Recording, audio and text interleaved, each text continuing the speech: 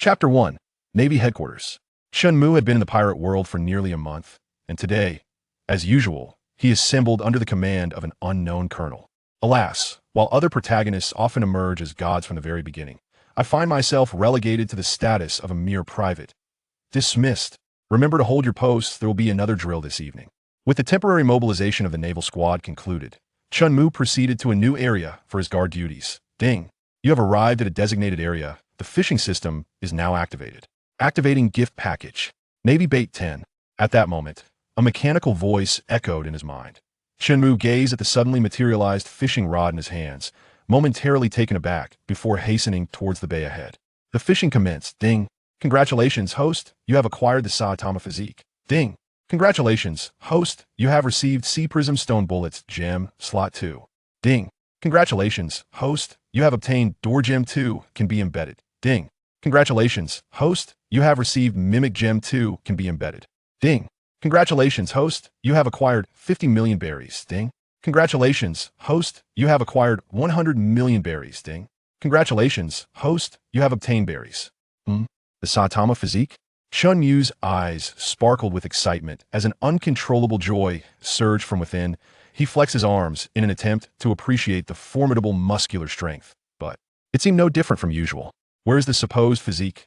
Just as Chen Mu pondered this, a peculiar card suddenly materialized in the system space, inscribed with various patterns and text. He examined the card, finding it rather simple, depicting 3 postures. Prerequisites met. Saitama Physique activated. Current progress. 0-10. Daily tasks. Run 10 kilometers, perform 100 squats, and complete 100 sit-ups. Indeed, it is the bald teacher. Chen Mu erupted in joyous laughter, his mirth resonating throughout the Navy headquarters. His laughter subsided. Bewildered glances were cast upon the private who was now sprinting around the plaza of the Navy headquarters. Who is this soldier? Ace from the Whitebeard Pirates is to be executed tomorrow, and he's running around instead of standing guard. Who knows?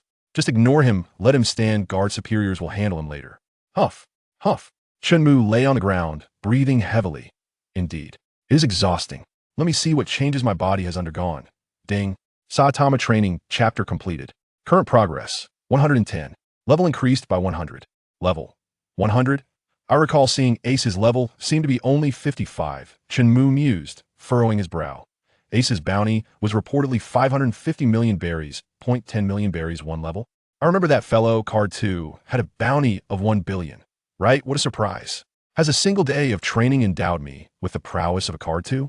No. Such an assessment is erroneous. I do not possess the commanding presence of a card 2. However, I am equipped with a system. Point one day, my dominance shall be undeniable, and I will surely catch that elusive prize. The following day, the 3 admirals stationed themselves in the rear. Towering behind them was the execution platform. Ace was tightly bound by sea stone cuffs, flanked by 2 solemn soldiers wielding long-handled execution blades. Admiral Sengoku stood nearby, a mere 3 meters separating him from Ace. This moment, our protagonist, Chen Mu, donned a sleeveless uniform of a 3rd-class Navy soldier, a military rifle slung across his back. Distinct from his fellow sailors, he bore a flintlock pistol at his waist, cleverly concealed beneath a brown cloth to evade notice. Training late at night is indeed exhausting. I'm utterly drained.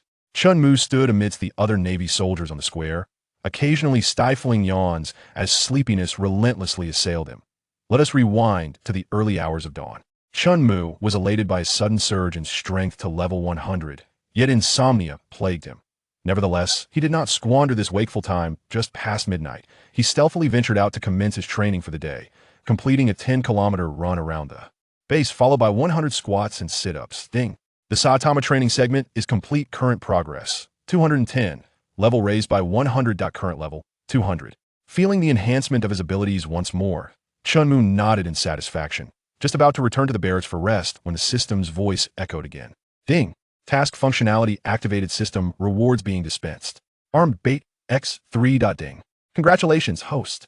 You have acquired a flintlock pistol exclusive armament of Ben Beckman, capable of loading sea stone bullets. Ding.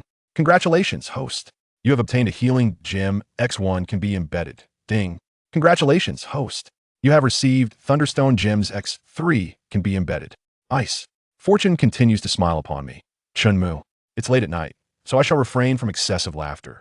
These sea stone bullets and gems will finally find their purpose. With no one around to notice, he hurried back to his quarters, seizing the opportunity for a brief slumber.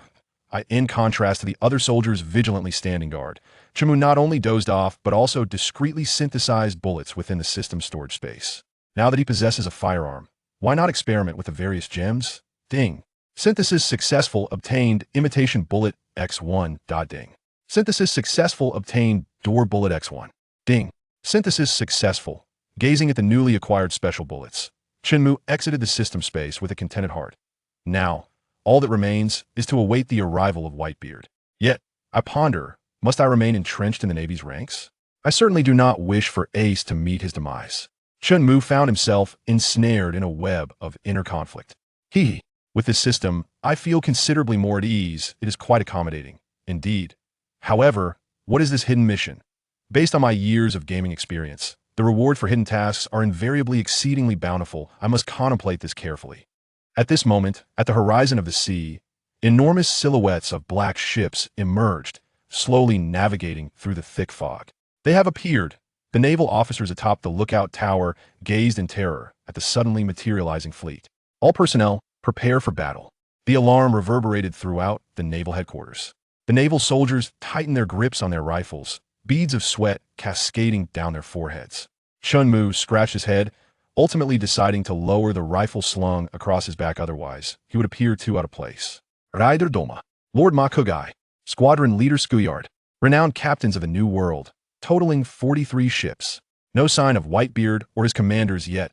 Admiral Sengoku furrowed his brow, his gaze fixed on the encroaching fleet, a solemn expression upon his face. As the pirate crew under Whitebeard gradually approached the port of the headquarters, bubbles began to rise more abundantly within the bay of the headquarters. The once tranquil sea surface began to ripple. The ripples intensified, and the waters within the headquarters bay churned violently, resembling boiling water. A colossal black ship loomed beneath the surface, hastening towards the waves above. Splash! Water surged skyward as the Whitebeard pirates revealed themselves at the headquarters. It's Whitebeard's Moby Dick. Amidst the panicked gazes of the Navy, a massive white whale ship emerged from the depths, appearing within the bay of the headquarters. A tall figure wielding a gigantic cleaver gradually stepped out from the ship's cabin. It is Whitebeard. With Whitebeard's arrival, the atmosphere at the naval headquarters reached an oppressive zenith. My dear son, is he safe, Sengoku? Whitebeard's booming voice echoed throughout the area. Gazing at the proximity of Whitebeard's invasion, Sengoku felt a mix of fear and dread, sweat gradually beading on his forehead. This was the intimidation emanating from the strongest man in the world. Meanwhile, Luffy was hastening towards the scene aboard a naval vessel. Ding! Main quest initiated. Rescue Ace. Reward. Level 1 Hockey Bait 3. Ding! Side quest initiated. Luffy's bounty surpasses 1 billion. Reward. Specific Straw Hat Pirates Bait 1. Chen Mu's smile froze. What? Luffy's bounty is only 300 million, and now it's skyrocketing to that level? System bro, are you sure you're not making things difficult for me? Old Chun? Ding! Countdown for task completion. 47 hours, 59 minutes. There's still a countdown. If I assist Luffy in defeating an admiral, the bounty would still fall upon me. Not Luffy. Wait a moment, am I Luffy? Ha ha ha, I have figured out. Luffy, you would better wait for me. Chen Mu stealthily slipped away from the ranks of the naval soldiers under the imposing presence of Whitebeard. No one had the time to concern themselves with the whereabouts of a mere third-class soldier that, if memory serves me right, Luffy should be aboard a warship, but the ocean is vast. How am I to discern his direction? Ding! The map function is now activated. Luffy's location is marked. It appears that fortune has smiled upon me. But how shall I approach the warship upon the sea? I now possess a physique of considerable strength. Running upon the water should pose little challenge. With that thought, Chen Mu took a few steps back, positioning himself for a running start. 1, 2, 3. Here goes nothing.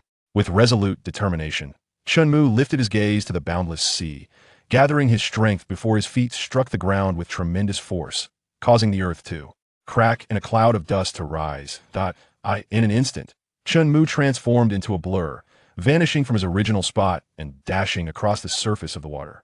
Haha, I can really do this. Whoosh. Chen Mu marveled at his own remarkable physique, but as a gust of wind filled his mouth, he obediently closed it and focused on his journey towards the ocean. After glancing at the map, Chen Mu realized he was nearing Luffy and hastily came to a stop on the water surface. His mind swiftly delved into his storage space, retrieving a sea stone bullet, and drew out the flintlock pistol at his waist, quickly loading it. Ding! Firearm proficiency activated, current level 0100. With no time to ponder the system's new functionality, he grasped the flintlock and pressed the barrel against the palm of his left hand. Chen Mu turned his head away and, gritting his teeth, pulled the trigger. Bang! The sound of the gun echoed, yet the anticipated pain did not follow. Chen Mu opened his eyes to find his left hand spread wide, the sea stone bullet having disintegrated into fragments. At that moment, the system's voice chimed in once more. Ding! The system weapon cannot inflict harm upon the host. Proficiency increased by 0. Chen Mu was bewildered. What now? I can no longer imitate Luffy. How am I to complete any side quests?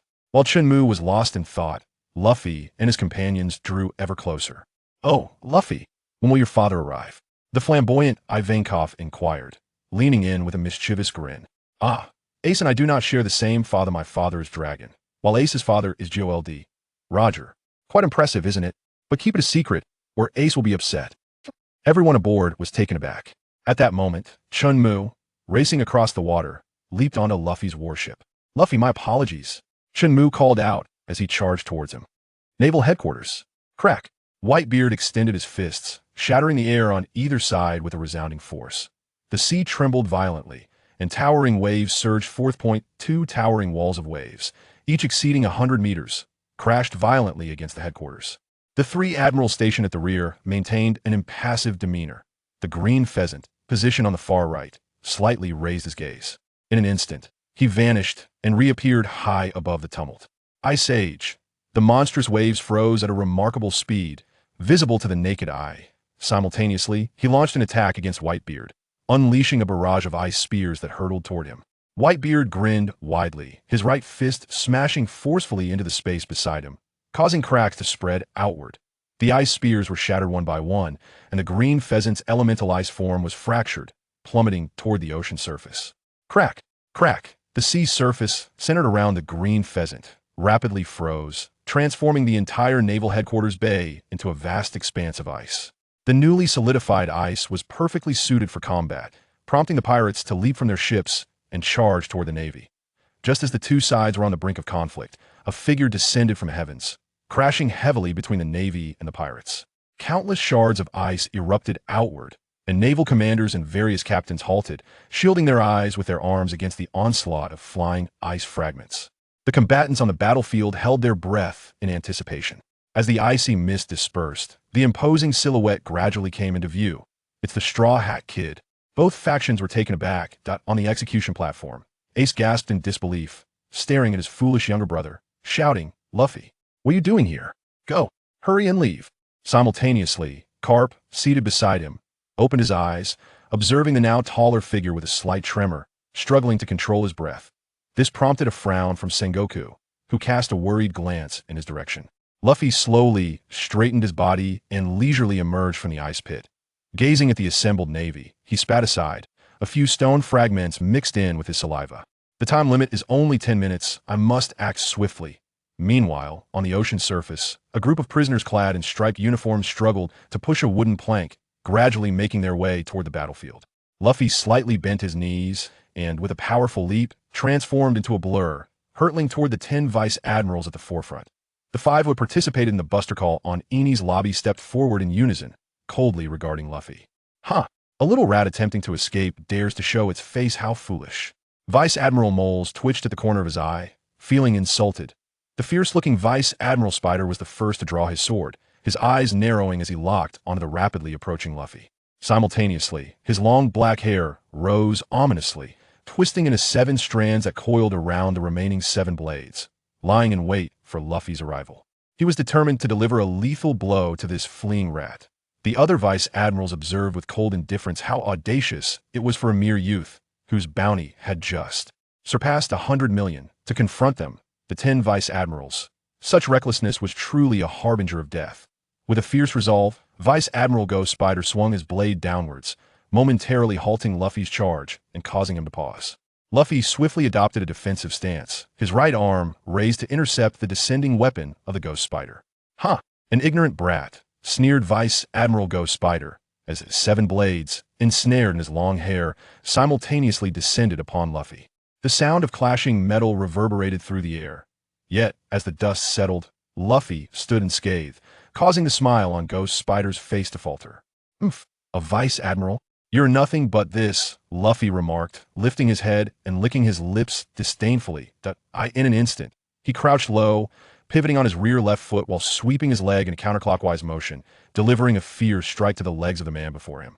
The ghostly spider instantly lost its balance, its body forced into a horizontal position midair. Before it could descend, Luffy's right arm, bent at the elbow, gathered strength, and then he unleashed a punch.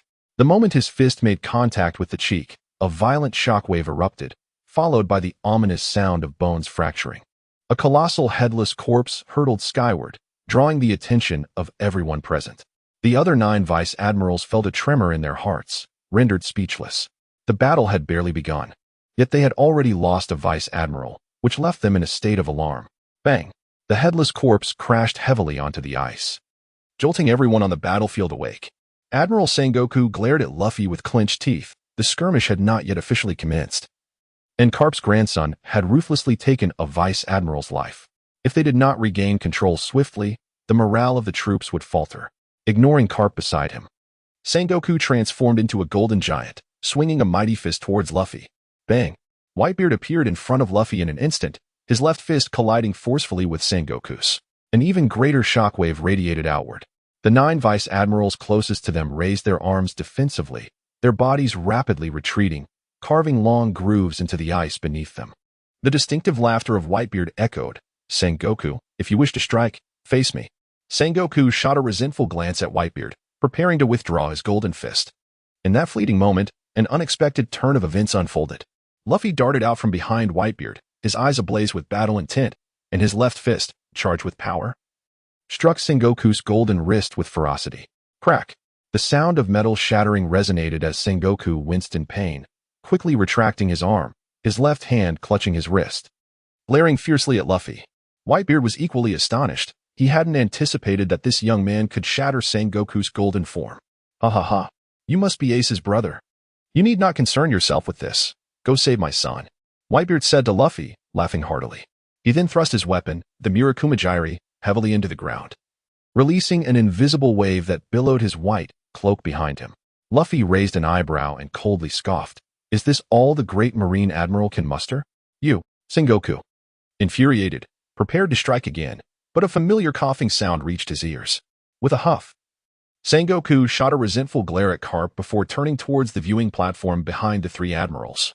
At this moment, Luffy, having slightly regulated his breath, spread his feet apart and gathered strength. Crack, crack. The sound of ice fracturing echoed as Luffy vanished from his spot in an instant. What astonishing speed! A hush fell over the crowd, a collective gasp resonating in the hearts of the onlookers. As if awakening from a dream, the 9 generals swiftly turned, their gazes fixated on the execution platform. Indeed, in that fleeting moment, Luffy had already leaped onto the stage. Carp's eyes first flickered with surprise.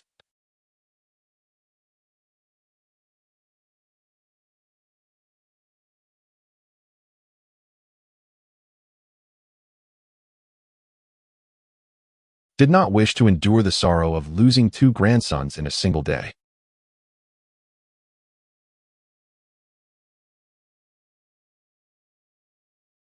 Sensing that the heroic Carp seemed aged in that instant, despite harboring some affection for the old man, he instinctively raised his fist to meet the oncoming blow.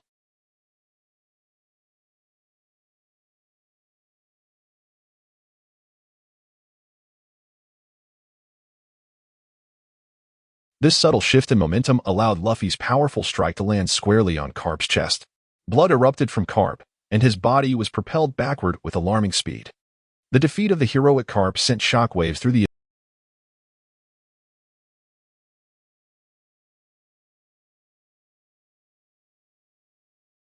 It revealed the countenance that originally belonged to Chen Mu. Oh no, the time limit has been reached. Chen Mu was taken aback and hastily retrieved a new imitation fruit bullet from the system space. He placed it between his teeth and bit down hard, as his jaws closed. Bluestone fragments and glimmering gem shards scattered across the execution platform. Feeling his face transform back into Luffy's visage, Chen Mu let out a heavy sigh of relief. Yet, This momentous event was perceived by only one individual. In the distance, Granny Crane furrowed her brows, fixating on Luffy's profile, lost in contemplation. Meanwhile, Sengoku was struck with alarm as he beheld the unconscious Carp. Abandoning his defense, he transformed once more into a colossal golden Buddha and launched a fierce assault. The immense golden fist sped towards the execution platform with astonishing velocity. Whitebeard felt a surge of trepidation. Sengoku was truly enraged. He leapt into action to provide assistance. But alas, the combined efforts of Kizaru and Aokiji momentarily thwarted him. In that fleeting moment, the gigantic golden Buddha's fist descended upon Luffy and Ace. Luffy had sensed Sengoku's impending attack, yet the proximity of Sengoku left no time to pivot and escape with Ace. In a critical instant, Luffy lunged towards Ace, unsheathing the flintlock pistol from his waist, aiming at the colossal golden fist, and pulled the trigger. The bullet exited the chamber just as it collided with Sengoku's massive fist. However, the anticipated violent clash did not occur. Instead, a massive circular portal opened in midair, less than 2 meters above the execution platform. Luffy chuckled and instantly leapt into the spatial gateway. The combatants were momentarily stunned. This was Sengoku himself allowing Ace and the Straw Hat Captain to escape? Time reverted to the eve of the war. Chen Mu hurriedly arrived before the warship of Luffy and his companions, only to be astounded to discover that he was immune to the effects of the Sea Prism Stone bullets. In a fit of frustration, he placed a bullet in his mouth and chewed it to a pulp. At that moment, the system's prompt resounded, announcing, Mimic Bullet activated, duration 10 minutes. Countdown begins upon first use. This unexpected notification filled Chen Mu with elation. He leapt onto the surface of the sea, bounding onto the warship in an instant. Before anyone could react, he appeared before Luffy, placing his hand atop his head and pressing downwards, causing Luffy to plummet beneath the deck, along with Chen Mu himself. Subsequently, the entire vessel erupted in a cacophony of destruction, and everyone was cast into the sea. When the group resurfaced, lifting the unconscious king of the transvestites and Luffy onto a massive wooden plank, Chen Mu had already vanished without a trace. Given that Ace's execution platform was perilously close to the positions of the 3 admirals, while Chen Mu could easily leap onto the platform, absconding with Ace under the watchful eyes of the admirals posed a significant challenge. After all, Chen Mu was only at level 200, his strength comparable to a vice admiral. Confronting 1 admiral was conceivable, but 3. Although Saitama's physique defied conventional comparisons, he opted for a cautious approach, preloading his handgun with a bullet infused with the powers of the Door fruit, leading to the moment known as Sengoku opens the door. Originally, this bullet was intended for Garp, but unexpectedly, the old man, driven by paternal instinct, charged in without a word, leaving Chen Mu no time to draw his weapon. Fortunately, Sengoku was known to be easily provoked. Luffy, carrying Ace, leapt into the peculiar space of the Door fruit. Upon landing, he was ready to sprint forward. But a flicker of foreboding surged within him, prompting him to roll aside as he hurled Ace away. It was Admiral Akainu. At that moment, Akainu, who had been intently observing the execution platform, was startled by Sengoku's actions, yet he would not allow the son of Roger to escape. As he leapt into the circular portal, his arms transformed into molten lava, surging rapidly towards the 2 figures inside. What followed was a scene of Luffy evading the onslaught. Once Akainu entered, the circular portal behind him vanished. Given Chen Mu's current proficiency as a marksman, forcing Sengoku to switch his fruit ability would take at least 5 seconds, which was commendable. On the battlefield of the Navy headquarters, Whitebeard was the first to regain his composure. He swung his left arm, repelling Kizaru and Aokiji, and swiftly returned to his ship. Come back, my sons, when you've had your fill of fighting. The captains of the major divisions swiftly extricated themselves from the 7 warlords and other vice-admirals, returning to their vessel to commence their retreat. In the flickering light of the confined space, Luffy slowly rose, his gaze icy as it fixed upon Admiral Akainu.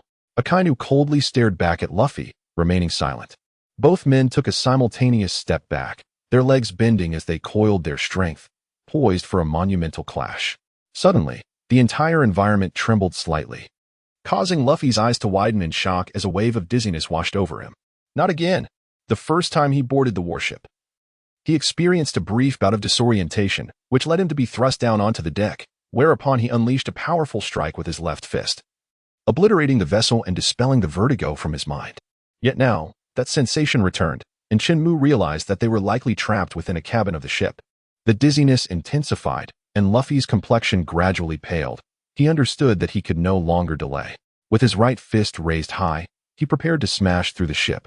At that critical moment, the ship jolted once more. Luffy, leaning against the wall of the vessel, collapsed to the ground, his hands fiercely gripping his hair as he struggled to regain control. Akainu furrowed his brow, perplexed by Luffy's intentions. However, as the ship swayed slightly, Luffy fell forward, instinctively launching his fist in a desperate charge. At that moment, Luffy felt utterly drained, the dizziness perpetually escalating, rendering him incapable of gathering strength for a counterattack. As Akainu closed in, about to strike Luffy directly, Ace darted forward, positioning himself in front of Luffy. The fist, emanating with billowing smoke, pierced through Ace's chest. Magma slowly oozing down his body. Ace managed a grim smile at Luffy, opening his mouth to speak, but no sound emerged. No. Luffy's eyes widened with fury. Years ago, his brother Chen Mu had similarly shielded him. Chen Mu hastily retrieved a bullet from the system space, relying on muscle memory to chamber it, pressing it against the molten fist that had pierced through him. The trigger was pulled, and the bullet, gleaming with a verdant light, struck Akainu's fist, causing the lava to vanish instantaneously, transforming first into a fleshly hand, then radiating a green luminescence. The wound on Ace's chest began to heal gradually. In stark contrast, Akainu's right arm disintegrated into green dust, slowly dissipating into the air. Ace's injuries were fully healed. Even the lingering pain from his previous battle with Blackbeard vanished without a trace. Ace stood in bewilderment, evidently perplexed by the current situation. However, compared to Ace's complete recovery, Admiral Akainu was in dire straits. His entire right arm had vanished, his complexion pallid. He collapsed onto the ground, gritting his teeth to suppress any cries of agony. Luffy managed a pained smile, leaning against Ace's shoulder. In the final moments before losing consciousness, his right hand reached behind Ace and, with the last vestige of his strength, crushed the sea stone handcuffs into a pile of rubble. Akainu's formidable strength should not be underestimated. The healing fruit bullet lasted merely 6 seconds. Aside from his head, Akainu's entire body transformed back into molten lava, crashing through the ship's hull, fleeing desperately into the open sea. Ace cast a worried glance at Luffy, then grasped his hands and hoisted him onto his back, racing towards the breach Akainu had created. On a pirate ship at the bay's periphery, the elemental Akainu crashed through the ship's structure, speeding towards Sengoku's direction. This unforeseen event startled the pirates. Their very stronghold had been raided by a marine admiral. Squared. The great swirl spider watched as a massive hole was torn in his ship, rendering it incapable of further navigation across the sea. Anger surged within him as he raised his great sword and charged towards the passing Akainu. Akainu, pale and feeling a mysterious drain on his vitality, was deeply troubled and desperately in need of healing. Just then, he noticed a figure rushing towards him from below. Was it the great swirl spider? Akainu paused momentarily. Then his eyes flickered with recognition of some peculiar circumstances. With a sinister grin, he approached the figure below. Akainu and Squard instantly clashed, dense black smoke enveloping the scene, obscuring the outcome of their confrontation. Whitebeard furrowed his brow slightly, his left fist coiling with power, preparing to separate the two. However, his imposing form suddenly trembled. The accumulated injuries within him erupted, blood seeping from the corner of his mouth. Old man. The captains rushed over anxiously. Whitebeard waved his hand, halting those who came to assist. This was the dignity of the strongest man. In the bay square, under the marshal's orders, the outer fleet restructured their formation, each unit preparing to engage the enemy and readying for a strategic retreat. The phones of various naval commanders rang incessantly, while the warships that had been lingering at the periphery began to draw closer. Observing the retreating navy, the pirates believed that the situation was truly favorable at this moment. Ace leaped from the ship's hold and landed upon the icy surface, while behind him, Luffy gradually shook off his dizziness and began to regain consciousness. Where am I? Luffy slowly opened his eyes. Luffy, you're awake. Don't worry, I will take you to Dad's ship right away. Upon hearing Luffy's voice, Ace's troubled expression faded, replaced by a radiant smile. What? On the ship? Luffy exclaimed, hastily breaking free. Luffy, what's wrong? Ace turned around, looking at his brother with a puzzled expression. And no, there are still comrades fighting. Ace, you should go back first. I will find you later. With that, Luffy pressed his feet down, and in an instant, he vanished from sight. Although Ace found his brother's behavior somewhat unusual, he chose to prioritize reaching their father's side, not wanting to allow any further losses to the pirate crew. Meanwhile, a multitude of prisoners was nearing the headquarters on the sea. Phew. I'm glad I made it out. If I faint again, I might miss the critical moment. Chen Mu concealed himself behind a stone wall, feeling a lingering sense of fear as he patted his chest and exhaled deeply. The Straw Hat Kid? A voice of astonishment echoed, soon followed by the unmistakable sounds of swords being drawn and bullets being chambered. Chen Mu hastily lifted his head, gazing at the crowd that had suddenly appeared before him. Blackbeard. At that moment, a faint glow flickered across Chen Mu's body, signifying the expiration of the powers bestowed by the fruit, and he returned to his true form. However, this time, Chen Mu clearly had no intention of transforming again. The crew of Blackbeard stared in astonishment at Luffy, who seemed to have undergone a miraculous transformation. I had my suspicions about how the Straw Hat Kid suddenly grew so formidable, it turns out. Ha ha ha. Hidden task successfully triggered. Defeat Blackbeard to seize the dark fruit and assist him in obtaining the Tremor fruit. Please choose reward? Chen Mu gazed at the exceedingly disheveled Blackbeard before him, a faint smile gracing his lips as he swiftly unleashed a punch. Was there any need for words? Chen Mu slowly raised his head, eyes filled with contempt as he mockingly retorted, I am not one with abilities. Boom. A violent shockwave surged forth, causing half of Teach's body to collapse into nothingness, his shattered form crashing violently into the crowd behind him. Blackbeard managed to elementalize in time, mitigating much of the damage. However, being particularly sensitive to pain, he fell to the ground, wailing in agony. Meanwhile, the Navy's encirclement plan was set into motion. A towering iron wall rapidly ascended, enclosing the crowd within the plaza.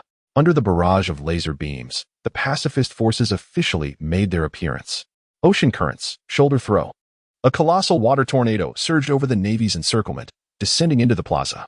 Luffy and his companions had officially entered the battlefield. Upon witnessing Luffy's sudden arrival, Aokiji and Kizaru adopted solemn expressions, as if facing a formidable adversary. The two admirals promptly elementalized, their most potent attacks charging in preparation. Luffy's re-entry captivated the attention of all. Admiral Sengoku, transformed in fury, evoked the wrath of the two admirals, while the Navy collectively stepped back. The previously reversed situation had once again fallen into a stalemate. Just then, the center of the battlefield was enveloped in shadow, prompting everyone to look up.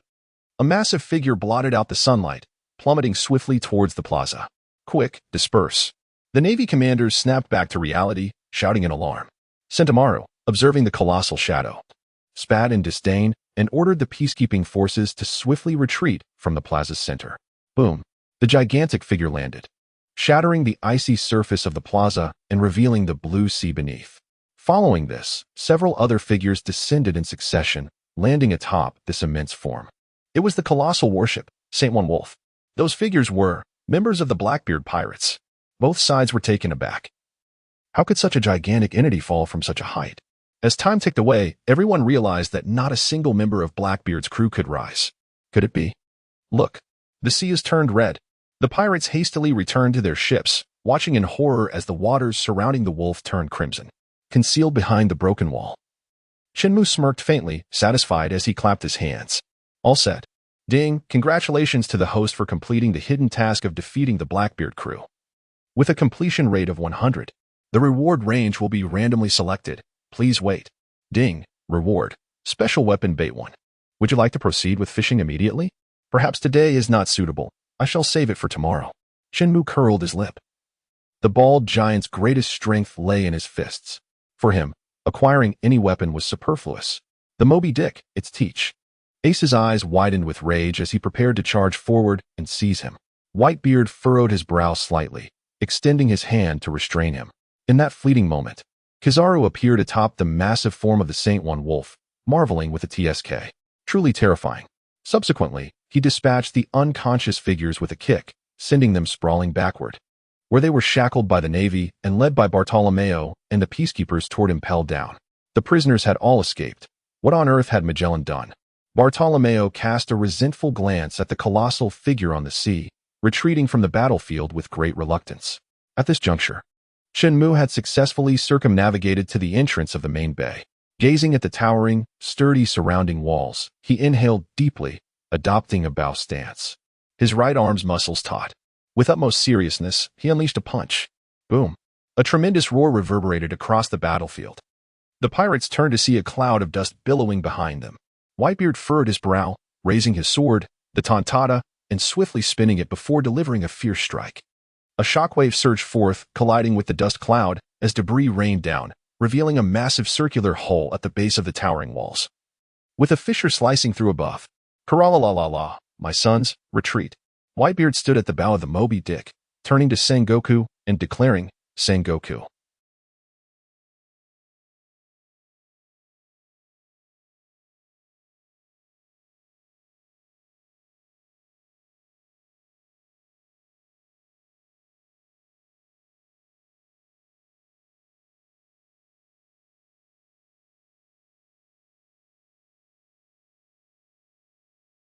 Leaving him no choice but to reach the next island to procure a new vessel, a fact understood by all the captains.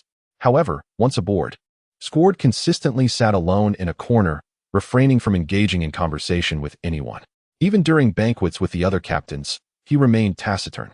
Observing Squard's peculiar behavior, Whitebeard furrowed his brow slightly. Ultimately, he had come to understand. Whitebeard was connected to various transparent tubes, with medicinal fluids continuously flowing into his weakened body. "Ace, Squard, come here," he called, leaning back in his oversized chair, his eyes slowly opening to regard his two sons before him. Upon reaching the nearest island, "I need you to undertake a mission."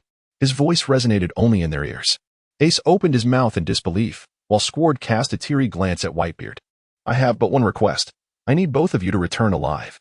With that, Whitebeard sighed, closing his eyes once more, appearing even frilier than before. "Father." "I will," Ace replied with a solemn expression. "Father." Squard bit his lip, stifling his tears, his gaze towards Ace losing some of its sharpness. The following day, on Sabaody Archipelago, number 41. After finishing his daily training, Chen Mu opened the map and, following the blinking blue light, arrived at this special fishing spot. Success in using the special weapon type bait. Congratulations, host, on obtaining the Mirage Bloom initial release state. Chen Mu gazed at the knife within the confines of the space. Lost in contemplation. "I suspect you are an untrustworthy system. Ding, do you wish to destroy this item? Is that your desire?" No. This system is truly miserly." Ding. All right, I take it back. Is that not sufficient?" Chen Mu was on the verge of tears, feeling a sense of injustice. After the battle concluded, Luffy, aboard Whitebeard's Moby Dick, ventured a considerable distance before being intercepted by the Empress Hancock. At this moment, a tempest raged upon the sea, a mere 10,000 meters from the Kingdom of Women, with thunder crashing and rain pouring. The Dark King Rayleigh swiftly navigated through the tumultuous waves towards the kingdom. Meanwhile, Chen Mu stood proudly on the deck of the warship, gripping the mirror flower water moon slashing knife, his gaze fixed resolutely ahead. "As long as I can hypnotize myself, I shall not succumb to seasickness, ha ha ha ha." His laughter pierced the thick black clouds above, allowing a ray of sacred light to shine upon his receding hairline. Unbeknownst to him, he had once again hypnotized himself. The modified mirror flower water moon truly lived up to the phrase special weapon. Despite the defeat in the Marineford War, the world government endeavored to suppress the news to the utmost. Yet, under the deliberate promotion by the Whitebeard pirates, the information spread across the globe. On this day, Sanji, engrossed in cross-dressing, Zoro, engaged in hand-to-hand combat with baboons, Chopper, feeding birds, Usopp, the couch potato, and Frankie, the gentleman, all received the news. The remaining three, situated in a more remote location, had yet to await the arrival of the Albatross messenger. Upon receiving the news, their brows furrowed. Have we truly fallen so far behind Luffy? With a renewed determination, the group shifted their focus to diligent training. At this juncture, Chen Mu's ship welcomed an unexpected guest. The Dark King Rayleigh. "Hey, old man, shouldn't you have greeted me before boarding my vessel?" Chen Mu gazed at the magnificent ocean, leaving behind a striking silhouette for the enigmatic Rayleigh. "Ah, my apologies. I mistook it for a warship, poised for commandeering, hence I did not extend my greetings." Rayleigh's smile radiated sincerity. "Humph, once aboard my vessel, you shall remain obediently, and upon reaching the land of women, this ship will be gifted to you. Do not feel indebted to me, for a genius like myself is above such trivialities." Is this naval soldier also destined for the land of women? Rayleigh slowly withdrew his foot. Should our genius Chen Mu continue his prattle, he might soon find himself on the receiving end of a kick to his dashing head. Ding. Side quest. Luffy's bounty reaches 1 billion. Rewards are being distributed. Within the system's realm, a special bait adorned with a straw hat flickered with a soft glow. At that moment, Chen Mu's warship encountered the 9 snake pirates. Sister, a warship has been spotted ahead, seemingly heading towards our land of women. Luffy, indulging in a feast atop a mountain of meat, looked up in bewilderment at the Empress, Boa Hancock. Hancock, weren't we heading to Sabaody Archipelago to retrieve the Thousand Sunny? Ah, Luffy-san has called my name again. Could this be the legendary proposal? Observing their queen lost in a reverie of romantic fantasies. The accompanying women averted their eyes, shaking their heads in embarrassment. Hancock! Hancock! Luffy exclaimed, brandishing a large piece of meat, jumping before Hancock. What is it, Luffy? Hancock's cheeks flushed, her autumn-like eyes fixed intently on him. Suddenly, the 2 figures from the warship leaped onto the deck of the 9 snake pirates. The women, armed with spears, surrounded Chen Mu and Rayleigh at the bow of the ship. Hancock finally regained her composure, her expression darkening as she glared at the 2. Rayleigh.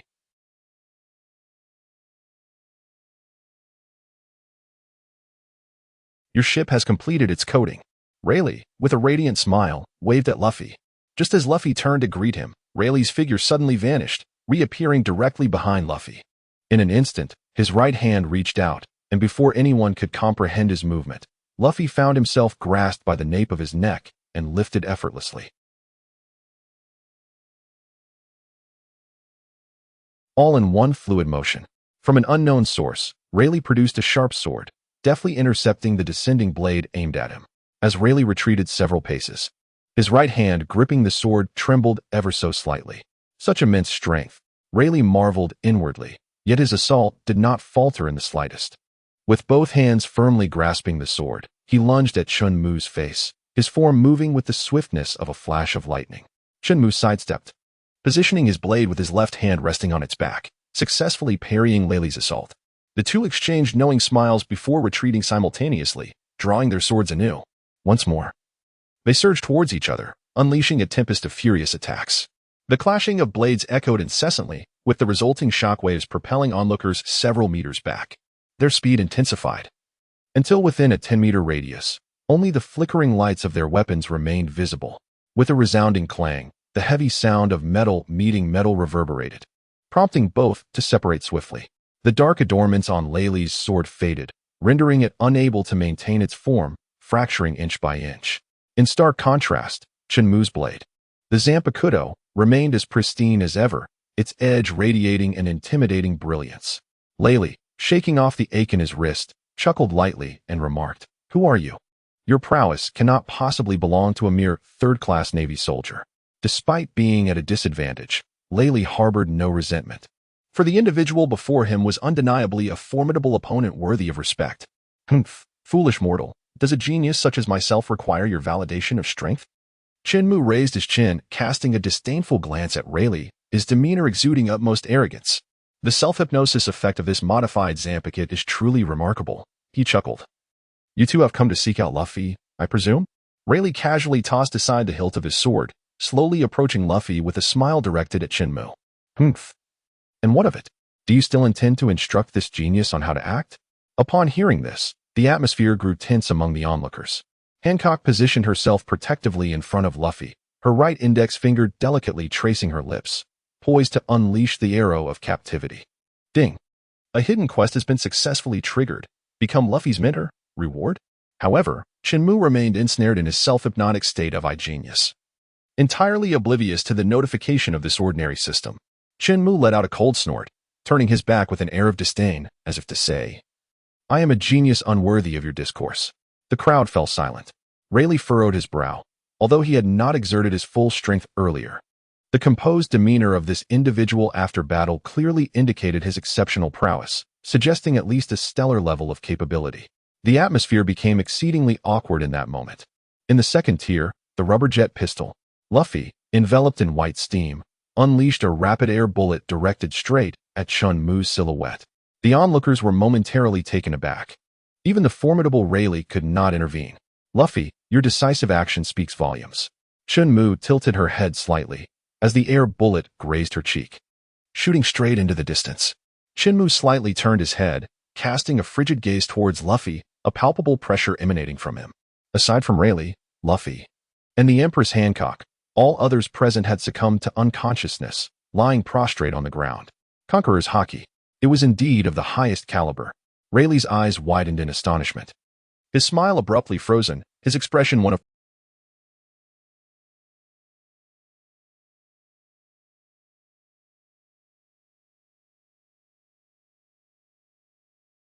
a subtle smirk gracing his lips as he vanished, leaving behind a fleeting shadow, only to reappear before Chen Mu in an instant. Your haki is quite impressive, Rayleigh remarked, turning to face Chen Mu with a smile, and continued, shall we engage in a few more exchanges?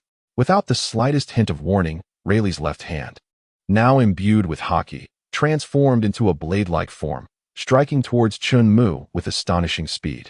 Chen Mu extended his arms, wielding the formidable power of haki. The two combatants once again found themselves evenly matched. Yet, this was merely the beginning. Their figures vanished from sight, transforming into two streaks of black lightning, fervently clashing against one another, the sound of metal reverberating throughout the kingdom of women. Moments later, Chen Mu emerged from the swirling dust, sliding back several dozen meters.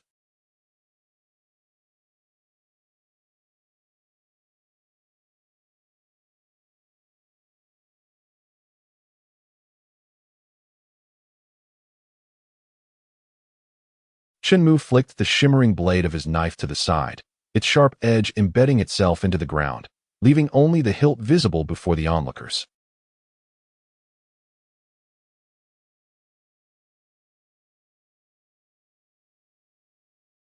The same dark crimson aura enveloping his limbs, his expression grave and resolute. The imminent clash between these formidable masters of haki held the onlookers in rapt anticipation, each breath held in suspense. Chen Mu moved, stepping forward with his left foot, causing the ground to fracture instantly, a translucent wave of energy radiating outward. He was now earnest in his intentions. Rayleigh, I shall claim victory. Thus, it is my privilege to instruct Luffy in the ways of haki. In Chen Mu's eyes, excitement radiated like a brilliant spark, his overwhelming conqueror's haki enveloping the entire realm of the Daughter Kingdom like a dark cloud. Those caught within its grasp fell, one by one. Even Luffy and Hancock could not help but tremble slightly.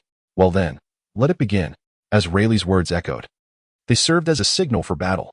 In an instant, the two charged toward each other, employing every part of their bodies, fists, elbows, shoulders, knees, and legs as lethal weapons.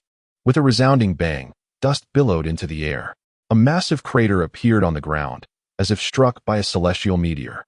Emerging from this vast pit, which spanned 100 meters in diameter, was Chen Mu, his garments tattered, revealing a physique both strong and aesthetically pleasing. Upon glancing back at the enormous void, Rayleigh's figure was nowhere to be found. Chen Mu unsheathed his Zanpakuto, a fleeting glimmer of faint light illuminating its presence within the confines of the system space. He gently patted Luffy's shoulder and declared, for the next 2 years, I shall be your teacher. But what about Uncle Rayleigh? Luffy inquired.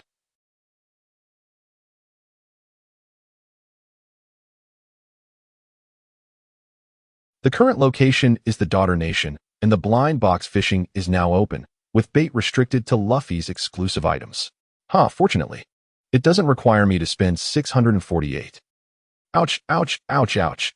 Luffy crouched behind a massive rock, clutching his head, his wails echoing throughout the dense forest.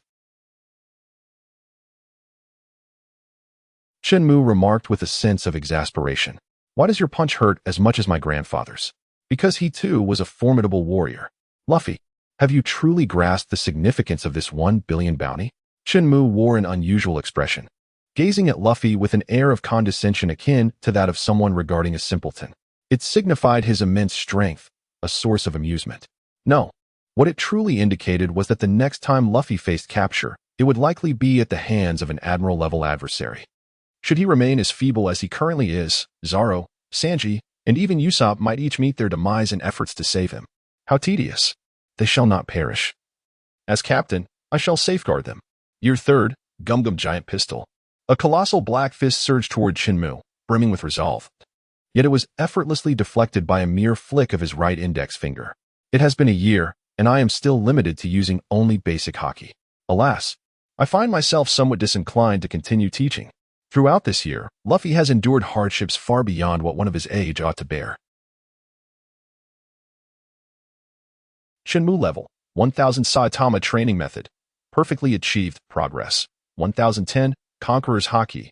First level armament Haki. First level observation Haki. First level system armament. Flintlock pistol. Exclusive to Bin Beckman. Special armament. Zanpakuto.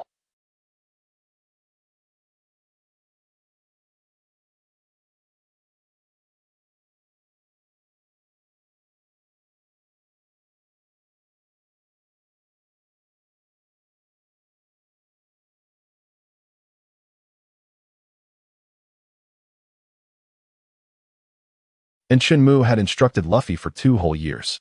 Currently, Luffy's Haki level was nearing the 2nd tier, making him a formidable contender against Katakuri. Alas, I have given my all. A breakthrough to the 2nd tier may only arise when confronting Katakuri. Ding. Congratulations to the host for completing the main quest, Luffy's Haki training. Progress for 0100. Ding. Congratulations to the host for receiving the task reward. Special bait. Cell. To think even cells can be fashioned into bait. Chen Mu's lips twitched slightly, signifying his speechlessness. Chen Mu sat upon a colossal rock by the seaside, wherein he deftly combined the newly acquired cellular bait with his fishing rod within the confines of the system's storage space. He then took up the rod and cast it forth, producing a subtle plop as the hook splashed into the water, earning him a commendable 10 points. Ding. Congratulations, host. You have obtained a physical fusion item, the he bag. The he bag is from Tokyo Ghoul, isn't it? Why do I feel as though this system's trajectory is becoming increasingly erratic? Chen Mu's expression was one of profound peculiarity. Ding. The host physique is too potent for utilization. The item, he bag, can be integrated into equipment. Shall the fusion proceed? Affirmative. Ding. No world original attribute equipment detected for the host. Fusion unsuccessful. HM? World original attribute equipment? Chen Mu furrowed his brow, lost in contemplation. At that moment, Luffy approached him, shouldering a burdensome pack of provisions. With his head bowed under the weight of the food, Luffy made an effort to extend his neck, his face beaming with delight. Uncle, let us hurry along. I can hardly contain my excitement to see the Sunny and Zaro. Oh, indeed. Let us go, Chen Mu instinctively replied. Yet, before he could finish his sentence, he suddenly froze. What first caught his eye was not Luffy's joyful visage, but rather the hat that once belonged to the Pirate King, Roger. The hat. Chen Mu's eyes sparkled with delight, overwhelmed with joy to the point of being unable to contain his excitement. The expression on his face was so vivid. One might believe he was about to devour a child. Luffy, show me your hat, he urged. No, this belongs to Shanks, came the reply. No, it is Roger's. Roger? As in Gold. Roger? Ace's father? The ever-annoyed Chen Mu, who despises spoilers, found himself divulging a pivotal secret today. Indeed. It is a tale where the dragon-slaying youth ultimately transforms into the very dragon he sought to defeat. Chen Mu's lips twitched slightly. He mused that should he ever succumb to darkness, Luffy would undoubtedly be the primary culprit. With that thought, he chose to refrain from further commentary. In a flash, lightning struck, snatching Luffy's straw hat and darting to the surface of the sea. With his fully upgraded Saitama physique, he could effortlessly stand upon the ocean's surface, even in the skies, though he lamented the strands of hair that danced away in the wind. Ah, my straw hat. Uncle, please return it, Luffy exclaimed, setting down his enormous food bundle before leaping towards the coast, gathering strength to reach Chen Mu in the distance. Uncle. Chen Mu's lips twitched again. I am merely 6 years your senior, you know? I am only 26 this year. Regarding the term uncle, Chen Mu had inquired with Luffy, who had responded. Rayleigh uncle isn't even your match, so you must certainly be an uncle. Chen Mu's lips twitched once more, realizing he had no retort. Let me see it. I'll return it shortly. Ding. Discovery of the original world's equipment. Straw hat of the straw hat. Fusion commencing. Ding. Fusion process initiated. Please wait. Fusion complete.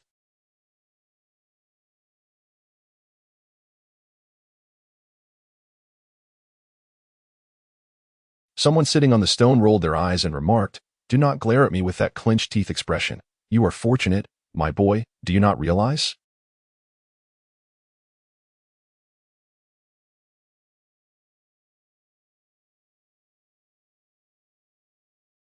A subtle discontent brewed within him, as he felt as though he were merely a tool utilized by this system. Meanwhile, people from all corners of the globe were hastily making their way to the charming Shabki bar on the Shambodi Islands. Chen Mu arrived first. While Luffy was aboard a ship en route, do not inquire as to why he did not take a boat. Simply put, it is a matter of lost affection. Chen Mu lifted the curtain and stepped inside. Boss, a glass of juice, please. We only serve alcohol here, Laylee replied, still engrossed in his drink. Not bothering to look up. Oh, then I'll have a glass of what he's drinking, Chen Mu said. Chen Mu replied indifferently. Before long, a glass brimming with frothy beer was placed before him. 1 million belly, no credit, said the proprietress, Xiachi, as she held a cigarette between her lips and wiped her hands with a white handkerchief, addressing Chen Mu with a casual demeanor. Chen Mu was taken aback, turning to Rayleigh with astonishment, exclaiming, "Goodness, are you indulging in such an expensive drink?" Rayleigh chuckled. Well, it's about right. The proprietress here is rather fierce. I advise you not to run a tab. He winked playfully at him, exuding a sense of schadenfreude. I will pay. A hefty bag of currency was tossed onto the table. Fortunately, I had drawn nearly 500 million berries at the outset. It was just a bit irksome to be ambushed by a group. How is Luffy faring? Humph, he is faring better than what you instructed. Colorless? Do you think the first tier is as common as cabbage? Speak up if you dare. Chen Mu rolled his eyes and continued, I am almost at the second level. Not bad. Laylee, with a nonchalant demeanor, finished the last sip of his drink, set down the glass, and walked straight towards the exit. Madam, he hasn't paid. Chen Mu calmly set down his wine glass, pointing towards Rayleigh without turning his head. He need not pay. Xiachi replied nonchalantly, then pulled aside the curtain behind the bar and stepped inside. Me. Haha, you must have come to see Luffy's ship in advance. Follow me. Chen Mu tilted his head and let out a heavy snort. The scene unfolded on the Cambodia Islands, number 41. Raleigh arrived first. Pausing 10 meters away from the battered tyrant bear before him, he retrieved a flask of wine from his bosom, took a sip, and remarked, We've arrived. But keep your distance. Indeed, this was reminiscent of the classic tyrant bear guarding the ship scenario. Wait a moment. Where did this old fellow procure his wine? Could it be that he possesses a spatial storage system as well? Raleigh, from whence did this wine come, and what of the sword you drew out last time? Chen Mu felt an unbearable itch within, akin to the persistent scratching of a cat, and could no longer restrain himself. Thus he voiced his inquiry. I am unsure. Rayleigh replied with a sidelong glance at Chen Mu, a smile playing on his lips. It is I. Chen Mu wisely chose to remain silent. Ever since the old man had slightly bested him in their last encounter, he had been relentlessly attempting to provoke him. During the 2 years spent training Luffy, Rayleigh had frequently come ashore, sometimes even launching surprise attacks late at night. This had caused Chen Mu considerable distress. Shortly after arriving in the Kingdom of Women, Saitama's physique reached a remarkable completion of 1010. His hair transformed into a manifestation of his strength, propelling him to an astonishing level increase of 1000. Upon surpassing Rayleigh's level, he was able to ascertain Rayleigh's rank, an impressive 470. It is noteworthy that the world's mightiest man, Whitebeard, was merely at level 501, with a bounty of 5046. 000. Chen Mu was distressed, not due to Riley's annoyance, but because he feared that a single punch might end the old man's life.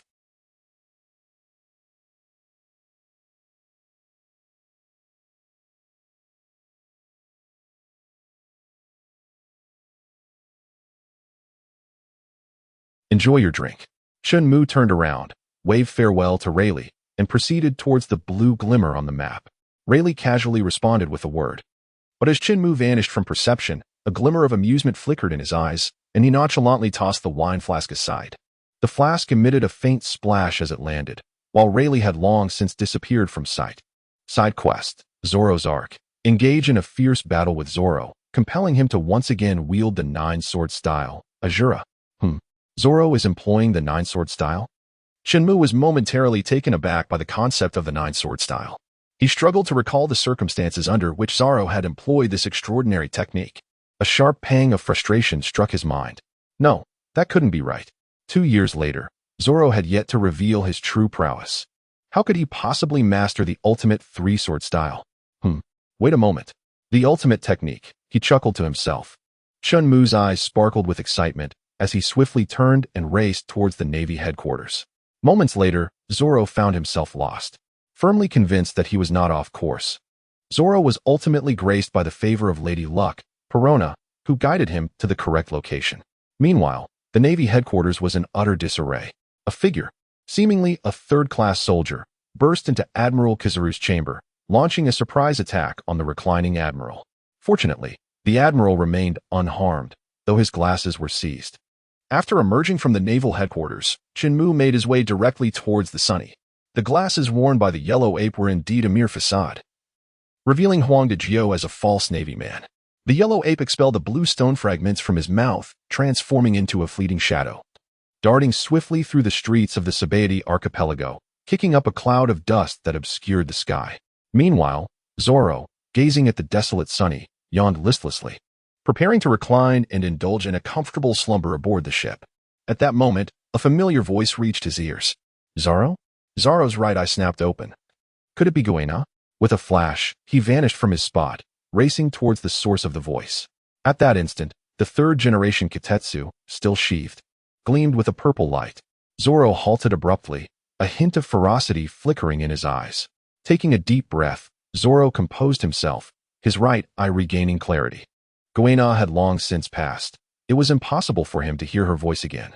The thought brought a twinge of sorrow to his heart. Zoro, I will become the greatest swordsman in the world. Zoro suddenly turned to face Shiji. However, the girl bore only a resemblance to her, a mere 7 parts alike. Could it truly be Guena? She was alive. A smile brightened Zoro's face as he moved his hand away from the hilt, ready to rush forward and reunite with her. Just then a blade, shimmering with an unusual radiance, erupted from Guena's abdomen. No. Once more witnessing a familiar friend perish before him, Zoro's aura turned utterly savage. A dark, purplish energy surged around him, causing the temperature in the vicinity to plummet rapidly, nearing the freezing point. Chen Mu's rendition of Yellow Ape momentarily paused, gazing at the furious Zoro, who had drawn his sword in anger. Chen Mu felt a slight shock in his heart and sighed softly, pondering the weight of the murderous intent that had enveloped him over the past 2 years. Once he managed to calm his emotions, he gazed at the blade in his hand, the modified mirror flower water moon, with a hint of surprise, realizing that it could indeed be wielded against his enemies. The condition, however, required him to pierce something, such as a tree. Huang Yuan slowly withdrew the blade that had been embedded in Guena's body. In truth, he was extracting it from the tree, the friction producing an ear-piercing sound, prompting him to do so with caution. Huang Yuan's expression turned ominously cold, a wicked smile gracing his lips as he remarked, Fortune favors me today. I can eliminate 2. Barely had he finished speaking when the furious Zoro appeared in an instant. 3-sword style, Azure Dragon's roar, flowing water. 3 sharp blades of energy intertwined, coiling together to form a massive Azure Dragon that opened its great maw, lunging toward Huang Yuan to bite. Huang Yuan removed his glasses and casually tossed them aside, extending his right arm. The tip of the mirror flower water moon met Zoro's onslaught head-on. This scene echoed the legendary Battle of the East Sea, reminiscent of the first encounter between Zoro and Hawkeye, where the latter had effortlessly thwarted Zoro's 3-sword style with merely a small knife. Today, however, the circumstances were different, and Zoro was no longer the same man he once was. Though his attack was halted, the Azure Dragon surged past Huang Yuan with unrelenting force, carving a long trench into the ground. It crashed into a massive tree 100 meters away, sending a shower of wood shavings into the air. With a tremendous roar, the colossal tree toppled, the resulting gust of wind scattering dust and debris around, enveloping both figures in a swirling tempest. As a gentle breeze swept through, clearing the air, both combatants remained immobile, with Zoro still confronted by the unyielding blade of Huang Yuan. A sense of frustration crossed Zoro's features, and with a fierce determination, he gritted his teeth, stepping back with his right foot. His body sank low, and the crossed blades instantaneously separated into a horizontal alignment. 3-sword style, leopard, lute, jade. The blade's energy spiraled into formation, the mirror flower water moon repelled by the rapidly rotating blades, allowing Zoro to breach Huang Yuan's defense directly from the front. Huang Yuan raised an eyebrow in mild surprise, clearly unprepared for Zoro's seamless transition into this technique. Zoro, propelled by the momentum of his charge, found himself positioned just behind Huang Yuan, swiftly turning to face him. Despite Huang Yuan's attire remaining largely intact, Zoro's brow furrowed in concentration. With a deep exhale, Zoro expelled a cloud of tension, his expression settling into calmness. His 3 swords gradually became enveloped in a dark, violet hue. 9 mountains and 8 seas, forming one world. Gathering 1,000 realms creates a small 1,000 worlds. This realm, multiplied by 3, knows no self. 3-sword style, ultimate, 3,000 great thousand worlds. This time it was swifter. Like an arrow released from its bow, striking towards the unsuspecting Kizaru once more. The razor-sharp blade aura swiftly traversed Kizaru's form, propelling into the distance.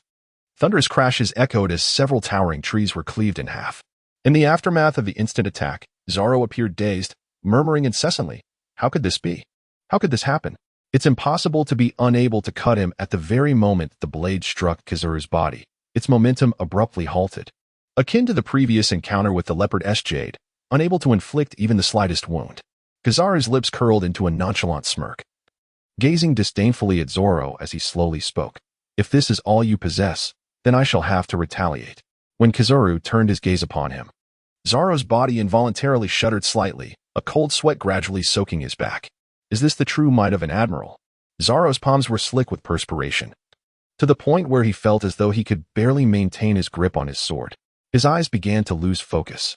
In this moment, as a swordsman, he found himself questioning the very weapon he wielded. Kizaru continued to observe him silently, yet within, he roared frantically, "Turn around. Come at me. Use your Azura technique. I've exhausted my lines. Standing here is rather awkward." A gentle breeze swept through, stirring the dust from the ground, passing beneath their feet. The two remained motionless. The atmosphere fell into a profound silence. This one do. How did I inadvertently fracture Zoro's mentality? I need to stoke the flames and provoke him further with this thought. Kizaru's eyes sparkled, and he vigorously waved the mirage-like blade in his hand, unleashing a dazzling array of light. In the distance, a ship belonging to the 9 snake pirates slowly emerged from the mist, coming into Zoro's line of sight. "Hey, Zoro, he. Luffy stood at the ship's bow, vigorously waving his hand towards Zoro. "Luffy, hurry, quickly." Zoro's words faltered as he beheld Kizaru suddenly appear behind Luffy. He struggled to part his lips, but no sound escaped. No. Luffy, run, go now." Zoro's heart raced with urgency. However, at that moment, Luffy seemed oblivious to the looming danger behind him. Kizaru let out a cold chuckle, his right hand casually waving. A chilling blade of light flashed, and a torrent of blood erupted as Luffy's body was severed in two. No. As Zoro's spirit trembled profoundly, the shackles that once bound him were shattered. A dark mist of ominous energy surged forth, and his remaining right eye transformed into a crimson hue. The aura of a specter enveloped him, and a subtle smile crept across Zoro's lips as he exhaled a peculiar white mist. The 9-sword style manifested. The malevolent energy swirled around his right shoulder, revealing Zoro's visage, glimmering with a hint of red. Azura. A face emerged once more from his left shoulder, its eyes still ablaze with a bloodthirsty crimson light. Demon 9 flash. A towering, blackened 3-headed statue loomed behind Zoro, its presence more formidable than ever. Compared to 2 years ago, Zoro now exuded an even more intense aura of death and destruction. Kizaru regarded him with delight, realizing Zoro had finally awakened. The mission was nearing completion. But who was that? Bang! The illusion shattered, leaving Chen Mu in a state of astonishment as the mirage flower moon slipped from his grasp and lodged itself into a nearby tree trunk. Rayleigh, with a broad grin, observed Chen Mu as he delivered a swift strike to the back of Zoro's neck. Zoro staggered slightly before crashing to the ground. "Are you toying with him?" Rayleigh's eyes narrowed, a glint of danger flashing within. Rayleigh, I will kill you." Chen Mu screamed in a frenzy. So close, just a hair's breadth away. This Rayleigh, emerging from some hidden nook, had kicked away the mirage flower moon from his hands. The bitter realization of such futility ignited Chen Mu's fury to unprecedented heights. Rayleigh's brow furrowed as a wave of transparent energy rippled from him. It was the first level of colorless hockey. The great battle was on the verge of erupting. Ding. Side quest, Zoro's chapter completed, rewards being distributed. Ding. Congratulations, host, you have received an item, special bait. It's done? The system's voice echoed in Chen Mu's mind. Chen Mu's imposing presence suddenly dissipated, and the overwhelming aura of menace that surrounded him vanished. A chuckle escaped his lips as he joyfully leapt onto a nearby branch, eagerly retrieving his fishing rod, ready to cast his line. However, to his dismay, he discovered that there were no fish to be found in the vicinity. Chen Mu paused, bewildered. He had brandished his long and substantial fishing rod only to be told there were no fishing spots. Rayleigh twitched at the corner of his mouth, his stance prepared for battle, his first-level hockey fully engaged. So, You simply decide not to fight anymore. Coughing abruptly, the fallen Zoro slowly rose from the ground. His remaining right eye cracked open slightly, revealing a clouded, grayish hue. Rayleigh trembled, disbelief washing over him as he gazed at Zoro. Zoro, has even your last eye succumbed to blindness? Ding. Congratulations, host. You have triggered a hidden quest, the Eye of Shura. Chapter 10. Rayleigh's aura surged violently, causing Chen Mu, still in a daze, to feel a surge of irritation. This old man certainly seemed eager to provoke a confrontation. In an instant, Chen Mu appeared before Rayleigh. Chen Mu furrowed his brow slightly, following Rayleigh's gaze. Chen Mu stared at Zoro in astonishment, his entire body trembling. He grasped Rayleigh's shoulders forcefully, shaking him violently. What the hell have you done? Why does he look like this? Chen Mu questioned Rayleigh loudly. Rayleigh, however, furrowed his brow, lost in deep contemplation. At that moment, Zoro unsteadily rose to his feet, gazing around in confusion. Yet, he found, everything was shrouded in a gray haze, obscuring his vision. Ding. Congratulations, host, you have triggered a hidden quest. Eye of the Azura. Reward. Function to fuse bait activated. Eye of the Azura? Could it be? Would you like to instantly fish at the Azura Gate, illusion? Yes or no? Ding. Original world equipment lost. Special fishing rod combination failed. Fishing impossible. Original world equipment lost? Chen Mu was taken aback. When did I ever possess equipment from the original world? Suddenly, it dawned on him. It was Kizaru's glasses. Chen Mu scanned the ground around him, diligently searching for Huang's glasses. Alas, he lamented his earlier bravado now. He was left wondering where to find them. Suddenly, a glimmer of light reflected off the earthen surface, prompting Chen Mu to take a step forward. Alas, it shattered into a myriad of glass fragments. Sighing, he realized that this infernal gate must be connected to Zoro, and if he failed this task, Zoro would undoubtedly become the world's foremost blind swordsman. With this thought, Chen Mu glanced back at Zoro, observing his hands fumbling helplessly in front of him. And his heart ached even more. It was all due to Rayleigh's shortage. Why couldn't he simply allow Zoro to unleash the nine-sword style instead of interrupting him? Rayleigh, I must tell you, you are to bear full. Before he could utter the word responsibility, Chen Mu's eyes suddenly brightened. Could it be the equipment from the original world? With a subtle curve of his lips, Chen Mu vanished from sight in an instant. Rayleigh's eyes widened in shock, his expression one of utter disbelief. He was taken aback, realizing that had Chen Mu unleashed a lethal strike, the consequences would have been dire. Meanwhile, Chen Mu, utilizing the unparalleled speed granted by his max-level Chi-Yu inscription, swiftly snatched Rayleigh's glasses before he could comprehend the situation. Now, he understood the disparity in their strengths. May I borrow your glasses? He remarked, taking a step forward to stand beside Zoro. He tucked the bewildered swordsman under his arm and leaped away, disappearing from the scene. Rayleigh remained rooted in place, clearly still in a daze. Ding. Acquired original world equipment. Would you like to combine it? Yes. Mirror Flower Water Moon Rayleigh's glasses fishing rod. Combining. Ding. Obtain new item. Key to the illusory realm. Uses. 1. Note. Once the uses are exhausted, it will automatically disassemble and cannot be recombined. Phew, fortunately. Rayleigh's glasses can be returned. Now, let us commence fishing. Boom, boom, boom. Before my eyes lay a tumultuous sea. At the horizon, an immense gate of sin slowly emerged from the waters. The waves surged violently, crashing relentlessly against the shore. Several smaller pirate ships had already been shattered by the colossal waves, leaving only fragments of wood floating upon the surface.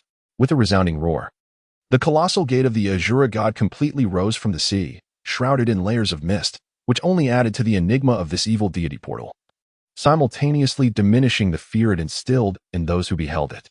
This grand, dark-hued gate was adorned with the visage of an exceedingly malevolent deity. The statue, entirely black, bore 3 distinct faces, each expressing anger, malice, and seduction, yet the commonality among them was the persistent crimson glow emanating from their eye sockets. Flanking its body were 6 sinuous dragon-like arms, pulsating with a purplish-black radiance. Each of the 6 arms wielded a uniquely shaped black weapon, resembling serpents, grasses, and spear blades, each distinct in form. Upon closer inspection, none of these peculiar weapons possessed hilts. Crimson blood flowed from the deity's palms, trickling down the bladeless edges into the blood sea below. Chen Mu was equally astonished, unable to regain his composure for a long time. The height of this door. It might as well pierce through the stratosphere. Are we truly entrusting such a monumental task to our bewildered little brother, Zoro? Chen Mu felt an immediate dryness in his throat and cast a sympathetic glance towards Zoro. However, Zoro's expression was unexpectedly serene, which caused Chen Mu to furrow his brow slightly. At that moment, Rayleigh was also drawn in by this monumental change. "Did you do this?" Rayleigh inquired.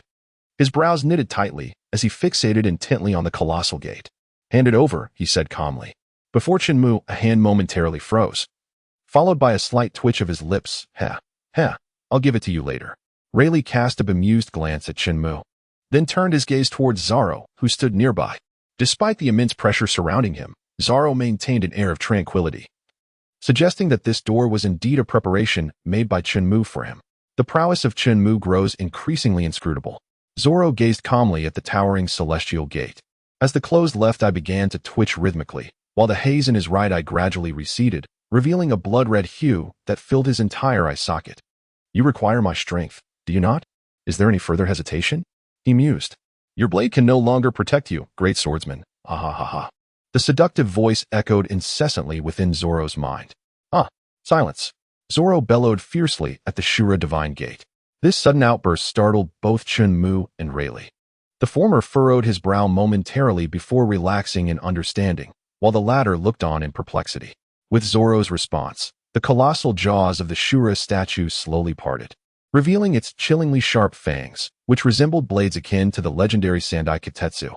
Zoro bowed his head, gasping for breath, his hands resting on his knees, as the pressure emanating from his very soul rendered him unable to meet the statue's gaze. Rayleigh, his brow furrowed with concern, cast a worried glance at Zoro and turned to Chen Mu, inquiring, "Is this creature within your control?" Chen Mu was momentarily taken aback, casting a discerning glance at Rayleigh, internally reflecting on the unexpected esteem this old man seemed to hold for him. One must admit, this old fellow possesses quite an accurate eye. Indeed. This matter is well within my grasp. The Azura Gate, level 800. Come on. Hiki. Oh, can't even wield a blade, can you? Truly disappointing. Zoro's breaths grew increasingly rapid, the white vapor he exhaled thickening gradually. The mist, akin to a dense fog, enveloped his form, obscuring him slowly from view. Bit by bit, Zoro's silhouette faded into the haze, the last glimmer of crimson light completely concealed by the white mist. In the distance, the statue, satisfied, narrowed its eyes, its blood-red demonic pupils gently closing. The sea breeze swept by as the mist surrounding Zoro dissipated, leaving him entirely vanished. Where has he gone? Rayleigh furrowed his brow, casting a perplexed glance at Chen Mu. "Shoo, do not speak." With that, Chen Mu vanished into thin air, disappearing entirely. Rayleigh was taken aback, shutting his eyes tightly to sense, pushing his observation hockey to its limits, yet he could not discern Chen Mu's presence. Within the space beyond the door, Zoro sat with closed eyes, breathing slowly and deeply, akin to an ancient tree firmly rooted in the ground. The predominant hue of the surrounding space was gray, with the sole burst of color emanating from the two moons in the sky. A massive blood-red moon hung amidst the clouds, the two crimson moons overlapping in front and behind, with the rear moon revealing only a glimpse of its full form, appearing as a mere 15 when viewed from the front. Chen Mu sat atop the front wheel of the moon, his hands propped behind him, languidly gazing down at Zoro, who appeared drowsy and listless. How utterly tedious. The so-called Azura Divine Gate was, in reality, a dual portal, and their current position represented the hidden side within the gate. This aspect bore not a sculpted relief, but rather a genuine Azura deity. The space was divided into two realms. The upper portion was a gray expanse, adorned with two circular moons and Chen Mu himself. The lower half revealed the visage of the Azura deity, with Zoro standing at the very tip of the deity's nose. The face of the Azura featured two immense hollows, its eye sockets, where blood-red divine orbs transformed into two radiant moons, suspended in the heavens. Presently, the Azura's countenance was grave, refraining from even the slightest movement. Initially, this space lay under the dominion of the Azura, its gargantuan face marred by severed limbs and skeletal remains. The abyss of those pitch-black eye sockets concealed countless sharp blades, while an alluring, beguiling whisper echoed incessantly. However, upon Chen Mu's arrival, everything altered. He disdainfully waved his hand, casting a fierce glare at the deity below. Instantly, the terrifying atmosphere dissipated entirely. In that moment, after a prolonged silence, Zoro stepped forward with determination. resolutely advancing towards the black abyss on his right. Chen Mu furrowed his brow slightly, a hint of warning evident in his eyes as he surveyed the three divine visages below. The faces on either side immediately tensed, hastily averting their gazes from the front-facing Zoro, as if the fate of the one in front had no bearing on them at all. The front visage, however, was in a dire predicament. Its eyes had transformed into the crimson moon above, leaving behind only two hollow sockets, unable to turn its head. And thus it was always it that bore the brunt of Chen Mu's direct pressure. The front visage was panic-stricken and overwhelmed. Regarding this concealed mission, Chen Mu had received a fragment of insight. Yet the peril involved compelled him to intervene forcefully. The conditions for mission completion were straightforward: to have Zoro seize a blood-red demon eye from the Azura god. Ah, how simple. Is this not an absurdity? Zoro currently lacked even a bounty of 300 million, which translated to a mere level 30. Are we truly expecting a level 30 novice warrior to pry out the eye of an 800-level titan? The inner monologue of Chen Mu came to an end as he once again turned his gaze towards Zoro. With resolute steps, Zoro advanced with increasing speed. Swiftly reaching the very edge of the dark abyss, he halted at the precipice, extending his arms outward. A purplish-black aura began to rise from beneath his feet, rapidly entwining around his limbs. With a sudden grip, two ethereal emiswords materialized in his hands. Clutching the demonic blades, he leaped boldly into the abyss. Observing this, Chen Mu furrowed his brows, lost in contemplation. To be candid, he was uncertain how to assist Zoro in seizing the blood-red demon eye. The crimson crescent moons were, in truth, the eyes of the Shura god, a height far beyond Zoro's reach.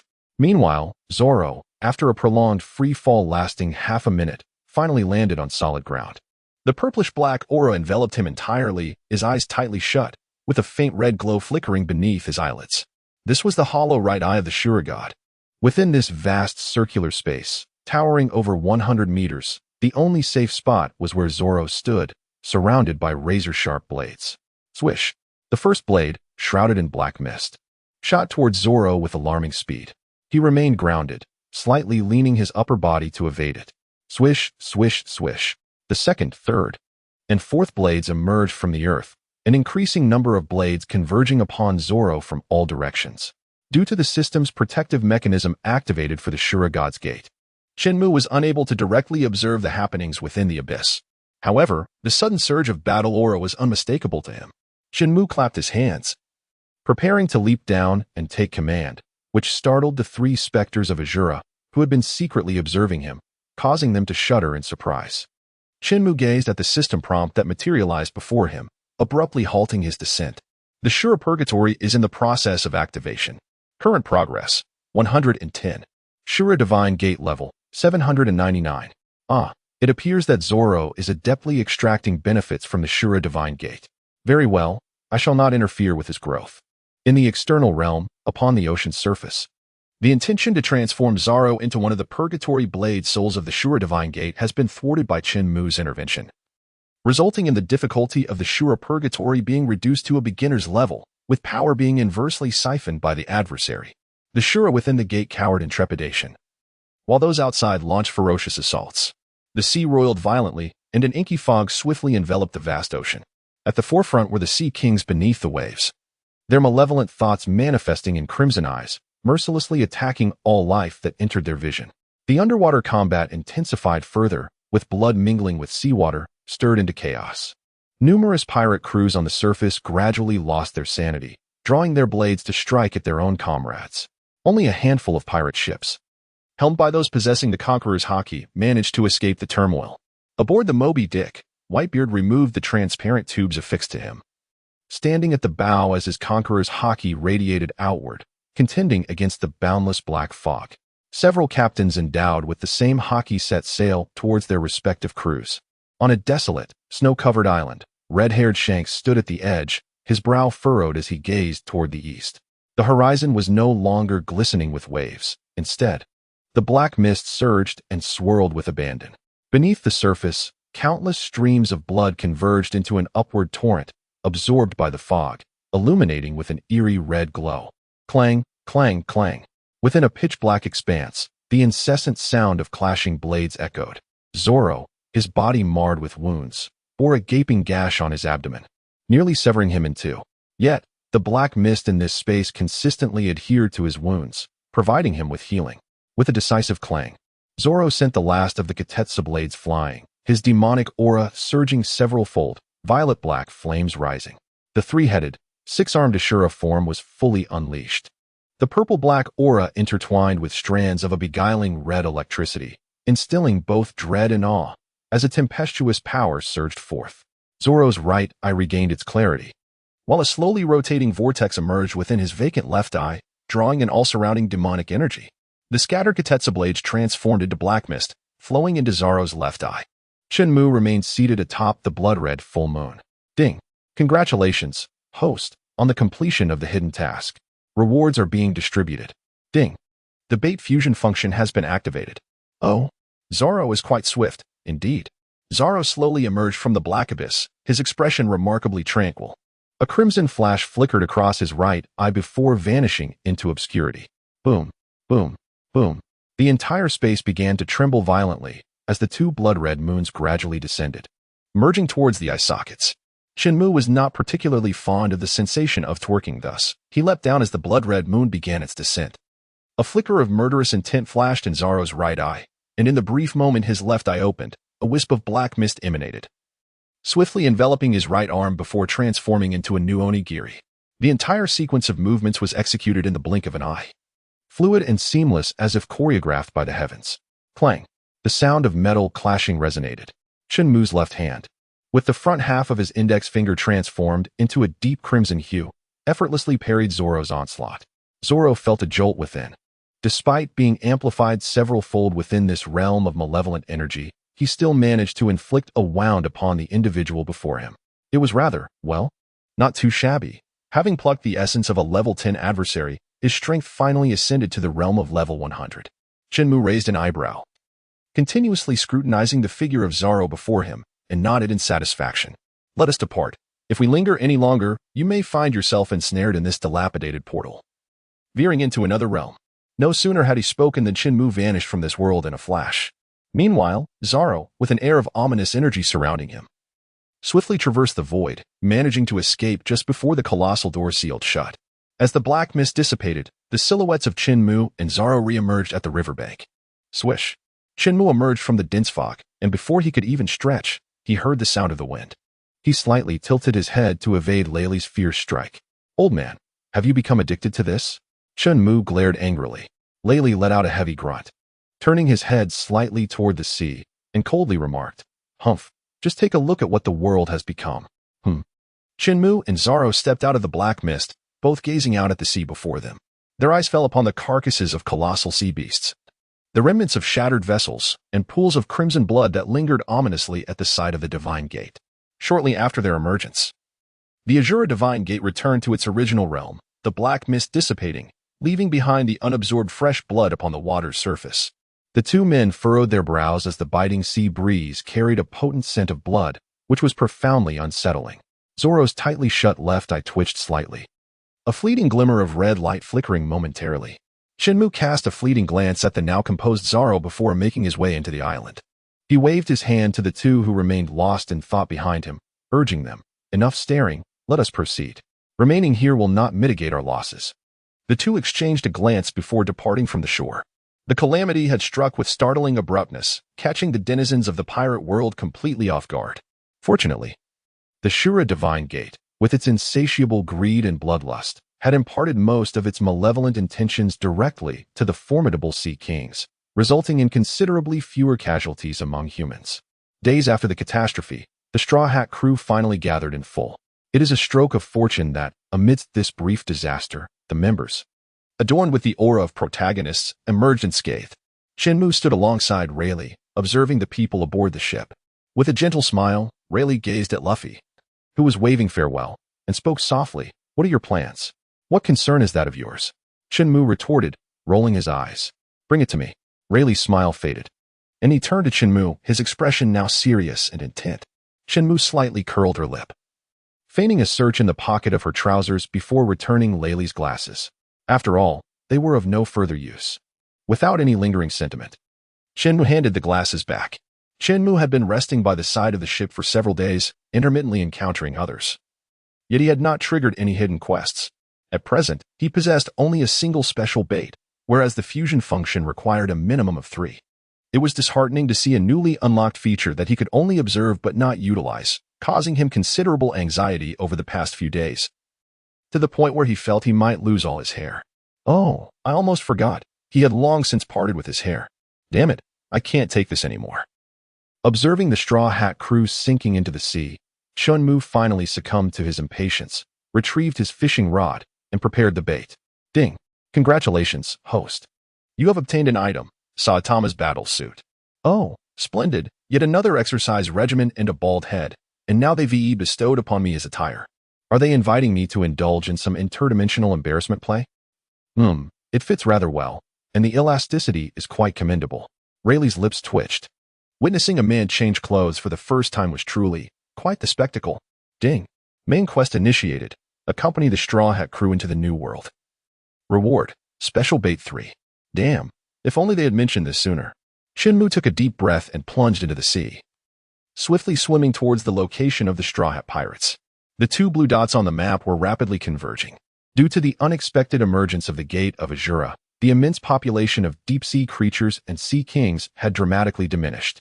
The Kraken, which was supposed to be encountered at a depth of 2,000 meters, had also vanished. Luffy and his crew had lost the narrative thread involving their shark companion meant to rescue Princess Shirahoshi. However, these were mere details for later. When the Sunny descended to a depth of 1,000 meters, Chen Mu caught up, crashing into the bubble Sunny. Apart from Luffy and Zoro, the others were encountering Chen Mu for the first time and regarded the bald man in the yellow bodysuit with some hostility. Ah, uncle, have you finally decided to become my crewmate? Luffy exclaimed, his eyes sparkling with excitement. Zoro cast a surprised glance at Luffy, realizing that this mysterious powerhouse was indeed an acquaintance. Luffy, who is this? Nami inquired, as the crew's attention turned towards Luffy. Well, he is. Before Luffy could finish, Chen Mu covered his mouth. Hey, I'm merely passing through, hitching a ride to Fishman Island. I shall depart once we arrive. Chen Mu offered a sheepish smile. The reason why Chen Mu does not allow Luffy to speak is rather peculiar. Ding, a hidden mission has commenced, the Chopper Arc. What on earth is this hidden mission? Upon reviewing the conditions for its completion, Chen Mu found himself lost in contemplation. Awaken Chopper's physical abilities? What kind of capabilities could a reindeer possess? The talent for awakening the ability to pull a cart? Transforming the Thousand Sunny into a Christmas sleigh? Chen Mu could not help but twitch the corner of his mouth. At that moment, the great pirate king Luffy poked him with his index finger and remarked, Uncle, you seem rather strange today. It appears that today, you can tolerate the ship. After 2 years of companionship, Luffy was well aware of Chen Mu's susceptibility to seasickness. The reason behind his current state of calmness was none other than the pair of glasses gifted by the old Uncle Kizaru. With the system activating the illusion, he remained in a hypnotic state where seasickness was absent. However, while his senses were under hypnosis, the internal conditions still reflected seasickness. His strength had plummeted to level 100. The 3 types of haki, conquerors, armament, and observation were restricted, with the latter 2 reduced to the 2nd tier. And his aim occasionally exhibited significant deviations. If he could wield the Mirage, such issues would not arise. Chen Mu sighed softly within, casting a somewhat resentful glance at Zoro. Zoro shuddered slightly. Ding. Lacking materials from the original world, the special fishing rod assembly has failed. Unable to fish at the Gate of Giants. Missing. Blue Wave Sphere, Dragon Palace Secret Medicine. Chen Mu rested his chin upon his hand. Seated within the dining area of the Sunny, he muttered to himself, the Den Mushi can be found with Chopper. This Dragon Palace Secret Medicine. It must be the deadly poison. I must seek out the captain of the new Fishman pirates, Hody. Suddenly, the familiar sound of Chopper's unique footsteps echoed in, prompting Chen Mu to halt his musings, though he was still overheard by Chopper. Uncle, do you want my Den Mushi? What do you need it for? You must have misheard. Chen Mu replied hastily, making his way out, still feeling the lingering effects of seasickness. With a loud thud, he bumped into the doorframe. Chopper tilted his head in confusion, and then, as if a dreadful thought struck him, his fur bristled and his teeth chattered. This uncle must be planning to steal my Den Mushi and sell me for a bounty. The more he thought about it, the more terrified he became, leading Chopper to decide to discreetly inform everyone. As Chen Mu exited the room, he shook his head, although he did not experience a substantial sense of dizziness. The vague weakness in his body was quite discomforting. My physical condition is rather poor, he mused, furrowing his brow with a faint sigh. Outside the ship, The colossal kraken dragged the Sunny downwards with alarming speed. The kraken was marred with numerous wounds, the most severe being a tentacle nearly severed at the base, suggesting multiple bite marks from various sea beasts. Under the malevolent influence of the Gate of Shura, the underwater giants bore the brunt of the impact. Meanwhile, 10,000 meters below the surface, in the dimly lit Fishman Street, Hody Jones and Vander Deck 9 finalized their plans to overthrow the rule of Fishman Island in the darkness. Both harboring ulterior motives, they turned away with cold smiles. In the depths of the ocean, amidst the bodies of countless giant sea beasts that continuously sank and floated, their remains were a gruesome sight, ravaged by predation. Sanji, witnessing the scene outside, felt a deep sense of regret. He turned away and silently lit a cigarette. Luffy, however, clung to the ship's membrane, his eyes sparkling with brilliance, tears of emotion streaming from his unyielding mouth. As Chen Mu, lacking the habit of smoking, pondered deeply, he distanced himself from Sanji and made his way towards Nami. He simply wished to be away from Sanji. Nami lifted her gaze from the watch on her wrist to Chen Mu approaching her, her delicate brow furrowing slightly. Zoro and Robin also turned their attention to Chen Mu. Chen Mu pondered with his chin in hand, lost in thought as he approached Nami, presenting her with a bag of coins. Here, this is for my fare. Nami's eyes sparkled with delight as she eagerly snatched the pouch from his grasp. Upon touching the bag, her innate talent for finance activated automatically. The weight. It is brimming with a full 1 million. Well, esteemed guest, do you have any other requests?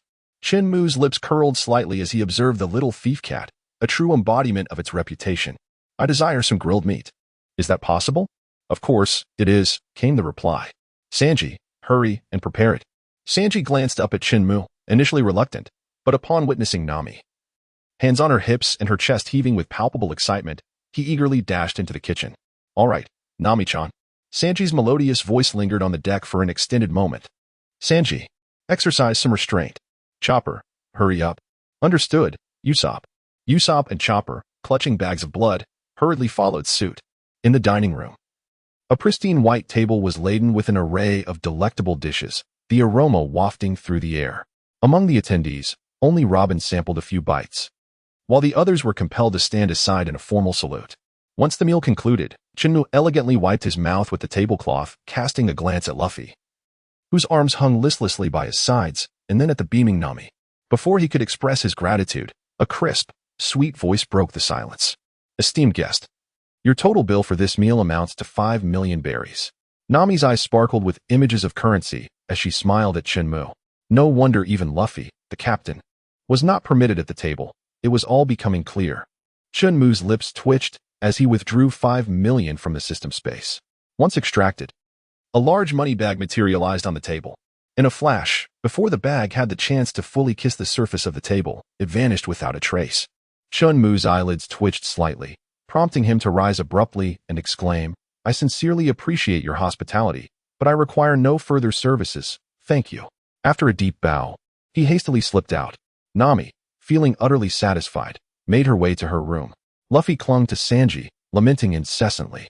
Usopp and Chopper, equally dramatic, fiercely guarded the empty dining table, muttering phrases like I want to eat, and if you don't feed us, you can't clear the table. Zoro, leaning against the wall, raised his right eye slightly and stepped forward to seize a bottle of untouched wine from the table, following the smiling Robin as they exited. This expedition into the depths of the sea had proven unexpectedly tranquil. 10,000 meters away, a vast double-layered hemispherical membrane enveloped the entirety of Fishman Island. With an air layer nestled between the two shields, the Straw Hat crew still struggled to find the correct path. After a brief discussion, they decided to use the wind to leap across the intervening air layer. As they entered the air layer, the membrane automatically peeled away. Without bubbles or the ship S-film, those who had consumed devil fruits were prone to fainting upon entering the seawater layer, which posed a serious risk to their lives. To address this, Nami devised a plan. Zoro and Sanji would act as carriers, towing the 4 landlubbers out of the aquatic zone. The two secured sturdy ropes around their waists, Zoro taking Luffy and Brook, while Sanji led Chopper and Robin at the bow, awaiting Frankie's cannon fire. At that moment, Chen Mu smirked, citing seasickness as his reason to take Chopper to Fishman Island first for a checkup. Chopper, however, was reluctant to be alone with him. Yet, after Chen Mu once again paid Big Boss Nami 5 million berries, he successfully set off with Chopper. Boom. The wind cannon activated, and the Thousand Sunny Sword. Breaking through the air layer. Although everyone had prepared thoroughly, they were still nearly overwhelmed by the intense pressure of the deep sea. At a critical moment, Zoro and Sanji quickly enveloped themselves in armament hockey, battling against the immense pressure as they swam upward. However, an unforeseen mishap occurred. Usopp and Nami succumbed to the crushing depths, losing consciousness, prompting Zoro and Sanji to return and retrieve the unconscious duo. The current began to swirl violently, and the two found themselves struggling against the mounting strain. Bubbles emerged as Zoro and Sanji could no longer hold their breath, and one after another, they succumbed to unconsciousness. Thus, the Straw Hat Pirates, save for Chopper, who was taken away by Chen Mu, fell into a deep slumber. Fishman Street. Chen Mu, with the unconscious Chopper tucked beneath his arm, arrived at this lawless territory. Hody Jones, the captain of the new Fishman Pirates. Upon hearing rumors that the Straw Hat Pirates would traverse Fishman Island en route to the New World, dispatched several of his subordinates to intercept them. Ultimately, their efforts proved futile. Chen Mu walked along the dimly lit street, glancing left and right as if in search of something. Just then, three figures approached him. The two groups rapidly drew near in the narrow lane, seemingly with no intention of yielding to one another. They halted when they were merely 5 meters apart. Chen Mu gazed intently and beheld the emblem of the new Fishman pirate crew upon the individual across from him, which bore a striking resemblance to the insignia on the dragoness body. It appears that these individuals, set to embark on a quest to find Luffy, have been preemptively thwarted by me. Chen Mu let out a cold laugh, clutching Chopper as he continued to stride forward. Leading the group was a merman resembling a sea eel, his skin a withered yellow, adorned with the tattoos of Aaron's crew on his left neck.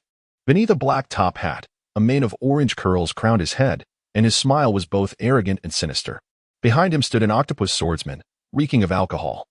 Unlike the previous figure, Hammond, the assassin known as Leopard, was a member of the new Fishman pirate crew, far from an ordinary officer. The assassin possessed an acute sensitivity to the aura of death. Upon noticing Chen Mu approaching, he quietly set down his flask and slowly placed his hand on the hilt of his sword, his expression grave. "Oh, it seems a lowly, ignorant human dares to obstruct my path. Begone at once," Hammond exclaimed, glaring at Chen Mu with fury as he brazenly approached. Chen Mu squinted slightly, a tantalizing smile gracing his lips as he approached the individual before him, casually remarking, "Are you an officer of the Fishman pirate crew? If so, you should leave at once." Before Hammond could finish his sentence, he noticed a brown raccoon tucked under the newcomer's arm. No, it was Chopper, the beloved pet of the Straw Hat Pirates. A frown creased Hammond's brow as he pondered this unexpected turn of events.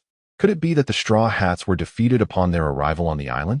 Leopard Song stepped forward seemingly nonchalant, blocking half of Hammond's view, and drunkenly proclaimed, "Those who dare to venture into Fishman Street are indeed formidable. They are the allies we wish to befriend."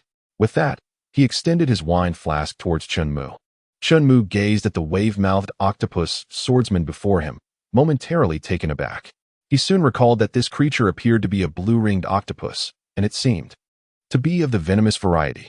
Chen Mu scoffed disdainfully, extending his hand to grasp the wine jug, its transparent surface rippling gently. Suddenly, with a resounding thud, his right hand brought the jug crashing down upon the head of Bao Tsang. The astonishment of the spectators rendered them momentarily speechless. Even Bao Tsang himself was left in a state of bewilderment, his mind filled with questions. His sword had barely been drawn halfway when he was sent sprawling to the ground, his head buzzing.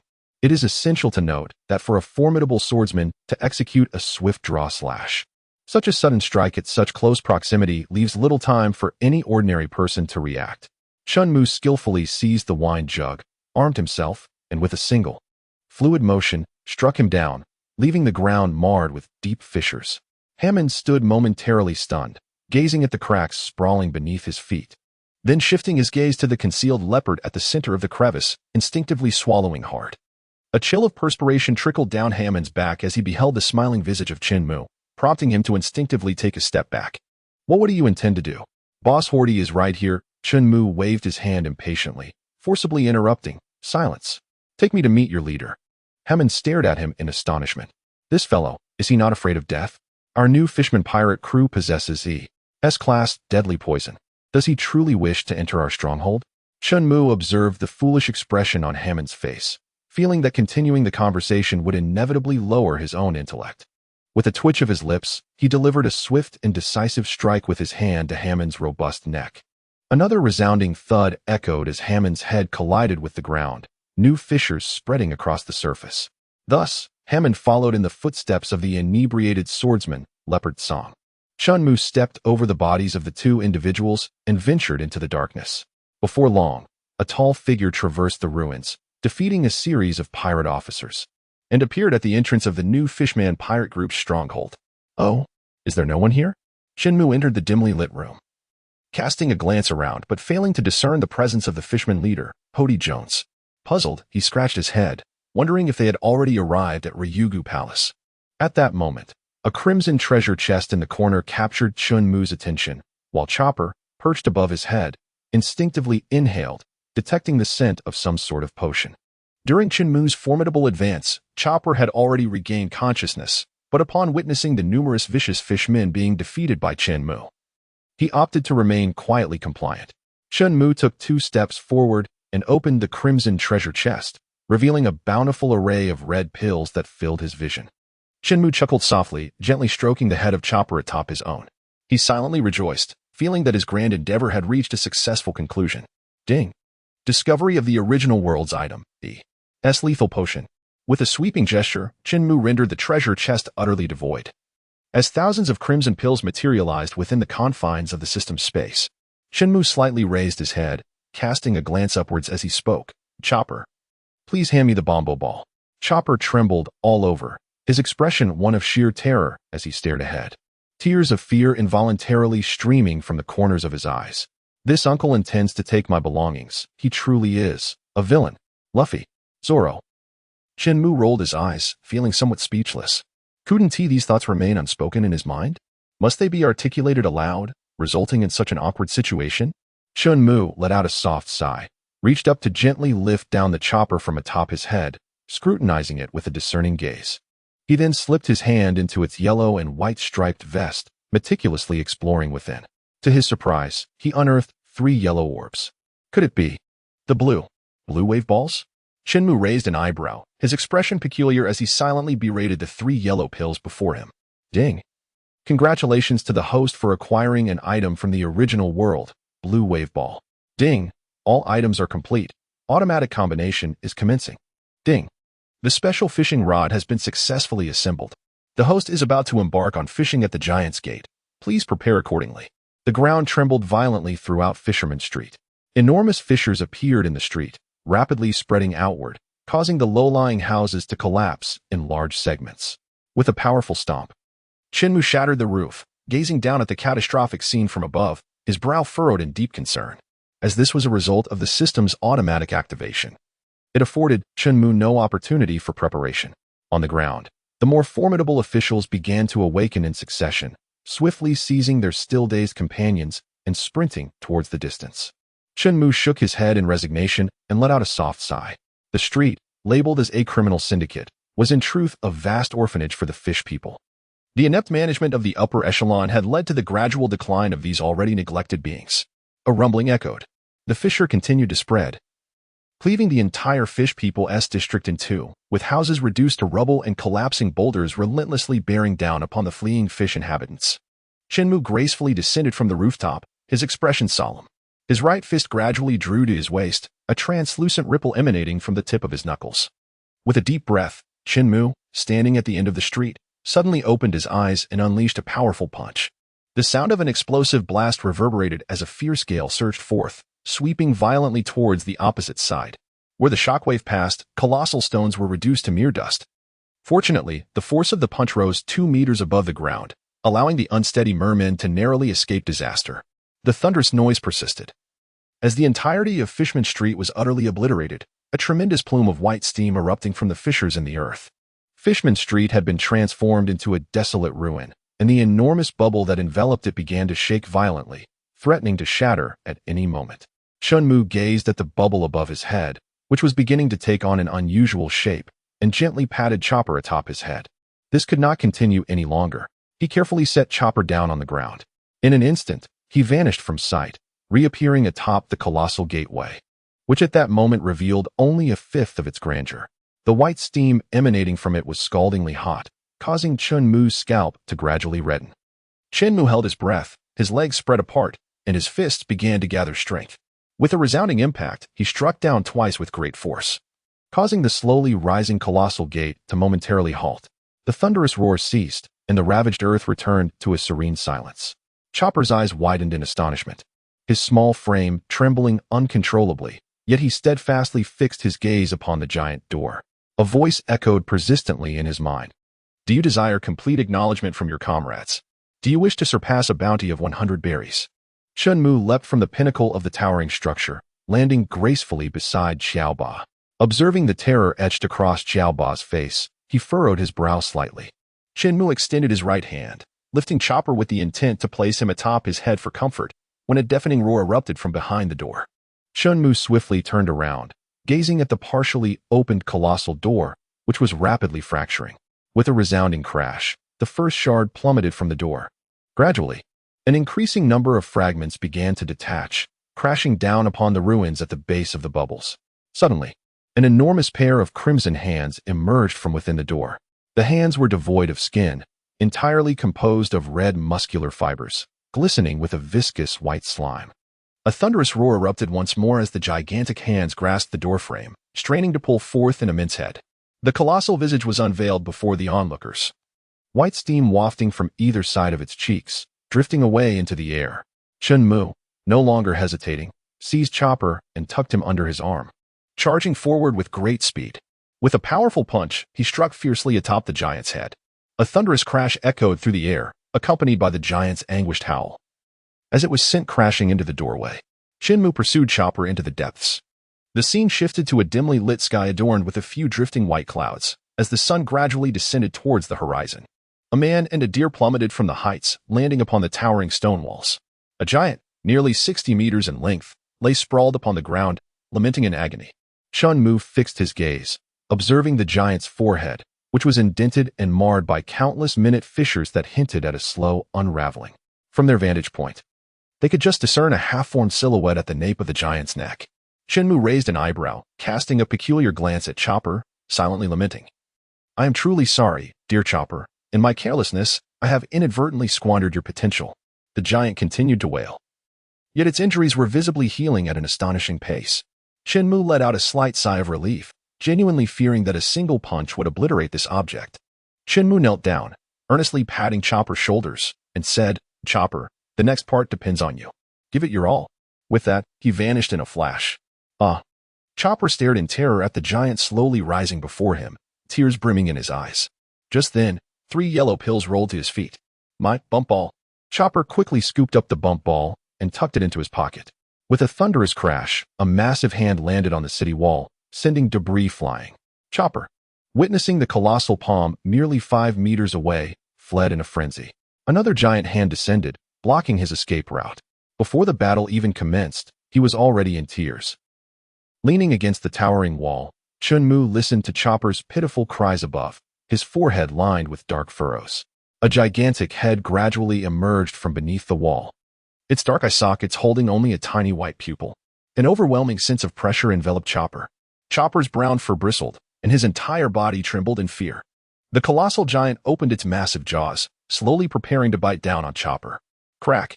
Chopper crushed the first bump ball and swallowed it. Leg strength enhancement.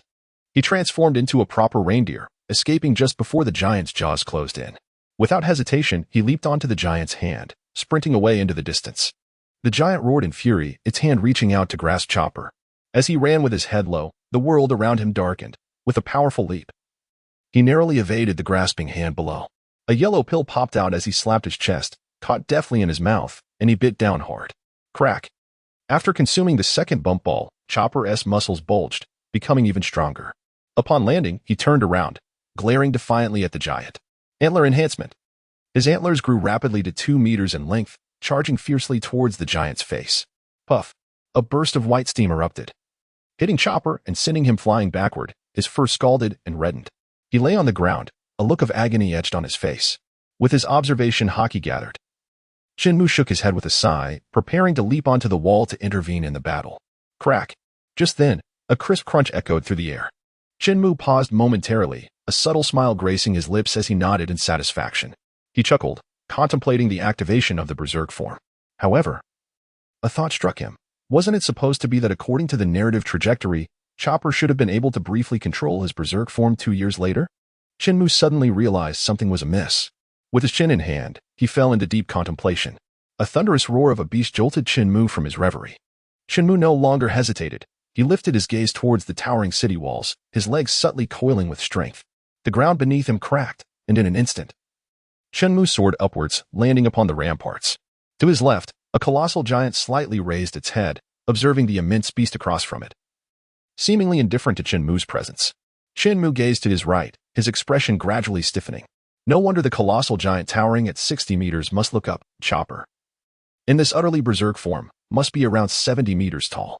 After a brief moment of observation, Chen Mu lowered his head, massaging his somewhat sore neck, and remarked with a hint of irony, the system has executed a reverse operation this time. The beneficiary must have become the giant.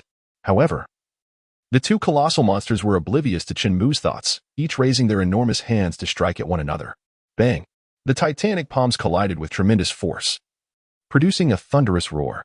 A violent shockwave radiated outward, causing Chen Mu's white cloak to flutter wildly. Unfazed by the oncoming gale, Chen Mu maintained a stoic expression, even finding himself nostalgic for his former black hair. With a hiss, a plume of white steam erupted, momentarily obscuring the giant's form, while an intense heat emanated from it. Berserk Chopper let out a pained roar. Before he could retract his right hand, a red fist burst forth from the steam, landing a fierce blow to Chopper's jaw. Boom! Chopper fell to the ground, sending up a thick cloud of dust. The giant's assault showed no signs of abating, as its right foot rose to deliver a crushing stomp upon the fallen Chopper.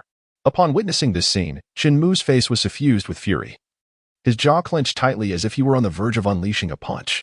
After a tumultuous internal struggle, he gritted his teeth and turned his head away, releasing the tightly clenched fist. This was Chopper's trial. Furthermore, it was merely a giant below level 300, incapable of vanquishing the rampaging Chopper, who was over level 200. I, Chen Mu, shall endure this first time.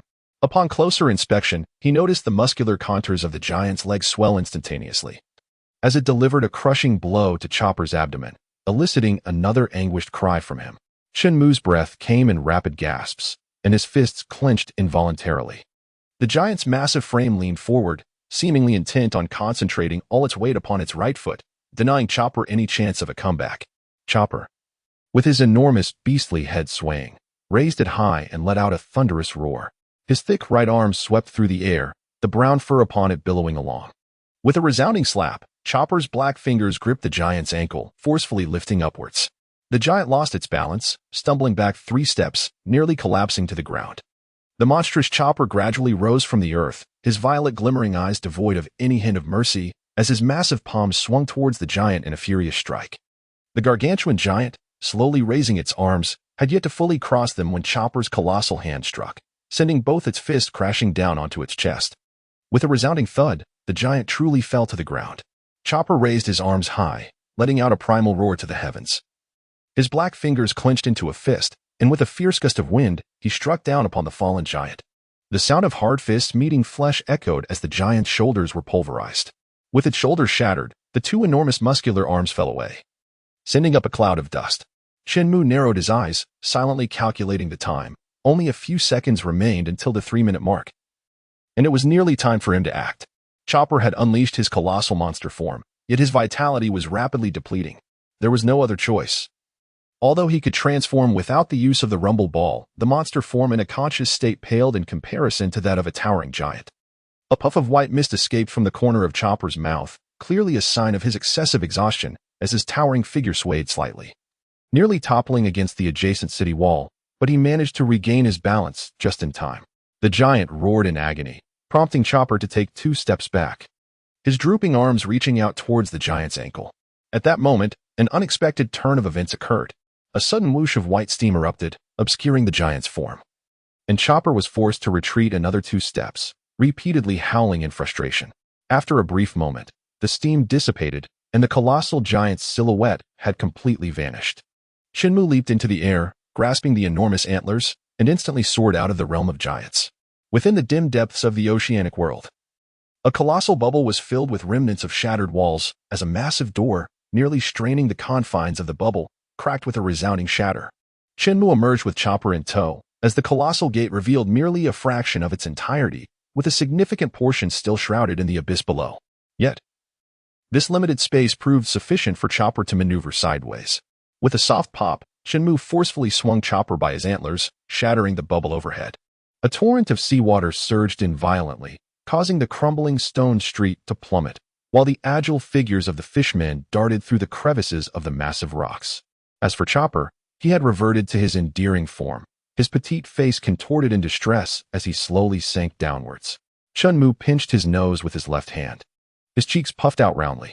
Amidst the descending pile of boulders, he spotted a remarkably large stone slab, propelling himself off it with swift agility to swiftly approach Chopper. Chen Mu tucked Chopper under his arm, glancing around in the silent, pitch-black depths of the ocean, where nothing was visible. Fortunately, it mattered not, for he possessed a map.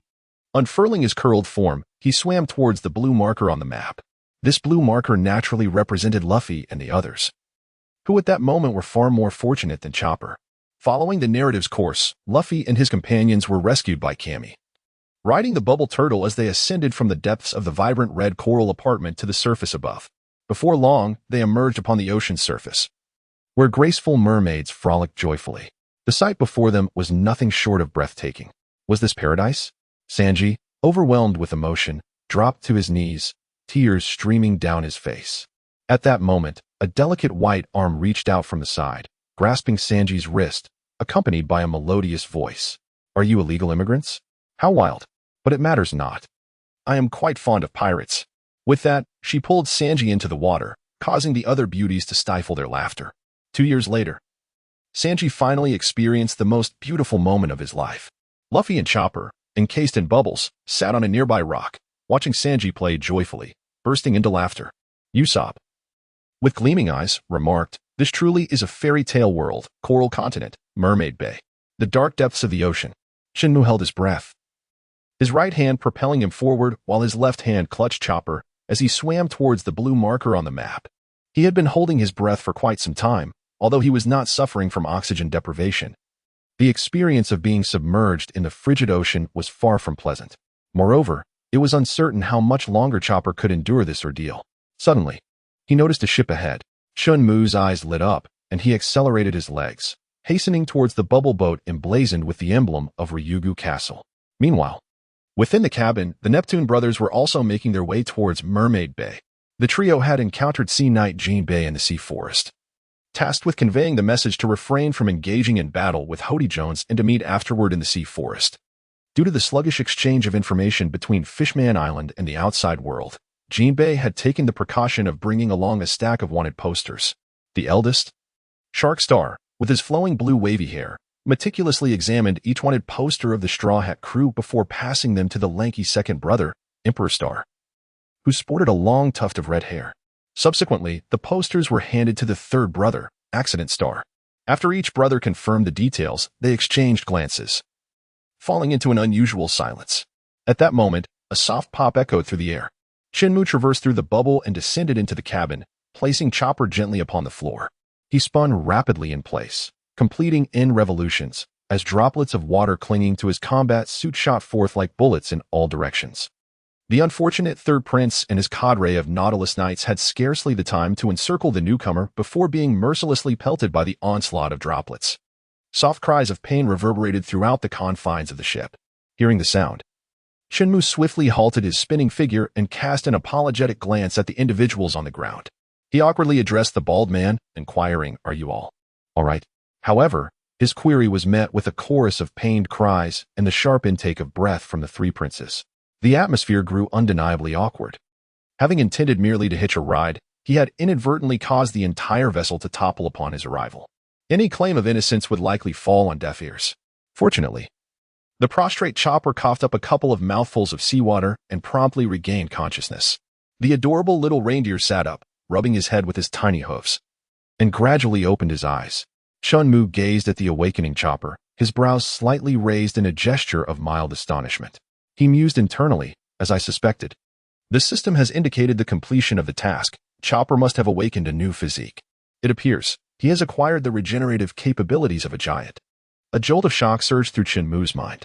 The regenerative power of a giant? Does that not imply an immortal existence? I recall that such beings can survive even having their heads obliterated. Chopper was indeed poised to become a formidable force, following in the footsteps of the seemingly invincible Kaido. The naval forces, it seemed, were bound to be driven to madness by this turn of events. The corners of Chen Mu's eyes twitched slightly, and the muscles on his face quivered uncontrollably. Once fully awakened, Chopper gazed at the crowd before him. His dazed eyes instantly regained clarity, triggering his innate healer's instinct. With a unique, hurried gait, he dashed towards the gathered individuals, swiftly retrieving a small blue backpack. He opened it and began to extract various items, diligently tending to their wounds. After a brief moment, Chopper wiped away the phantom sweat from his forehead, letting out a sigh of relief. Thinking to himself how fortunate it was that everyone's injuries were not severe. The group of fishmen, wrapped in bandages, gradually rose to their feet and bowed in gratitude to Chopper. "You fools, even if you thank me, it won't make me happy," Chopper said. His eyes narrowed and cheeks flushed as he waved his arms in a flamboyant manner, delivering this insincere line with a hint of pride. Chen Mu's lips twitched slightly as he gazed, somewhat speechless, at the little reindeer that had just felled the giant. Nevertheless, the shy demeanor of the creature was strikingly reminiscent of a scene from a comic, exuding a certain charm. After a moment's hesitation, Chen Mu resolved to extend an apology. Upon hearing the familiar voice, Chopper's adorable demeanor instantly faded. His fur quivered from head to toe, and in a flash, he darted behind Prince Sharkstar, albeit with his antlers cleverly concealed while his entire body remained exposed to Chen Mu's view. He then stammered, "But, terrifying uncle, please, I saved you. Didn't I? Otherwise, you would have long since become a meal for a fish." Chen Mu rolled his eyes in exasperation. "No, Chopper, you first." But before he could finish, he was interrupted by Chopper's endearing voice. "Uncle, I didn't steal the rumble ball from you. I returned it long ago." Chen Mu, in a fit of frustration, shouted. The crowd first glanced at their savior, Dr. Chopper, then swiftly turned their gazes upward, regarding this sudden intruder with hostility. Observing the animosity in their eyes, Chen Mu weakly opened his mouth. "In my decades of navigating society, I have never encountered an unscrupulous doctor like you. Just a few moments ago, you were unwilling to acknowledge our agreement." A laugh of incredulity escaped Chen Mu as he turned his head away. The onlookers suddenly understood the situation. It seemed the good doctor had crossed paths with a trafficker. The Nautilus Knight, brandishing his trident, wore a grave expression as he surrounded the seated Chen Mu. Chen Mu sighed softly, somewhat at a loss for words. "Do you not comprehend your own capabilities, you group of fish, yet you dare to encircle me?" The Crown Prince Sharkstar held a golden trident in his left hand, while cradling Chopper against his chest with his right. His deep blue tail was adorned with white spots, and due to his fish-like lower half, he floated gently on a bubble towards Chen Mu. The armored knights gradually parted to form a path, as the three merfolk princes glided solemnly to stand before Chen Mu, scrutinizing him with grave expressions. After exchanging glances, the three brothers subtly shook their heads in unison. "Who are you, and what brings you into the company of the Straw Hat Pirate's pet?" "No, I am not a pet," Chopper replied stiffly, turning his head with a blank expression, his short forelegs waving in front of Sharkstar as a gesture of his discontent. Sharkstar leaned back slightly, astonished by Chopper's reaction, and rephrased his question. "How is it that you are with the doctor of the Straw Hat Pirates?" Chopper nodded earnestly in response. Chen Mu's lips twitched slightly as he took a deep breath, forcibly calming himself before these lively companions. "I am one of its allies," he declared, noting Chopper's peculiar gaze. Rolling his eyes as he added, "A comrade of their captain, Luffy." Upon hearing this, Chopper finally regained his composure. "You arrogant little reindeer, just wait." Chen Mu shot a resentful glance at Chopper. "But why did you suddenly attack our ship?" inquired the slender second prince, his speech habitually imbued with melodic intonations due to his fondness for singing. Chen Mu slightly turned her head to gaze at the prince, adorned with two western swords at his waist, and replied expressionlessly, "It was not me. I did not do it. Do not speak frivolously." At that moment, the rotund third prince, who delighted in singing and dancing, jostled his ample form forward, ready to speak. "Very well, I confess, but it was not my intention." Chen Mu found it unbearable to witness such a scene. The flamboyant dance of the red fishman was already an eyesore, and he feared that should it be accompanied by song, he might very well succumb to the spectacle. Upon hearing this, the eldest Prince Sharkstar and the earnest Chopper nodded in unison. Chopper, in particular. Chen Mu took a deep breath, closed his eyes to avert his gaze. Yet the veins at his temples throbbed intermittently. Clearly, he was not adept at managing his expressions. The atmosphere grew heavy with silence.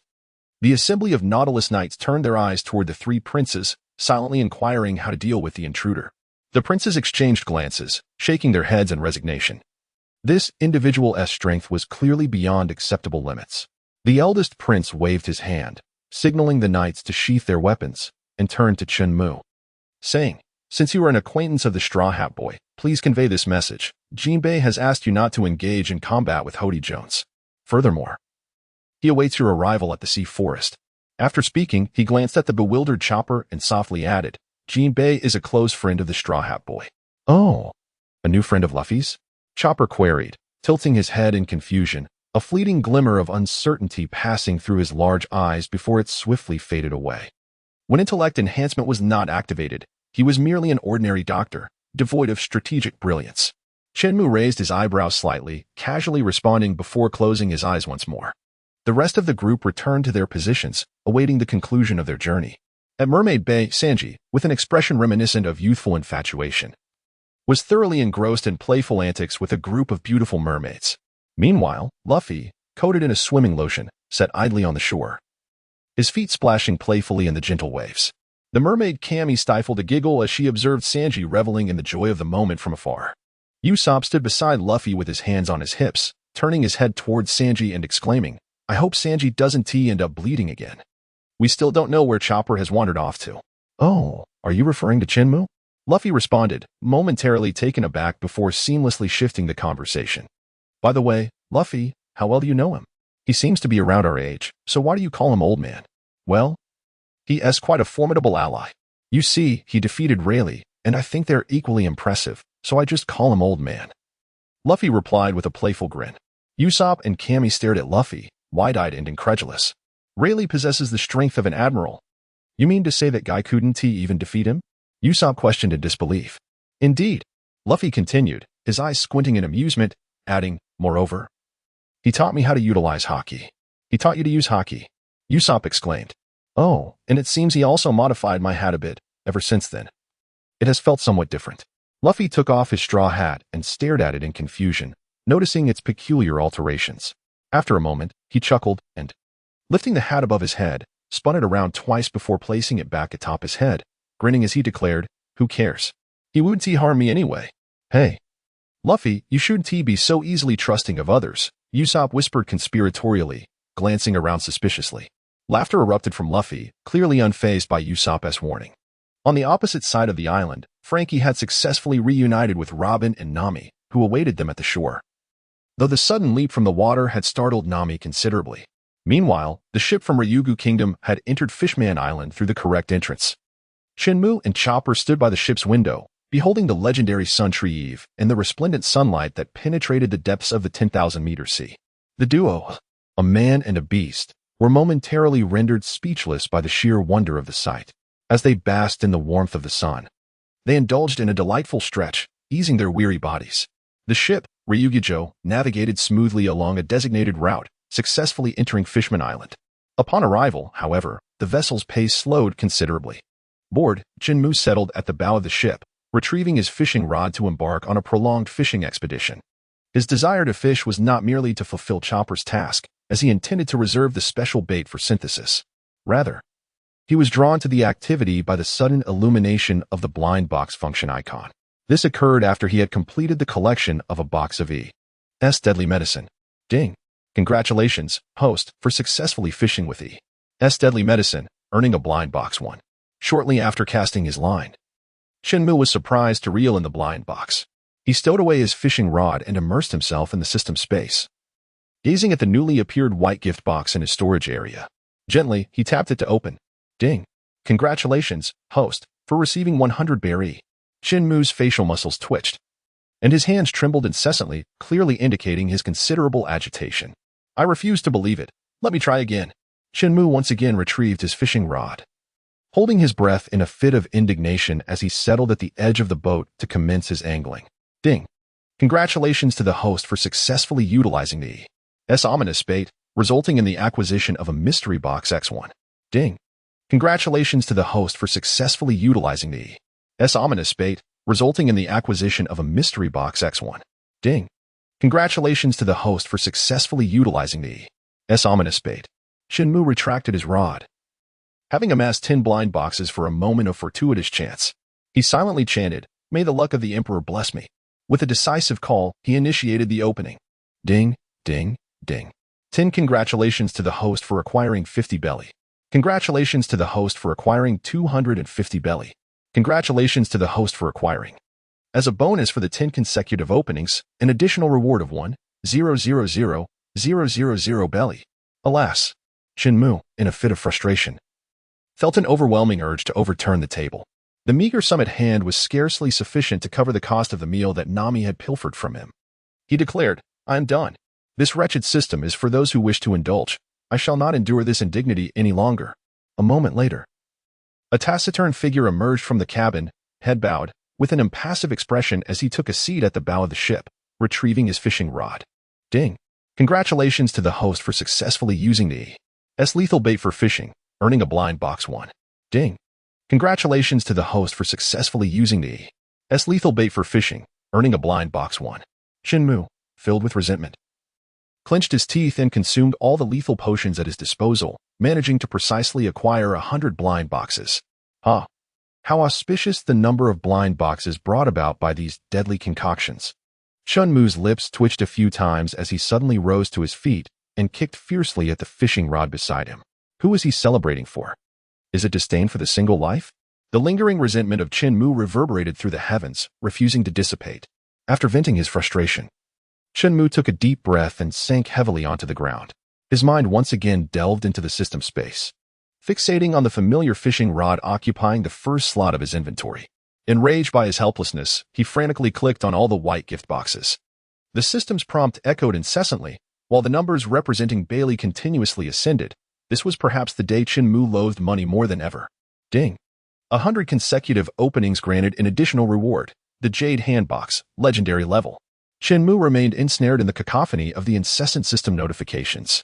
It was only after the sound of the additional reward had long since faded that he slowly regained his composure, his expression one of utter desolation. Like a machine, he focused his mind, opening the system's storage space. A fleeting glance at the sum of Bailey in the lower right corner was all he afforded before his gaze gradually shifted toward an opulent chest, entirely black with golden embellishments. Instinctively, he clicked on it. Ding. Do you wish to use the item, Jade Hand Chest, legendary level? Yes. No, no, no, no. No. Chen Mu was startled, his gaze fixed upon the exquisite Jade Hand box. Good heavens. He nearly triggered a nuclear explosion within the confines of this space. This contraption almost sank the Grand Matron's Cake Island. At this moment, within the opulent treasury of Dragon Palace, filled with glittering gold and treasures, the resplendent chest that had once occupied the highest pedestal abruptly vanished. The vessel Ryaguja glided gracefully beneath the azure sky, where the radiant yet gentle sunlight filtered through the sun-tree eave, illuminating the depths of the ocean thousands of meters below. Resembling a midsummer paradise, Chopper, perched upon the shoulder of the Crown Prince Shark Star, accompanied by 2 other princes, emerged from the cabin, standing shoulder to shoulder with Chen Mu at the bow of the ship. One must admit, having lingered in the dark, lightless depths of the ocean for so long, to suddenly arrive at such a breathtakingly beautiful realm is truly a delight to both body and soul. Chen Mu stretched his arms wide, tilting his head back to indulge in a languid yawn. Chopper's eyes sparkled with delight as he gazed at the distant azure waterway, his small face brimming with joy and pleasure. The bubble waterway, gracefully arched in the air, connected at both ends to the water surface below, where gentle currents of seawater flowed, teeming with a myriad of colorful fish. Occasionally, one could catch sight of a couple of enchanting mermaids, their bodies elegantly adorned with just 2 shells, frolicking freely within the waters. As their Ryugu castle drew closer, the scenery below gradually came into clearer view. On the blue and white circular coral rocks, several striking figures could be seen. The mermaids, with radiant smiles, reclined and lounged, their exquisite forms on full display. Their flowing long hair cascaded effortlessly as they supported their delicate, fair faces with their hands, gazing up at Chen Mu and the others with alluring smiles that ignited a fervor within Mu. The young swordsman, having spent over 25 years in solitary confinement, found himself unable to restrain his wildly beating heart, captivated by the breathtaking spectacle before him, his eyes wide with anticipation, lest he miss a single thrilling moment. The mermaids, with their delicate waists upright, waved and called out excitedly to the 3 princes at the bow of the ship. Chen Mu eagerly reciprocated, engaging passionately with the throng of fans below.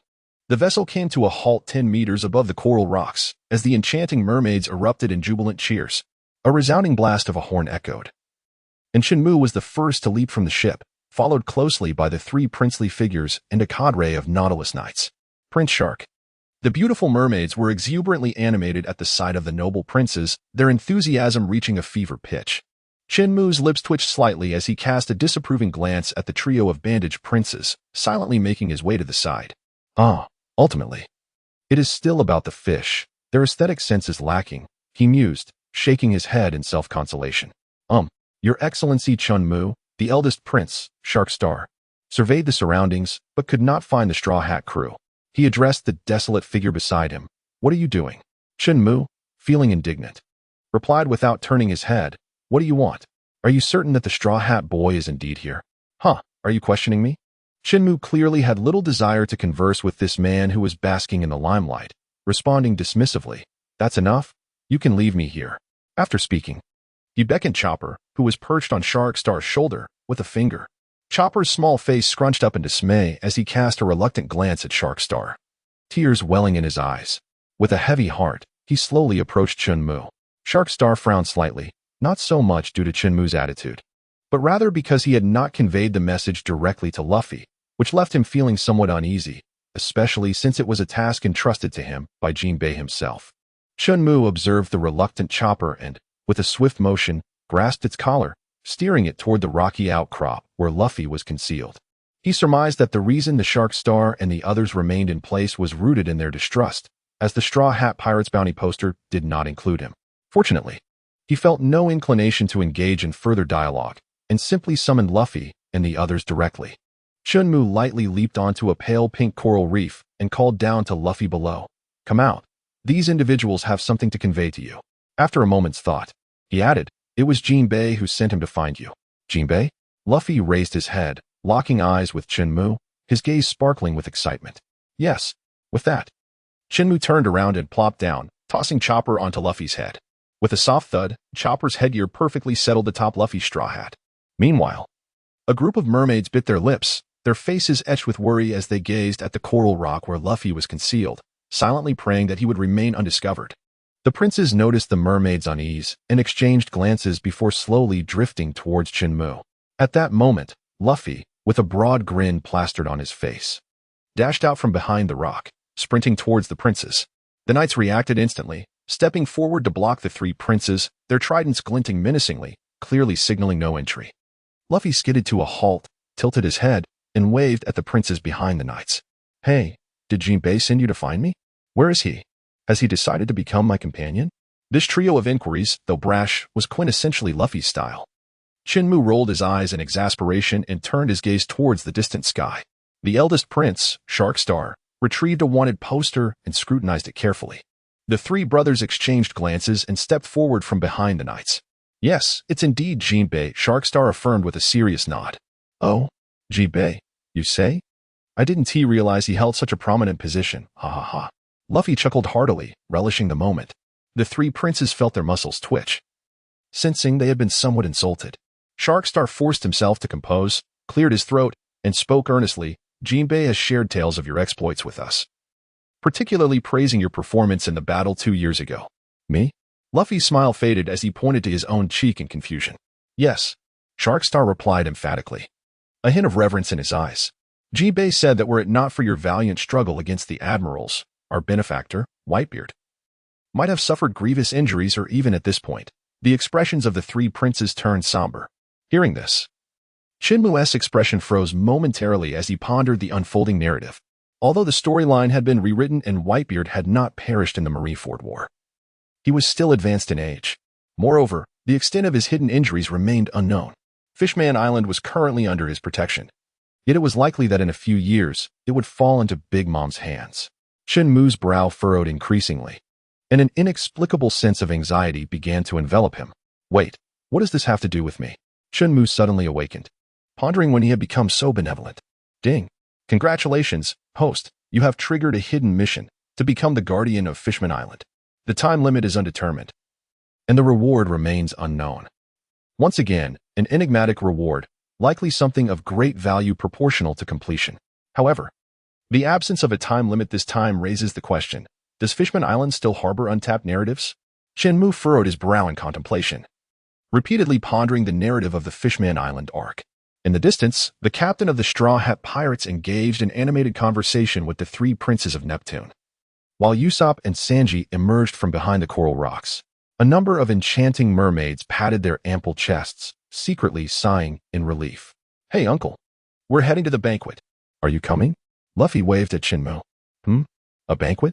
Chen Mu paused, then shifted his gaze to the three princes, suddenly enlightened. Ah, these young gentlemen wished to befriend Luffy, the notorious pirate with a bounty of 1 billion, particularly since he is a friend of Jinbei. You all go ahead. I have some matters to attend to, so I shall not. Chen Mu smiled faintly, preparing to decline, but then a flash of inspiration struck him. Of course, if Whitebeard is unable to attend, the Straw Hat Pirates could easily fill that void on Fishman Island. They can handle it. However, the presence of one of the 4 emperors, Big Mom, posed a challenge. Additionally, who could say how many more years Whitebeard had left? If the unknown rewards were linked to the completion time, wouldn't my rating be adversely affected? Well then, I shall accompany you. Chen Mu gracefully leaped down from the towering coral rock, pretending to rummage behind him, while in truth retrieving a pink trinket from the system's space, the bubble coral. This was considered one of the more benevolent items among the myriad of draws. The three princes raised their eyebrows slightly in surprise at the sight of the pink artifact in Chen Mu's hand. Why had he not utilized the bubble coral earlier? One by one, the crowd boarded the ship, soaring directly upward. The entirety of Fishman Island is divided into 2 levels. The Mermaid Bay is situated below, while Dragon Palace City rests above, at the pinnacle of Fishman Island. Chen Mu and his companions ventured into the depths of the sky, observing the diminishing structures below. As they turned their gaze back to the slowly drifting white clouds beside them, a profound sense of wonder enveloped the group. The extraordinary sun tree Eve, with roots capable not only of channeling sunlight and air but also of transmitting the weather and scenery outside, save for the night, stood as a marvel. During their journey, they beheld numerous deep blue bubbles, each filled with seawater and adorned with miniature castles or luxurious abodes inhabited by noble mermen. Upon sighting the three princes at the bow of the ship, the mermen warmly greeted them, and the princes acknowledged with nods in return. Above the sea, within impelled down, a man clad in the Justice military uniform emerged on the 6th level of Infinite Hell. 2 years had elapsed since the Battle of Marineford, during which Blackbeard and his crew had been imprisoned for nearly the same duration. However, compared to being slain by Chen Mu, the loss of 2 years of freedom seemed a comparatively mild punishment. With a thunderous crack, a molten giant fist materialized, melting a gaping hole in the iron door of Blackbeard's teach cell. The molten iron dripped onto the ground with a hissing sound, releasing acrid smoke that billowed into the air. Ha ha ha ha ha! Blackbeard observed the figure before him with an oddly amused expression. I never anticipated that the world government would send you, absolute justice, ha ha ha. Despite the defeat at Marineford, Akaina bore the burden of blame as a vice admiral. Yet, to be openly mocked by a former warlord now reduced to a prisoner was difficult to tolerate. Enraged, he delivered a fierce punch to Teach's face, sending 2 blood-stained teeth flying. It hurts. Blackbeard fell to the ground, clutching his right cheek in agony. Akainu cast a cold glance at him and stated, the upper echelons have abolished the warlord system. The current admiral of the navy is Akiji. He paused, grinding his teeth in frustration. Regaining his composure, he continued, the higher-ups believe you still have utility, as you previously captured Ace. Therefore, they have decided to release you to the New World, with the condition that you annihilate the Whitebeard pirates. Upon hearing this, Teach ceased his cries of pain, a glimmer of malice flashing in his narrowed eyes. Whitebeard is the strongest man in the world. He was once my father. Do you wish for me to turn against him? From the moment you defected, you have already become his enemy. Ha ha ha ha ha, that is indeed logical. But what do I gain from this? The mocking grin on Blackbeard's face deepened as he fixed his gaze on the fallen admiral. To have an admiral come personally to impel down to release a prisoner, you must have been pushed to the fringes of power by the upper echelons. You. Akaina's face flushed with rage as he seized Teach by the collar, lifting him from the ground. Yet Blackbeard chuckled nonchalantly, without benefits. How could the world government command us, the villains? He then appeared to recall something, his expression oddly contorted as he remarked, oh, I forgot. You are merely a general. Such decisions can only be made by a marshal. A cacophony of boisterous laughter reverberated throughout the 6th floor. Moments later, Akainu, with a grim countenance, was personally escorted to the exit by the obsequious warden, Hannibal. Not long after his departure, Blackbeard and his cohorts swaggered through the prison gates, boarding a colossal warship that had been reserved for them. Meanwhile, the vice warden, Magellan, stood by, his eyes wide with disbelief, struggling to maintain his composure as purple venom dripped incessantly from his tightly clenched fists. With a disdainful gesture, Hannibal pinched his nose and stepped aside, exclaiming, "Vice Warden, have you suffered another bout of indigestion? Hurry back to your post. It reeks terribly." As the massive warship sailed away, the gates of Impel Down closed once more. Luffy and his companions ascended steadily for nearly an hour, eventually arriving beneath a vast azure orb of water. Ryugu Palace, perched atop Fishman Island where sunlight could penetrate, was an opulent edifice constructed from grand coral reefs and shells, dominated by a colossal dragon. This palace served as the stronghold of the royal family of Fishman Island. The sole entrance to Ryugu Palace was through a stone circular gate, half the size of a football field. As the group approached the stone gate, Prince Sharkstar extended his index finger and pressed the red doorbell atop his head. "Who is it?" "It is I," Sharkstar replied coolly, crossing his arms. "It is His Highness the Prince. Quickly, lower the passage." The stone gate pondered for a moment before retracting to the sides, revealing a transparent membrane in front of the group, which contained a shimmering blue water passage. Luffy and his companions stood at the bow of the ship, gazing at the entrance above with expressions of wonder. Chen Mu stood with his arms crossed, resembling an unparalleled master, gazing calmly at the vast entrance. Observing the reactions of the crowd, the Crown Prince, Sharkstar, nodded in satisfaction before turning to Chen Mu, casting a questioning glance. "Chem, what do you wish to see from me?" Chen Mu suddenly sensed a gaze filled with curiosity, and with a slight raise of his brow, he turned back in confusion. Sharkstar subtly lifted his smooth brow bone, directing his attention towards the Straw Hat crew, and spoke. "The Dragon Palace city is filled with seawater. If one is not a fishman, this may be necessary." With that, he produced an identical pink coral from his bosom. Luffy's eyes sparkled with excitement as he eagerly snatched the item, his face alight with wonder as he began to play with it. Grasping the bubble coral, Luffy pressed down firmly with his thumb on the top, and a transparent bubble swiftly emerged from the base of the coral, gradually enveloping everyone. Chen Mu slightly raised his gaze and cast a curious glance at the intrigued crowd, lost in contemplation. He remained troubled by the blind box mechanism, steadfastly refusing to acknowledge his misfortune. This was indeed the correct entrance to the Dragon Palace city, and Hody Jones required the abilities of Dakin's target fruit to dispose of his subordinates one by one. If I could secure the entrance. This thought illuminated Chen Mu's mind, prompting a hearty laugh to escape his lips.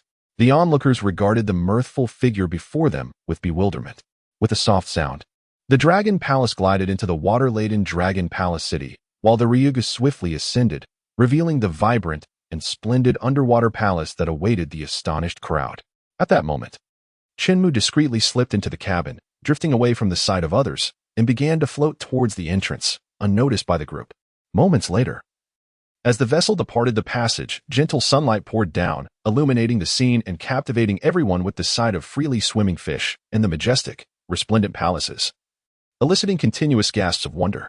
The three princes beamed with delight at the crowd's reactions. However, when the eldest prince, Sharkstar, turned to admire the expression of the mysterious powerhouse, he suddenly realized the individual was nowhere to be found. Meanwhile, Chen Mu, enveloped in bubbles, drifted slowly towards the entrance. Chen Mu's lips twitched in frustration, wishing he could shatter this turtle speed bubble and reach the entrance directly, yet he abhorred the sensation of being drenched by the sea, leaving him in a state of profound discontent. Alas, if only there were a water-repellent coating. Meanwhile, Nami found herself in a clothing store for criminals, engaged in a heated debate with the shop owner. "Wait a moment, dear customer, your demands are quite unreasonable," exclaimed the flustered fishman shopkeeper, his golden curls damp with sweat. "Let it be 10,000 berries," Nami declared, extending her slender, pristine finger with utmost seriousness. "You are quite the negotiator, my dear customer. That price is hardly even half of what it should be." The bargaining continues unabated. Meanwhile, King Neptune, the supreme ruler of Fishman Island, rides his beloved whale, aimlessly surveying his cherished realm. The influence of the Shurigate has incited a collective uprising among the sea dwellers. Although this incident has yet to affect Fishman Island directly, Neptune, as king, feels that the matter is far from resolved. Furthermore, The cherished pet of his daughter has mysteriously vanished at this critical juncture.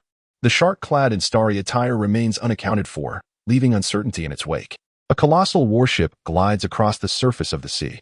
Blackbeard Teach stands at the bow, a malicious grin adorning his face, while the grim-faced crew members behind him exude an aura of readiness for battle. Armed with intelligence from the Navy, he has set his sights on the captain of the 6th Division of the Whitebeard Pirates, Bramik, though Bramik's role in the main storyline has been limited. With only a few appearances during the Marineford War, Navy reports suggest that this captain, on the verge of departure, possesses a devil fruit, not far from Blackbeard. A pirate ship resembling a white whale sails the ocean, its mast proudly displaying a skull flag adorned with a white mustache against a black background. This vessel is one of the 4 external ships of the Moby Dick, clad in a purple cloak emblazoned with the Jolly Roger of the Whitebeard Pirates. Bramik wears a triangular purple hat embroidered with a gray mustache skull symbol and is cinched at the waist with a yellow belt. As the captain of the 6th Division, he is shorter and somewhat rotund, with a grayish complexion, thick lips, and an overall amiable demeanor. Yet, at this moment, his face is marred by worry, as he is tasked by Whitebeard to inquire about the damages sustained by his pirate crew. However, as he nears the gathering point, he spots floating barrels and that familiar black pirate flag in the distance. Bramik lowers his head, releasing a heavy sigh, his expression tinged with sorrow. The knight, Doma, had displayed commendable prowess during the Marineford War 2 years ago, evenly matched against Vice Admiral Mole and collaborating with others to destroy several pacifist machines. Despite his confidence, he could not evade this global calamity, provoking a sense of regret. Whoosh! A cannonball hurtles through the air, jolting Bramik from his reverie. His pupils constrict in alarm, but he quickly regains his composure. With a swift motion, he retrieves a massive wooden mallet from a small opening in his jaw, then leaps into action, striking the cannonball with force. Boom! An explosion erupts, sending crimson flames skyward, while a plume of thick black smoke lingers in the air, refusing to dissipate. Captain!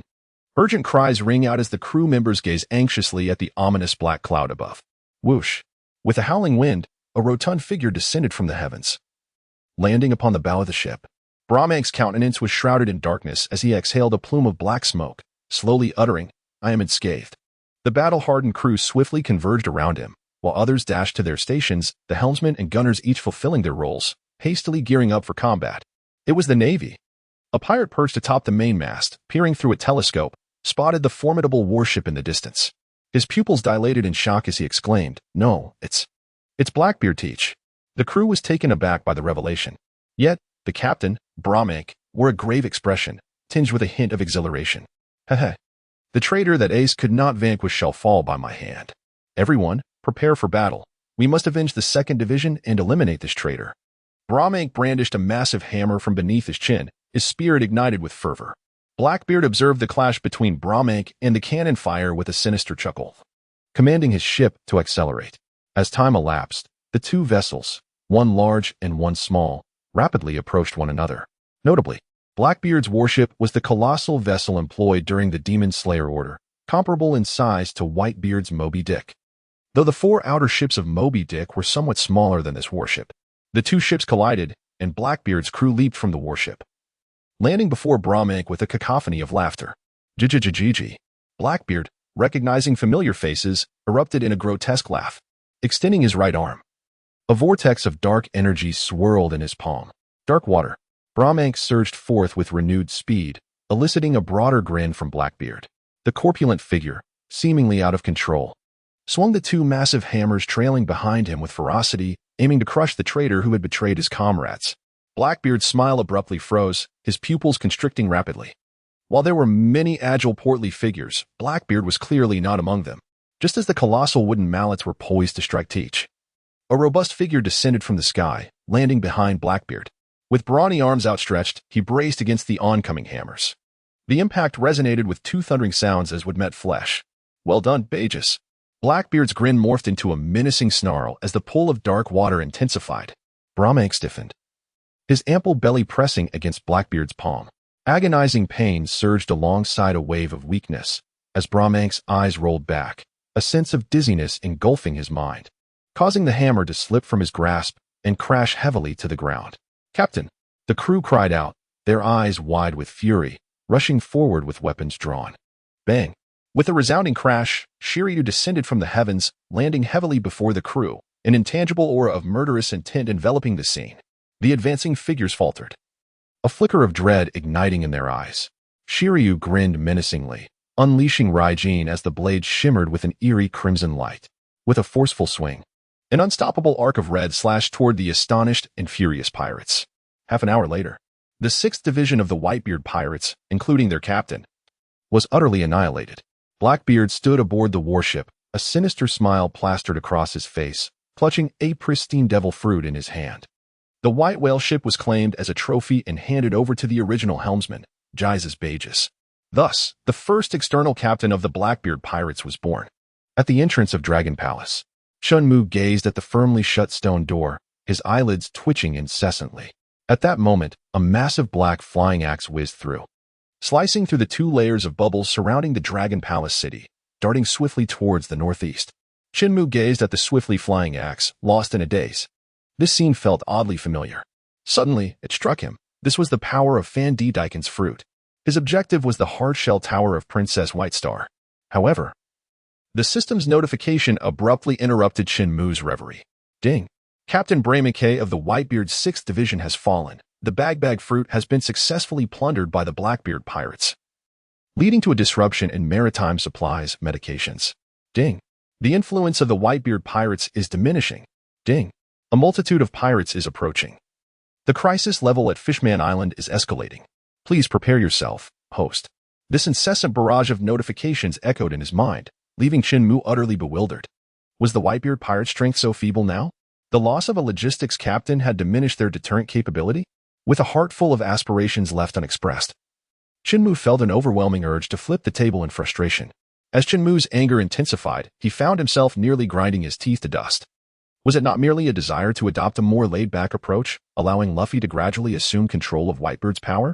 After only a day of slacking off, he was abruptly urged to hasten the pace. Very well, system. Very well, Blackbeard. If I allow you to retain even a single whisker today, I shall concede that you have done a thorough job. With that, he slightly hunched his form, momentarily gathering energy before bursting forth through the bubble, transforming into a streak of yellow light, racing towards the ocean surface. Meanwhile, in a certain part of the dark trench, Hody Jones wore a grim expression as he, accompanied by several officers, boarded Van Dyken's ship. Captain, the captain of the new Fishman Pirates, Hody, has arrived. The crew members exchanged wary glances at the uninvited new Fishman Pirates, instinctively tightening their grips on their weapons. Oh, is that you, Hody? Came Van Dyken's voice, tinged with curiosity from within the cabin. The sound of footsteps echoed as he descended the stairs, with his left hand stroking his small mustache. He leisurely emerged from the cabin. Wahahaha. Captain Hody, we meet again. Wahahaha. His voice, reminiscent of a duck's quack, resonated across the deck. Faced with the cheerful laughter of others, Hody Jones's countenance darkened further, a glint of ice flashing in his eyes as he addressed the newcomer, Dyken. The plan has been moved up. I intend to assault Dragon Palace immediately. Upon hearing this, Van Dyken narrowed his eyes slightly, scrutinizing Hody and his crew with a hint of disdain. Aside from Hody Jones, nearly all the fishmen were injured, their bodies wrapped in white bandages. At this rate, you are merely courting death. Return home, wahahaha. Van Dyken mocked openly, a derisive smile plastered on his face. With that, he turned to retreat back into the cabin to rest, having already proposed to Shirahoshi that day, and feeling disinclined to exert his powers again. The members of the new Fishman Pirates felt a surge of crimson rage flickering in their eyes, their breaths becoming inexplicably labored. Hody Jones, undeterred, surged forward, leaping over Dyken's crew with ferocity. His eyes glowed with a brutal red light as he seized Van Dyken's head, slamming his face brutally against the deck. Captain! The crew gasped, drawing their weapons and preparing to charge at Hody. Clang! The octopus swordsman, Bartolomeo, with only 6 legs remaining, sliced through the air with a blinding flash of his sword. The crew members, caught off guard, found their upper bodies stiffening as they toppled forward, their life force extinguished in an instant. Bartolomeo, witnessing his subordinates being slain in a heartbeat, Van Dyken's eyes turned crimson, and he let out a furious roar. The fingertips of both hands dug deeply into the decaying deck, sending whitewood shavings flying. Yet, Hody Jones firmly pressed down on him, his eyes devoid of compassion, coldly stating, "Do you understand now?" The loathsome rage within Van Dyken surged violently, threatening to overflow. Fine. I'll do it. Hody responded with a chilling smile. Stepping back after releasing his grip, he then raised his foot and delivered a powerful kick to Dakin's abdomen, sending him tumbling off the ship. This vessel is now mine. Van Dicken flew a distance before gradually regaining composure, his expression blank as he swam toward his own ship. Upon reaching the stern, a flicker of hatred crossed his eyes as he removed the red glove from his right hand and tossed it behind him. Extending his right hand, he pressed it against the wooden planks at the ship's rear, gathering strength before pushing with all his might. The dilapidated sailboat slowly emerged from the depths, and with another forceful push, the vessel shuddered violently, instantly accelerating toward Dragon Palace City. Hody Jones retrieved several potent pills, consuming them as those behind him followed suit. The entire ship was enveloped in an aura of unparalleled brutality, Hody's boisterous laughter fading into the depths of the dark sea alongside the speeding sailboat. Meanwhile, a yellow figure burst through the surface of the water. Due to inertia, Chen Mu continued his ascent into the sky after breaking the surface, soaring nearly 100 meters high before his momentum gradually ceased, and he began to plummet back toward the sea. With a tremendous crash, Chen Mu, wielding the mirror flower water moon, landed heavily on the deck of a massive warship. Prompted by the sniper Van Oka, Blackbeard's crew was already on high alert. Before Chen Mu could regain his footing, several blades struck his bare head in an instant. The sound of metal clashing against rock echoed as the force of the impact sent everyone staggering back, their weapons almost slipping from their grasp. Yet, the offensive from Blackbeard's crew did not relent. Blackbeard Teach leaped over the heads of his comrades, dark energy swirling rapidly around his right hand as he aimed a blow at Chen Mu's head. Chen Mu remained in a half-squat posture, his head held high, his face a mask of fury as he delivered a fierce kick towards Blackbeard. A wave of translucent ripples radiated outward, brushing past the onlookers. The band of rogues trembled, their bodies quaking, a palpable fear flashing through their eyes. Blackbeard plummeted from midair, landing with an uncontrollable shiver. Observing the pitiful state of those before him, the sharp glint in Chen Mu's eyes gradually faded, and he pondered, is the Conqueror's haki truly that formidable, or are they simply too weak? Chen Mu first withdrew his right foot from the hole in the deck, followed closely by his left. He twisted his head and rotated his waist. Engaging in a solitary warm-up, Blackbeard and his companions gradually regained their composure, cautiously retreating backwards, fearful of disturbing this familiar yet enigmatic figure. Chen Mu appeared oblivious to the movements of those around him, continuing to warm up with delightful ease, stretching his legs and shaking his shoulders. The crew of Blackbeard moved stealthily, cautiously inching towards the ship's edge, casting a glance at the distant Moby Dick, ever ready to leap away. Blackbeard Teach, concealed behind his companions, exchanged a knowing glance with the onlookers, a sinister smile crossing his face, his expression suddenly transforming into one of grotesque malevolence. The dark passage, Blackbeard roared. With a swift motion, he slammed his hands down, and the point of contact instantaneously morphed into a black hole, rapidly expanding outward. The areas engulfed by darkness began to sink slowly, including Chen Mu's feet, which became ensnared in the shadows, as if caught in a mire, rendering him immobile. The others sheathed their swords, hoisted their spears, and turned to leap towards the nearby Moby Dick. The actions of Blackbeard's crew left Chen Mu in stunned disbelief. This is betrayal? As Chen Mu observed the reactions of those around him, 3 particular words involuntarily flashed through his mind, words that had previously incited considerable irritation within him. Regaining his composure, he noted that the towering main mast had already tilted beyond a precarious angle. While he found himself ensnared in the very heart of the dark marsh, the black mire having risen to his waist, Chen Mu merely frowned in mild displeasure, expressing a hint of disdain. However, when he lifted his gaze to look at Blackbeard, he discovered that the man had vanished. Chen Mu was momentarily taken aback. His mind filled with a plethora of questions as he glanced around, failing to discern any presence. Just then, a frantic roar echoed from afar, reaching Chen Mu's ears. I've trapped him, hurry up. He couldn't help but smirk internally at the cowardice displayed. As his gaze shifted, the white, whale-like Moby Dick gradually receded, while the enormous warship afloat on the sea began to dissolve, until it was completely engulfed by the colossal black whirlpool. On the azure surface of the ocean, a black vortex continued to spin slowly, refusing to vanish. Suddenly, a figure burst forth from the depths of the whirlpool, causing it to explode outward, sending waves soaring dozens of meters high. After a brief ascent, the seawater cascaded back down, returning to the majestic expanse of the ocean. Yet, Chen Mu, having broken through the darkness, vanished without a trace. On the deck of the Moby Dick, the escapees, Blackbeard and his crew lay limp, gazing up at the clouds drifting leisurely across the sky, and could not help but exclaim, "How wonderful it is to be alive." The new captain of the Moby Dick, Bagus, firmly gripped the helm, steering towards the horizon, yet occasionally glanced back at his comrades with an expression that was inexplicably peculiar. Is it really that photogenic? Having been confined and impelled down for 2 years, the crew had evidently made significant progress, no longer as defenseless against his assaults as they once were.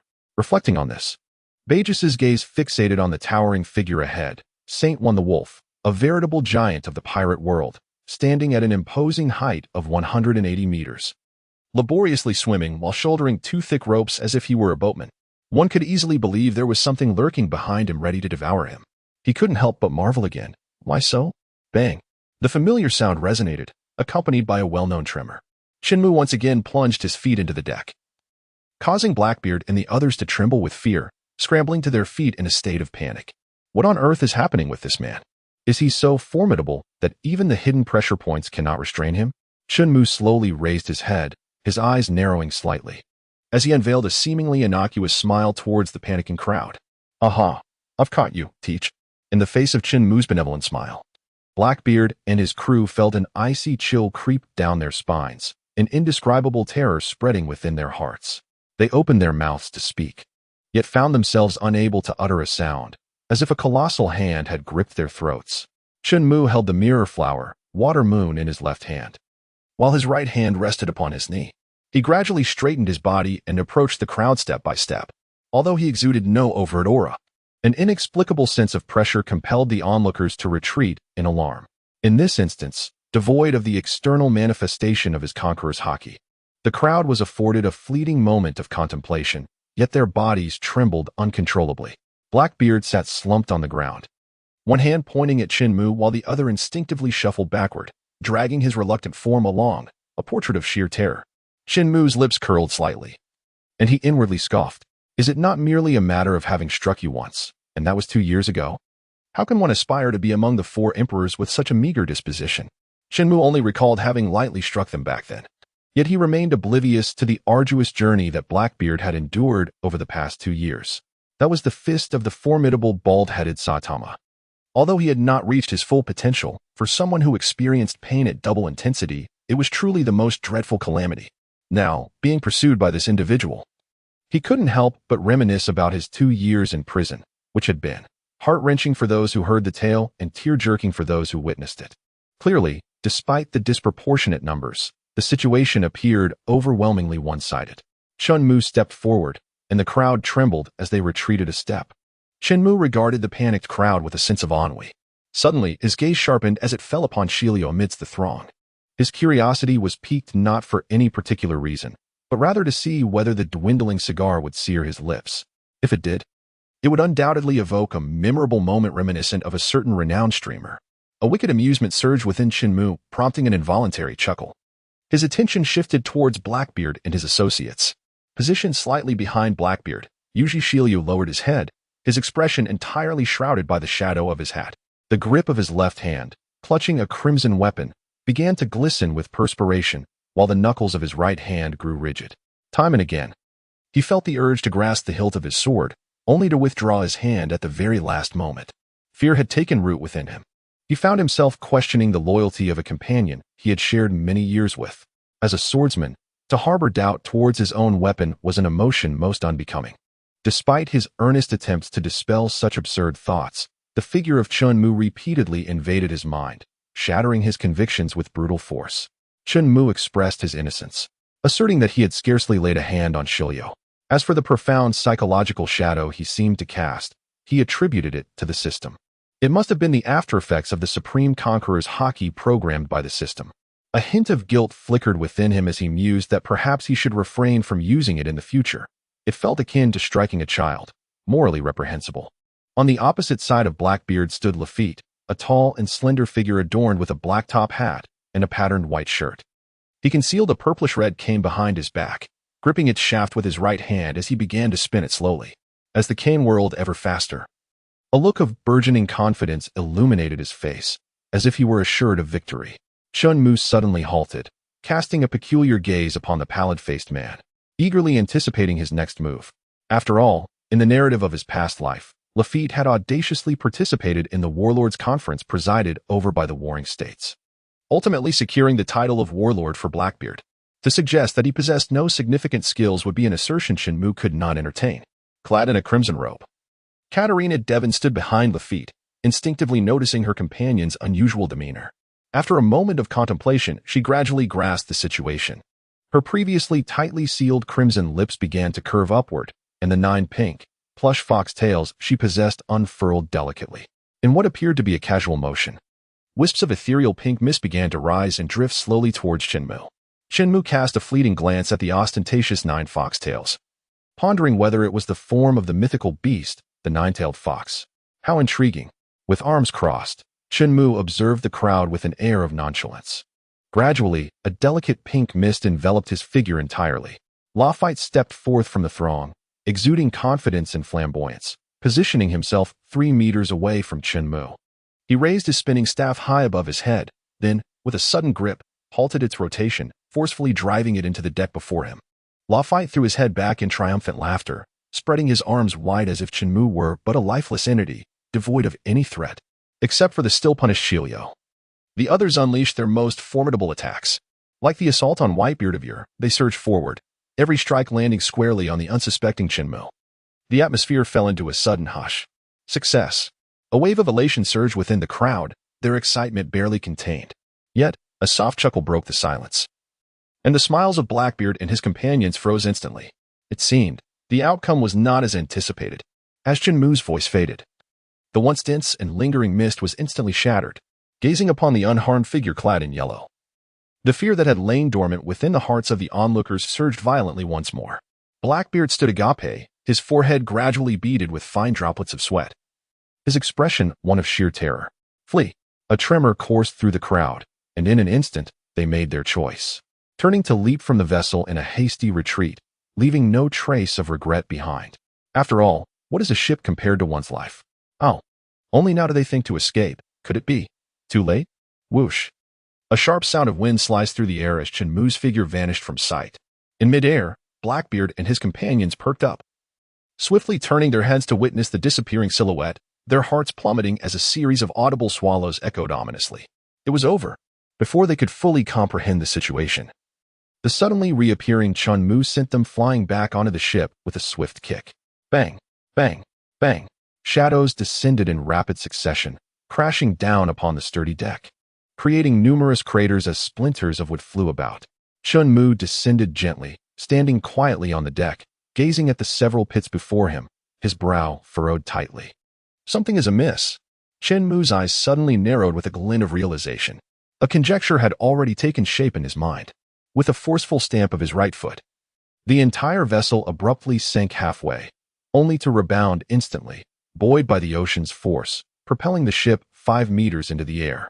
The white whale, crashing back down, trembled violently, sending waves soaring several meters high. Chen Mu's feet seemed as if they were nailed to the deck, his figure utterly unmoving. The entire deck lay in ruins. And as he gazed down at the cabin below, strewn with splintered wood yet devoid of any presence, a chilling light erupted from his eyes. They fled. Could they truly escape? Chen Mu was truly enraged this time. His eyes, gleaming with a cold light, suddenly closed, and a wave of transparent energy rippled outward, reaching towards the depths of the ocean below. A faint humming sound emerged, causing circles of ripples to form on the surface of the sea. The slightly briny sea breeze lifted Chen Mu's white cloak, and without the colossal giant, Saint-One the Evil Wolf, the Moby Dick drifted slowly through the water, its pace exceedingly languid. Time passed, second by second. Chen Mu's eyes suddenly widened, his expression turning serious as he gazed intently into the depths of the ocean. Chen Mu Yao soared into the air, retrieving the illusory flower and water moon into the confines of the system space. With a thunderous crash, he descended headfirst into the ocean, propelling himself towards a massive figure that was swiftly gliding through the depths. Chen Mu possessed the most supreme form of observation hockey, and a mere group of minions could never slip away from his watchful eyes in the blink of an eye. The spread of his perception undoubtedly surpassed that of Blackbeard and his ilk. However, after a thorough search, he found that even the red markers on the system map had vanished. This perplexity left him astounded. It was not until he observed the colossal figure of Saint-One Wolf, who had refrained from engaging in battle, frantically fleeing towards a certain direction beneath the sea that a flicker of doubt arose within him. Firstly, Blackbeard Teach and the formidable Big Mom. Known for her title of the strongest female pirate, were both devil fruit users, making them ill-suited for any underwater escapade. The other submerging into the deep sea made sense. But these two would undoubtedly float upwards upon entering the water, never to descend. Unless they were not in the water at all. With this realization, Chen Mu felt a sudden clarity. He pondered why only a single figure was visible in the maw of Saint Wolf. The highest tier of observation hockey had nearly been deceived. This was becoming increasingly intriguing. Saint Wolf, a man nicknamed the Giant Warship, possessed a speed that belied his immense stature. It was hard to fathom that such a rotund giant, towering at 180 meters, could swim through the depths of the ocean with a velocity that outpaced several sea kings. Within the jaws of Saint Wolf lay the figure of Baskerville Jot, adorned with a jester's cap.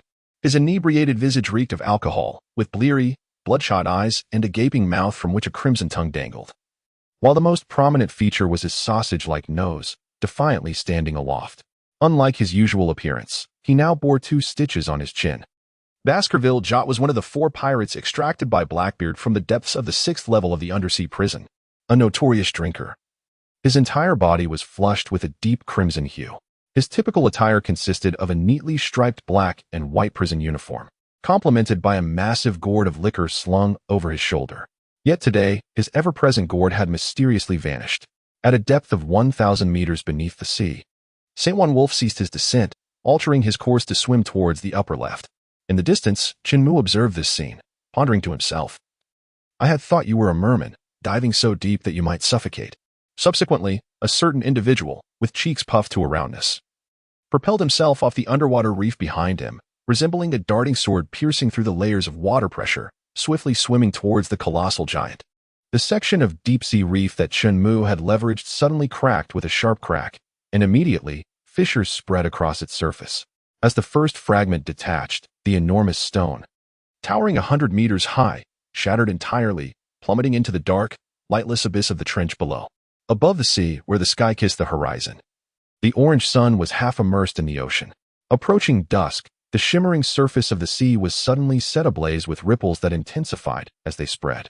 A massive figure abruptly breached the surface, shattering the serene ambience. This disruption also startled Chen Mu, who was reclining on the water's surface, drifting with the current. Such a magnificent vista was abruptly marred by this brown-haired prisoner who had sullied its beauty entirely. Chen Mu's countenance, which had originally possessed a certain softness, gradually transformed into one of solemnity. Chen Mu, with a stern expression, took a deep breath and instantly pivoted, transforming his backstroke into a butterfly stroke, propelling himself rapidly towards the colossal figure of Saint Wolf, whose physique resembled that of an island. Chen Mu, with his remarkably swift figure, glided like a butterfly, causing waves to surge, leaving a towering wall of water in his wake. The distance between the two was merely a few hundred meters, a span that, for Chen Mu, was inconsequential, barely requiring a blink of an eye, despite his current state of blindness. The Saint Wolf sensed a disturbance behind him, and, as he began to pivot to investigate, he abruptly felt a violent strike at the nape of his neck. His immense form staggered forward, propelling him several meters further. After colliding with a mountain of flesh, Chen Mu adjusted his posture and lifted his head from beneath the surface of the sea. Shaking his eyebrows, he reached up to touch his bald crown, a peculiar expression adorning his face. To his surprise, this 180-meter giant was surprisingly resilient. The notorious prisoner, Saint Wolf, known as the Giant Warship, was currently groaning in pain, his massive visage contorted in distress. Baskerville Jot, the inebriated figure within Saint Juan's gaping maw, covered his ears with both hands, his towering form being tossed about uncontrollably. The noise is unbearable. Seizing the opportune moment, Baskerville Jot, adorned with a jester's cap, leaped from the constantly opening and closing gigantic mouth, landing on the right shoulder of the wolf. Steadying himself, he made a subtle incision beneath the left jaw with his right hand, causing several figures to tumble forth from the narrow crevice. The individuals that emerged landed in a haphazard pile upon the wolf's broad shoulder, disheveled and disoriented, struggling to regain their senses as the world spun around them. At that moment, a light chuckle resonated. Indeed, it is the bag fruit. Who would have thought it could contain people? The towering prisoner, Baskerville Jot, stiffened, abruptly raising his head in disbelief toward Chen Mu, who sat cross-legged atop the wolf's head, his intoxication vanishing in an instant. Chen Mu sat cross-legged, his right elbow resting on his knee while supporting his slightly tilted chin, gazing down at the person below with a beaming smile. At that moment, Saitama the wolf trembled all over, ceasing his cries of pain, his round, bean-like eyes widening in an instant, his jaw quivering incessantly. With a smile playing at the corners of his mouth, Chen Mu gazed down at the motionless giant clown, his expression tinged with mockery. You. Bask Jotter, clad in tattered prison garb, trembled as he pointed a shaking hand at Chen Mu. You've spoken at length, yet failed to provide any resolution, he stammered, causing the smile on Chen Mu's face to vanish in an instant, replaced by a glint of sharpness in his eyes. He despised being pointed at. As Chen Mu's anger surged, the previously tranquil atmosphere shifted to one of palpable tension. Of course, he was the only one drawing the sword. In a flash, illusions danced before the eyes, and a swift sound echoed as Chen Mu vanished from his spot. A fierce gust of wind rushed past, lifting his clown hat high into the air. Jotter's eyes widened in terror, his body rigid and immobile. Meanwhile, Chen Mu appeared behind him, his left hand gripping the blade, trembling slightly, as if the weapon had been tainted by something unclean. The chilling sound of steel slicing through flesh resonated as a slender line of crimson appeared from Jotter's left shoulder to right abdomen, blood gushing forth and splattering several meters high. Accompanied by an agonizing wail, Jotter collapsed to the ground, curling in upon himself. The dazed onlookers were abruptly roused by the horrific cry, their gazes snapping to the blood-soaked Jotter, their pupils constricting in shock. The ship's doctor, Poison Q, who lay prostrate on the ground, lifted his wrinkled, haggard face and slowly crawled towards Jotter, perched once more atop the head of the Saint One Wolf. Chen Mu observed the scene in silence. Poison Q's gnarled hand gently rested on Jotter's face, his voice hoarse and frail as he uttered, "Open up." Bask Jotter, fighting through excruciating pain, reached with his right hand to the second mended seam on his jaw, as if unzipping a closure, releasing an endless cascade of vials and potions. That's enough. Poison Q labored to part his lips, struggling to utter those two words. Jot's right hand hung limply towards the ground, and the fissure in his chin seamlessly mended, as if nothing had transpired. Poison Q sat cross-legged, yet his form remained hunched. Gradually, he stretched out his hands. But in an unexpected turn, upon contact with the medicine, they transformed into a steady and powerful force. His arms became fleeting shadows, swiftly selecting the appropriate remedies and promptly stitching up the vast wound. The entire process, from choosing the medicine to healing the injury, took less than 10 seconds. This display from Poison Q caught Chen Mu's attention, prompting a quiet sigh within him. Indeed, the might of the Blackbeard pirates possessed remarkable qualities. Shifting his gaze back to the crowd, after binding Jot with the bandages, Poison Q's eyes dimmed with a flicker of brilliance. He lowered his head slightly and retrieved a handheld fruit basket from behind him, unveiling a bountiful array of red apples beneath a white cloth. He gently pushed the basket towards Jot and slowly articulated, "Choose one." Before he could finish his sentence, the basket was snatched away by the muscle-bound champion of fighters, Bagus. Blackbeard furrowed his brow, contemplating Jot with a serious expression, murmuring, "This time, let us not tempt fate." "Indeed, there is no need to test fate this time," remarked someone who had seen enough of the spectacle, chuckling softly. The crowd, with their backs turned to Chen Mu, shivered as they sensed a drastic drop in temperature, as if they had stepped into a realm of ice and snow. Saint One the Wolf kept his gaze upward, secretly observing the peerless powerhouse overhead, trembling in fear, too apprehensive to make any movement. Chen Mu leapt gracefully from the head of the vicious wolf, landing deftly behind the crowd. With a light-hearted tone, he remarked, "Hee. This time, you find yourselves without a ship, do you not?" The onlookers swallowed hard, struggling to control their stiffened bodies as they slowly turned to face him. Blackbeard, wearing a sycophantic smile and rubbing his rough hands together, mustered the courage to speak. "We are willing to become your subordinates, to join your pirate crew. And we beseech you not to." Before Blackbeard could finish, Chen Mu interrupted with a wave of his hand, declaring, "Stop, no more words. First, shave off your beard before you speak to me." The assembled crew was momentarily stunned, casting resentful glances at their captain. Blackbeard, perplexed, sat at the forefront with his back to the others. His shoulders lifted, and the soft rustling sound echoed as tufts of black stubble danced in the wind, drifting away into the distance. Setting aside the red in his hand, a single crystalline tear slid down his cheek, falling silently to the ground.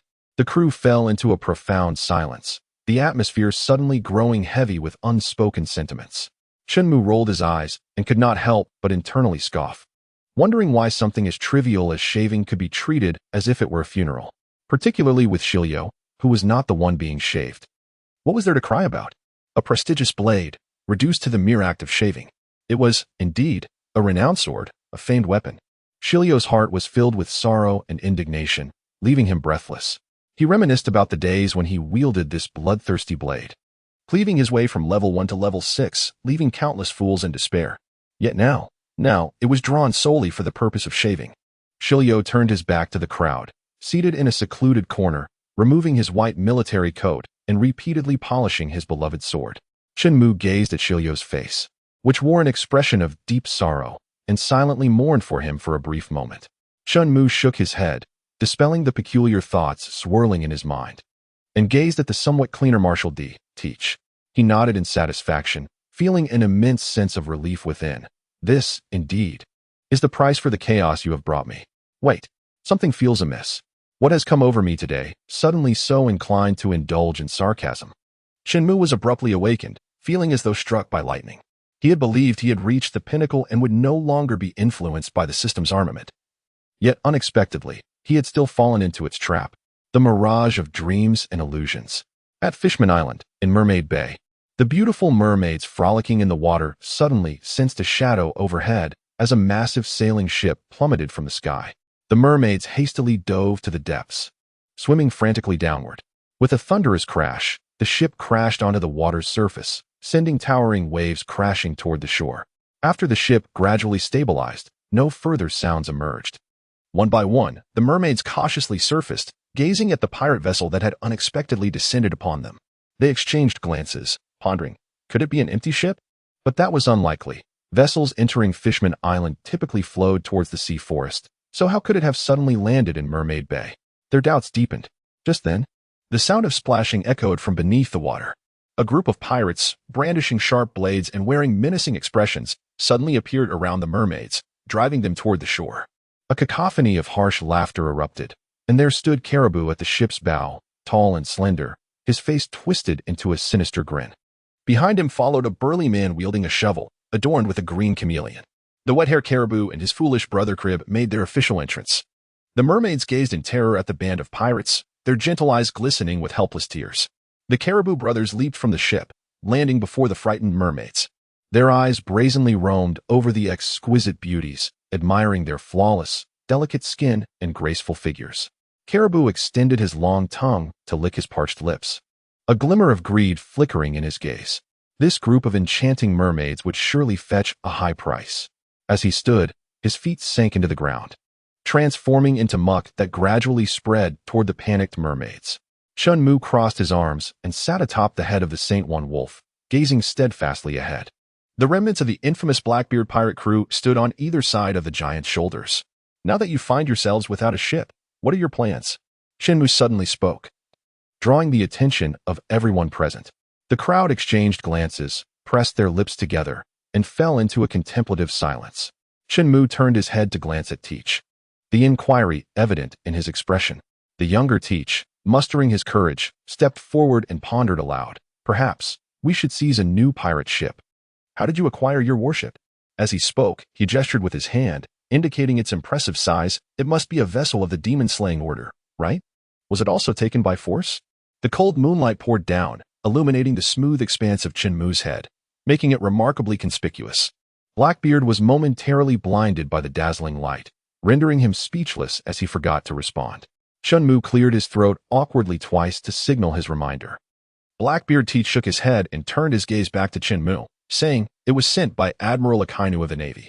Chen Mu raised an eyebrow, expressing a hint of surprise as he inquired, sent by Akainu? Indeed. The newly appointed Admiral Kazan has instructed us to balance the forces of the four emperors in the New World, essentially pitting pirates against pirates. What a feeble navy. Teach thought, a flicker of disdain evident in his eyes. Chen Mu nodded thoughtfully and murmured, then go and procure another vessel. This time, avoid directly traversing the windless zone. Instead, proceed to the Shambodi archipelago to apply a protective layer and ensure the security of Fisherman's Island for me. The crowd was left in a state of confusion. Chen Mu cast a sidelong glance at Tiki and slowly spoke, regarding the matter of Fishman Island's territory. I shall have a discussion with Whitebeard. As for Ace, Chen Mu's abrupt pause sent a wave of anxiety through the crowd. I shall endeavor to mediate for you. If that proves futile, you may resort to giving him a sound thrashing. With that, he closed his eyes, seeking to gather his strength. The onlookers turned their gazes toward the former Captain Teach. Observing his defeated demeanor, a glimmer of resolve flickering in his eyes. Oh, although Chen Mu had his eyes tightly shut, he extended his observation haki, enveloping those around him. The fluctuations in the emotions of everyone present, along with a hint of determination, piqued his interest. He chuckled softly. Indeed, a pirate crew formed by villains possesses audacity. In an instant, Chen Mu focused his mind, fully aware of the events that were about to unfold. The pinnacle of observation haki allows one to glimpse the future. Yet mine seems to foresee events that are rather distant. Had I possessed such a capability in my previous life, I would not have failed to win even a single lottery ticket. Chen Mu gently shook his head, exhaling a leisurely sigh. Suddenly, a system notification echoed in his mind. Edward Newgate's injuries have escalated, and the influence of his pirate crew has decreased by 1. Confounded by the unexpected announcement, Chen Mu was left in a state of bewilderment. Is Marco not the ship's doctor? Has his condition deteriorated in less than a day? Chen Mu's lips twitched slightly, caught in a moment of speechlessness. Sighing, he resigned himself to the inevitability of the journey. If it must be done, then let it be today. Chen Mu tapped the head of the Saint One wolf beneath him and spoke softly. Change course to the southeast and accelerate. He then turned his gaze to the man in the jester's hat, basked Jote, who was incessantly gulping from a wine gourd. Jote, you will follow me in a moment. Jote. Observing the big barrel Jote ignoring him, a flicker of irritation flashed in Chen Mu's eyes. At that moment, the devil Sheriff Raffet, standing beside him, subtly moved his left hand behind his back, causing his cane to spin and strike Jote on the back of his head. Jote's drinking abruptly halted as he struggled to open his bleary eyes, tilting his head down in confusion to gaze at Raffet, who was only at his waist height. Raffet maintained his gentlemanly smile and spoke calmly. Look up. Jote slowly raised his head, only to meet Chen Mu's icy gaze, causing him to shudder involuntarily as his pupils constricted in an instant. Chen Mu observed the awakened Jote, gradually retracting his conqueror's haki, and coldly commanded, follow me shortly. All right, came the hesitant reply. At Fishman Island, amidst the sea forest, Jinbei leaned against a massive rock, arms crossed. He gazed at the pirate ship soaring overhead, eventually crashing somewhere within the sea forest, his brow furrowing in concern. The number of pirates visiting Fishman Island these past few days surpassed all previous visits combined. Jinbei narrowed his eyes, a flicker of worry gleaming within. On the surface of the sea, the colossal figure of Saint One Wolf came to a halt, creating ripples with the movement of his hands. Chen Mu remained seated, arms folded, while the inebriated big barrel busker Choate stood quietly behind him. Whoosh, whoosh, whoosh. The sound of the wind surged as Teach and his companions leaped towards the nearby Moby Dick, the external ship. After boarding, they glanced back at Chen Mu, seemingly awaiting the next directive from their new captain. Chen Mu casually glanced at the crowd and stated in a calm tone, firstly, expel all pirates from Fishman Island. Secondly, no conflict shall arise with the Straw Hat Pirates. Thirdly, if you can comply, nod. If not. At this point, Chen Mu paused, his eyes narrowing. The Conqueror's haki surged forth, enveloping the surroundings with an overwhelming pressure akin to a mountain collapsing, instantly weighing down upon the hearts of those present. Death! Boom! As his words fell, a deep, resonant roar echoed through the air, as if even the fabric of space could not withstand the immense pressure. Teach and others were utterly crushed by the force, collapsing to the ground, their minds rendered blank. Chen Mu's lips curled slightly in a satisfied smile as he nodded approvingly. The intensity of the unleashed Conqueror's haki was somewhat below average. However, it was sufficient to intimidate this group of ruffians for a brief period. Once matters with Whitebeard had concluded, I would return, and everything should fall into place. It was all under control. Chen Mu examined the map and located the enormous blue marker representing the Whitebeard pirates. He patted the head of the fierce wolf and commanded, turn around, southwest. The Holy One, the fierce wolf, responded with a soft acknowledgement and began to swim towards the southwest, the direction of the Whitebeard pirates. It was not until the massive silhouette of the wolf completely vanished that Teach and his companions gradually regained their composure. Shaking off the lingering dizziness, Teach, pale-faced, instructed, Bagus, take the helm. The crew felt a heavy pressure from this unfamiliar new captain, and the atmosphere fell into another bout of silence. Meanwhile, Chen Mu opened the map and silently calculated the distance. At their current speed, they would reach the waters where Whitebeard resided in 2 hours. At the Navy headquarters, Admiral Akiji furrowed his brow, leaning on the table with his elbows, his hands clasped under his chin, embodying the contemplative demeanor of a superior. To his right, the vacant spot of the red-clad Admiral Akainu sat on the left sofa, his eyes flashing with impatience. On the right sofa, Admiral Kazuru, lounging leisurely with a brand-new pair of yellow sunglasses perched on his face, yawned, breaking the long-held silence. Akainu's frown deepened as he prepared to reprimand Kazuru, only to be preempted by Akiji. Where is the new Admiral Fujitora? Why hasn't he arrived? Akiji's eyes narrowed slightly, his tone unusually serious as he looked at Akainu. Akainu was momentarily taken aback before his expression darkened. He's missing, and I cannot reach him via the transponder snail. Kizaru lazily lifted his gaze, glancing at Akainu, and replied nonchalantly, Fujitora went to Fishman Island. Fishman Island? Akiji paused, turning to Kizaru, both he and Akainu momentarily taken aback. Observing their expressions, the laid-back Admiral Kizaru continued. A few days ago, he invited me to accompany him to Fishman Island, but I declined. Then why can't I reach him? Akainu's eyes narrowed, a flicker of displeasure evident. I don't know, perhaps he thinks you lack prowess, Kizaru remarked, rolling his eyes and gazing out of the window. You. Akainu sprang to his feet, his teeth grinding audibly, his expression darkening. Akiji gently tapped the table, signaling for Akainu to sit down. Akainu shot a reluctant glare at Kizaru before huffing heavily and resuming his seat. Kizaru merely shrugged, appearing unperturbed. Akiji shook his head in mild exasperation and turned to Kizaru, asking what could he be doing at Fishman Island. Kizaru collected himself, abandoning his lazy demeanor, and pondered.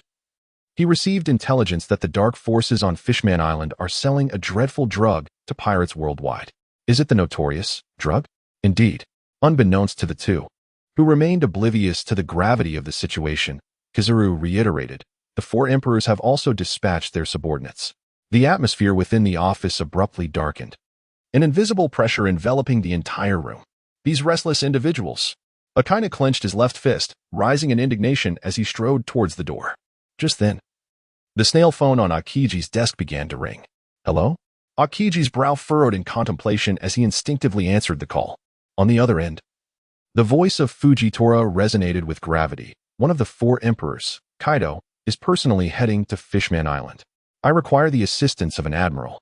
Akainu, now at the threshold, perked up at the mention and declared without hesitation, I will go. With that, he flung the door open and stepped outside. Sakazuki will support you. Akiji replied gravely before ending the call, the atmosphere within the room growing even more oppressive. The snail phone rang once more. Akiji furrowed his brow again and answered the call. The person on the other end succinctly delivered a command before abruptly hanging up. Listening to the dial tone, Akiji found himself lost in thought. Kizaru's expression turned somber, and he parted his lips but found himself at a loss for words. Understood. Akiji weakly shut his eyes, offering a feeble response to the now disconnected call. Subsequently, he slumped back in his chair, staring vacantly at the ceiling above. After a prolonged silence, the despondent Admiral Akiji slowly spoke. You should also make your way to Fishman Island. Must we truly proceed with this? Kizaru inquired, his tone laced with doubt. Indeed. After all, it is their command. Very well. With that, Kizaru rose and made his way to the door. At that moment, Akiji regained a flicker of resolve and said, let us not inform those 2. Kizaru paused, stiffly nodded, and exited through the door. Meanwhile, 2 revolutionary commanders, adorned with goggles and black top hats, were aboard a formidable ship, heading towards Fishman Island. At Ryugu Palace, a dilapidated sailing vessel barreled through the waters, crashing directly into the hard-shell tower where Shirahoshi worked. Alert! Several fishmen guards, witnessing the imminent collision of the colossal pirate ship, were left in shock. The sound of hurried footsteps echoed as multiple Neptune guards raced through the corridor, desperately making their way to the hard-shelled tower. A soldier rushed into the banquet hall where King Neptune was present, bowing deeply as he exclaimed, Your Majesty, we have a grave situation. Vanderdecken's pirate ship has launched a surprise attack on the hard-shelled tower. What? The assembly of fishmen was suddenly taken aback, their food tumbling from their hands to the ground. Neptune, with a fierce scowl, grasped his enormous golden trident and charged towards the direction of the hard-shell tower. In Dragon Palace City, The hard-shell tower erupted with a thunderous crash as Vanderdecken's dilapidated pirate ship collided forcefully against its outer wall. Hody and his crew plummeted from the shattered vessel, landing squarely before the grand entrance of the hard-shell tower. Hody, with a cold smile, pushed against the colossal door with both palms. It did not budge.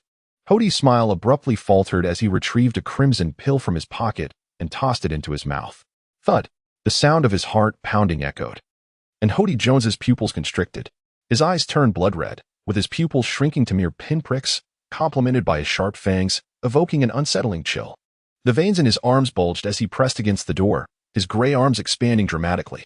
Creak! The immense portal began to creak open gradually. The soldiers, their eyes wide with disbelief, found themselves unable to breach the defense of the cadre, forced to watch helplessly as Hody pushed open the door leading to Princess Shirahoshi. Just then, a swift whoosh sliced through the air. A massive black axe spiraled toward the hard-shell tower, aimed directly at Hody's back. Leopard Zong tossed his wine gourd to the ground, bleary-eyed, glancing at the rapidly spinning axe. Burp, accompanied by a drunken belch, Leopard Zong vanished, reappearing in midair. His right hand firmly gripped the hilt of his sword. He charged toward the incoming axe. Clang! The blade was drawn. A glint of cold light streaked across the sky as the enormous axe was cleaved in two with a clean cut. The Neptune guard stood in stunned silence, watching as the shattered axe fell to the ground, swallowing hard. Leopard Zong returned to his original position, his immense orange tentacles coiling around the ground. Retrieving the wine gourd and raising it to his lips, drinking leisurely. The eerie silence of the scene amplified the sound of his tun-tun-tun drinking, crystal clear to all present. The fishman cadre appeared unfazed, while the Neptune army exhibited palpable trepidation, clearly devoid of fighting spirit. Whoosh! The sound of rushing air pierced through once more, drawing everyone's attention as a golden flash streaked across the sky, hurtling towards the cadre. In the face of the oncoming golden spear, the cadre swiftly stepped forward, bracing themselves. Even Hody halted his attempt to push the door, his expression twisted with rage as he prepared for the decisive strike, his muscles swelling once again. It is His Majesty. His Majesty has arrived. The morale of the guards surged instantly.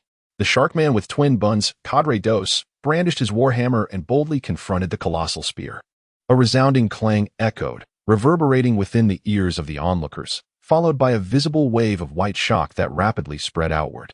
Dos gritted his teeth, gripping the warhammer tightly as he braced it against the golden spear. The spear trembled, emitting a series of ominous hums. In the sky, the two figures remained locked in a stalemate, one man and one spear. Before the hard-shelled tower gate, Geo, adorned with intricate blue and purple stripes, gradually melded into the atmosphere, vanishing from sight. The frequency of the spear's tremors intensified, gradually overpowering Dos. With a thunderous crash, the rapidly vibrating spear breached Dos's defenses, sending both him and his hammer flying downward. Leopard's eyes narrowed slightly as his right hand slowly reached for the hilt of his blade. Meanwhile, the great squid, Icarus Muhi, donned in a racing helmet and possessing grayish-white skin, stood poised with 8 red-tasseled spears, ready to intercept the approaching golden spear. Whoosh! The sound of slicing air was heard as Hody darted from behind the crowd, soaring into the sky. The onlookers felt a chill run through them as the robust figure leaped in front of the spear, prompting several combat cadres to quickly gather their strength, preparing to assist. Huh! Hody Jones scoffed coldly, forcefully pushing the spear away with both hands gripping its blade. The golden spear was sent hurtling back, leaving the Neptunian army below in shock, speechless at the turn of events. In contrast, the fishman cadres at the gate let out a sigh of relief, a hint of pride glimmering in their eyes. Our captain of the new fishman pirates can stand against the sea god Neptune. Just as the fishman cadres reveled in their joy, a massive figure leaped over the heads of the guards, a powerful arm extending forward to grasp the returning golden spear and thrust it toward Hody. Upon witnessing this sudden behemoth, Hody's pupils constricted, and being suspended in midair, he found himself without leverage. Faced with this unexpected assault, he could only defensively raise his arms. The assailant wielding the spear was none other than Neptune, the supreme ruler and mightiest being of Fishman Island. His eyes burned with fury, his orange, fluffy curls billowing in the wind. Gripping the golden trident, he charged toward Hody Jones with an unparalleled force. Clang! The sound of metal clashing resonated as Icarus, armed with 8 spear-like weapons, positioned himself protectively in front of the slowly descending Hody. A flash of cold light illuminated the scene as a sharp blade, accompanied by a whiff of alcohol aimed for Neptune's neck. Unfazed, Neptune remained fixated on Hody, dismissing the two before him entirely. A flicker of anger sparked in Leopard's eyes as his ferocious assault surged. One sword style. The port bird, accompanied by a whisper. A brilliant blue blade of light surged forth, colliding instantaneously with the sword of Leopard's song, sending it hurtling backwards. Zaro, cradling a wine jug in his right hand and brandishing the sword Inma in his left, pointed it defiantly at Leopard's song suspended in midair. Suddenly, Zaro let out a loud belch, unperturbed by the gazes of the onlookers, and raised the wine jug above his head, drinking heartily. Damn those inferior beings. Leopard Song's expression darkened. The stalemate with Neptune was beginning to fray his patience, and he pressed down with both hands in a sudden, forceful motion. The already struggling octopus fishman, Dos, was instantly crushed by the immense power, creating a resounding crash as he smashed into the floor, leaving a massive crater. A flicker of determination crossed Hody Jones's face as he reached into his chest and retrieved a crimson pill, slamming it into his mouth. "Brother Hody," gasped several officers, astonished by his action. The pursuing Neptune furrowed his brow, a flicker of recognition flashing in his eyes. That red pill seemed eerily familiar. Standing on the ground, Hody bent slightly, gasping for breath as his arm muscles swelled rapidly. Thump, thump. The sound of his fierce heartbeat resonated in the ears of the onlookers. Ignoring the warning bells ringing in his mind, Neptune intensified his assault, quickening his pace further. Hey. Hody suddenly lifted his gaze. Locking on Neptune as he descended from the sky, his blood-red eyes filled with savagery. Even before his arrival, his presence was felt. A violent gust of wind bore down upon Hody, clashing with the momentum he unleashed. An invisible wave radiated outward, pushing the spectators back several meters. Hody's white hair whipped wildly in the air, his expression grotesque as he opened his massive mouth, emitting a series of deep, ominous chuckles. Clang! The golden trident plunged into the ground. Neptune's pupils suddenly contracted, an ominous premonition stirring within him. Alas, at that moment, he found himself caught in a liminal state, where his old strength had waned but new vigor had yet to manifest, leaving him no time to react. Hody's figure materialized abruptly, his fist crashing forcefully into Neptune's side. Neptune's eyes bulged, and a torrent of blood erupted from his mouth as his massive form was violently hurled away by the sheer force. With a resounding crash, Neptune collided with the outer wall of the hard-shelled tower, producing a deafening roar. As the wall fractured instantly, sprawling cracks radiating outward, he plummeted heavily to the ground. His eyes rolling back, the combination of severe injuries and his aged body rendered him unconscious after such a brutal impact. Small fragments of debris incessantly fell from the crumbling wall, striking the dazed Neptune as dust rose to gradually obscure his colossal figure. From a subterranean hole, the diminutive Sharkan officer, Dama, adorned with a warrior's helmet, leaped forth, wielding a steel fork belonging to Neptune's guard. A sinister grin plastered across his face as he aimed it at Neptune. Emerging from the haze was Geo, his body adorned with blue and purple stripes. As he ensnared Neptune's neck with the chain he brandished. Amidst the swirling dust, the ruler of Fishman Island teetered on the brink of life and death. The two assailants, on the cusp of triumph, bore victorious smiles. Suddenly, two faint sounds of slicing air pierced the atmosphere. Dama and Geo were instantaneously propelled backward, ejected from the mist.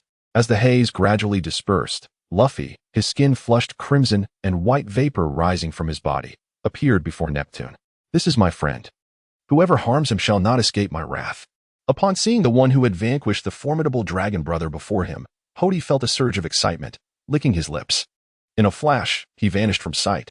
Whoosh! A sudden sound of slicing air erupted from the right, prompting Luffy to lean back slightly to evade Hody's charging fist. Hody chuckled coldly, unperturbed by Luffy's evasion, and shouted, "Rough shark." His right fist, poised before Luffy, unfurled, fingers curling menacingly as it lunged toward Luffy's face. Luffy's expression hardened, his pupils constricting as he executed a swift evasive maneuver. Bending low, Hody's assault once again fell short, leaving him momentarily bewildered. Such lapses in battle were no longer part of Luffy's repertoire, especially after enduring 2 grueling years under the tutelage of a formidable master. In a heartbeat, Luffy dodged Hody's lethal grasp, planting his left foot firmly and swiftly raising his right to strike Hody's face. Bang! A powerful kick struck Hody squarely in the face, sending his remarkably sturdy frame hurtling through the air and crashing into the distance. The cadre members were filled with anxiety, and the ever-alert bosses immediately advanced, intent on drawing his sword to strike at Luffy. At that moment, A swift blade flashed downwards. Driven by a swordsman's instinct, Bossis instantly recoiled. Glancing at the green-clad swordsman who had suddenly appeared at his side, his heart trembling with fear. Such speed. Humph. This is the captain's battle. If you interfere, you shall perish. Due to Hode's incursion, the dragon palace was thrown into chaos. King Neptune lay gravely injured and unconscious, while the royal guards were thwarted by the officers of the new fishman pirates, forced to watch helplessly as their king was assaulted. Fortunately, Zoro and Luffy arrived just in time to provide support. Otherwise, the supreme dominion over Fishman Island would surely have changed hands today. On the battlefield, at the end of the corridor, Hode was struck by Luffy and came to a halt after crashing through several pillars, his body buried beneath the rubble, dust swirling in the air. The onlookers were left speechless, staring in disbelief at Luffy. The strongest of the sea, King Neptune, has been defeated by this villain Hode. And the Straw Hat Boy has merely knocked him out with a single blow. This is too much for the fishmen to accept. While the crowd remained in shock, Luffy and Zoro's ears perked up simultaneously, their brows furrowing as they glanced toward the dust cloud. With a soft thud, a piece of rubble rolled out from the haze, followed by a second and a third. Boom! A thunderous roar erupted, sending countless debris flying in all directions. The guards positioned at the forefront were struck by the shards, collapsing to the ground in anguish. Zoro kept his right eye half open, casually swinging his sword to shatter the incoming stones. Luffy, on the other hand, swayed slightly, tilting his head to avoid the incoming projectiles with minimal movement. Unfortunately, King Neptune, positioned behind him, was pelted mercilessly by the stones, his body bruised and battered. Hode's ferocious aura suddenly expanded, dispersing the dust in an instant. However, his figure had vanished. Luffy furrowed his brow deeply, activating his observation haki to sense the surroundings carefully. Found him.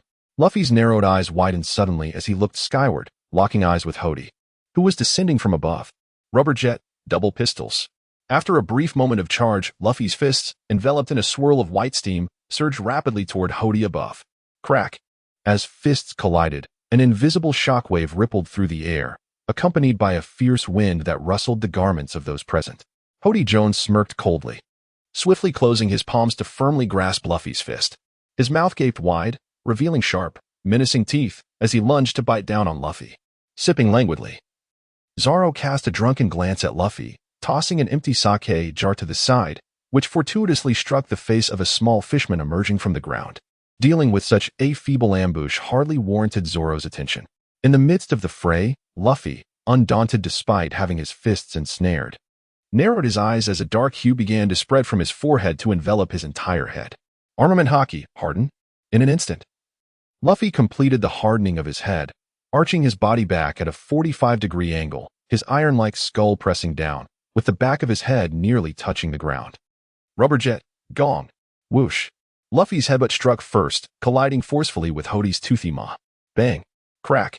Hode was sent flying upward, his mouth full of teeth shattering and tumbling downwards. With his fists now freed, Luffy swiftly retracted his elongated arms, fixing his gaze on the sky, a slight frown creasing his brow. With a heavy stomp of his right foot, he launched himself towards the airborne Hode. Rubber jet rocket. As he neared Hode, Luffy released his grip on the ground, and his elongated arms rebounded with tremendous force, delivering a powerful blow to the defenseless Hode's abdomen. Bang! A thunderous sound echoed as Hode hunched over. His body, which was about to plummet, was once again propelled upwards. Luffy furrowed his brow, contemplating Hode's resilience against his strikes as he began to descend. He refrained from pursuing Hode in the air, recognizing the lack of leverage and the impending risk of Hode breaching the bubble above him. If that occurred, the sea would flood in, leaving him at the mercy of the fishmen. Zoro, slightly tipsy, cast an indifferent glance at the equally inebriated Brook, sheathing his sword as he approached Luffy. The cadre of the new fishman pirates bore grave expressions, a lingering shadow of foreboding etched across their features. The robust figure of Hode, upon reaching the top of the bubble, began to accelerate downward. As he plummeted, Hode slowly regained his senses, reaching into his breast pocket to retrieve 3 red pills, forcing the trembling limbs of his hand to swallow the deadly concoction. Bang! With a resounding crash, Hode plummeted downwards, stirring up a cloud of dust. A sinister laughter echoed as Hode's muscles swelled once more, and he surged toward Luffy with an almost imperceptible speed. Luffy was struck squarely in the cheek by a powerful punch, sending him crashing to the ground. Zoro's right eye flashed with a cold glare as he unsheathed Sandai Kitetsu. its blade enveloped in layers of purple aura, transforming it into a deep shade of purple-black. Having undergone his own rigorous training, he also achieved the hardening of his haki in an instant. After sending Luffy flying, Hody did not pause but swung his fist again, targeting Zoro. The clash of their blows resonated with a metallic clang. Gritting his teeth, Zoro harnessed the immense force of Hody's punch to retreat swiftly, leaving deep grooves in the ground beneath his feet. Lowering his head, he clamped the white handle of Sandai Katetsu between his teeth and reached for his waist, drawing out both Shusui and Inma simultaneously. Enraged, Zoro intended to slice the insufferable fishman into sashimi, but was abruptly halted by Luffy's intervention. Zoro looked up to see Luffy, who had patted him on the shoulder and confidently strode toward Hody. A hint of astonishment crossed Zoro's face, followed by a soft chuckle as he shook his head, sheathing his swords. Luffy, with his head slightly bowed and the broad brim of his hat casting shadows over his eyes, emanated an aura that was inscrutable. In the eerie silence, the sound of Luffy's footsteps resonated clearly in everyone's ears. Walking might seem a mundane act, yet Luffy imbued it with an extraordinary presence. Unlike an ordinary person whose footfalls do not create small whirlwinds or disturb the air, Luffy's steps conjured a tight hum that echoed in the ears of those present. The fishermen officers felt their minds grow heavy, their bodies swaying as if they might faint at any moment. Even Hody, now magnified in power, bore an expression of shock, his small white pupils quaking wildly. Zoro's lips curled into a slight smirk, a glimmer of reassurance flickering in his eyes as he remarked, "Luffy's haki truly brings a sense of security." Then, with a peculiar expression, he cupped his hands to his mouth and shouted at Luffy, "Captain, let us finish this quickly so we can return for some drinks and meat." Luffy's voice was notably subdued, radiating an aura of superiority.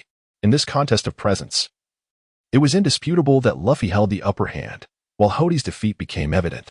Meanwhile, having spent nearly an hour, Chen Mu finally arrived before the Moby Dick, the main ship. As night deepened, the bright full moon was veiled by thick clouds, and the turbulent sea appeared particularly mysterious under the cloak of darkness. Chen Mu gazed at the imposing silhouette of the colossal ship in the distance, intending to summon the wolf of evil with a resounding call.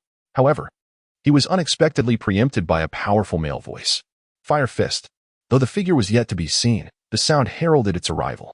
An overwhelming orange blaze surged forward, aimed directly at the face of the wolf of evil. At the moment the orange flames ignited, Chen Mu discerned the scene unfolding aboard the vessel.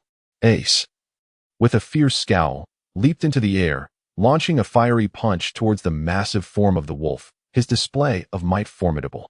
Marco, engulfed in a blue and gold inferno, transformed into a resplendent phoenix, his arms, wings, fluttering as he hovered above Ace, fixated on Chen Mu, who sat cross-legged atop the wolf's head. Boom! A thunderous roar erupted as the flaming fist collided with what seemed like an invisible barrier, erupting into a spectacular explosion. The onlookers aboard the ship were suddenly struck with a sense of gravity, the previously light-hearted atmosphere now laden with tension. Chen Mu lightly blew on his fist, dispersing the wisps of white smoke that were rising from his fingertips. How vexing! Chen Mu's demeanor did not escape Ace's keen observation. Ace's chest heaved violently, flames engulfing his entire being, as he prepared to charge towards Chen Mu, who was not far away. "Ace, return!" A deep voice resonated, prompting everyone near the ship to turn their gazes toward the towering figure shrouded in darkness. "Father!" Marco, sensing the gravity of the situation, restrained his fiery aura and shook his head at Ace, gently patting the somewhat dazed Ace before stepping forward. With a series of resounding bursts, flames erupted, illuminating the ship in a brilliant glow. Whitebeard sat majestically upon his high seat, surrounded by his captains, who stood resolutely by his side.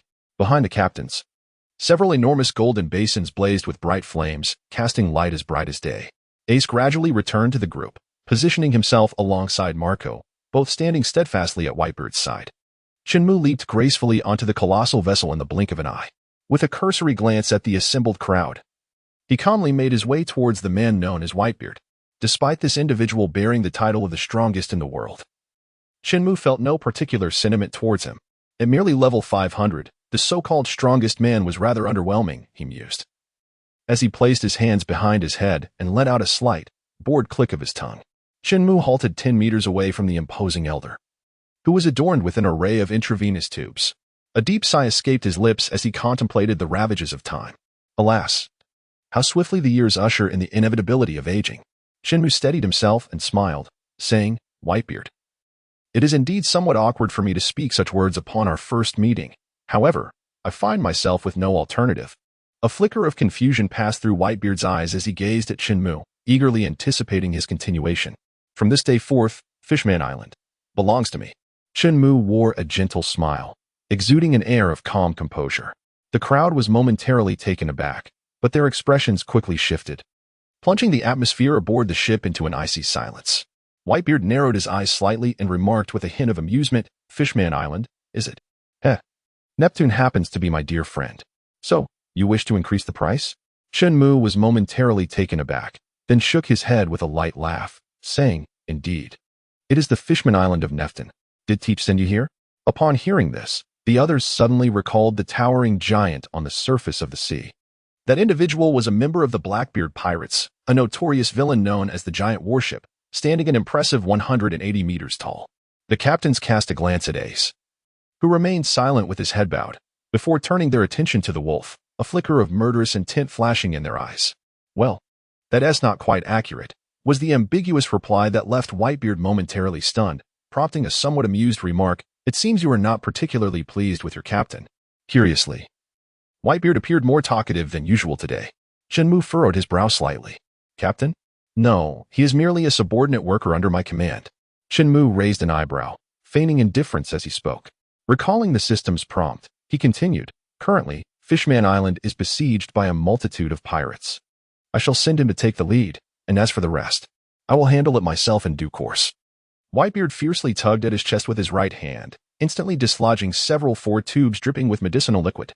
Grasping the massive Nodachi, Songyunxia, in his left hand, he slowly rose and charged toward Chen Mu. In the blink of an eye, Whitebeard stood before Chen Mu.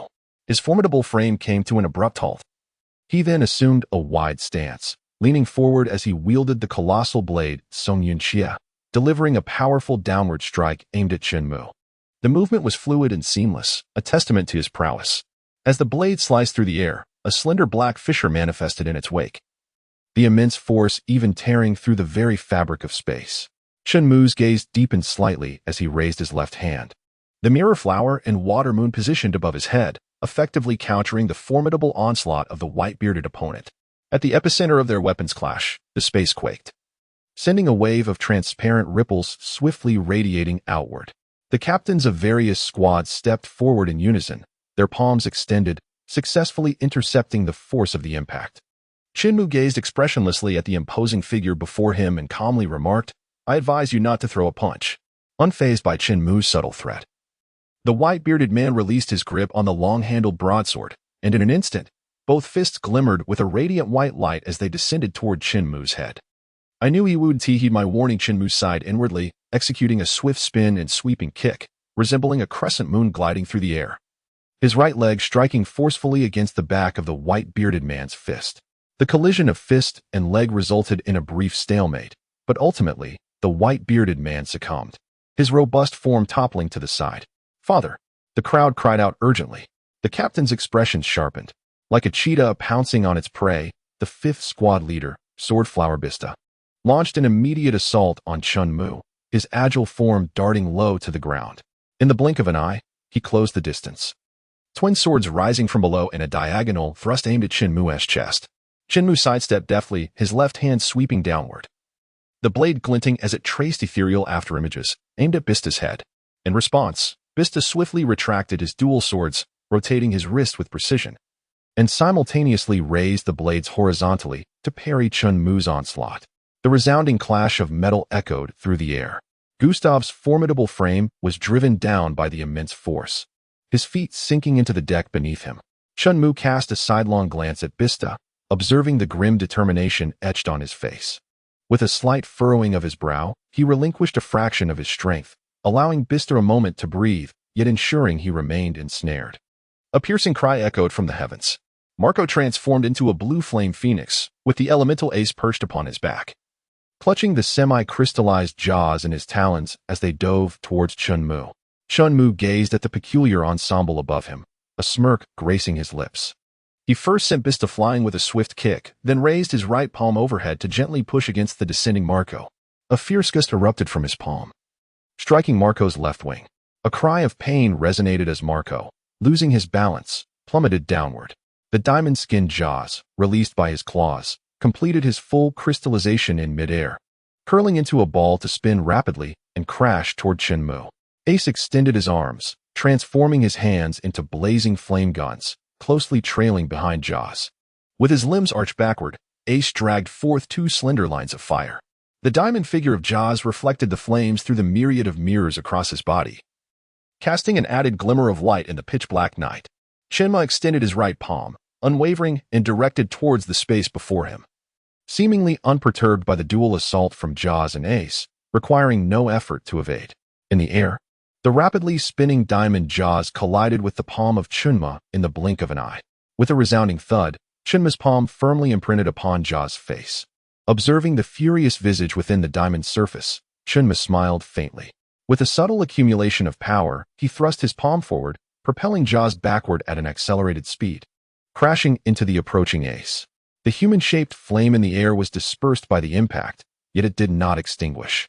The scattered flames reformed into three fireballs, akin to comets trailing their tails, gliding closely along the diamond's surface before coalescing into a human figure. Divine fire. Unknowable fire. Ace bellowed.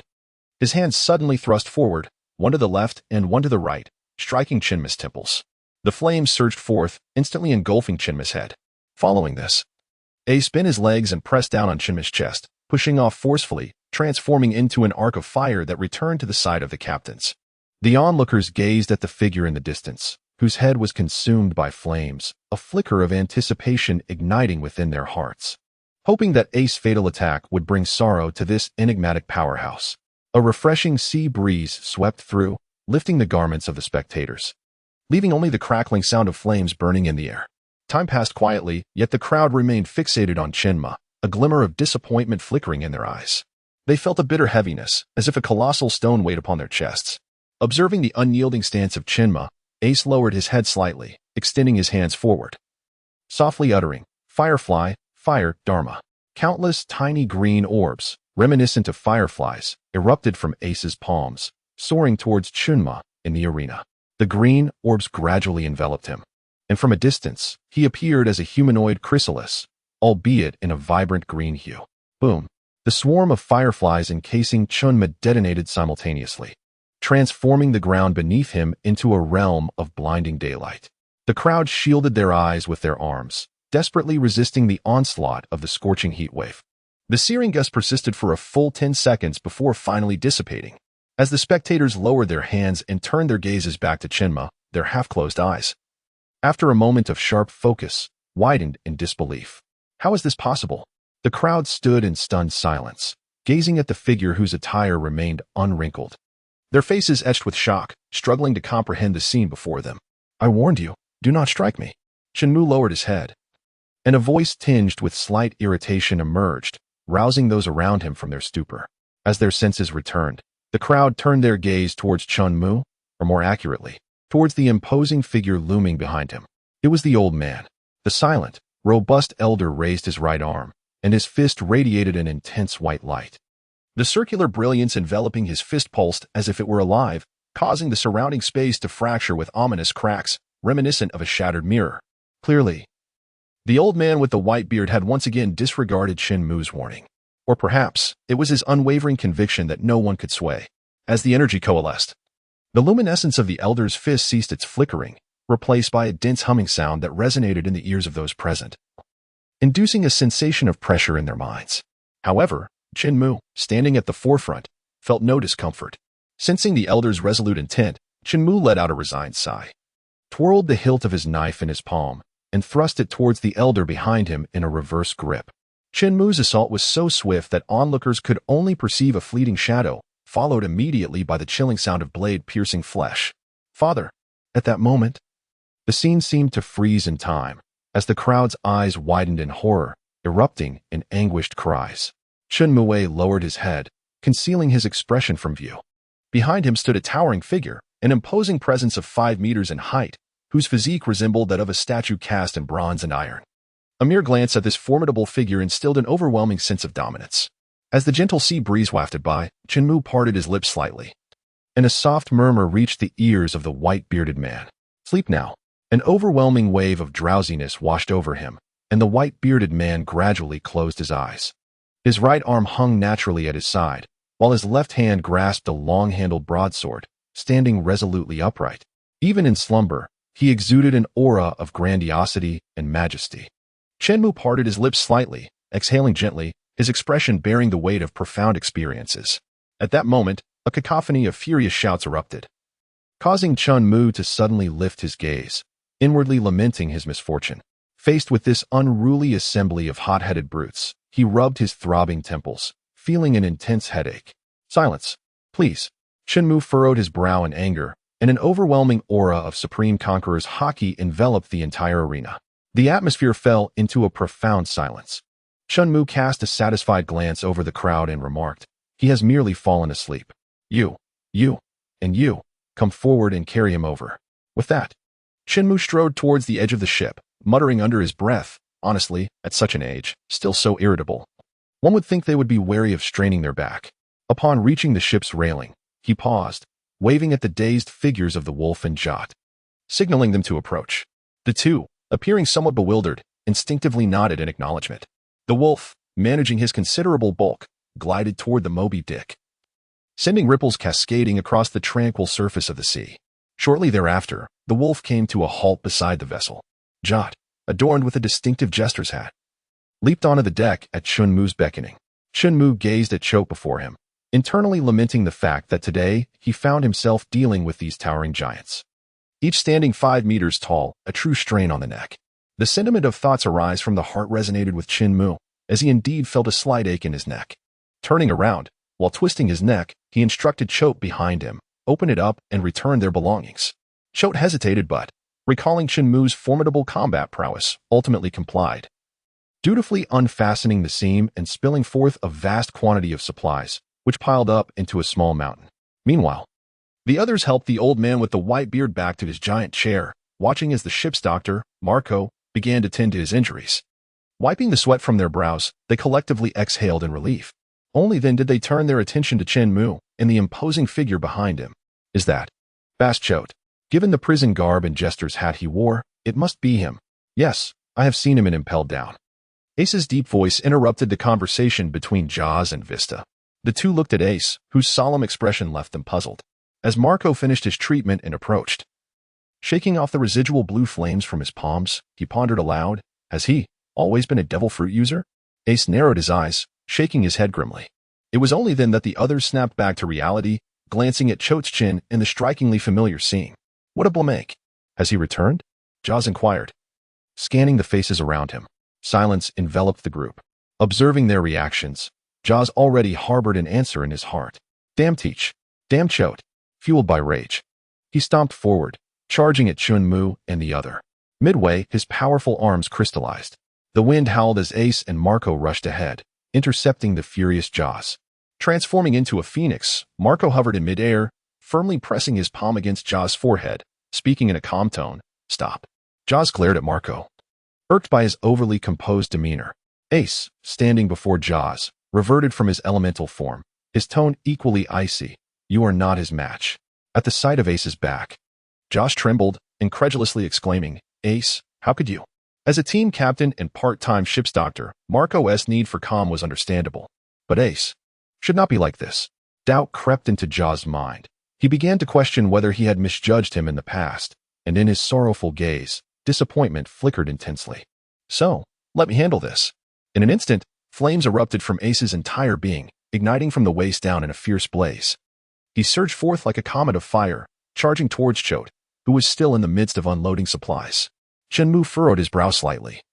Raising his right arm once more, a swirling energy coalescing in his palm, poised to repel Ace at any moment.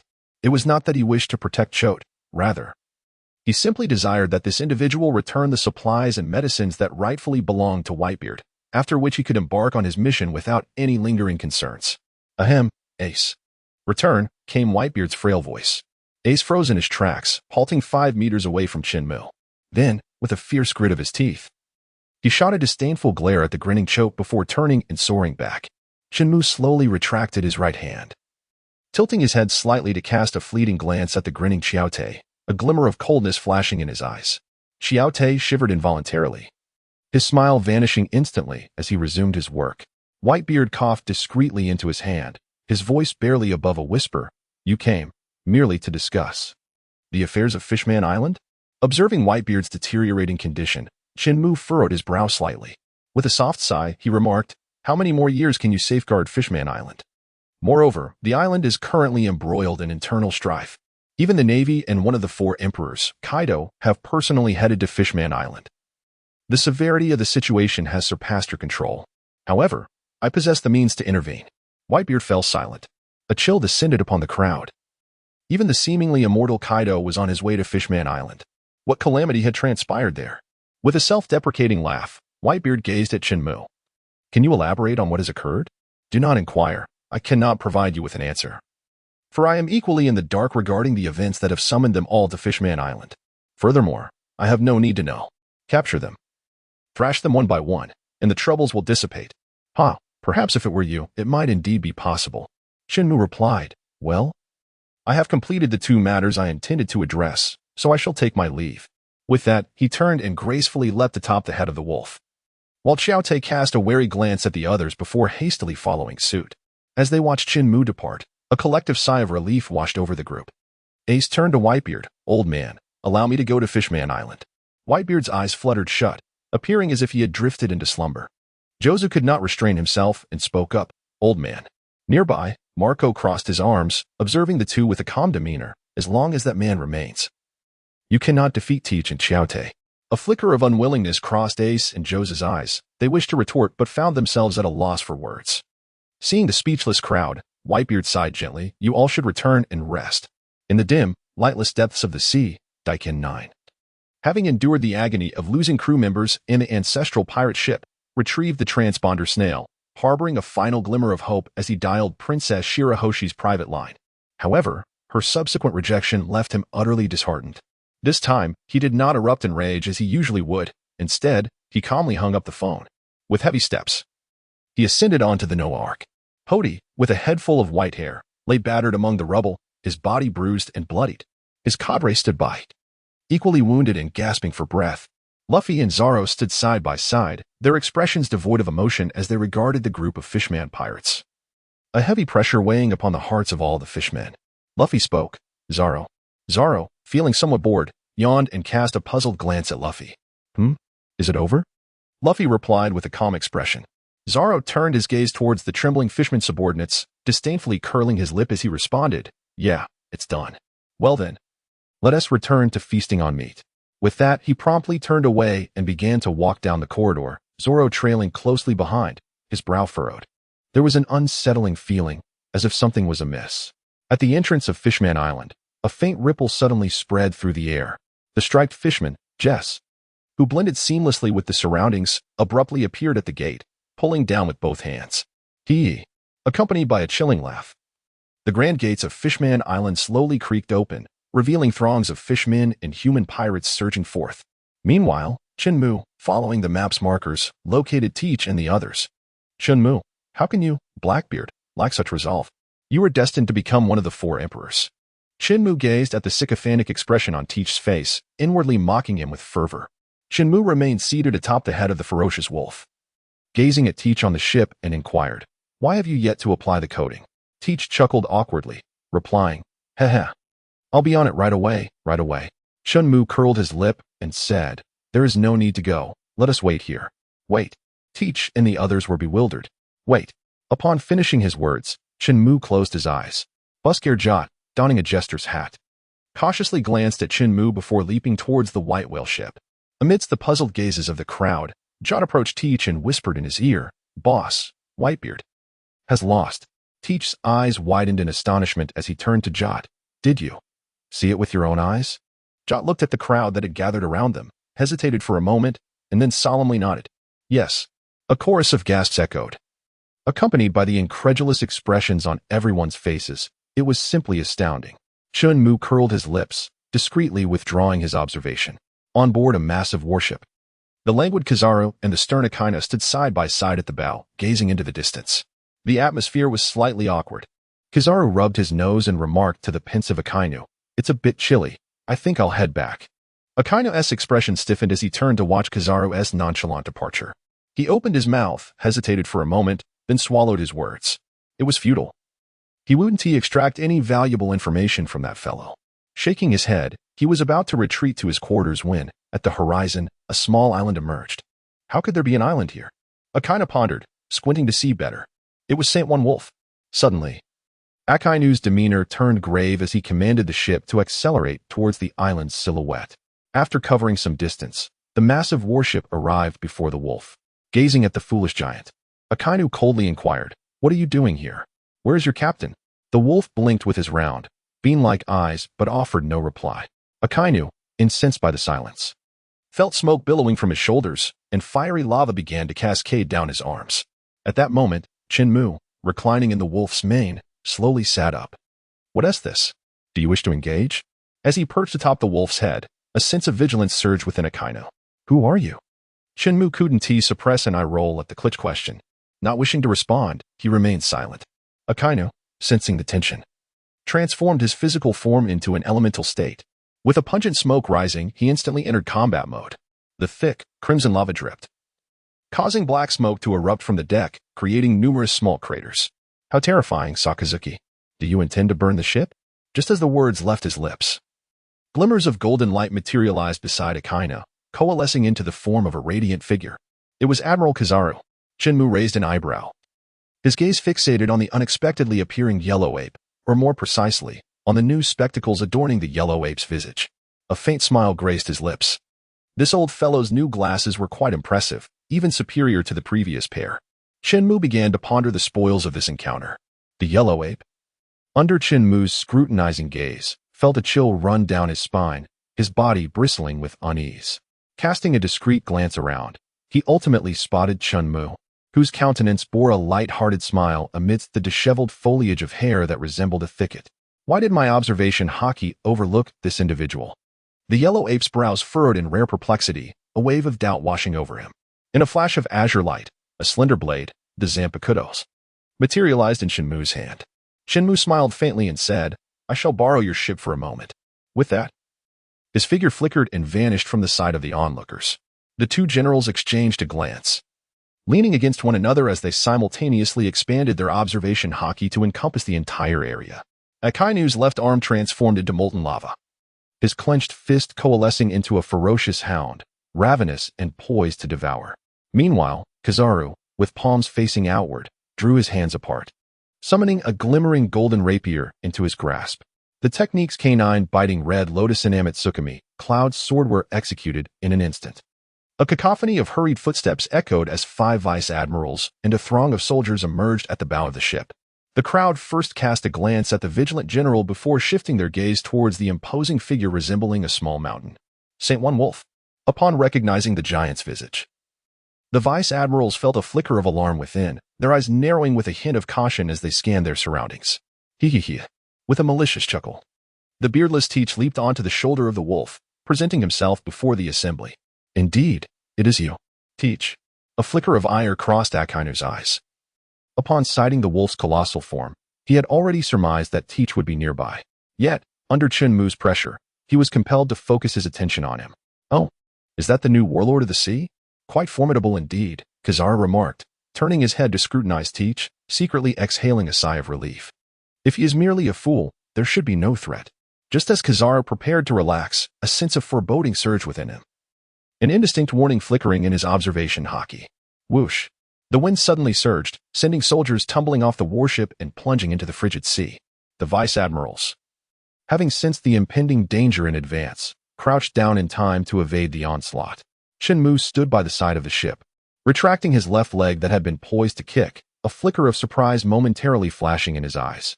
Then, understanding dawned upon him. It was not uncommon for a general to possess both knowledge and a commanding presence.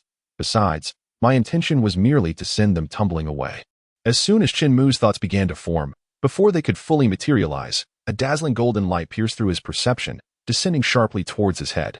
Behind him, a multitude of twinkling stars converged. The yellow ape had arrived. With a swift motion, a golden sword slashed downward, but Chen Mu merely tilted his body slightly, evading the strike. Witnessing his failed attack, the yellow ape smirked, his lips parting in a mocking grin, accompanied by an exclamation of how terrifying it was. In an instant, his form transformed into specks of golden light, dissipating into the air. Suddenly, the red dog emerged behind Chen Mu, growling with authority. A colossal canine head, forged from molten lava, thunderously crashed down. Sensing the searing heat that was almost palpable, Chen Mu leaned forward, narrowly avoiding the impending doom, inwardly exclaiming how perilous it was. He had almost singed the hair on the back of his head. Soon after, Chen Mu blinked his large, fluttering eyes, only to recall that his once flowing locks had been sacrificed to the earth 2 years prior. It was a gentle morning, with a soft breeze caressing the air. As he tearfully cradled the soil, personally burying his youth, Chen Mu abruptly awakened. His figure flickered as he retreated to the edge of the warship. Raising his left hand, he gazed at the elusive reflection in his palm, a faint twitch gracing the corners of his mouth. The influence of this thing is becoming increasingly potent. Chen Mu took a deep breath, raised his gaze towards the two generals standing side by side, and with utmost seriousness declared, "Let us proceed swiftly and decisively." With that, his figure vanished from sight.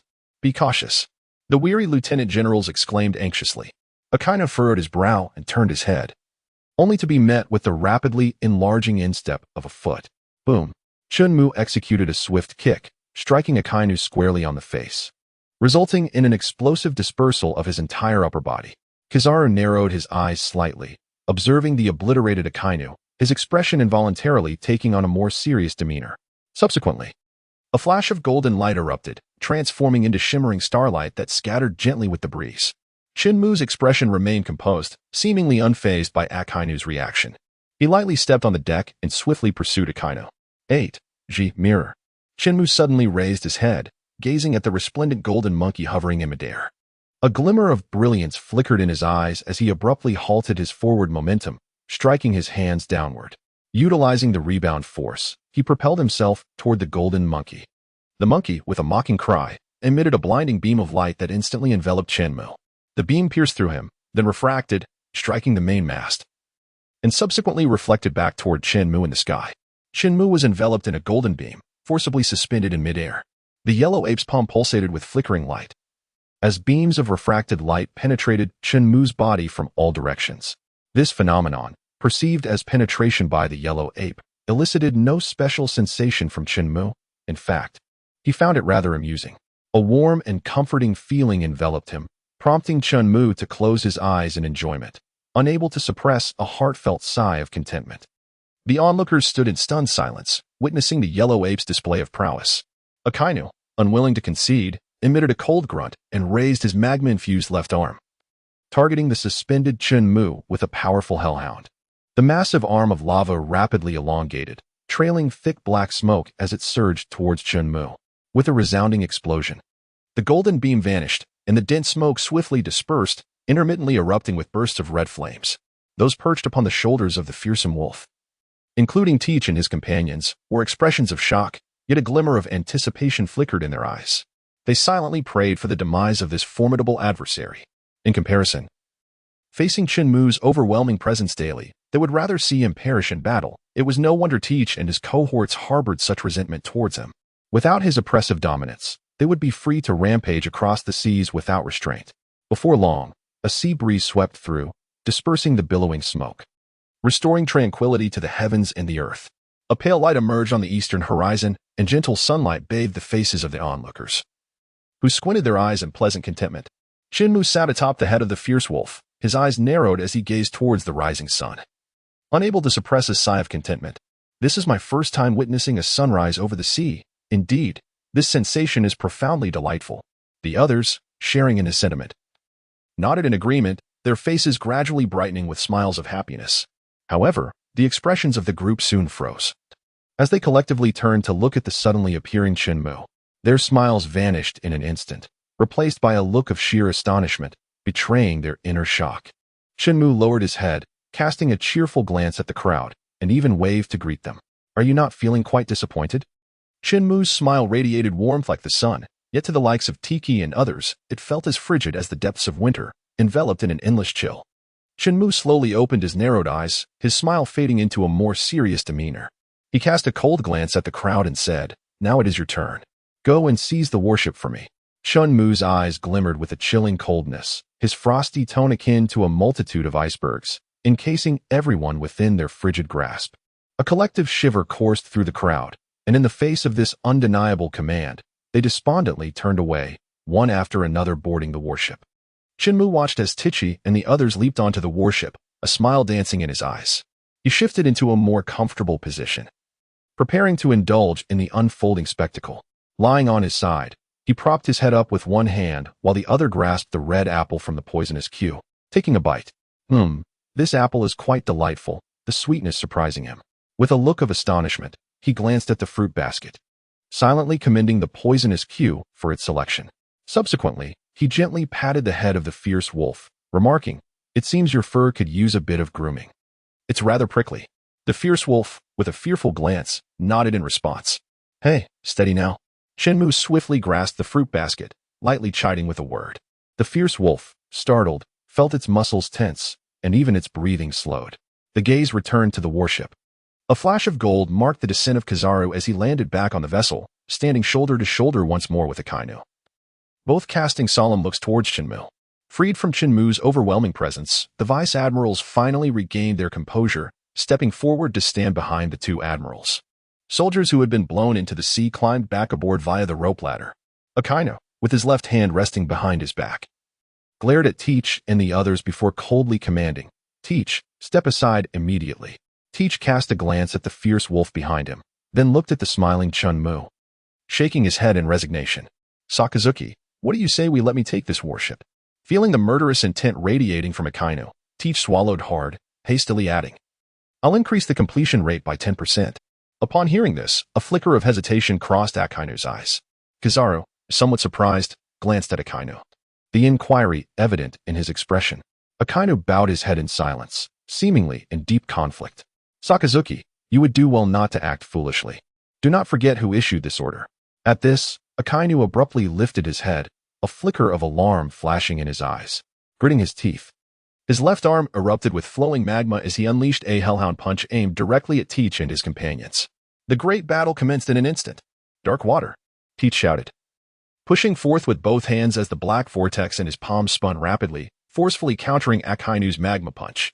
Kizaru leaped once more into the air, his arms crossed at his shoulders, golden light shimmering between his fingers. Before the word Yamato could escape his lips, a figure suddenly kicked him away. Chen Mu gazed at the distant figures converging around the luminous points, biting into his apple with a fierce expression. "Do you intend to ruin the ship?" he remarked, casting a warning glare at Kizaru before swiftly retreating to the VIP seat atop the wolf's head.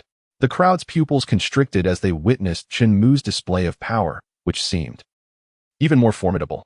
Chen Mu curled his lips in disdain, lamenting that he was merely too indolent to exert himself, fearing that a single punch might inadvertently conclude the conflict.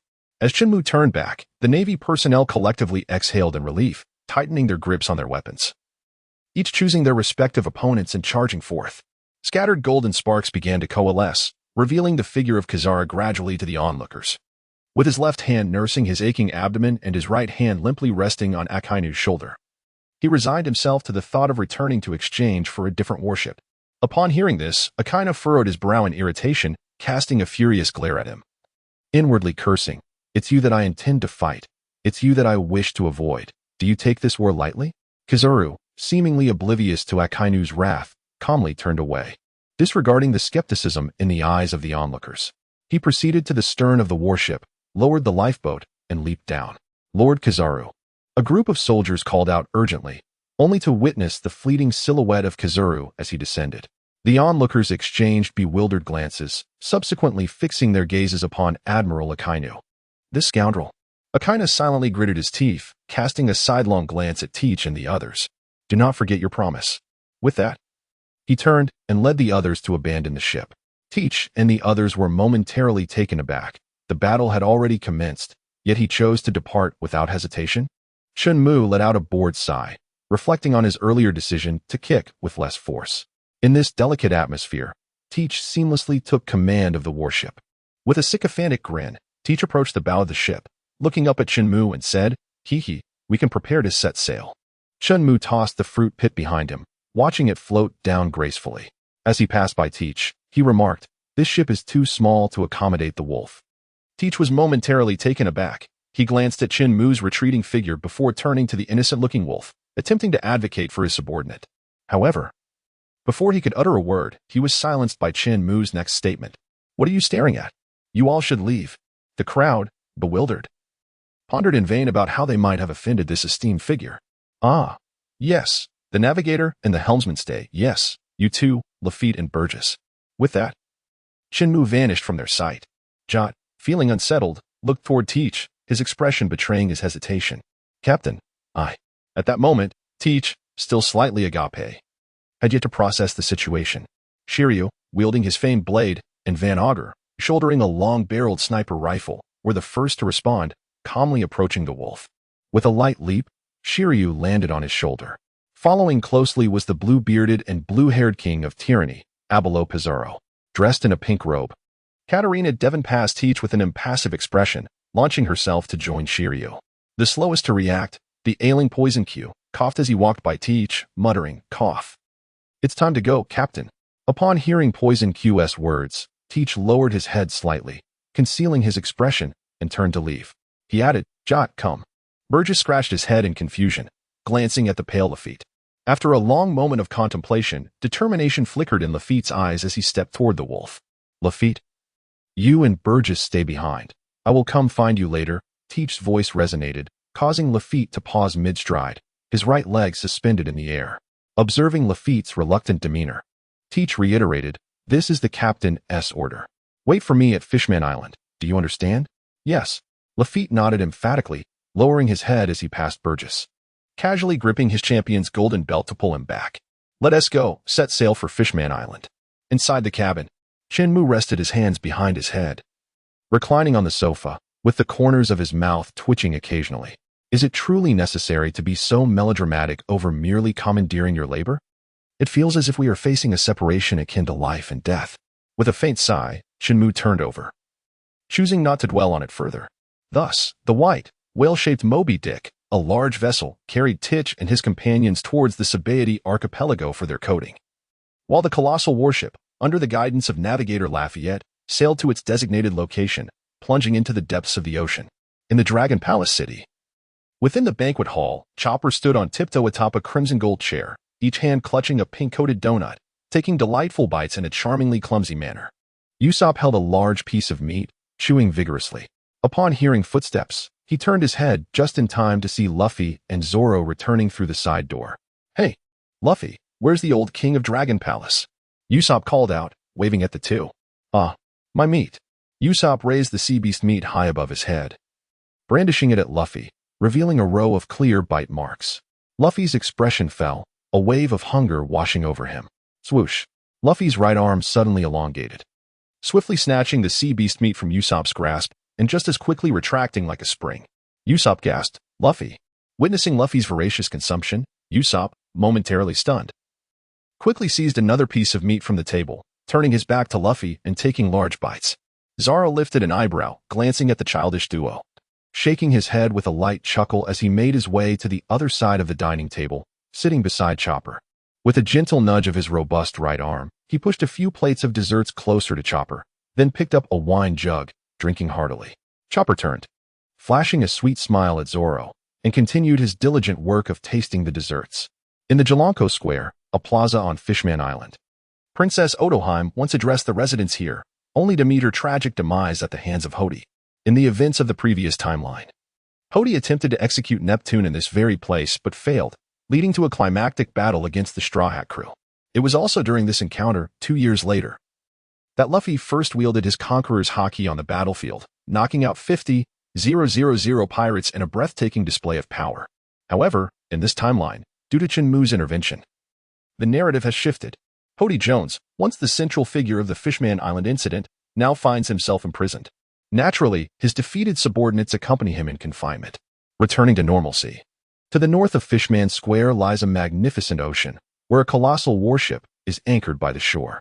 This is indeed the proper means of entering Fishman Island. Snap! A robust figure leaped from the warship, followed by the sound of wooden sandals striking the ground. The newcomer, with short black hair, eyes firmly shut, and a circlet of facial hair, bore a striking X-shaped scar on his forehead that extended towards his eyes. This individual was none other than the newly appointed Admiral Fujitora. Draped in a navy coat and donning a light purple kimono, Fujitora withdrew a wooden cane sword from his black belt. As he walked, he tapped it against the ground to ensure there were no stones to trip over, before proceeding with measured steps. The gathered fishmen wore solemn expressions, their brows furrowed in discontent.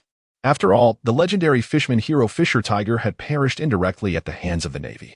The Neptune Guard stood at either side of the crowd, parting to allow Fujitora and the naval forces behind him to pass. Accompanying Fujitora was the left minister. Clad in a purple long robe, his beard resembling that of a catfish, he occasionally pointed out the exquisite scenery of Fishman Island to Fujitora, who merely responded with a casual acknowledgement. The left minister, bearing significant diplomatic authority, smiled unconcernedly, leaning on his wooden cane as he walked alongside Fujitora. The procession moved majestically through the square, heading towards the imposing ring in the distance. Beneath the pitch-black depths of the sea, a massive warship enveloped in bubbles steadily descended towards Fishman Island. It was the vessel of Chen Mu and his companions. The Devil Sheriff Lafitte stood expressionless at the stern, gazing at the peculiar fish swimming by, lost in thought. The combat champion, Giza's Bias, firmly gripped the helm with his muscular arms. Chen Mu reclined languidly on the sofa in the cabin, resembling a languid aristocrat. He appeared utterly enfeebled, bereft of the ethereal buff of illusion. His seasickness had returned with a vengeance. His eyes were glazed, and his arms hung limply by his sides, clearly depicting a man whose vitality had been drained by indulgence. After a moment's contemplation, he ultimately dismissed the idea of taking up a knife, for he firmly believed that enduring seasickness would gradually accustom his body to it. Outside, the two individuals remained oblivious to Chen Mu's current condition. Even if they were aware, it mattered little. Their defenses were impenetrable. At this moment, the warship was merely an hour away from Fishman Island. The colossal Noah's Ark, larger than half of Fishman Island itself, was steadily ascending from the ocean depths, making its way toward the island. The sinister grin of Vanderdecken 9 could be seen as he stood on the vast deck, appearing from a distance like a diminutive ant. Meanwhile, the warship carrying Chen Mu and his companions drew ever closer to Fishman Island. On the slowly rising Ryugu, Minister Zwa leaned on his horn staff, standing side by side with Fujitora at the bow, gazing at the receding town. He inquired, "What brings you, Admiral, to our shores on such an occasion?" Fujitora, with a calm demeanor, shook his head, replying, "It is not an official matter. I merely wish to pay an early visit to your king." Minister Zwa pondered for a moment, then slowly turned to Fujitora. "Is it because of the World Conference?" Fujitora nodded in affirmation before shaking his head again. Minister Zwa furrowed his brow slightly, lowering his gaze as he fell into contemplation. Thus, their conversation came to an end. In Ryugu Palace's banquet hall, Luffy lay contentedly on the floor, patting his belly, which was several times larger than his body, and let out a satisfied burp. Zoro, equally inebriated, had succumbed to slumber not far from Luffy. Having indulged to their heart's content, Usopp bounced about the hall, his face adorned with a drunken smile, accompanied by Chopper, amidst continuous laughter. At that moment, a rhythmic sound of footsteps echoed through the hall. King Neptune, wrapped in bandages, entered through the side door, accompanied by his three princes and followed by numerous guards. It was evident that they had concluded their official duties and returned to partake in the feast. Upon observing the fallen Luffy and Zoro, as well as the empty banquet table, the expressions of those present turned peculiar. Clearing his throat, King Neptune remarked, "Please fetch more food," ensuring a generous supply of sea beast meat and wine. "Oh, and do bring in a few more desserts as well." "Yes." The guards responded with nods before turning to leave. Meat, wine, desserts. Upon hearing the keywords "two people and one beast," their eyes instantly widened, radiating a dazzling light. In response, Neptune and his companions shared a knowing chuckle. "Elder, have you dealt with those fellows?" Luffy inquired with a fa of seriousness. Neptune nodded in understanding and replied with a smile, "All taken care of. You have truly worked hard. The sea beast meat will be served shortly, so please bear with us." Haraha. The three princes, observing this, couldn't help but laugh heartily. Suddenly, Luffy recalled Nami, Robin, and the others, and urgently exclaimed, "Elder, I have a few companions." Before he could finish, he was interrupted by the eldest prince, Sharkstar, who chuckled lightly while waving a stack of wanted posters, saying, "I've already informed the Ryugu army to greet your companions. They should be arriving soon." Just then, a transponder snail began to ring. The crowd turned their attention to the sound, their eyes lighting up. Sharkstar chuckled, "Ah, they must be here." The eldest prince, wearing a broad smile, picked up the transponder snail, but as a hurried voice echoed through, his smile gradually faded, replaced by a grave and furrowed brow. Noticing the sudden change in his son's demeanor, King Neptune furrowed his brows and asked in a serious tone, "What has happened?" "Yes, I understand now." The eldest prince's expression darkened as he forcefully hung up the transponder snail. Among those present, only the eldest prince and Zoro understood the gravity of the situation. Zoro, lifting his right eye slightly, glanced at Luffy, who was blankly waiting for food, and stood up. "Had a bit too much to drink, need to stretch my legs," he muttered, striding away. The eldest prince was momentarily taken aback, his expression one of confusion. "That direction is the hard shell tower. What does this swordsman intend to do?" Shaking his head, he looked at the others and said somberly, "Our soldiers on patrol have been captured, and—" Neptune interjected urgently, "And what?" "And we have arrived. Prepare to meet your demise, Neptune." "Ha ha ha." A piercing laugh echoed through the air, followed by the emergence of the striped fishman officer, Jiao, before the crowd. "Huh?" The group was momentarily startled. Luffy looked up, surprise etched on his face. There was still one who had slipped through the cracks. Just then, the sound of chaotic footsteps erupted as countless pirates surged in. These thousands of fishmen were merely a fraction of the Hody pirates, for Ryugu Castle was not vast enough to accommodate many more. Zoro remarked, "Ah, found them." The crowd was taken aback. How had he returned so quickly? At that moment, Usopp slid over to Luffy's side, grinning mischievously. "Zoro's luck is quite remarkable. He didn't get lost for long this time." Luffy, upon hearing this, was first taken aback, then burst into laughter. Zoro's eye twitched as he turned in fury. "Hey, Usopp, I heard that." Usopp disregarded Zoro's furious gaze, his hands clasped behind his head as he gazed skyward, whistling nonchalantly as he slinked away. How infuriating. Upon witnessing Zoro's subtly mocking smile, Jiao instinctively shuddered, recalling the pirate army looming behind him. Gathering his courage, he prepared to hurl some loud taunts to bolster his own confidence, only to be completely ignored by Zoro, instantly igniting his rage. "You despicable human. Turn and look at me, you green-haired fool." Jiao's furious roar echoed through the banquet hall, causing an abrupt hush to fall over the gathering. Both Usopp and Chopper covered their eyes, unable to bear the sight. Luffy, grinning even wider, pounded the floor with his left hand while clutching his laughing stomach with his right, tears of mirth welling in his eyes. "So hilarious, Greenhead, ha ha ha." Zoro slowly turned, his head bowed, obscuring his expression. Yet, the tremors coursing through his body clearly indicated he was teetering on the edge of rage. What did you just call me?" Zoro's voice was chillingly calm. Jiao trembled all over, his striped skin flickering, and in an instant, he melded into the air. Concealed within the atmosphere, Jiao stealthily positioned himself at the rear of the pirate army, his eyes darting around in search of the green-clad swordsman. "What did you just call me?" Zoro's voice, devoid of warmth, resonated like a whisper from the Grim Reaper, sending shivers down spines. Jiao's expression froze, his inner terror magnifying exponentially. No, it couldn't be. Not only Jiao but even the thousands of pirates felt an icy chill creep down their backs. The fishmen pirates, filling the banquet hall to capacity, dared not turn around, as though a great horror loomed behind them. In stark contrast, the few members of Luffy's crew, including Neptune, bore expressions of amused spectators, eagerly awaiting the unfolding drama. Clang. In the silence of the banquet hall, the sound of a blade sheathing resonated. Zoro's countenance remained impassive, the cold gleam in his right eye gradually fading. His left hand hung by his side while his right rested upon the hilt of his sword as he brushed past Jiao's shoulder. "I did not slay those without the will to fight." As his words fell, the trembling fishmen instinctively parted, creating a pathway for Zoro to pass. Before long, Zoro returned, standing beside Luffy, casting a casual glance at Usopp. Seeing him whistle skyward with feigned bravado elicited a smirk from Zoro. Luffy patted Zoro on the shoulder, roaring with laughter. Neptune and the others exchanged glances, their eyes now tinged with admiration.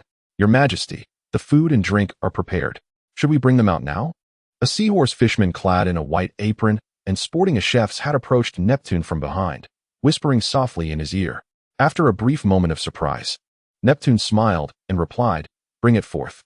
At that moment, Luffy took 2 steps forward, grinning broadly, and exclaimed, "Hey, we're starting the banquet.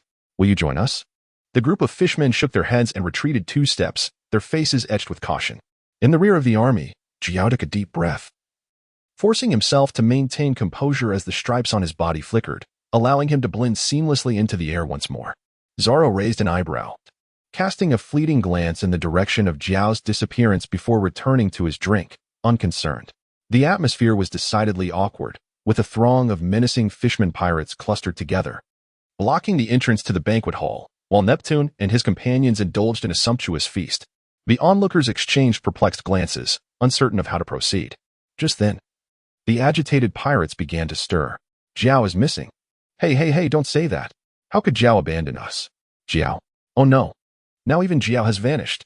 What should we do? The hall erupted into a cacophony of chaos. Observing the turmoil, Neptune stepped forward and cleared his throat. Release my soldiers, and I will allow you to depart. The crowd paused, their expressions turning troubled. Release them? How can we do that? Those guards are quite stubborn. They would rather see us killed.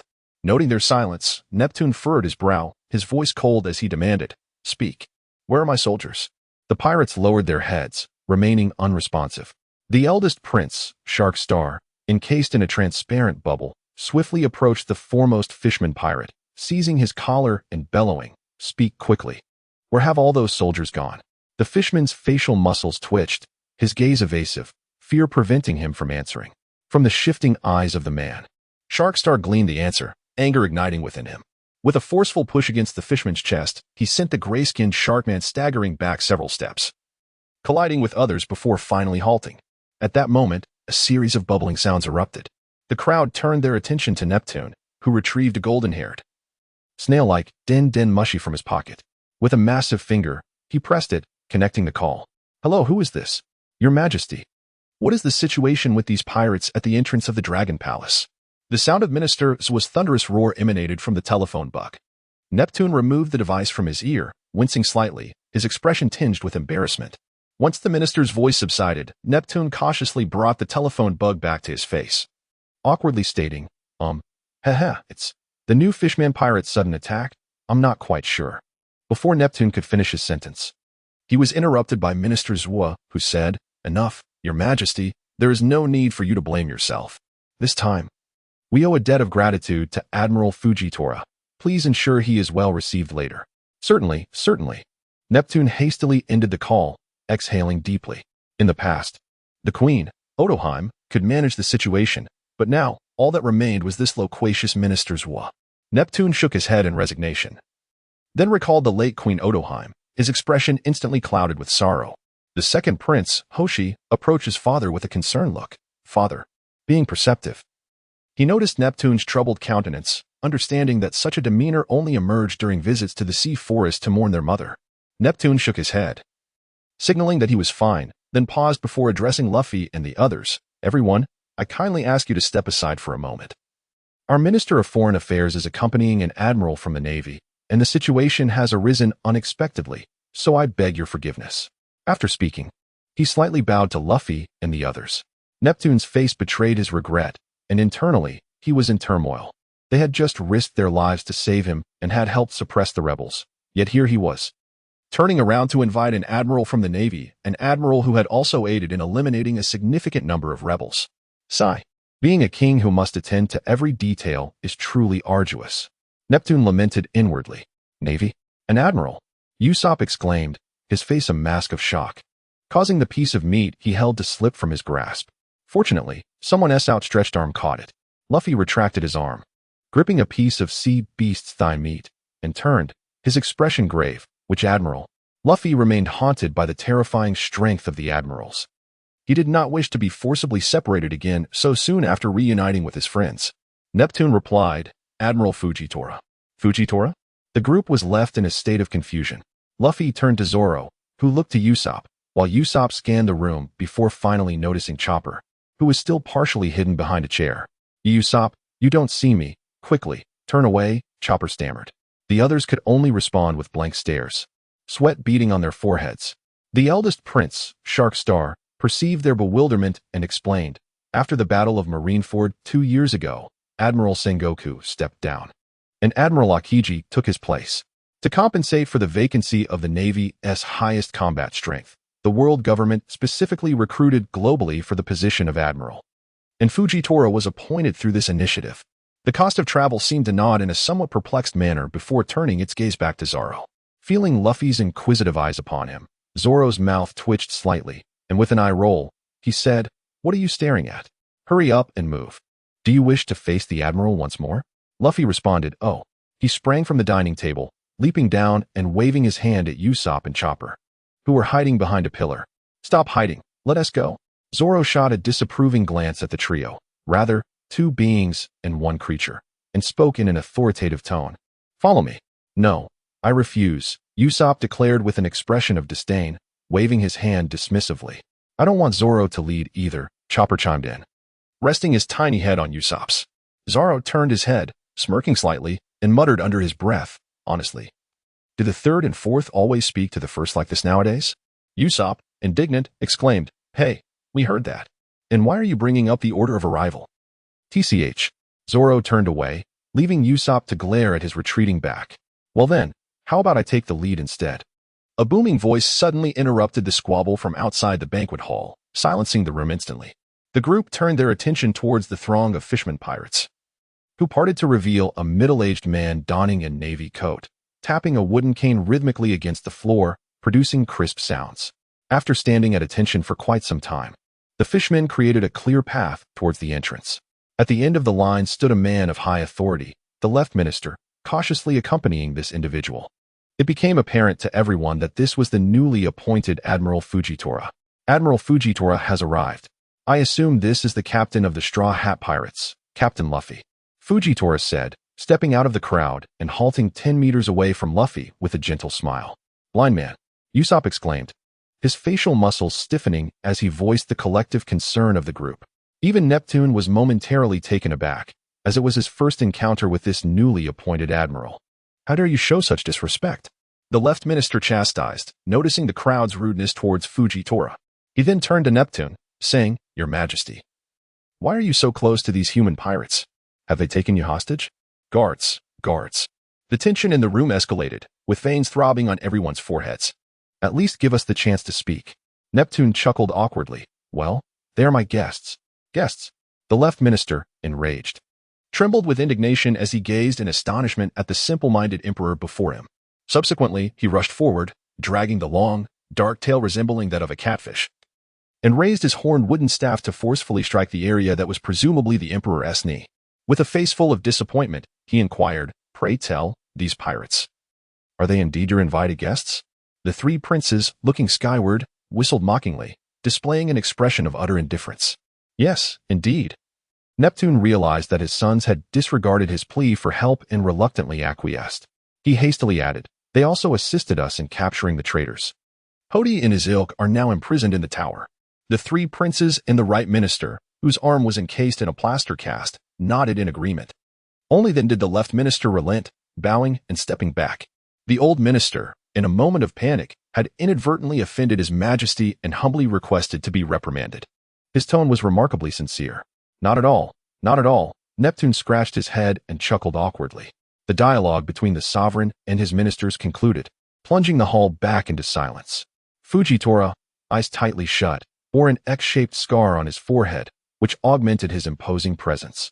The already leaderless fishermen rebels, upon hearing of Hody's capture, found themselves collapsing to the ground in despair. Promises of liberating Fishman Street and elevating their status to that of nobility had been mere deceptions. The minds of the rebels were consumed by a singular thought. What now? To surrender would be folly, especially after having slaughtered the guards. By unfortunate coincidence, not a single survivor had been left, resulting in the palace's defenses being reduced to just a few fish and shrimp.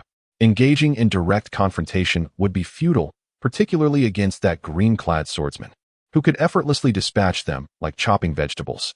As for Captain Luffy and Admiral Fujitora, it was best not to even contemplate the prospect.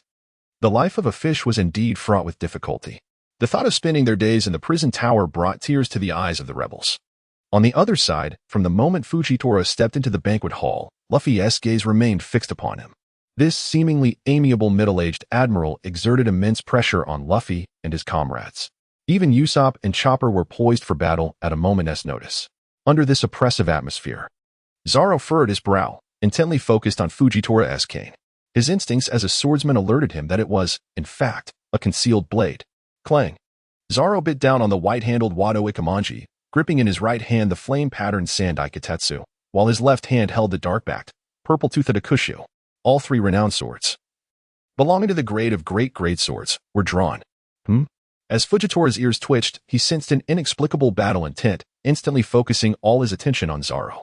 Zoro felt an overwhelming pressure, gritting his teeth as he struggled to endure it, while the black haki began to entwine and envelop him. After a brief moment, all three of his renowned swords were sheathed in a layer of black iron hue. Fujitora remained unfazed and addressed Neptune, saying, "Your Majesty Neptune, shall I eliminate these pirates for you?"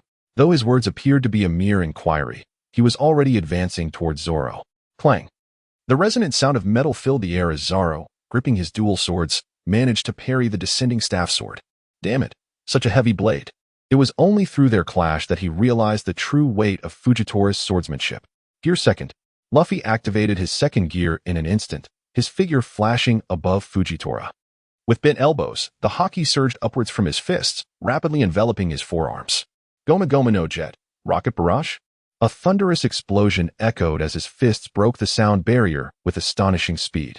However, to everyone's surprise, Fujitora, who seemed heavy and sluggish, possessed an unimaginable swiftness. Just as Luffy's fists were about to strike the top of Fujitora's head, the brown, scabbard-like sword was raised to block Luffy's onslaught. After a brief moment of astonishment, Luffy swiftly maneuvered to Fujitora's rear. With hardened haki, he unleashed Goma Goma no Giant Elephant Gun. Even a marine admiral, if struck by this punch, would surely sustain injuries. Yet Fujitora, having been promoted directly from the Great World Conscription, undoubtedly possessed extraordinary capabilities. As the attack from behind intensified, Fujitora no longer hesitated. Gripping the scabbard tightly with his left hand, he slammed it down forcefully against the sword's back, which was surrounded by purple energy. Boom!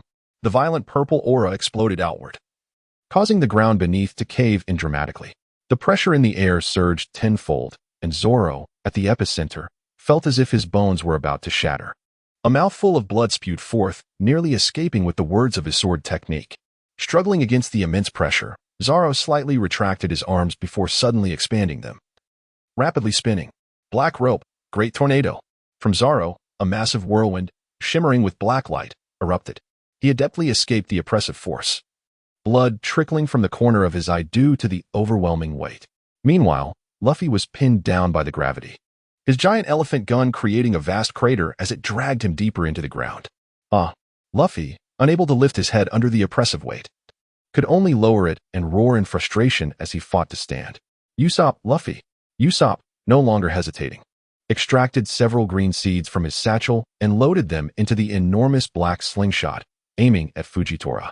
Ultimate move, Green Star Skull Exploding Grass. Fujitora furrowed his brow, abandoning Luffy, who was resolutely resisting, and swiftly turned to slice the incoming seeds in half. However, Usopp's attack was far from straightforward. As the seeds shattered, they released a large cloud of smoke resembling a skull, capable of inflicting explosive damage on nearby foes. Boom! Fujitora raised his arms to shield himself, staggering back several steps as the gravitational field dissipated. Usopp's eyes glimmered with hope as he shouted, "Chopper, enhance your speed." Chopper, mid-run, let out a low growl, transforming into a 2-meter-tall reindeer. Using his antlers, he hoisted Luffy and dashed away with astonishing speed. In the heat of battle, both main fighters were severely injured, and Usopp and Chopper felt a sense of retreat, their gazes drifting toward a nearby side door. At that moment, Zoro was enveloped in a strange black mist, a hint of eerie crimson flashing in his right eye, his gaze fixed on Fujitora devoid of any human emotion, chillingly cold. Usopp, positioned before him, suddenly shivered, every hair on his body standing on end. Chopper, driven by his instincts as a doctor, was the first to sense Zoro's anomaly and urgently called out to him, "Zoro. Zoro, what's wrong?" Zoro remained silent, his breathing becoming increasingly labored. This black mist. Fujitora suddenly recalled the recent incident with the giant gate, his pupils constricting sharply. It's him. In a fleeting moment of realization, he no longer hesitated. A purple-black gravitational force surged toward Zoro, cleaving through the air. Suddenly, a massive wall of oppressive force, stretching dozens of meters, rushed toward Zoro, carrying an overwhelming pressure that threatened to crush everything in its path. The purple-black wall barreled toward the group, uprooting even the floors of Fishman Island. A rumble filled the air, as if the atmosphere itself could not withstand such immense pressure. Just as this perilous moment unfolded, a figure clad in yellow appeared on the scene. 3 minutes earlier, a colossal warship was steadily making its way toward Fishman Island. Inside the cabin, Chen Mu reclined on the sofa, enjoying the sensation of seasickness when he suddenly received a system alert. Ding! The Straw Hat Pirates. Luffy is facing a crisis of defeat. Ding! The Straw Hat Pirates. Zoro is facing a crisis of defeat.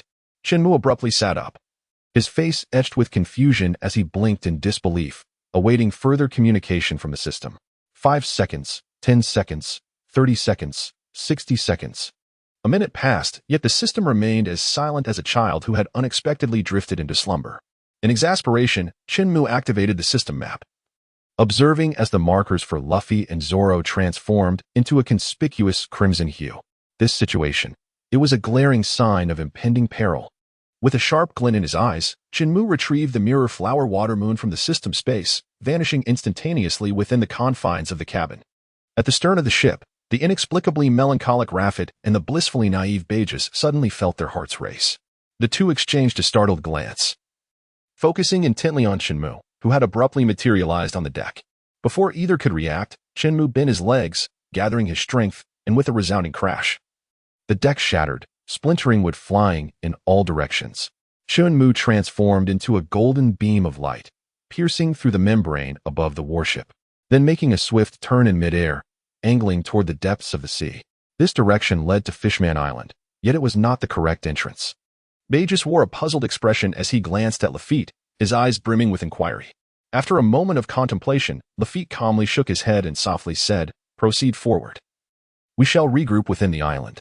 Beges nodded, maintaining his grip on the helm, continuing on the predetermined course. In the Dragon Palace City, within the banquet hall, upon the sudden appearance of Chen Mu, Chopper's heart raced, his onyx eyes widening in alarm. "Uncle, be careful." Hearing Chopper's urgent shout, Chen Mu paused slightly, gazing at him with wide, questioning eyes, utterly unfazed by Fujitora's formidable attack, as if it were of no consequence. Suddenly, a thick cloud of white steam filled the hall, accompanied by Chopper's deep, beastly roar. The scalding white steam and a powerful gust of wind surged toward Chen Mu at the center. The extreme heat of the steam did not harm Chen Mu. Rather, it enveloped him in a comforting warmth reminiscent of stepping into a public bath in years past. Abruptly, from within the white steam, a massive shadow surged toward Chen Mu with great velocity.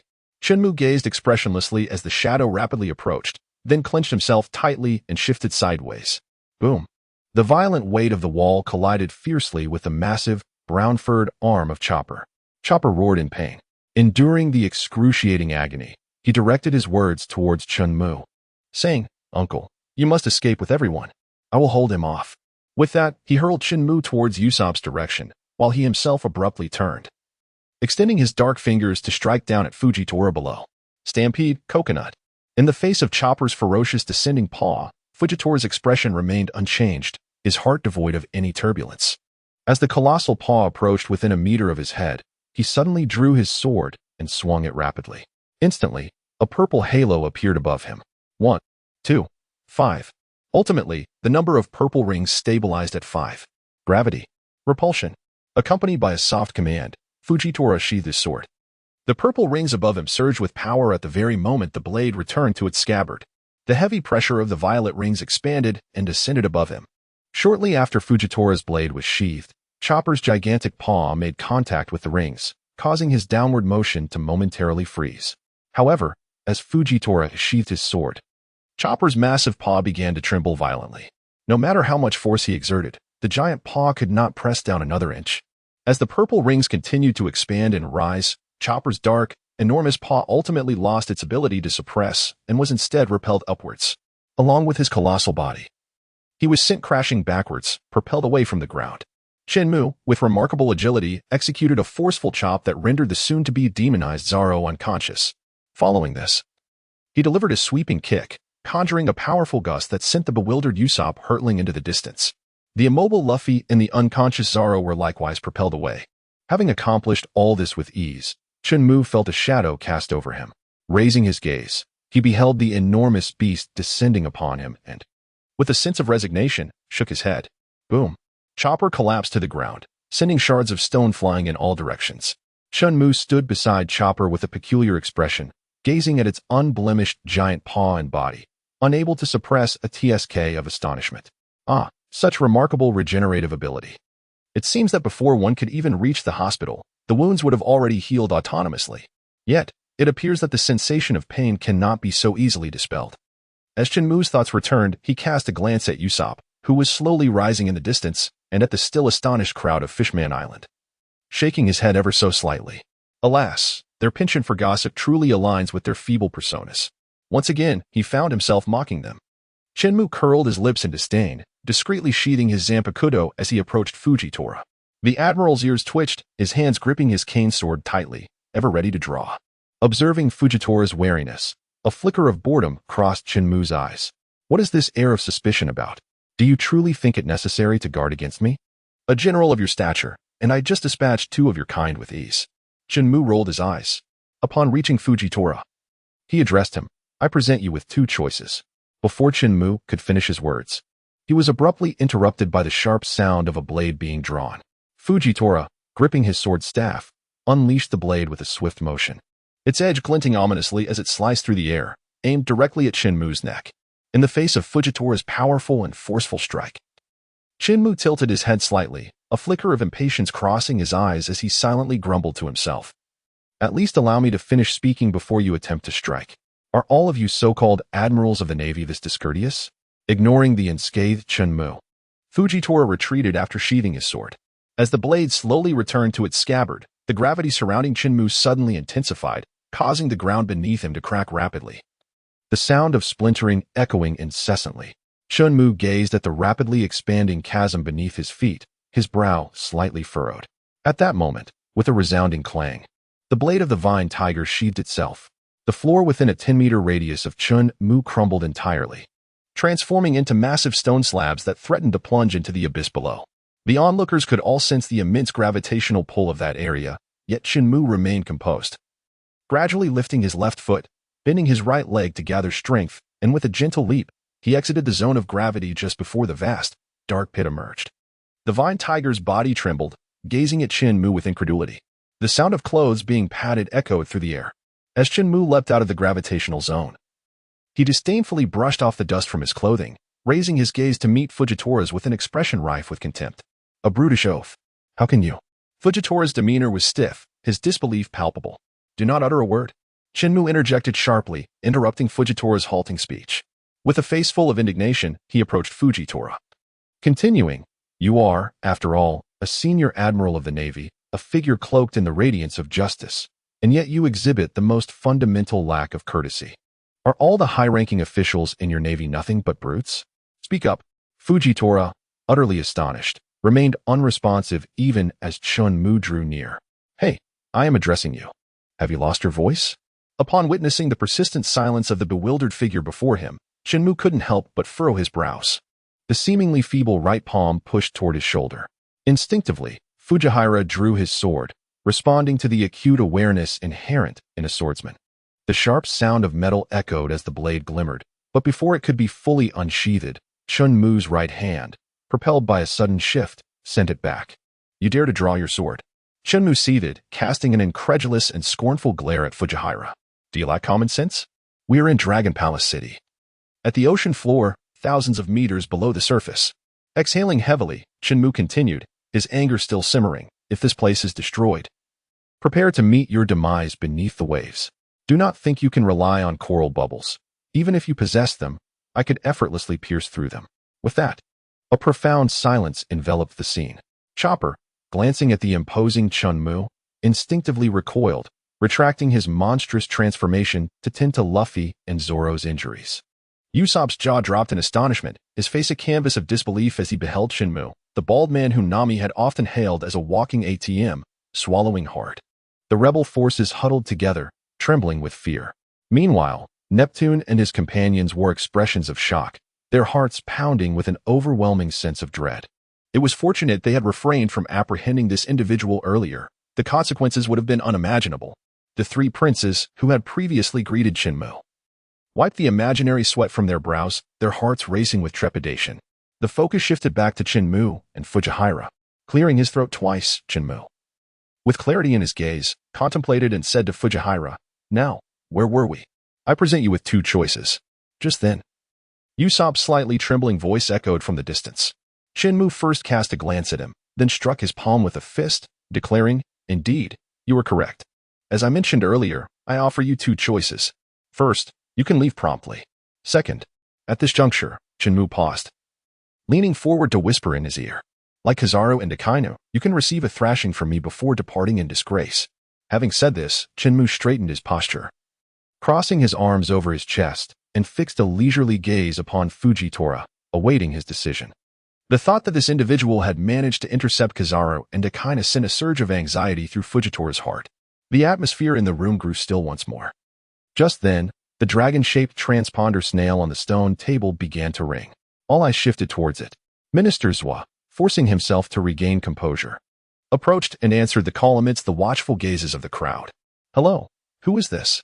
Minister Zwa stammered. "Greetings, we are the Navy, requesting permission to land on the island." A wave of shock swept through the crowd as they stared at the transponder snail, whose mouth opened and closed incessantly. "The Navy?" Minister Zwa froze momentarily, his expression stiffening as he turned to look at Chen Mu. Chen Mu nodded, signaling him to proceed. "At this moment, may I inquire if there is a matter of significance that brings you to our nation?" He chuckled softly, stating, "We have a special mission that necessitates our entry to the island, and we kindly request your esteemed country to grant us passage." After a brief pause, he added, "The leaders of this mission are the esteemed Akainu and Kizaru." Upon hearing this, Fujitora's brow furrowed abruptly, instinctively tightening his grip on the handle of his cane sword and taking a step back. Chen Mu's lips twitched uncontrollably, feeling as though his face was about to be shattered in that moment. This fool. Chen Mu recognized the voice emanating from the communicator and, suppressing his anger, approached it with determination. He seized the device and shouted, "Lafitte, what are you playing at? Did I not instruct you to remain outside the island? Why are you attempting to enter?" Lafitte? Such a familiar name. The crowd fell into contemplation. Fujitora spoke solemnly. "Is it Lafitte of the Blackbeard Pirates?" Chen Mu cast a glance at the nearby vine tiger, letting out a faint HM. On the other end of the line, there was an initial silence, followed by a series of beeping sounds. "Hey, did he actually hang up on me?" Chen Mu found himself both amused and irritated. The vine tiger spoke again. "What he used is our Navy's telephone bug." Chen Mu remained silent, embodying the essence of a serene and handsome figure. Fujitora was taken aback, his heart racing with trepidation. Could it be that this individual had truly... Observing the ever-changing expressions on Fujitora's face, Chen Mu raised an eyebrow, thinking to himself, "Not bad. He is not as foolish as he appears." Meanwhile, on the ship Moby Dick, Teach and his companions, having completed their preparations on Sabaody Archipelago, commenced their journey towards Fishman Island. During their voyage, a minor incident occurred. Upon landing on the island, Teach and his crew seized a passing islander, inquiring about the whereabouts of a skilled coding craftsman. The simple islander, intimidated by the menacing demeanor of the group, trembled and pointed in a certain direction, stammering, The best craftsman is at a bar on island number 13. Having received the information, Teach released the man's collar, laughing heartily as he pushed him aside and swaggered off. Moments later, the group arrived at the bar's entrance, glancing up at the peculiar name of the establishment, confirming they were indeed at the correct location. They lifted the blue curtain and stepped inside. 3 days swiftly passed. Aboard the Moby Dick, within the ship's cabin, Teach curled up on a spacious bed, his clenched fist pressed tightly against his eyes, struggling to suppress his tears. The injustice was overwhelming, the sheer audacity of the situation too much to bear. "I am none other than the infamous Blackbeard." A sorrowful sob echoed from behind the tightly shut door, resonating through the dimly lit corridor, evoking an atmosphere that could bring tears to the eyes of any listener. On the deck, Shiryu and his companions stood at the bow of the ship, gazing at the white-haired elder on the shore who waved them farewell, observing the sunlit smile upon his face and the array of colorful gemstone rings adorning his hands. A collective sigh escaped their lips.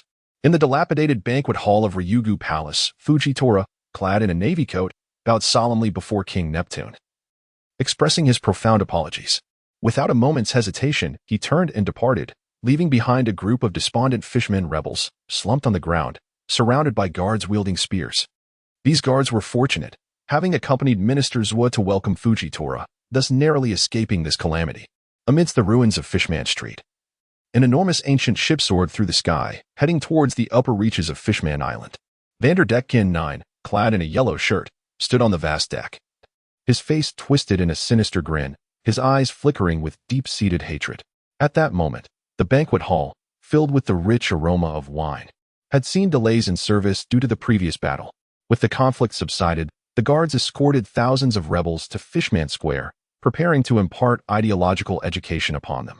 Alas, the sheer number of rebels was overwhelming, most of whom had been misled by Hody and others. They were, at heart, merely impoverished fishmen yearning for a better life. In the grand banquet hall, aside from Neptune's colossal throne, there was scarcely any other seating available. The attendees were left to sit upon the floor.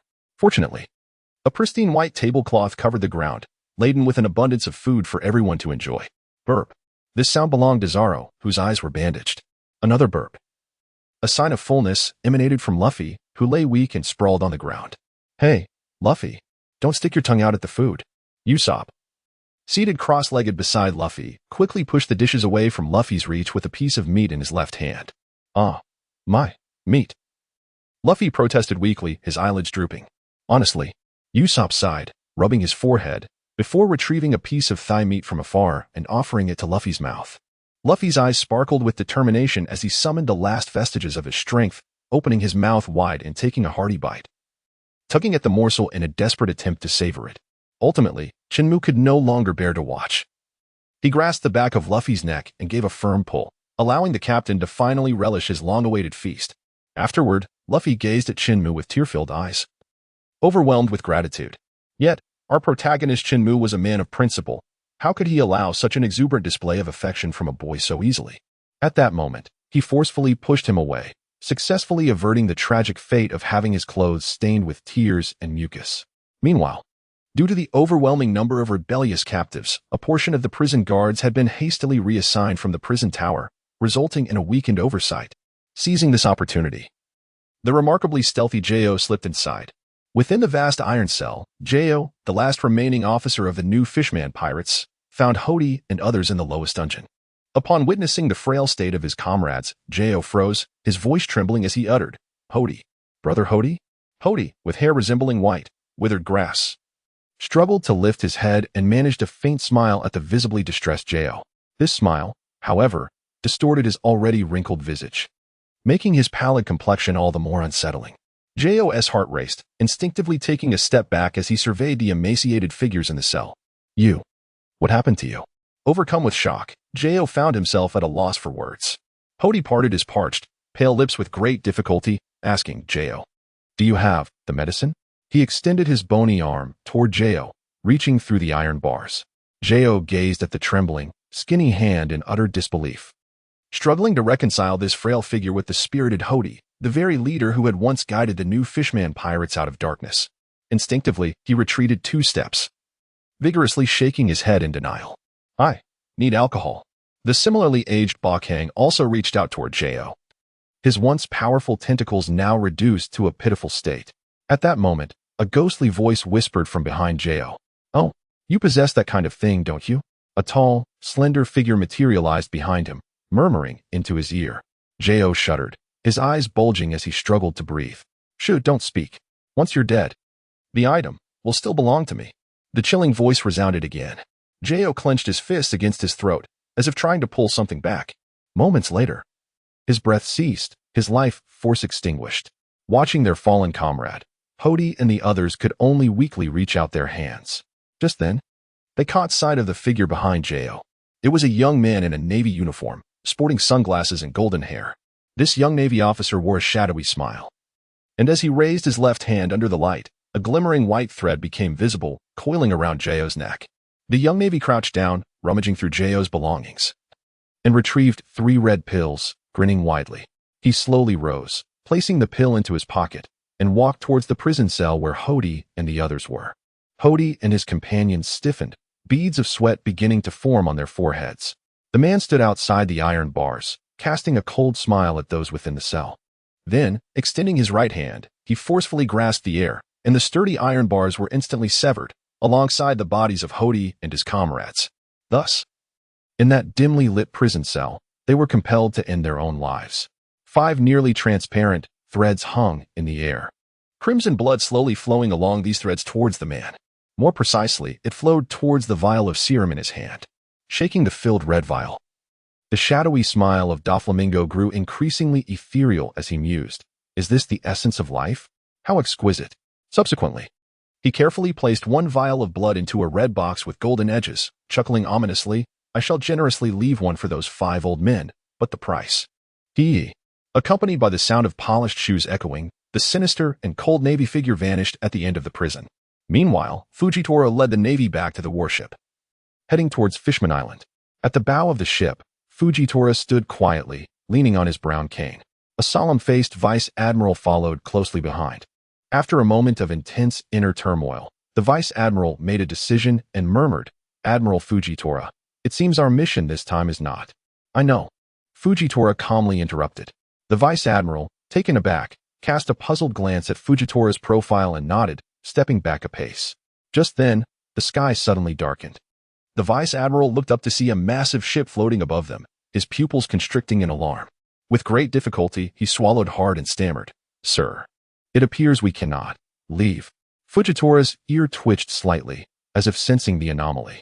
He slowly raised his cane to his chest, gripping the hilt of his sword with his right hand, slightly bending forward. The initially serene expression turned solemn in an instant. The rear admiral, oblivious to Fujitora's shifting aura, continued to gaze blankly at the sky, fixated on the colossal ship that nearly obscured the sun, murmuring, if that were to fall, the millions of residents of Fishman Island would perish. Upon hearing this, Fujitora's countenance darkened abruptly, his aura surging with intensity. The warship, previously gliding steadily over the sea, suddenly ascended, soaring towards the massive shadow in the sky. The rear admiral lost his balance and fell to the ground, his face a mask of shock as he stared at Fujitora, terror written all over him. Sir, what are you planning to do? Amidst the chaotic footsteps, a throng of soldiers rushed onto the deck, their eyes widening in horror at the gigantic shadow veiled in the clouds. A mere glance left them as astonished as the rear admiral. Ignoring the reactions of those around him, Fujitora manipulated the ship's gravity, drawing closer to the imposing silhouette amidst the clouds. The crowd in the plaza of Fishman Island, too, beheld the immense apparition. This is Noah. Wasn't the Ark supposed to be resting on the seabed? How can it be looming above us? As the massive vessel gradually enveloped Fishman Island in darkness, the people turned pale, powerless, and sank to the ground in despair. Equally stunned, Punitin's pupils dilated, and within the shroud of shadow, he seemed to glimpse a warship. As Fujitora's aura escalated, the warship's ascent quickened, and the overwhelming pressure pressed down upon the crowd, forcing them against the deck, desperately struggling to endure.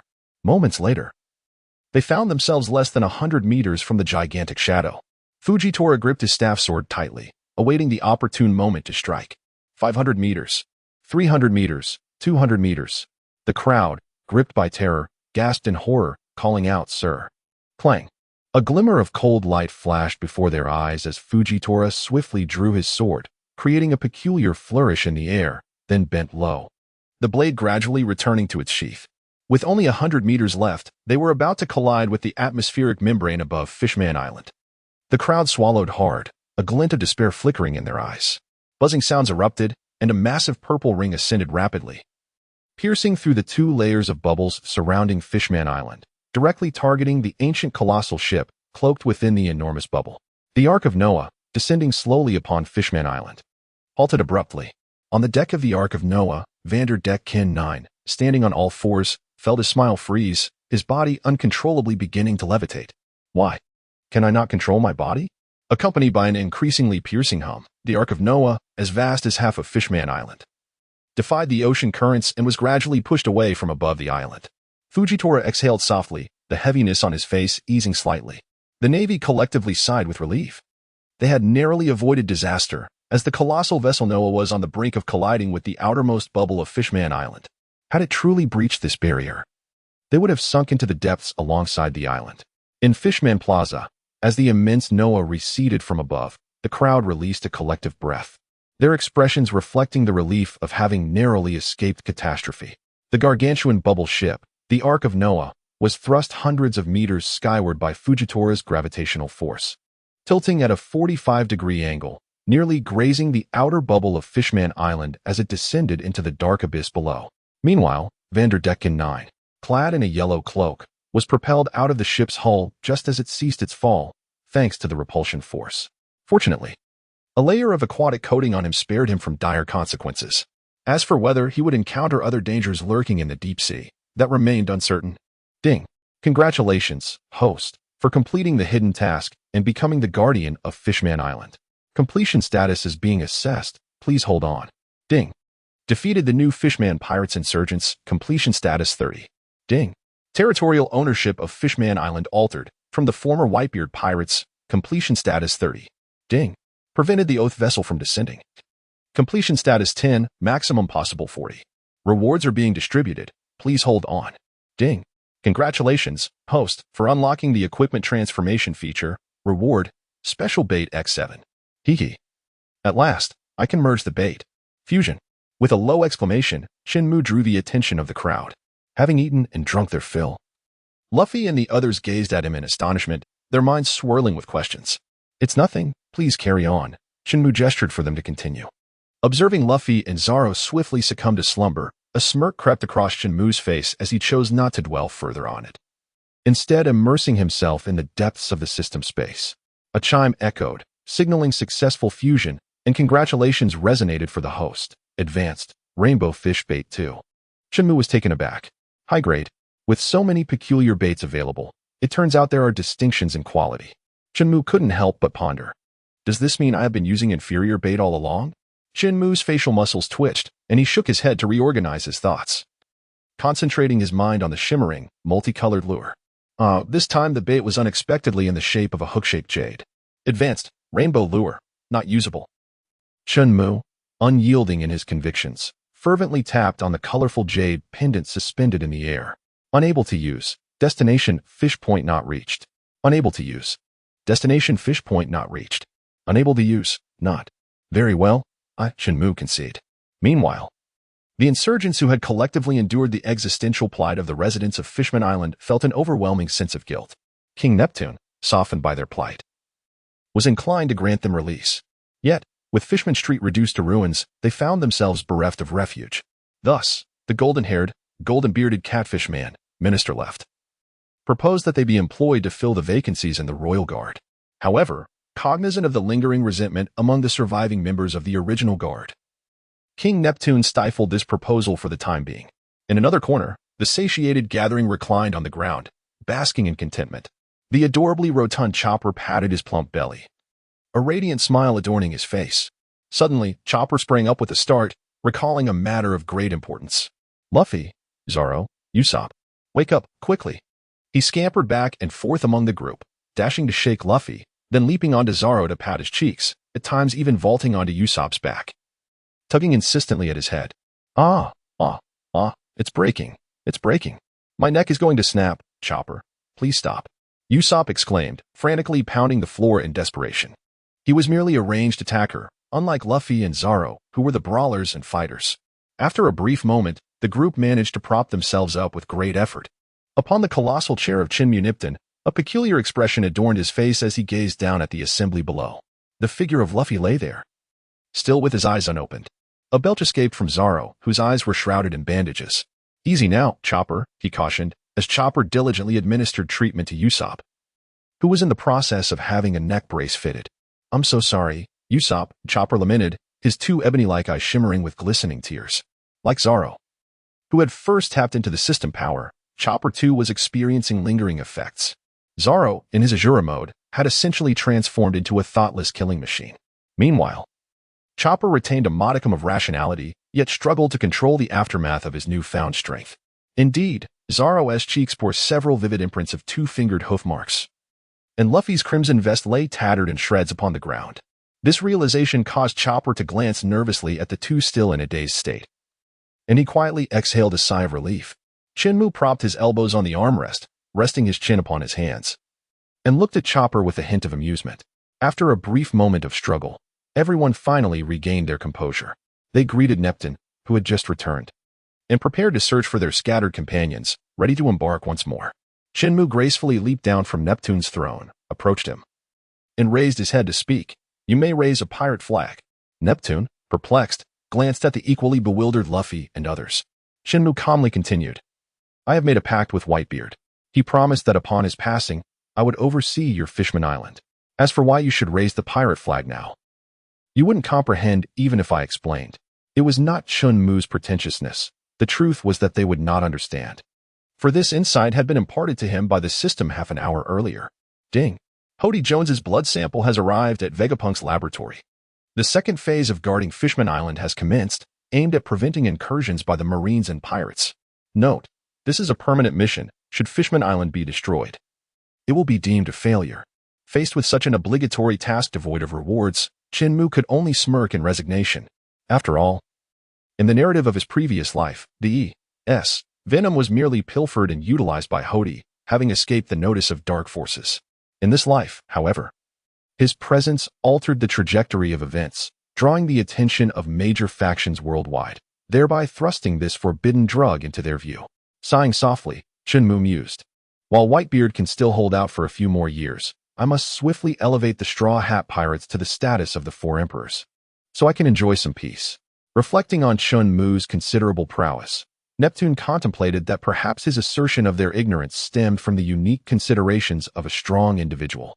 Convinced that Chen Mu had no reason to deceive them, Neptune spoke, "Very well, let us raise that pirate flag. We shall use the Straw Hat Pirates flag." With that, Chen Mu brushed past Neptune and caught up with the departing group. Neptune stood momentarily stunned, pondering the Straw Hat Pirates flag. In the Mermaid Cove, amidst tempestuous weather, Nami swiftly unleashed a lightning storm upon the unsuspecting Caribou and his crew.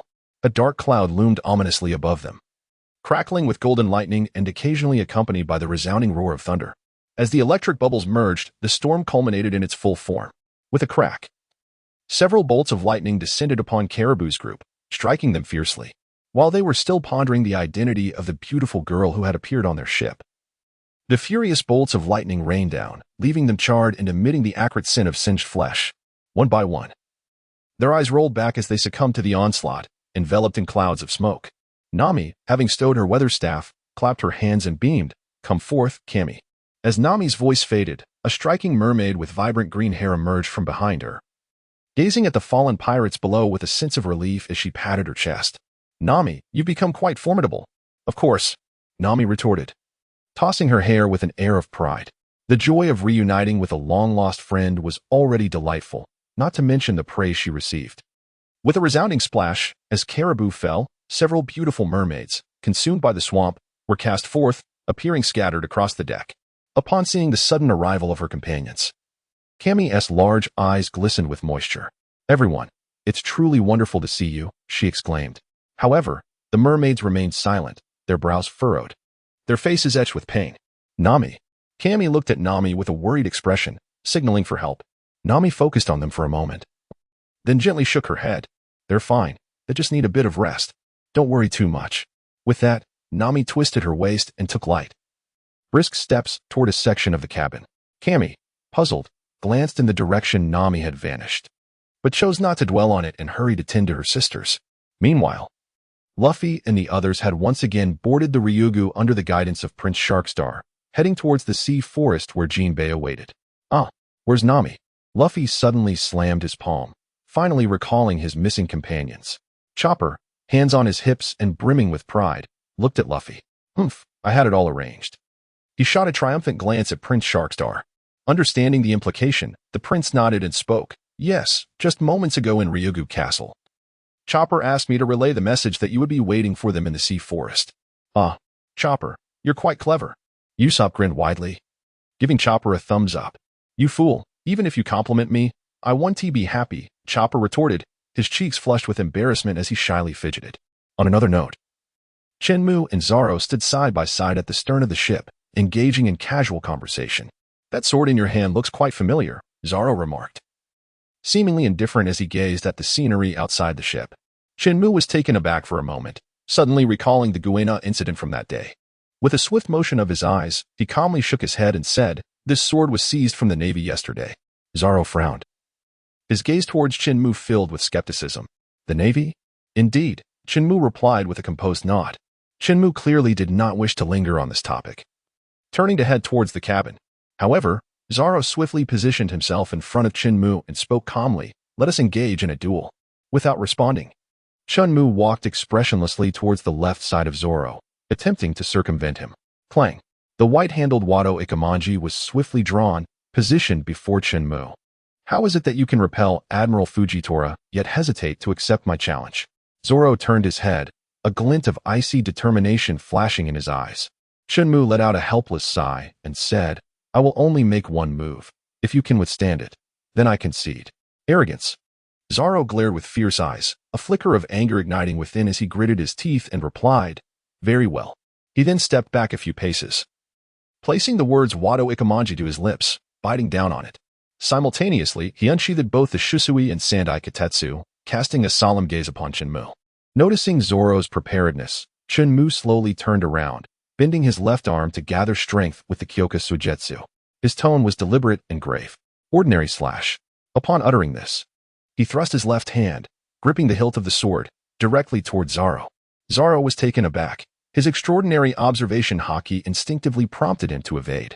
Boom. The explosive force of the punch grazed Zoro's cheek, sending the ship's deck flying into the air. Usopp and Chopper, who were leisurely sipping tea in the cabin, were startled into spitting their drinks out. In the blink of an eye, the punch's wind surged skyward, creating a massive hole in the two-layer bubble that enveloped Fishman Island.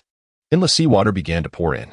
The prince gaped at the enormous opening in the sky, observing the raging influx of water, and suddenly regained his senses. He hurriedly pulled out his transponder snail. Hello, father, quickly, open the gas storage. The prince urged frantically. Huh? Clearly, a certain king was currently inebriated and did not comprehend his son's words. Open the gas storage. Otherwise, Fishman Island will vanish. The prince was now in a state of acute anxiety, while his foolish father remained blissfully intoxicated at such a critical moment. This was truly a matter of life and death. As the seawater continued to flood in, Fishman Island began to sink gradually. Just as everyone was at a loss for what to do, a colossal air bubble emerged from the entrance, gradually merging with the air layer, slowly filling the two massive holes. Only then did the crowd let out a collective sigh of relief. The prince, still shaken, glanced at the bubble layer at the edge of the sky, within the still-connected transponder snail. A heated conversation between the furious left minister and the oblivious king could be heard. The dialogue unfolded as follows. Your Majesty, what are you doing? Do you not realize that we were on the brink of sinking into the underwater volcanoes? I apologize. I was drunk. No, you need not apologize. It was my impatience that led to my disrespect towards your Majesty. Please, punish me. Ah, no worries. You just saved Fishman Island. No punishment, no punishment. Well then, I thank your Majesty for your leniency. After a pause, the left minister bowed once more and said, Since your Majesty has decided to forgive my disrespect, I shall dare to take the lead once more. Guards, relay the order. Henceforth, His Majesty the King is to abstain from alcohol. No fine wines shall be permitted within the Dragon Palace. Yes. Ah, your Majesty, do you have anything to add? No, nothing more. At this point, the Crown Prince hung up the phone with a look of exasperation, finding the minister of the left far more dependable than his foolish father. He sighed deeply, contemplating that if he wished to indulge in a drink in the future, it would no longer be feasible within the Dragon Palace city. This was but a minor episode during the journey of the group to the sea forest. Following this incident, Zoro chose to remain silent regarding Chen Mu's behavior of seeking a ride on the ship. Before long, the group arrived at the sea forest, where they encountered Jinbei and a few late-arriving companions. New World, we have arrived. At the sea forest, aboard the Thousand Sunny. Jinbei sat cross-legged on the verdant grass, arms crossed. Luffy faced him, his face aglow with a smile of reunion. Jinbei, join me as my companion. The others standing behind Luffy ceased their conversations, their expressions indifferent as they regarded the blue-skinned fisherman. Jinbei appeared contemplative, neither directly accepting nor rejecting Luffy's offer, clearly engaged in his own reflections. Having lost the title of Warlord of the Sea, he was now relying solely on Whitebeard's protection to fend off pirate incursions. Should the Whitebeard pirates be occupied one day, other forces might seize the opportunity to attack Fishman Island, and the consequences would be dire. Moreover, Whitebeard's advanced age and the severe injuries sustained in the battle 2 years prior had given rise to rumors that he had at most 5 years left to live. If Whitebeard were to fall, Fishman Island would undoubtedly become easy prey. Thus, Jinbei now pondered how to safeguard Fishman Island or find a powerful ally to secure its protection. Although Luffy was indeed appealing to him, he was not alone. Behind him lay a vast nation with countless citizens. After all, in the eyes of those dark forces, the beautiful merfolk were akin to moving mountains of gold. Jinbei? Jinbei? Jinbei? Noticing his prolonged silence, Luffy grasped Jinbei's arms and shook him vigorously. Observing their captain's foolish demeanor, the others could only facepalm in disbelief, unable to watch any longer. After a moment of reflection, Chen Mu discerned the thoughts of Jinbei at that moment. Calmly, he inquired, "Jinbei, at the entrance of Fishman Island, in addition to the Whitebeard pirate flag, the Straw Hat pirate flag is also hoisted. Are you aware of this? The Straw Hat pirate flag at the entrance? Shouldn't it solely be the Whitebeard pirate flag?" Jinbei pondered deeply, finding himself perplexed. The others, too, gazed at Chen Mu with expressions of curiosity, eagerly awaiting his further explanation. Chen Mu chuckled softly, gazing at Luffy, and remarked, "Back then, you were in such haste that you only heard my intention to raise the flag for Neptune, but missed the most crucial part of our conversation." Observing the growing curiosity and pressure among the group, Chen Mu decided to be forthright and declared, "Whitebeard has asked me to convey to Neptune that henceforth, the guardianship of Fishman Island will be shared between him and the Straw Hat Pirates." Initially, the crowd did not think much of it. It was merely a matter of jointly protecting a territory with Whitebeard. Moreover, most of the time, they had merely been passive spectators. Yet, there was a sense that deeper meaning lay within those words, prompting them to furrow their brows and ponder thoughtfully. The first to grasp the hidden significance were the astute Robin and Nami. They exchanged a glance, their eyes betraying a profound astonishment. The underlying message in this dialogue was, "An alliance." Nami gasped, covering her mouth in disbelief. Meanwhile, the more rugged and intricate duo of Frankie and Brooke noticed the unusual demeanor of Nami and Robin. Casting inquiring glances their way, Robin caught their gaze, forcibly calming her excitement before addressing the group. "Everyone." As the crowd looked up, their faces etched with confusion. "The Yonko has invited us to form an alliance." Initially, the group tilted their heads in puzzlement, but soon they were jolted awake. Like thunder cracking in their ears, the realization struck them, their eyes widening in astonishment. Usopp stared at Robin in disbelief. The Yonko, Chopper, and Brooke echoed, "An alliance." Sanji, the first to regain his composure, lit a cigarette, gazing out at the scenery while slowly exhaling a ring of smoke. Zoro remained relatively impassive. Luffy, however, looked at Robin with a puzzled expression. "Is that Ace's old man? Why would he want to ally with me?" "I don't know," Robin replied. "Oh, but I am unaware of this matter." The expressions of the group, which had transformed from shock to joy, suddenly froze. Becoming rigid, they turned their heads, their gazes fixated on Chen Mu. After hearing Robin's analysis, Chen Mu, the subject of their scrutiny, was taken aback, pondering, "Is this what Whitebeard had in mind? How was I unaware of this?" Then, noticing the looks directed at him, he dispelled his contemplative expression, allowing a gentle smile to return to his face. Nodding at the group, he stated, "Yes, it was I who agreed to this on Luffy's behalf." The group then turned to Luffy, who wore a puzzled expression. "Ah, if it's you, Uncle, who has agreed, then I shall ally with that old gentleman." Upon concluding his words, Luffy placed his hands on his hips and beamed at everyone around him. Usopp lifted Chopper, spinning him around twice, his face awash with joy as he murmured, "This is wonderful, truly wonderful. We now have the backing of a Yonko as a pirate crew. Hooray!" Chopper, his eyes squinted in delight, waved his tiny hooves exuberantly in the air. After a few spins, Usopp gently set Chopper down and turned to the solemn faces of his companions, inquiring, "What is the matter with you all?" Chopper, equally perplexed, wondered why such a joyous occasion had suddenly cast a shadow over everyone as spirits. At that moment, Sanji finished his last puff, flicking the cigarette butt overboard. His gaze distant as he softly murmured, "Do we truly possess that level of strength?"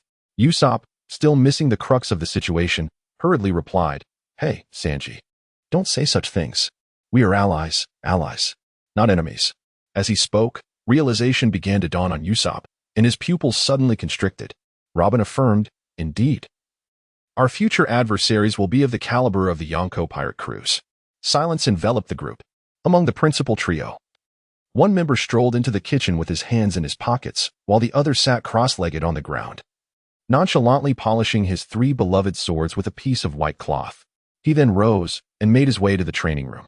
Observing the sudden quietude among his comrades, Chen Mu shook his head with a hint of exasperation, thinking to himself, "Indeed, time is of the essence."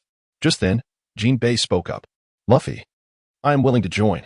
Luffy was taken aback for a moment, but soon his face lit up with joy as he repeatedly exclaimed words of gratitude. Jinbei's resolve did not go unnoticed by Nami, whose beautiful eyes began to glisten with unshed tears. Chen Mu smiled kindly at Jinbei, a gesture that served as a greeting to this new companion, truly not treating him as an outsider. At that moment, Nami suddenly ascended to the second floor, her expression resolute as she gazed at everyone. She clapped her hands, capturing the attention of the group, and declared, "We are about to enter the deep sea, everyone. Prepare yourselves." It was then that Jinbei tossed a brown object resembling a wristwatch towards Nami, saying, "Nami, use this. It is a specific compass for the new world." Nami caught it effortlessly, opening her palm to inspect it. The only distinction from the compass she had previously used was the addition of 2 extra needles. Indeed, this was the specific compass of the new world, capable of pointing towards 3 islands simultaneously and assessing the dangers of imminent arrival based on the frequency of the needle's vibrations. Upon hearing Jinbei's explanation, Nami instinctively considered discarding the device. Jinbei looked at her in confusion, unable to comprehend why a navigator would reject the existence of a recording compass. Just then, Luffy's laughter erupted. Jinbei turned to see Luffy's eyes gleaming brightly, his neck stretching swiftly as he leaned towards Nami on the second floor. With a grin, he exclaimed, "Nami, I want to go to that place." Nami's face was filled with terror as she vigorously shook her head. "Hey, Luffy, come down." Usopp, predicting Luffy's intentions, angrily seized him by the neck, attempting to pull him away from Nami. "No, I'm the captain. I want to go there." After a pause, he turned to Nami and smiled. "Nami, you'll safely take us there, right?" Upon hearing these words, Nami froze, slowly lowering her head and murmuring a barely audible Nami. Usopp weakly opened his mouth, unable to continue further. Before long, the Sunny officially departed Fishman Island through the enormous circular stone gate. Frankie also retrieved several specially crafted square wooden blocks from the ship, linking them together and throwing them overboard to serve as a means of propulsion buoyancy. At that moment, Chen Mu lay weakly on the bed, murmuring to himself, "If I can go ashore in the future, I will resolutely refuse to board a ship again." Chen Mu gradually closed his eyes, yet a vision of a magnificent mermaid with an imposing physique suddenly emerged in his mind. Meanwhile, on the surface of the sea, several colossal warships formed a surrounding circle, patiently awaiting the emergence of Luffy and his companions. At the forefront of this naval formation stood Smoker, draped in a navy coat, a cigar clenched between his lips and a weapon forged from sea prism stone firmly in hand, quietly anticipating the appearance of Luffy and his crew. "This time, Luffy, I shall not allow your escape," Smoker mused, recollecting the fierce battle from 2 years prior. During that brutal conflict, one of the 16 vice-admirals, the Spider Demon, was felled by Luffy's single punch, leaving all present in shock. However, he was not among those affected. Even with Luffy's capability to slay a vice-admiral, he remained unperturbed. For in their past encounters, it was always the straw hat-clad youth who ultimately fled in defeat. Smoker was well aware of his weaknesses. As his thoughts wandered, the soft sound of footsteps approached from behind, yet he did not turn around, for he knew that only one person aboard the ship could produce such gentle footfalls. Daisuke walked up beside Smoker, brushing back her hair that had been tousled by the sea breeze, and softly inquired, "Can we trust the words of those pirates who escaped from Fishman Island?" Smoker exhaled a thick smoke ring, pursed his lips, and replied with unwavering conviction, "All I need to know is that they will emerge from Fishman Island. That is sufficient." Pausing for a moment, he casually tossed a record towards Daisuke, saying, "Based on my understanding of him, he will undoubtedly choose to head for the perilous Raijin Island, and this is the path they must take." Daisuke caught the record pointer, observing a certain needle that trembled violently, her brows furrowing in concern. "All right, gather your spirits. They should be arriving shortly." Meanwhile, in the depths of the Silent Sea, several massive floating wooden blocks were connected by a specially crafted hemp rope tethered beneath the head of the Sunny S Little Lion, guiding Luffy and his companions upwards towards the surface. At that moment, a swift-moving white current appeared, winding its way through the water like a serpent. Coincidentally, this unknown current emerged precisely above the floating wooden blocks. The blocks were swiftly drawn into the rapidly spinning current, causing a tumultuous whirl that also ensnared the Sunny. As the current continued to swirl, the Sunny accelerated in accordance with the flow, leaving the crew dizzy and clinging tightly to any stable object to prevent being thrown overboard. Fortunately, the high-quality bubble coral gifted by Fishman Island proved resilient enough to withstand the turmoil of the current. Otherwise, the recently gathered crowd would be forcibly separated once more. The people gritted their teeth and persevered. However, within the cabin, a certain man surnamed Chun, who had been thrown about, was in dire straits. Moments later, Jinbei, the fishman, seized the opportune moment to grasp the chaotic, massive block and burst forth from the raging current. Yet, the force of the torrent was overwhelming. Jinbei, firmly holding onto the tether, was violently dragged along by the Sunny. After advancing a short distance, Jinbei beheld the impending cluster of reefs ahead. The serpentine flow of the sea snake through the colossal deep-sea reef formation, and at last, Jinbei found his chance to rescue the others. Just as they were about to collide with the enormous rock, Jinbei swiftly hardened his arms with haki, and with the momentum of their forward motion, he thrust his left hand, shaped like a blade, forcefully into the rock, although the power of the current continued to pull him along. Carving a long gash into the rock's surface, Jinbei, with a serious expression, utilized the slight resistance provided by the reef to execute a long-prepared technique. The muscles of his haki-clad right arm bulged, unleashing a tremendous force as he abruptly swung the specially designed tether with his right hand. The current, an over-the-shoulder throw. Like a pendulum in motion, the Sunny was instantly flung out of the turbulent waterway, breaking free from the oppressive rush of seawater, and soared upwards. Having long since released his right hand, Jinbei took a brief breath, propelled himself off the rock, and swiftly swam towards Luffy and the others. Suddenly, a towering wave, reaching dozens of meters high, erupted from the calm sea. The Sunny, encased in bubbles, burst through the surface, emerging into the sunlight once more. On the deck, the group huddled together, either seated or lying down, their faces etched with exhaustion. Only Luffy looked at Jinbei with a silly grin, his eyes narrowed in delight. "Jinbei, we owe you one this time," Usopp said weakly, lying on the ground. "Indeed, this is what I ought to do," Jinbei replied thoughtfully, his tone calm. As a mature middle-aged fishman, Jinbei consistently embodied a composure befitting his age. Luffy continued to beam at Jinbei, clearly pleased with the addition of this new companion. Meanwhile, Nami, supporting herself against the white railing on the second floor, slowly stood up, her pretty face occasionally flickering with discomfort. Glancing at the watch on her wrist, a frown creased her brow. "Nami, is something wrong?" Robin, seated on the staircase, gently inquired upon noticing Nami's unusual demeanor. Nami lowered her head and shook it softly, saying, "Our current position is rather strange." The others paused in surprise, turning their heads in unison towards Nami on the second floor. "Strange?" Chopper sat on the soft grass, tilting his little head as he gazed at Nami. After a moment of silence, Nami sighed softly, addressing the group with measured words. The pointers are indicating 3 different directions. Pausing briefly, she scanned the faces around her before continuing. The pointers in all 3 directions are trembling violently. Chopper, Usopp, and Brook leaned their heads together, their expressions betraying sheer terror. "Oh, I see. This means that regardless of our choice, we are destined to arrive in a perilous zone," Frankie mused, stroking his chin thoughtfully. "Indeed," Nami responded, her brow furrowing with concern. The atmosphere grew heavy with unease. Just then, the sound of a door creaking open announced the entrance of Chen Mu. Leaning weakly against the doorframe, his pallid face turned towards the group, he spoke in a fragmented voice. "How much longer? Until we reach the next island." The group paused in surprise, their gazes shifting back to Nami. She pressed her lips together, remaining silent. "Nami," Usopp began, noticing her troubled expression. But he was abruptly interrupted by Jinbei. "This is the doldrums," Jinbei said slowly, his tone weighed down by gravity. The group responded with puzzled expressions. Nami took a deep breath and nodded at everyone, stating, "Jinbei's assessment is correct.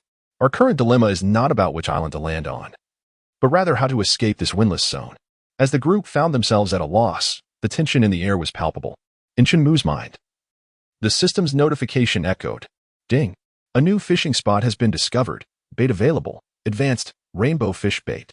Upon the surface of the sea, a colossal warship lay anchored, precisely above the exit of Fishman Island. 3 admirals, clad in naval coats, stood silently at the bow, each embodying distinct ideologies. Yet they exchanged little conversation. At that moment, the contemplative Vice Admiral Weasel gradually opened his eyes, disregarding the gazes of the other 9 Vice Admirals, and approached the 3 silent admirals.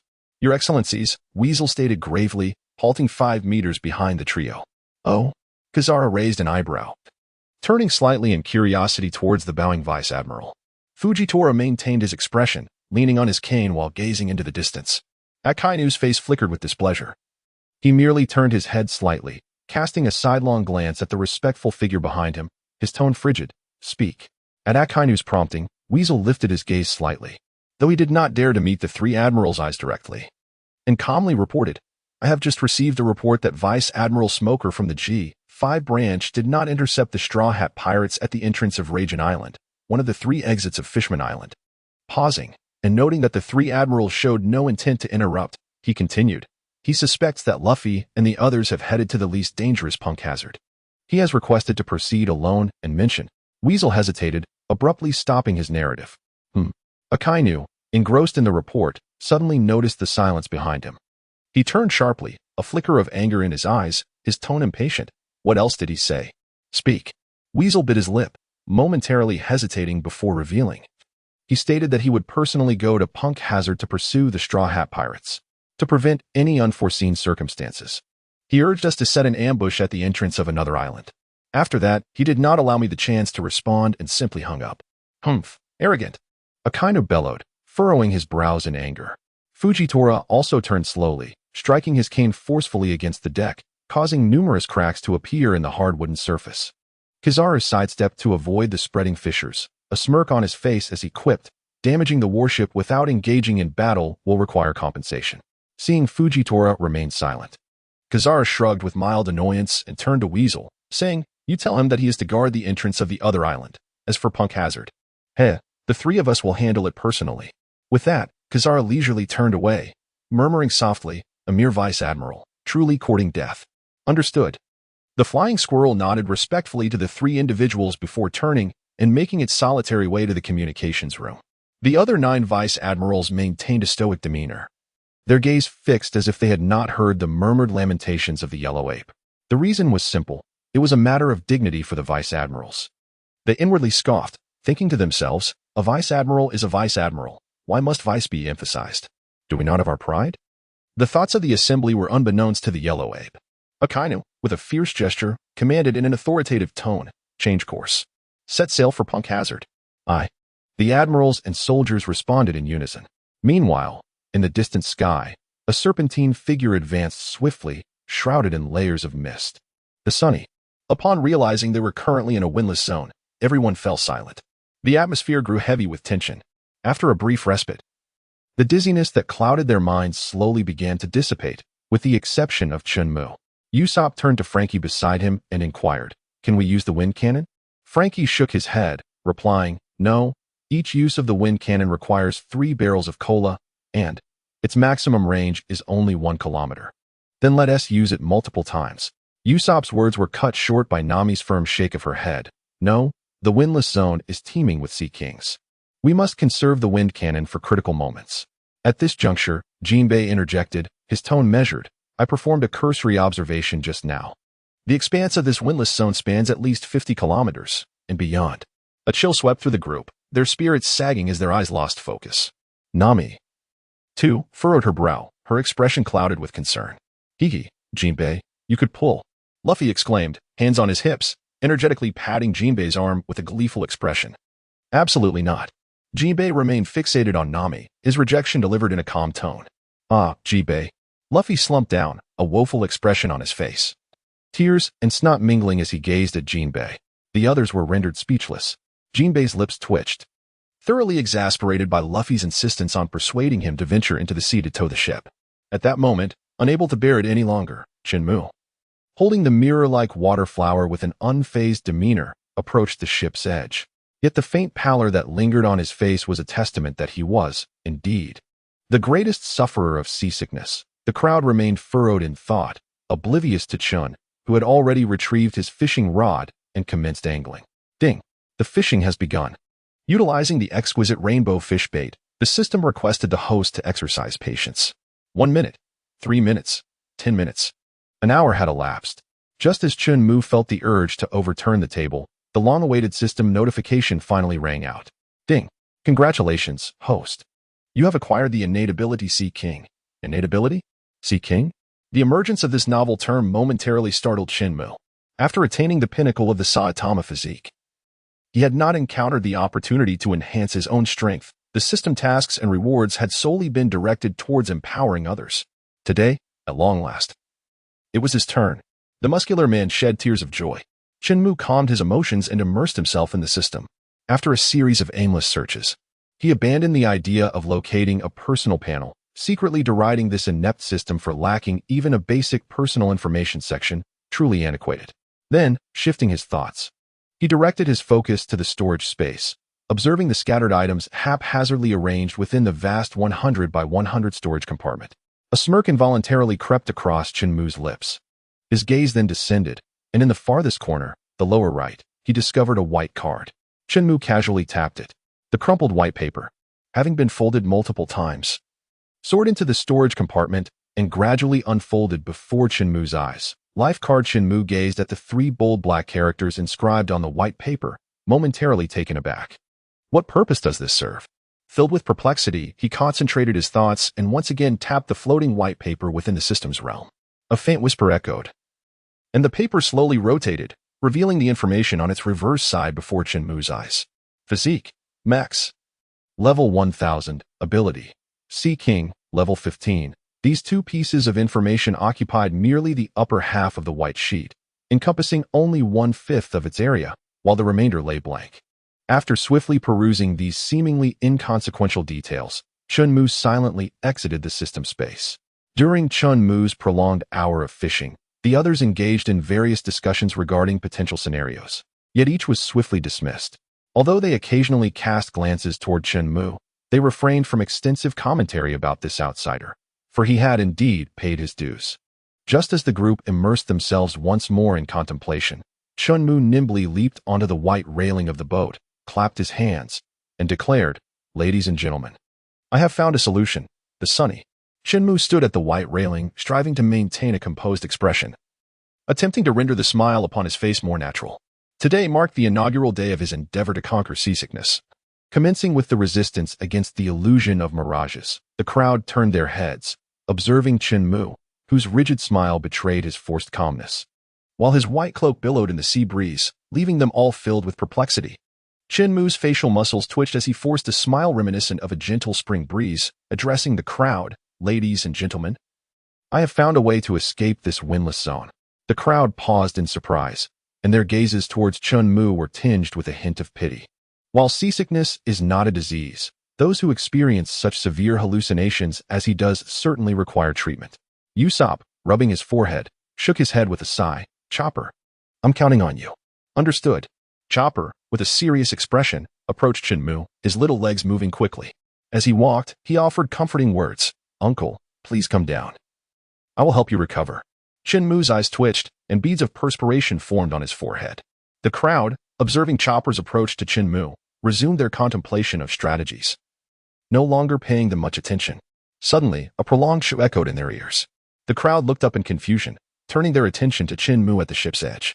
They witnessed him pinching his lower lip between his thumb and forefinger, forcefully blowing air outward, his cheeks reddening, which only deepened their bewilderment.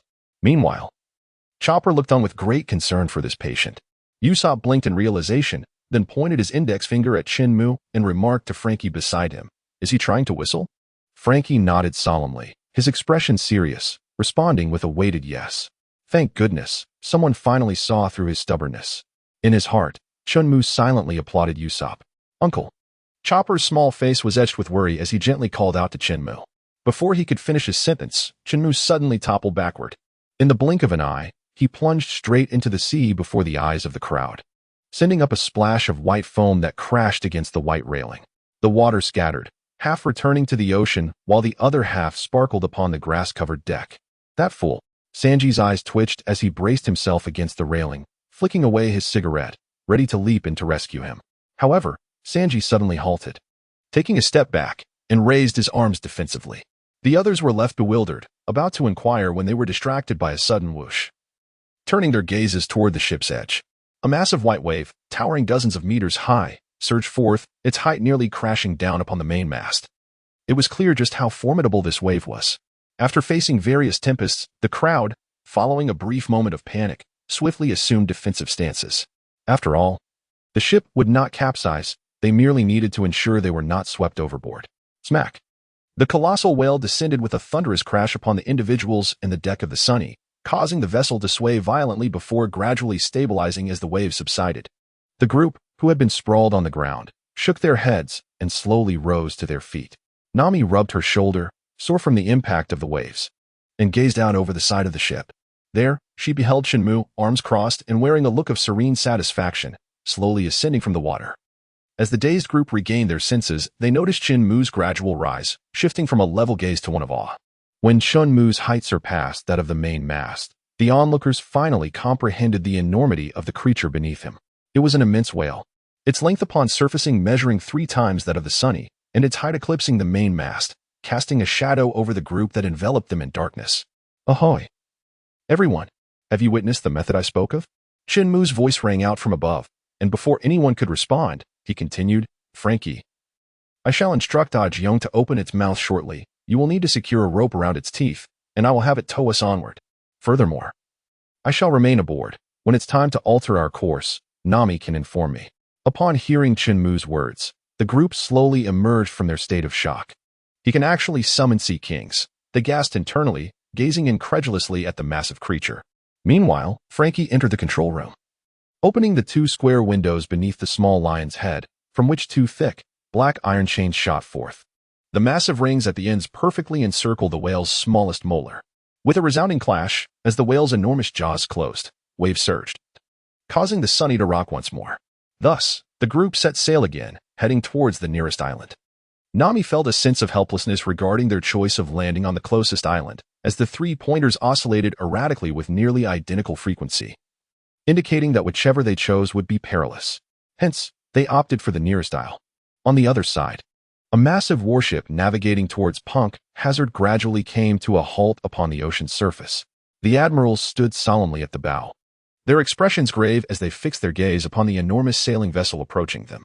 This must be the Revolutionary Army's fleet, whispered the weasel-eyed officer, his eyes narrowing with a glimmer of sharpness. Indeed, with a cigar clamp between his teeth and an unwavering smile, the bearded general known as Fire Mountain nodded calmly. The Revolutionary Naval Fleet was poised for action. A raven, cloaked in darkness, circled above the main mast before descending towards a figure clad in black below.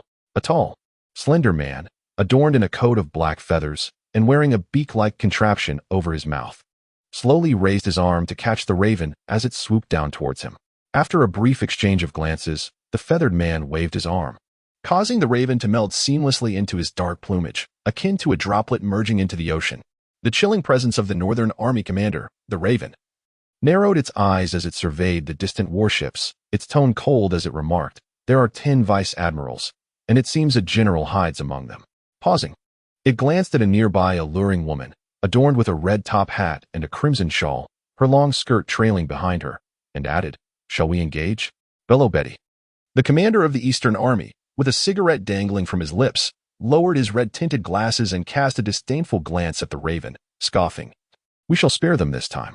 With that, he turned his slender waist and strode towards the ship's cabin. All hands, stand down and alter course, came the command. Aye. The massive sailing ship promptly shifted its course, heading in another direction. On the warship, 10 individuals wore tense expressions as they observed the departing fleet, their brows furrowed in concern. Just then, Akainu's voice rang out behind them. All cannons, lock on and prepare to fire. Aye. The soldiers saluted and hurried to the ammunition hold below deck. Oh, the Revolutionary Army is such a nuisance, yawned Kizaru, leisurely walking over to Akainu. Just now, Admiral Akiji called and ordered us to abandon this operation and head directly to the Holy Land, Mary Gios. Observing Akainu still brimming with combat fervor, Kizaru smirked and added, It was an order from those 5. What? Akainu whipped around, his gaze fixed intently on Kizaru. How frightening. Do not look at me like that. This is a military order. I cannot change it at will, Kizaru retorted, raising his hands in mock surrender, his expression betraying no fear despite his words. He then turned, commanding the bewildered soldiers with undeniable authority, change course, to the Holy Land, Mary Gios. Aye. The soldier was momentarily taken aback, casting a glance at the silent and frowning Akainu before hastening towards the control room above. The fleets of both sides altered their courses, and the top brass of the Navy and the Revolutionary Army narrowly missed each other. Shortly after the departure of both fleets, a naval lifeboat, carrying Admiral Akainu and 4 soldiers, made its way to the nearby Punk Hazard. Upon their arrival on the island, they were met not by the Straw Hat pirates, but by an exceedingly perilous individual. On the surface of the sea, the lifeboat approached the island at a leisurely pace. This small vessel, designed for 5, had 2 soldiers diligently rowing while the other 2 stood solemnly behind Akainu. They felt powerless to oppose the admiral's defiance of military orders, especially given his imposing presence. Compared to the amiable Admiral Akiji, it was evident that Akainu inspired far more trepidation. Meanwhile, having received the latest intel from his subordinates, Kaido, who was initially en route to Fishman Island, altered his course and arrived at Punk Hazard ahead of schedule. He eagerly anticipated the arrival of the Straw Hat Pirates, particularly Luffy, the newcomer capable of shattering Sengoku's golden form with a single punch, a prospect that stirred his interest immensely. With this thought in mind, Kaido burst into laughter as he grabbed a massive barrel of sake and indulged in a fervent drink. Moments later, the lifeboat reached the shore, and Akainu leapt onto the long-abandoned island, his empty sleeves billowing alongside his naval coat. "You need not come up. Wait for me here," he instructed the hesitant soldiers behind him. After all, they were merely ordinary soldiers with little impact against the might of the Straw Hat Pirates. With that, Akainu set off towards the heart of the island, where two old acquaintances were poised to meet once more. One wondered if the now one-armed Akainu could still withstand the threat posed by this formidable adversary. Chen Mu sat cross-legged atop the head of the black whale, a look of contentment gracing his face. Behind him, the Sunny was being dragged forward by iron chains. "Brother on the whale, we have left the doldrums. Please have the whale open its mouth. I wish to retract the chains. Free to sail upon the vast ocean, untroubled by seasickness." Chen Mu's mood was exquisitely joyful at that moment. However, Frankie's voice, inappropriate for the serene setting, interrupted his reverie. His rare moment of elegance was thus spoiled, and Chen Mu responded with a slight, displeased "oh," gently patting the whale's head as a signal for it to open its mouth. With a soft sound, the whale slightly parted its enormous jaws, allowing the white waves to surge in.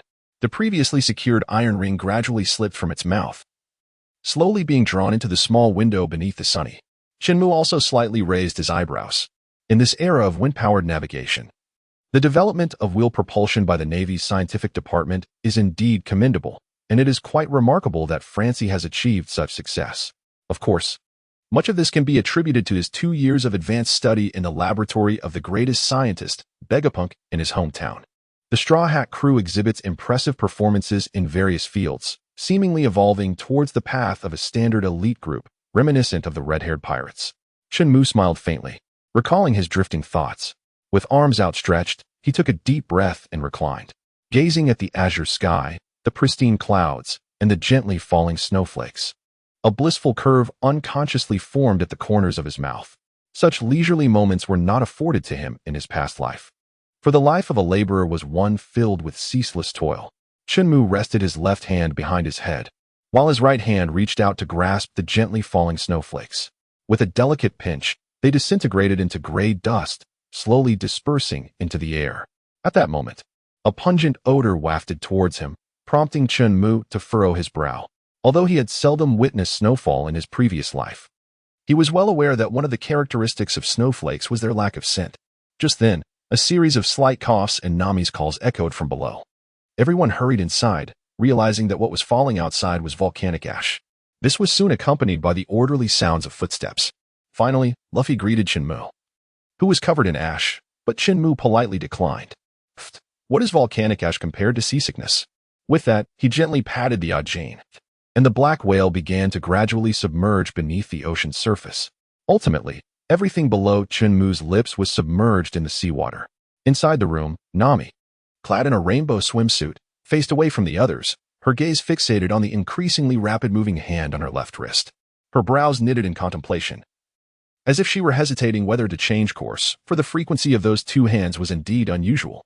"Hey, Nami, what are you looking at?" At that moment, Luffy's neck stretched once more, leaning in to see.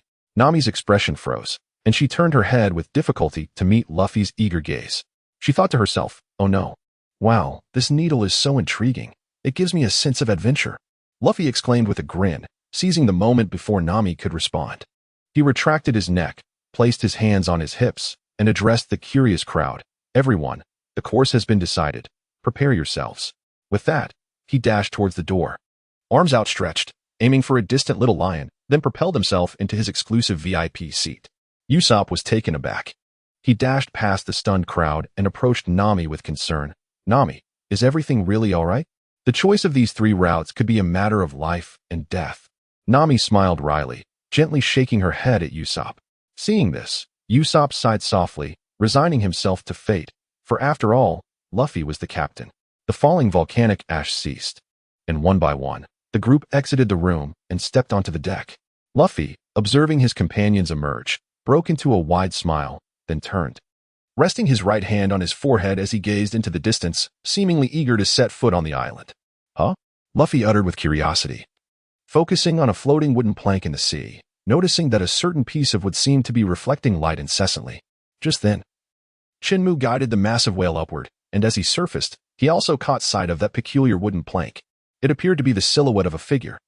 No, rather, it was a figure encased in ice. Chen Mu fixed his gaze for a while, and only then did he fully comprehend the situation on the wooden board. Hey, uncle, did you see that? Luffy's head peeked over the ship's edge, directing his attention towards Chen Mu, who was closer to the wooden board. Chen Mu was taken aback for a moment, then turned to look at Luffy, giving him a faint nod, and said, "It's a person, frozen." "Ah, is it a castaway? Uncle, quickly rescue him." Upon hearing that someone was in distress, the worried Chopper hurriedly ran towards Luffy. With a nimble leap, he landed atop Luffy's head, clutching Luffy's straw hat with both hands and calling out urgently to Chen Mu in the distance. "How many times must I say it? Do not call me uncle. I am merely a few years older than you." Chen Mu's lips twitched as he silently grumbled. Although his face displayed reluctance, he obediently moved closer, approaching the wooden plank. Chen Mu picked it up with one hand, lifting both the plank and the person together, shaking it towards Luffy and the others. The group watched as the thick ice on the elevated plank shifted back and forth, nearly tumbling into the sea. And they couldn't help but marvel at yet another person with a heart as big as Luffy's. Moments later, a whale brought Chen Mu to the side of the ship, its massive form surfacing. Once it was level with the ship, it came to a halt. Luffy leaped down from the bow, extending his hands to grasp the steaming ice block and dragging it back beside him. Behind him, Chopper rushed over, staring at the enormous ice block, exclaiming, "Doctor! Where's the doctor?" Then his small face froze in realization. "Ah, I am the doctor." After saying this, he donned a serious expression, putting on his stethoscope and signaling to the others. Usopp and Brook were left puzzled, while Sanji silently flicked away his cigarette and retreated to the kitchen. The one who understood the situation best, Zoro, emerged. With a clang, he unsheathed his sword, tossing it with the blade facing down, and swung it forcefully. The sound of cracking ice echoed as the thick layer shattered at a visible speed, allowing the pale figure to emerge, albeit temporarily unconscious. Chopper stepped forward to the unconscious castaway, placing his stethoscope gently on the person's chest for a few seconds. With a slow exhale, he reassured the group. He merely fainted. There is no danger to his life. This scene felt somewhat familiar to Chen Mu, who, uncertain, patted his mount. A whale rose once more, and from a certain height. Chen Mu gazed down over the heads of the others, finally seeing the castaway trapped in the center. "This is Zephyr." Chen Mu's pupils contracted as he glanced uncertainly at the man's violet hair, then shifted his gaze to the sea stone mechanical arm on his right, finally confirming his identity. "This is Black Arm Zephyr. What a fateful encounter to meet him here." Chen Mu's eyes reflected an indescribable strangeness as he looked at the relieved crowd. Observing their expressions, his lips twitched even more. It was then that the financial director, Nami, spoke up. "We haven't picked up another troublesome individual, have we? Our food supplies are quite limited." As she said this, Nami instinctively glanced outside the ship, only to find that Chen Mu had vanished, replaced by an enormous shadow that was barely visible. Goodness, had I still been on the ship, I might have found myself subjected to yet another extortion. Hearing Nami's slightly disdainful tone, Chen Mu instinctively clutched his small treasury and hurriedly urged a whale to his send.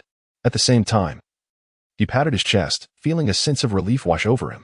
Nami, not seeing the person she had in mind, withdrew her gaze with a hint of disappointment and turned her attention to the unconscious elder being fussed over by the crowd. "Ah," Robin recoiled as if electrocuted, her delicate fingers retracting as she furrowed her brow. "This man's right arm is made of sea stone." The crowd was taken aback, their gazes fixating on the massive mechanical arm, a powerful weapon crafted from sea stone. Nami pondered thoughtfully as she gazed at the mechanical limb, her eyes sparkling with excitement. "This must be worth quite a fortune." "Hey, Nami, that's a patient," Usopp said, his eyelids drooping as he quietly remarked with a hint of disdain. Clang. The crowd turned to see Nami, her expression one of pride, and then glanced at Usopp, who was squatting on the ground drawing circles, a steaming lump atop his head.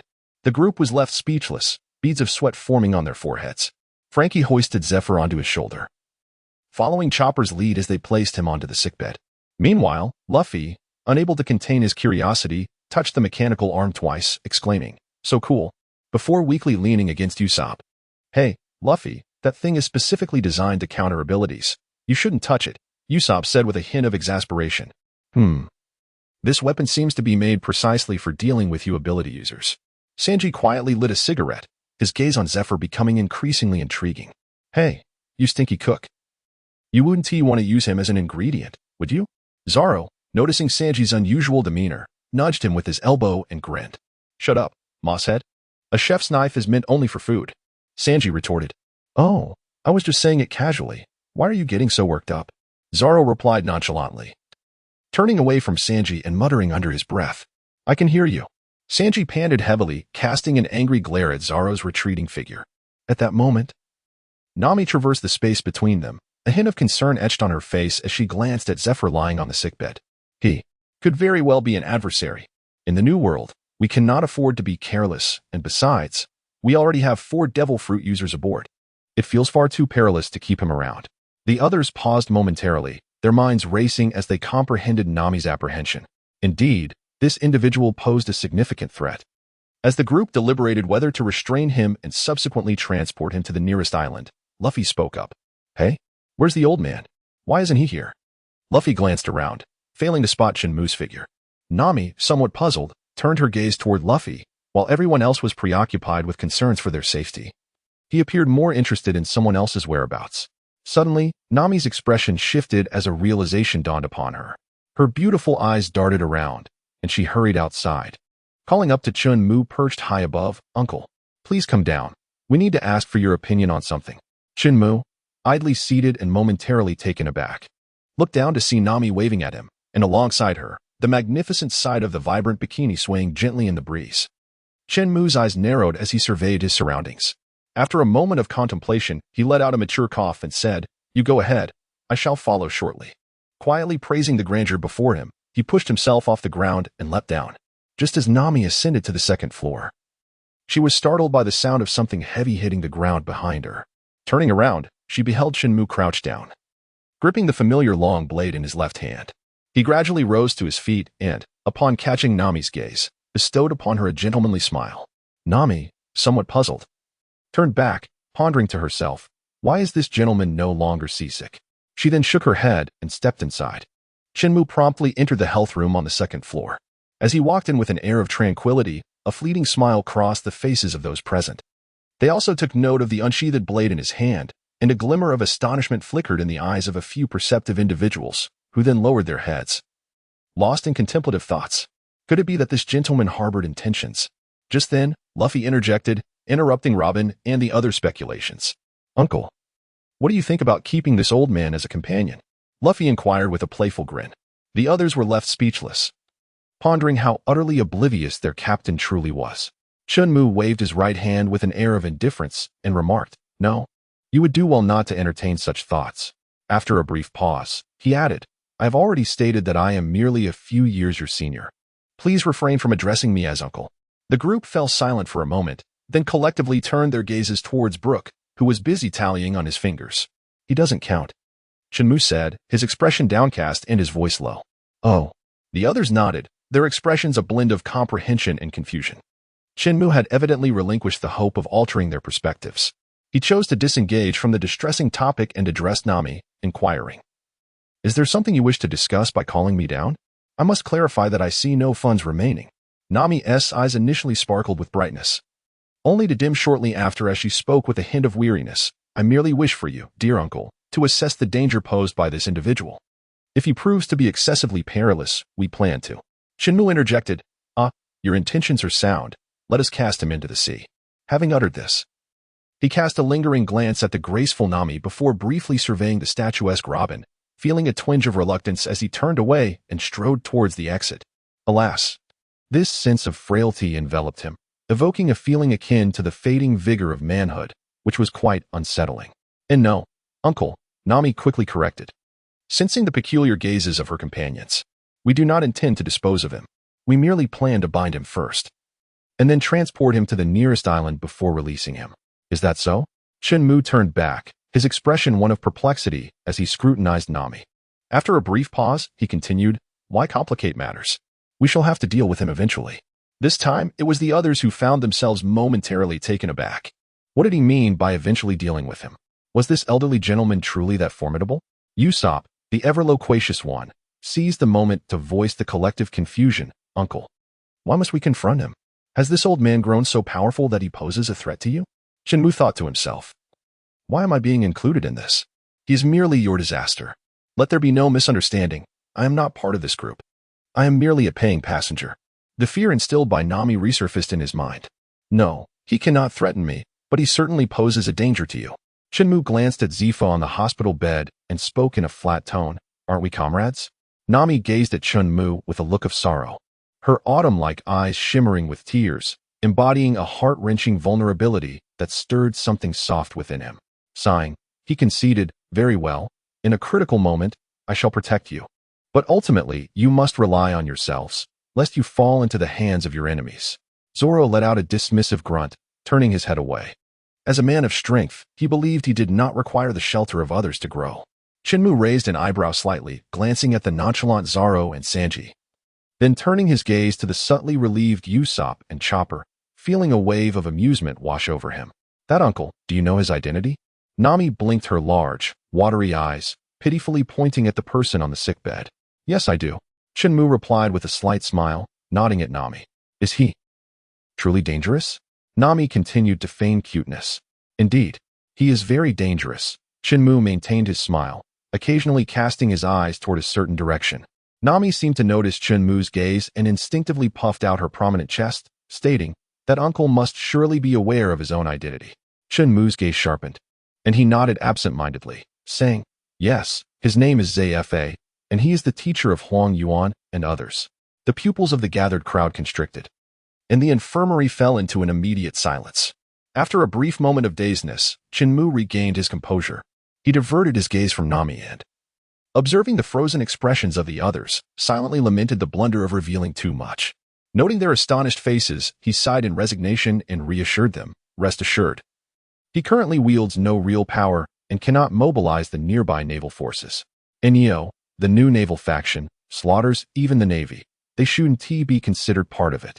Chen Mu muttered to himself, feeling a twinge of guilt. As the crowd slowly regained their senses, Chen Mu added, "He is, like you, a fugitive wanted by the navy." The crowd was momentarily stunned, their eyes filled with confusion. Chen Mu cast a glance at the crowd and sighed. Since the secrets had already been revealed, he decided to divulge everything. He had successfully convinced himself of his own narrative. His identity was that of a former admiral. Huang Yuan and Akainu were his first batch of students, while the current marshal, Qing Ji, belonged to the third cohort. Due to certain extraordinary circumstances, he had withdrawn from the Navy headquarters and established an independent naval force, codenamed Neo. Shin Muton paused momentarily, his gaze towards Zephyr gradually narrowing. And he spoke in a deep voice. "The original intention of forming this regiment is to eradicate all pirates across the world, regardless of their moral standing."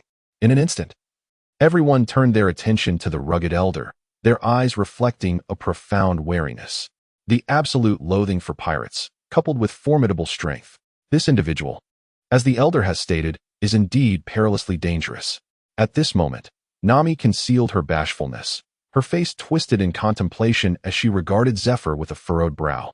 Then Chopper, filled with trepidation yet unable to bear the thought, could only voice his inquiry to Captain Luffy. After a moment of thoughtful reflection, Luffy broke into a carefree smile and declared, "What is there to worry about? I'll just send him flying when the time comes. My comrades are under my personal protection." A warmth spread through the hearts of those present, their gazes towards Luffy imbued with resolve. "Well, since the captain has spoken, we shall keep him aboard." The compassionate Robin, radiating a maternal glow, smiled at the group. "Yes, I'll take responsibility for getting him ashore," Zoro remarked coolly as he leaned against the wall. Although Luffy had agreed to allow this person to stay on the ship, the main combatants decided to remain vigilant. "Just in case. Then let us treat him." "Chopper," Luffy chuckled, addressing the eager-eyed Chopper. "Thank you, Luffy," Chopper replied, his expression filled with gratitude as he nodded earnestly. On a desolate island, shrouded in an icy chill, frost clung to every surface. Akiji, clad in a white naval coat with a gold-trimmed blue medal adorning his left chest, stood quietly atop the highest point of this ice island, observing the naval soldiers diligently searching through the debris of icebergs for vital materials. The soldiers, donned in white naval cotton ropes, wore white hats that shielded their ears and thick cotton gloves. Enduring the biting cold, they tirelessly scoured the ice for supplies, which were as crucial as ancient weaponry, DYNA rock. Due to the volatile nature of DYNA rock, which detonates violently upon contact with oxygen, Aokiji had no choice but to have his subordinates brave the cold to retrieve the remnants of these dangerous materials left behind after the explosions. With a furrowed brow and closed eyes, Aokiji stood, encased in frost, his legs below the knees encased in solid ice, the white chill emanating from his body and spreading to the ground. After a considerable time, he opened his eyes, the icy mist within them dissipating. He gently lifted his leg, shattering the ice around his feet, and began to walk towards the naval vessel on the ice surface. Marshal. The soldiers paused their tasks, standing tall with chests out, saluting the passing Aokiji. Aokiji frowned slightly.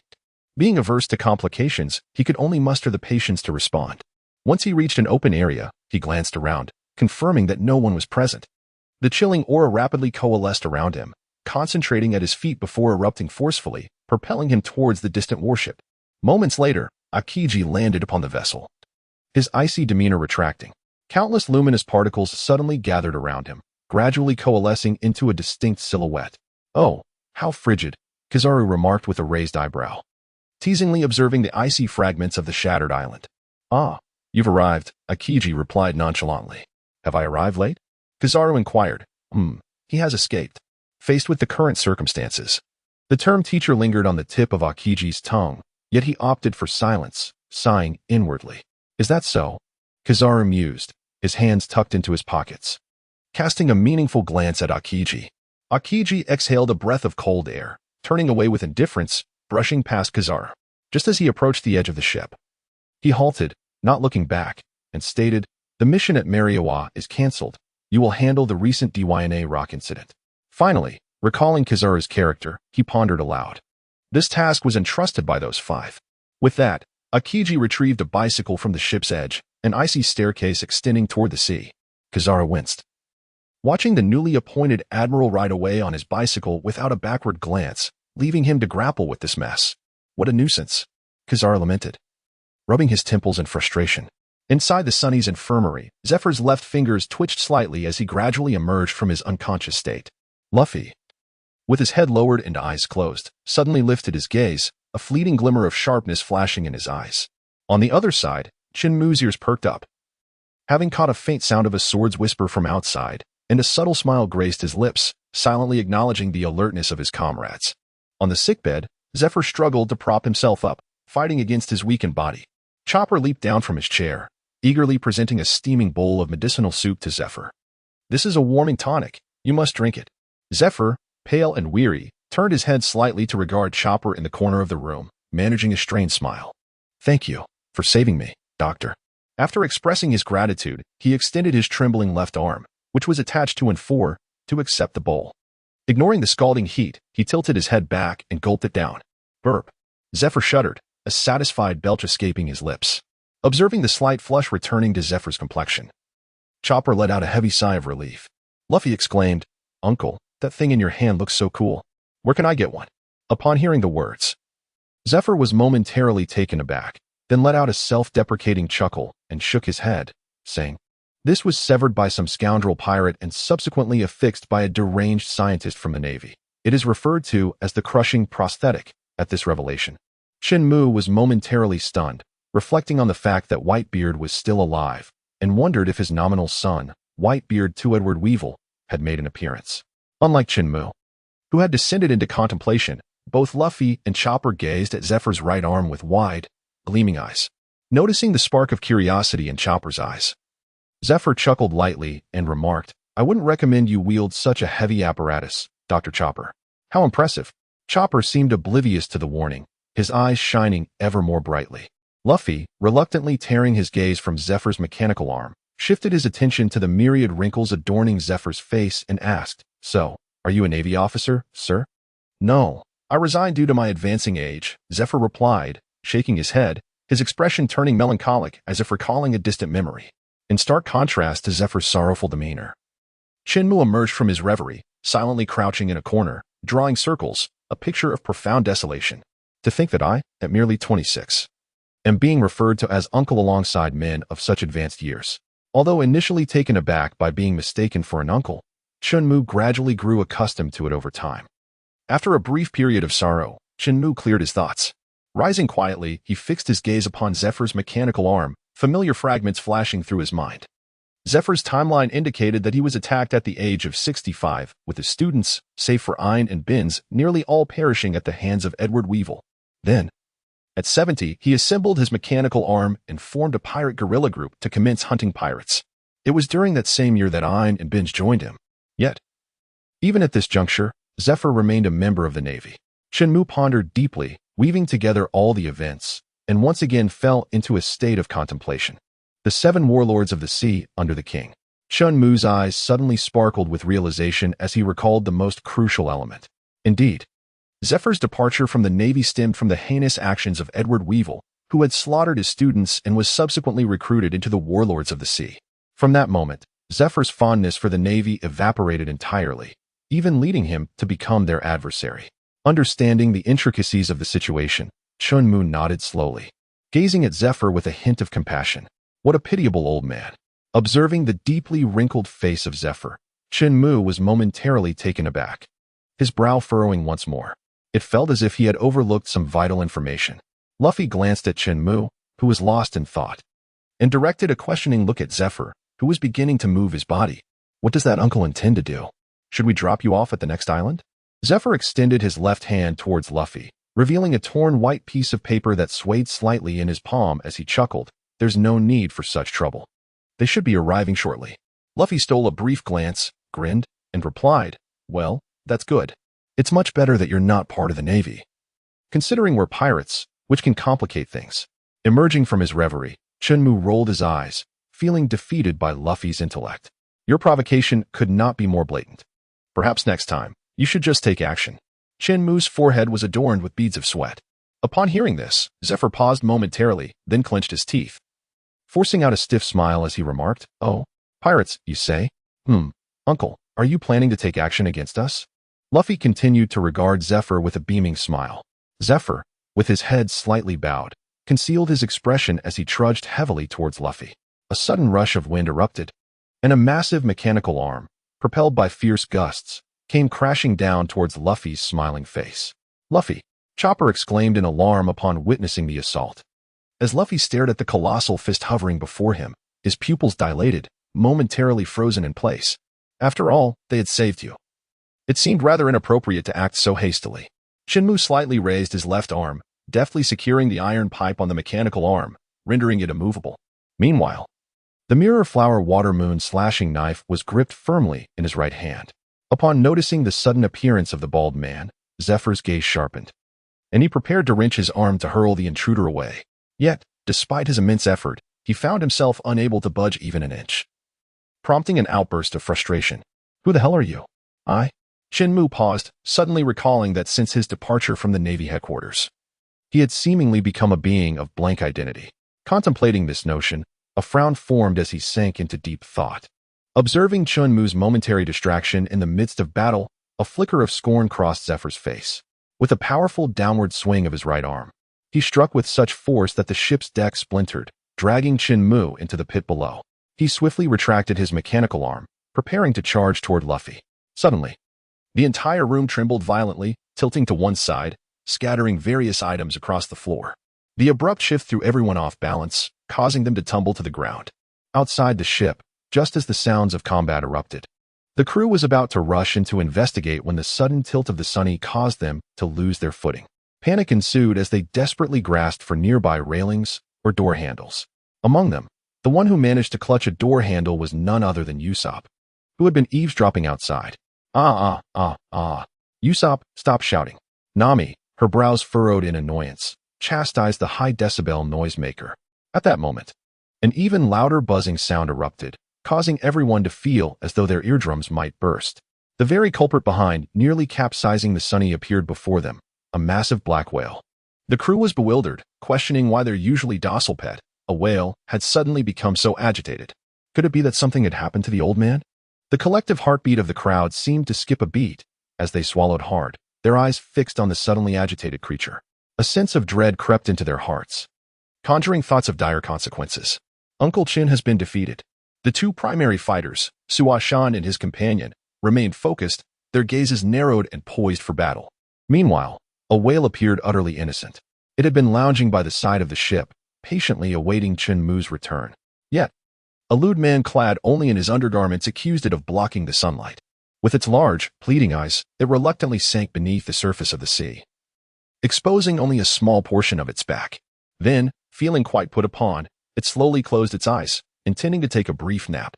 Little did it know, a speeding warship would soon barrel over its back. To make matters worse, this cursed vessel was embedded with an abundance of sea stone. A whale, feeling a sharp pain, decided to retaliate against the loathsome ship. However, its immense size inadvertently harmed the nearby sunny ship. It is well known in the world of pirates that sea kings harbor a profound disdain for sea stone, particularly those vessels of the Navy, whose hulls are typically laden with such material. This is one reason why warships can navigate smoothly through windless zones. Returning to the present, the view shifted back to the sea's surface. From above, a massive shadow emerged, revealing a small pirate ship gliding gracefully across the azure waters atop its broad back. On the opposite side of this colossal creature, another vessel was similarly descending along its scaly expanse. The crew aboard both ships lost their balance and fell, with several hapless Navy sailors tumbling into the sea before they could grasp the ship's edge. The resounding hum of the whale reverberated outward, sending ripples across the once tranquil surface of the ocean. Both ships slid down simultaneously, propelled by the waves created by the rising creature. After a considerable time, the whale's call began to subside. Gradually, the sea calmed, revealing the great whale positioned between the two vessels. A whale glared with its large eyes, casting a resentful glance towards the distant warship, its frustration palpable as it slowly descended beneath the waves. It remained, after all, quite docile. On the other side, aboard the warship, a young girl with flowing blue hair stared in shock at the Sea King. Why, of all times, did this happen just as we were about to collide with that pirate ship? Could it be a pet raised by this group of pirates? Just then, a broad hand gently rested on her shoulder. Dressed in a ninja outfit, Mr. Benzie shook his head softly, his tone calm as he said, "Let us move on. The teacher must be getting anxious."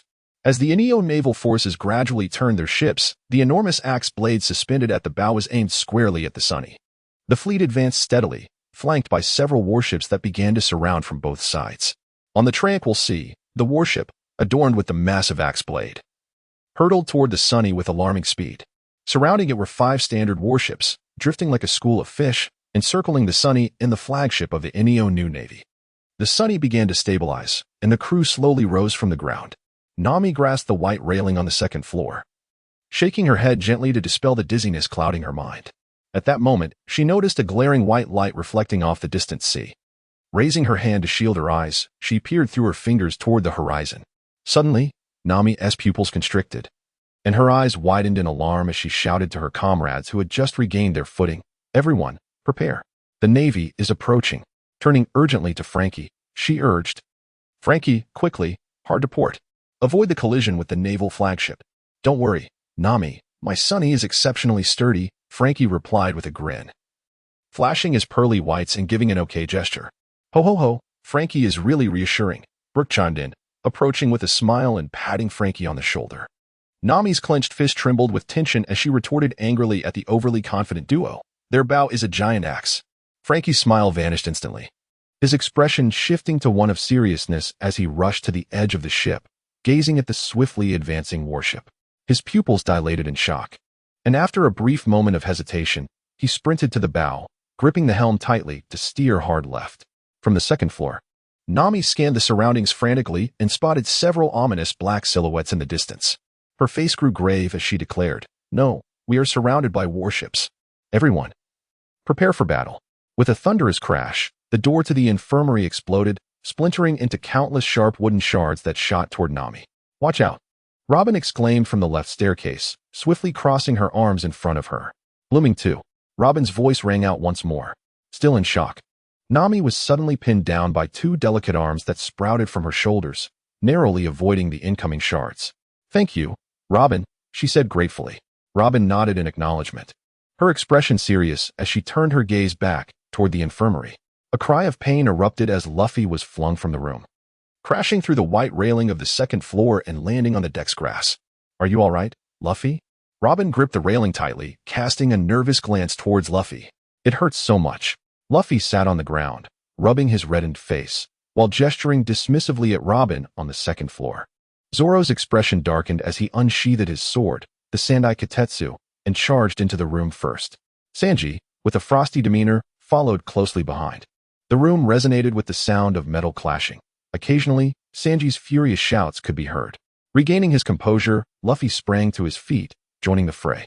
Meanwhile, on the sea, the Thousand Sunny began to veer left in an attempt to escape, closely pursued by a massive warship.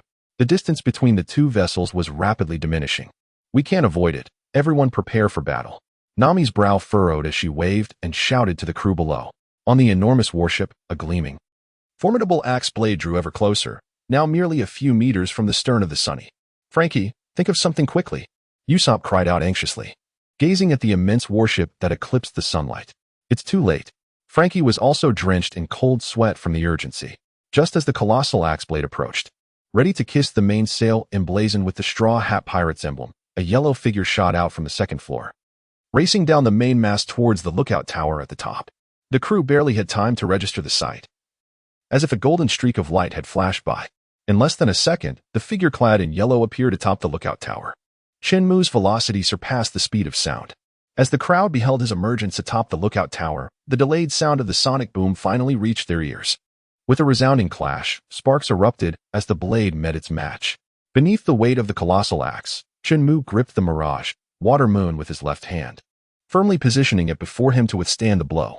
The three main forces surged forth from the chamber, coming to a steady halt atop the white railing of the second floor.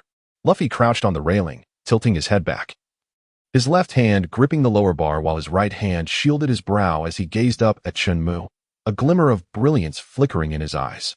Sanji and Zoro stood impassively on either side of Luffy. One sheathed his sword, while the other slightly lowered his head, igniting a cigarette with a soft click. The onlookers raised their gazes, fixating on the resolute figure atop the lookout tower, the fluttering white cloak rustling in the sea breeze. Nami's eyes shimmered with unshed tears as she regarded Chen Mu's silhouette, softly murmuring words of salvation. At the bow of the ship, Usopp and Frankie turned to look back, their faces painted with astonishment as they observed Chen Mu.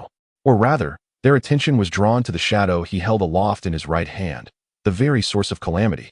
Blackarm Zephyr. Yet, in this moment, Zephyr lay with eyes tightly shut, his weathered visage devoid of menace, having succumbed to unconsciousness. Chen Mu slightly raised his head and cast a glance at the coarse, elongated axe tip that brushed past his scalp. His lips parted, uttering a single word. Crash? The crowd was momentarily taken aback, unable to comprehend why the man above them would utter such an odd word at that moment. However, in the next instant, understanding dawned upon them. Accompanied by the deep rumble of a colossal whale, a massive black figure emerged from the depths, propelling the enormous warship skyward. The spectators watched as the grand vessel arced through the air like a projectile, crashing onto the distant surface of the sea, stirring up towering waves that soared dozens of meters high. They felt a shiver of astonishment. So this little creature possessed such immense strength.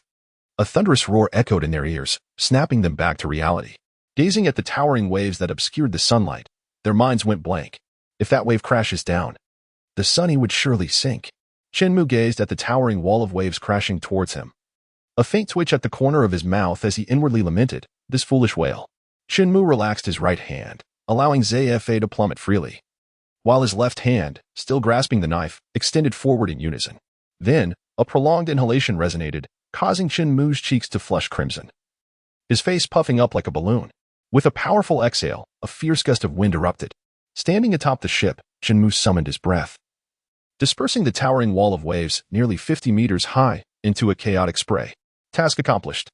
Chen Mu's lips curled into a subtle smile as he leaped directly from the watchtower. The onlookers gazed in awe at this figure, akin to a celestial being descending from the heavens, momentarily entranced. After a brief pause, Nami was the first to regain her composure. Tears glistened in her beautiful eyes as she rushed into Chen Mu's embrace. "You bastard uncle," Nami murmured softly, her voice laced with emotion. Chen Mu was momentarily taken aback, his hands raised in the air, uncertain of what to do. At that moment, Sanji, wearing a gloomy expression, was fervently smoking. his eyes shimmering with a blend of envy and resentment. After a brief moment of soft sobbing, Nami seemed to sense the awkwardness. Her fair cheeks flushed with embarrassment as she hastily released her delicate arms that had been wrapped around Chen Mu's neck, gently stepping back. Chen Mu raised an eyebrow, gazing at the bashful Nami, utterly captivated by her beauty. Ahem. On the ground, Zephyr began to cough violently, his complexion turning increasingly grim. He opened his mouth slightly, seemingly gasping for more air. Chopper hurried over to examine him, and after a thorough inspection, he turned with an anxious expression. He is suffering from severe asthma. The others pressed their lips together, remaining silent, yet a glimmer of compassion flickered in their eyes. Even in such a dire state, they still displayed such tenderness. Chen Mu noticed the expressions of the group and sighed inwardly. Everyone. As Chopper observed the unresponsive crowd, tears began to well up in his eyes.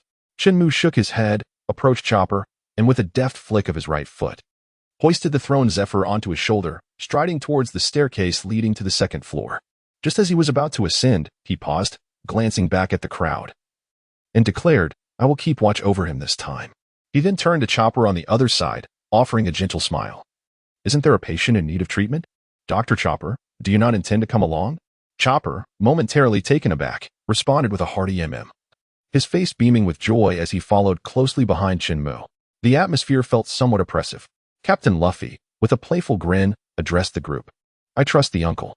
The others turned to look at Luffy, whose cheerful demeanor elicited soft chuckles and gradually eased their furrowed brows. Zoro cast a glance at the crowd, asserting, "If that is the case, I shall handle the remaining navy." With that, he drew his sword, Wat Ikamanji, biting it firmly, while both Akushui and Sandai Katetsu were unsheathed in unison. At that moment, Sanji leaped up, standing alongside Zoro at the ship's bow, gazing at the encircling fleet of warships, and remarked coolly, "You can't hog all the glory." With that, he flicked away a lit cigarette that had somehow ignited. "Am I right, Mosshead?" Sanji teased, a playful glint in his eyes as he looked at Zoro. "What did you say, you stinking chef?" Zoro retorted through gritted teeth. "What, do you want to fight? I'm in a foul mood right now." Sanji matched Zoro's intensity, teeth clenched, observing the two with their fierce expressions. Usopp let out a resigned sigh and closed his eyes. Just then, Luffy leaped in, placing his hands on both their shoulders and pressing their foreheads together, effectively separating the two like bulls locking horns. With a mischievous grin, Luffy declared, "This time, the spotlight is mine." Meanwhile, Akainu and Kaido finally crossed paths.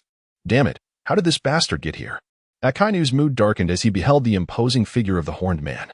Thud, thud, thud. Kaido leaned against a massive rock, his muscular arm lifting a gigantic barrel, pouring the rich wine into his mouth, the aroma wafting around him. Thus, the leaders of two formidable factions encountered one another.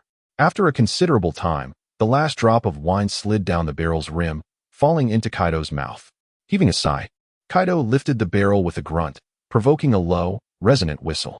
After a few moments of silence, as if realizing there was indeed no more wine, he smacked his lips in disappointment and casually tossed the barrel behind him, turning his gaze towards Akainu. "Hey, Navy Admiral over there, do you have any wine?" Kaido, his breath reeking of alcohol, squinted at Akainu, waving his hand. "Humph." Akainu let out a heavy grunt, offering no further response.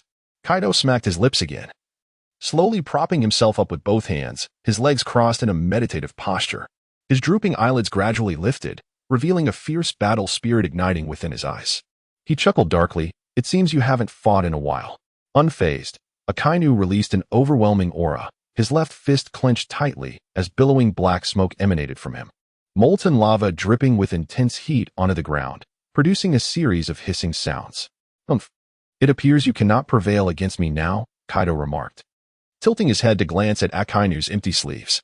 "One hand is sufficient," Akainu retorted, his gaze sharpening as he thrust his left fist forward, charging towards the scornful Kaido with ferocity. Simultaneously, thick smoke began to rise from various parts of his body as he entered an elemental state. Observing Akainu's advance, Kaido's contempt deepened. With a swift motion, he reached behind him, conjuring a massive spiked club that materialized before him, swinging it down hard towards the oncoming foe. Thunder. Bagua. As the lightning-spiked club approached, Akainu furrowed his brows, altering his punch into a downward strike just in time to narrowly evade the devastating blow. Kaido raised an eyebrow, a flicker of surprise crossing his features. Despite having lost an arm, Akainu possessed remarkable combat acuity. Even as Kaido marveled, his battle fervor reignited. Interesting. He mused with a light chuckle. Noticing Akainu nearly crawling on the ground, Kaido instinctively prepared to stomp down. Underworld Hound. Earth Flame.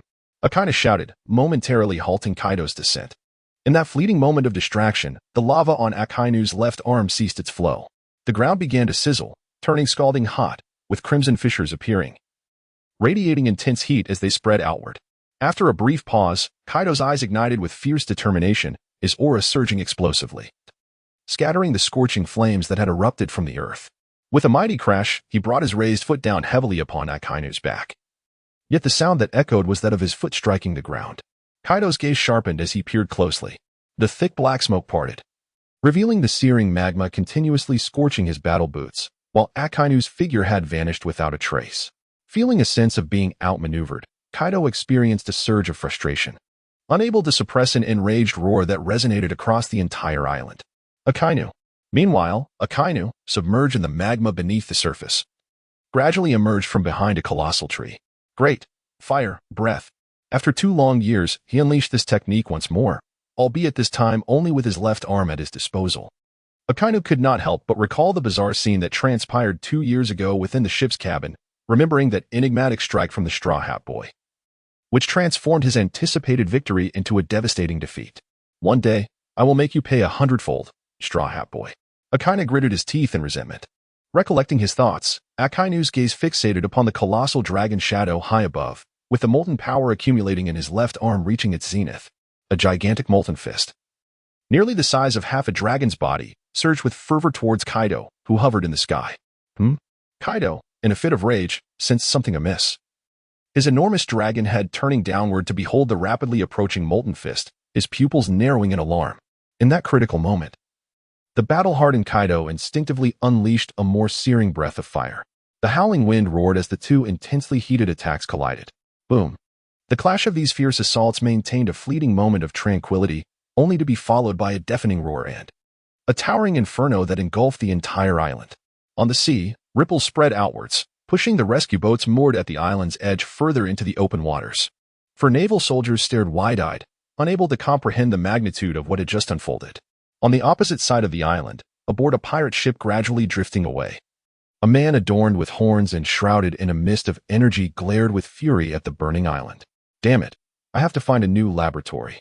At that moment on the ocean, the pirates navigating towards the safe island altered their course repeatedly upon their navigator's warning, steering towards another island where the compass needle trembled less violently. As for why Punk Hazard, initially deemed a safe point, had suddenly become perilous, the pirates gave it little thought. The new world is inherently fraught with danger. Meanwhile, Luffy, Zoro, and Sanji had successfully engaged with the Inyo Navy. However, it was Zoro who halted the warship, effortlessly cleaving the massive axe blade in two. Miss Ain, draped in a blue cloak and clad in ultra-short shorts, was the first to leap down. Upon witnessing this, Sanji's heart inexplicably quickened.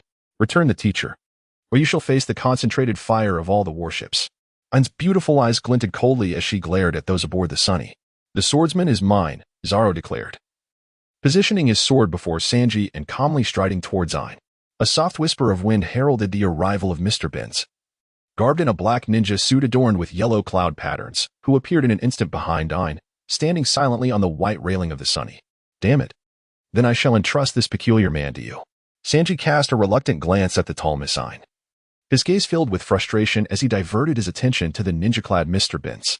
Just then, Luffy's laughter resonated, prompting both Zoro and Sanji to turn their heads. Ah. Your second. Luffy muttered, his skin instantly flushed crimson, emanating billows of white steam. He then looked up, grinning at Zoro and Sanji, his lips parting once more.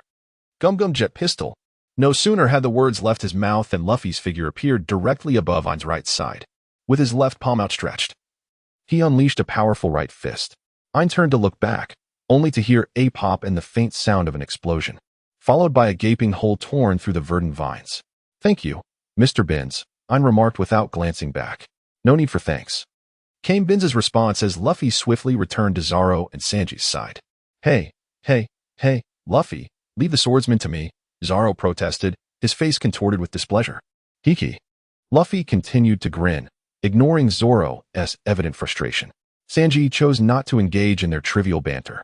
his expression solemn as he fixated on the peculiar ninja wielding a long green blade. That guy's speed is impressive. I'll handle it. With that, Sanji darted forward, leaving Luffy and Zoro in a state of bewilderment. Bins, sporting a pair of small mustaches, let out a light sigh. Suddenly, robust green vines sprouted from the lush grass, twisting toward the rapidly approaching Sanji. Sanji halted abruptly, shock etched on his face as he stared down at the vines that had already latched onto his thigh. Clang! A cold flash of steel sliced through the vines, severing them into several pieces that fell away. Don't mention it, you foul cook, Zoro remarked nonchalantly, waving his sword. The Kitetsu, with indifference. That green algae-headed bastard. Sanji's temples throbbed, but he could find no retort, only gritting his teeth in resentment directed at Bins. Bins raised an eyebrow, a hint of surprise flickering in his gaze as he looked at Zoro. As a user of the flourishing fruit, he could manipulate nearby plants and accelerate their growth, yet faced with an opponent wielding sharp blades, his abilities felt somewhat ineffectual. Just as Bins was lost in thought, Ein timely interjected, "Mr. Bins, you handle that curly-haired one. I'll take care of the swordsman." With that, Ein crossed her arms, positioning her dual blades before her chest, and charged toward Zoro. Curly-haired one? Sanji felt an inexplicable wave of defeat wash over him. Zoro erupted into hearty laughter, seemingly unperturbed. Luffy glanced around at the two, then cast his gaze toward the warship behind Bins, confirming the absence of a third adversary. With a hint of disinterest, he curled his lip and leaped onto the railing of the second floor, observing the impending clash of the four warriors. Clang, clang, clang. The sound of blades clashing reverberated as Zoro faced Ein with his one-sword style technique, wielding the blade, Shusui. Meanwhile, Sanji, concerned about the binding vines, employed his sky walk to dash toward Bins from above. The fierce battle between the Straw Hat Pirates and the commanders of the Enio Marine was fervently underway. In the infirmary, Chen Mu gently shook his shoulders, tossing Zephyr onto the hospital bed. Chopper, with a worried expression, climbed onto the swivel chair and began to concoct medicines from the plethora of supplies scattered across the table. Chen Mu cast a glance at the dark pit beside the sickbed and addressed Chopper. "Chopper." Chopper replied without lifting his head, his hands continuing to deftly mix the medicines. He mumbled to himself, "It seems I haven't prepared any medication for asthma, but never mind, let's give it a try." Chen Mu felt a twitch at the corner of his eye, the words he intended to utter abruptly caught in his throat. Simultaneously, he cast a sympathetic glance towards Zfa, who lay in the hospital bed. Time slipped by quietly. The sounds of fighting outside the room gradually subsided. Leaning against the wall, Chen Mu slowly opened his eyes, furrowing his brow slightly, unable to refrain from expressing his discontent. It actually took this long. Just as he shook his head in disappointment, a faint sound reached his ears. Chen Mu turned his head, observing a wisp of green smoke gradually dissipating into the air, unable to suppress a twitch at the corner of his mouth. Meanwhile, Chopper, seated upon his swivel chair, gazed with eyes glimmering with excitement, gently shaking the test tube filled with the verdant liquid, brimming with eager anticipation. Accompanied by a series of soft footsteps, Chopper approached Zephyr's bedside, lifting his gaze to meet Chen Mu, and playfully blinked his large, glistening eyes. Chen Mu lowered his head to meet the gaze, comprehending its meaning. With a swift motion, he switched the knife to his right hand, while his left grasped Chopper's collar, effortlessly lifting him and placing him beside Zifa. Observing Chopper pinching Zifa's nose, he slowly poured the verdant potion into the elder's mouth, unable to suppress a moment of silent tribute for this venerable gentleman. Meanwhile, the five who had concluded their skirmish stood divided. Ein was slightly breathless, beads of sweat trickling down her fair and delicate cheeks. Mr. Bins, clad in a ninja outfit, stood with his chest heaving, gripping a green-handled katana horizontally before Ein, casting a wary glance towards Sanji, a flicker of apprehension crossing his eyes. Hiki. Luffy's laughter shattered the solemn atmosphere. Zoro furrowed his brow and turned his head slightly, observing the grin on Luffy's face, a nagging sense of foreboding creeping into his heart. Sanji too glanced sideways, his heart racing with unease. Luffy, catching sight of the younger versions of Sanji and Zoro, his eyes sparkled with excitement, brimming with the eagerness to test his limits. "I am a rubber man. I wonder if your abilities affect me. I am so eager to find out." Zoro and Sanji covered their faces with exasperation, bearing expressions that clearly conveyed their premonition of the inevitable. The average intelligence quotient of our entire pirate crew has undoubtedly been diminished by his presence. Ein, her brows furrowed in concern, relaxed slightly as she regarded Luffy with a gaze akin to one observing a simpleton, pondering silently. Does this pirate have a few screws loose? As Zoro and Sanji sighed in resignation, Luffy's smile abruptly faded, replaced by a serious countenance. You have transformed my comrades into this state, as their captain. It troubles me greatly. No sooner had the words left his lips than a sudden intensity flashed in his eyes, unleashing a wave of transparent energy that rippled like water across the two individuals before him. The conqueror's haki. Ein and Binz froze. An indescribable weight bearing down upon them, as though they were laden with a mountainous burden. After a brief struggle, they succumbed to Luffy's overwhelming presence, collapsing to the ground. A pink glow enveloped Zoro and Sanji, and gradually, they began to grow taller and more robust, their oversized garments stretching to accommodate their newfound stature. Luffy leapt down from the second floor, landing between the two men, and playfully patted their shoulders, exclaiming, "It's been a while, Zoro, Sanji, hee." Initially, the two exchanged glances at the jovial Luffy, then turned to one another, their eyes flickering with disdain. Useless swordsman and insipid cook. Just then, a distant warship began to encircle Luffy and the others, its dark cannon muzzles aimed squarely at the Sunny. The atmosphere instantly grew tense. At that moment, a whooshing sound pierced the air. A towering figure burst forth from the second floor of the Sunny, soaring toward the distant warship. Luffy and his companions gasped, their eyes fixated on the retreating silhouette, marked by its distinctive mechanical arm. Is that the Navy uncle? Before anyone could ponder further, a subtle sound of footsteps echoed from behind. Luffy turned to see Chen Mu emerging from the room, his face alight with joy as he waved and called, "Uncle." Chen Mu, gazing into the distance, abruptly turned to the figure below waving at him, and growled, "Do not call me uncle from now on." Hee. Chen Mu's lips twitched in disdain as he cast a venomous glance at Luffy, before shifting his gaze to the two unconscious individuals. Chen Mu turned and descended the stairs, gradually approaching Ein Binz, his expression somewhat grave. As he drew near, he slowly bent down and hoisted the two individuals onto his shoulders, one after the other. Without looking back, he stated, "I shall return shortly." Without waiting for Luffy and the others to respond, he leaped outside the ship. The sound of water splashing resonated as the great whale emerged from the depths, and Chen Mu landed squarely upon its broad, dark back. Chen Mu sat cross-legged upon the back of the black whale, his arms crossed and a serious expression etched upon his face as he gazed into the distance at the warship. Ein and Binz were casually set down beside him. Moments later, Chen Mu, mounted on the immense black creature, approached the side of the warship.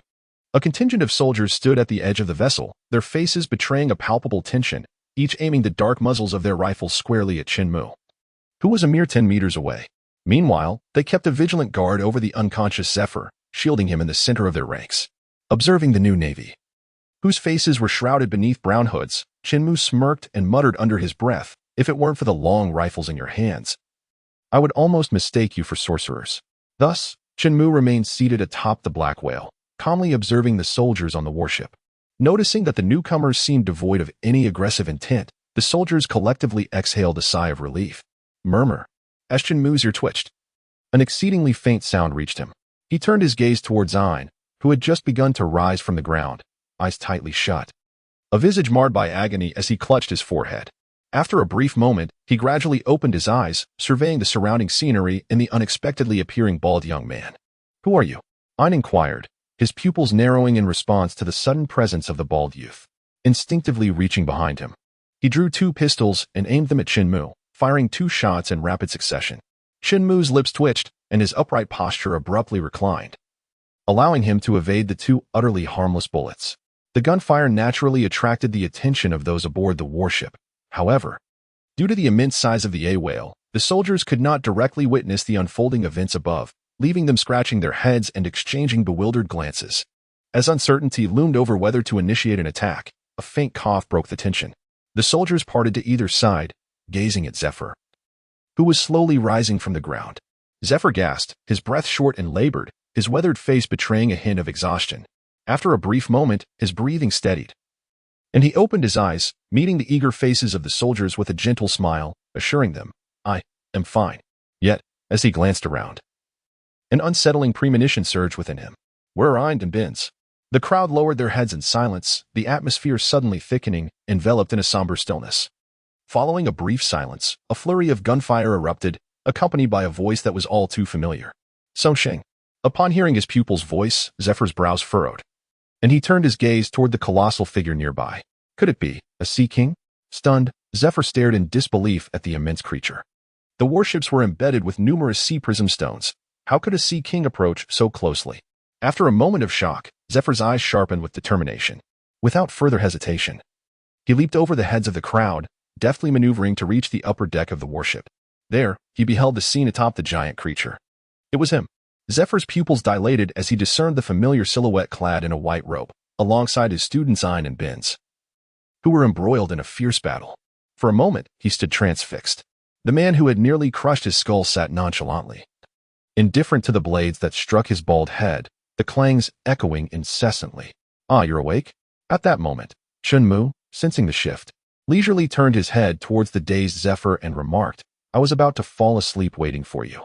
He even yawned dramatically, only to be met with a sharp blow from Binz, who had leapt in for an attack. "Teacher?" The breathless Ein, spotting Zephyr on the warship, felt a flicker of joy. However, his expression soon turned grave, and with a weighty tone, he urged, "Teacher, you must leave. This man is too powerful. We will hold him off." "Yes, teacher, you must go." Binz's urgent response was palpable. The reactions of Binz and Ein evoked memories in Zephyr of the fateful incident aboard the training ship from years past, bringing to mind that scoundrel pirate wielding a long-handled scythe. Infuriating. As he observed the nearly exhausted Binz and Ein, Zephyr gritted his teeth and propelled himself forward with determination, charging towards Chen Mu. "How could I abandon my students and flee?" In midair, Zephyr's eyes blazed with fury as he admonished the two. "Chen Mu, please open your eyes and see clearly. It is I who have been subjected to relentless blows." Chen Mu found himself both amused and infuriated by the trio's reactions. It was blatantly evident that they were the ones attacking him. Yet they seemed to adopt a victim's demeanor. Just as the thought crossed his mind, Zephyr's figure surged forward. The formidable mechanical wall poised to crash down upon Chen Mu's visage. The rush of wind howled as the heavy mechanical arm descended, but with a swift backward lean. Chen Mu evaded the impending strike. Zephyr was momentarily taken aback, his eyes widening as he noticed the bald man had vanished before him. The sudden disappearance of his adversary left Zephyr momentarily stunned, causing him to collide directly with the dazed Ein. "Come now, must you be so furious, old man?" Chen Mu remarked with a hint of disdain as he witnessed the colossal fist narrowly miss him.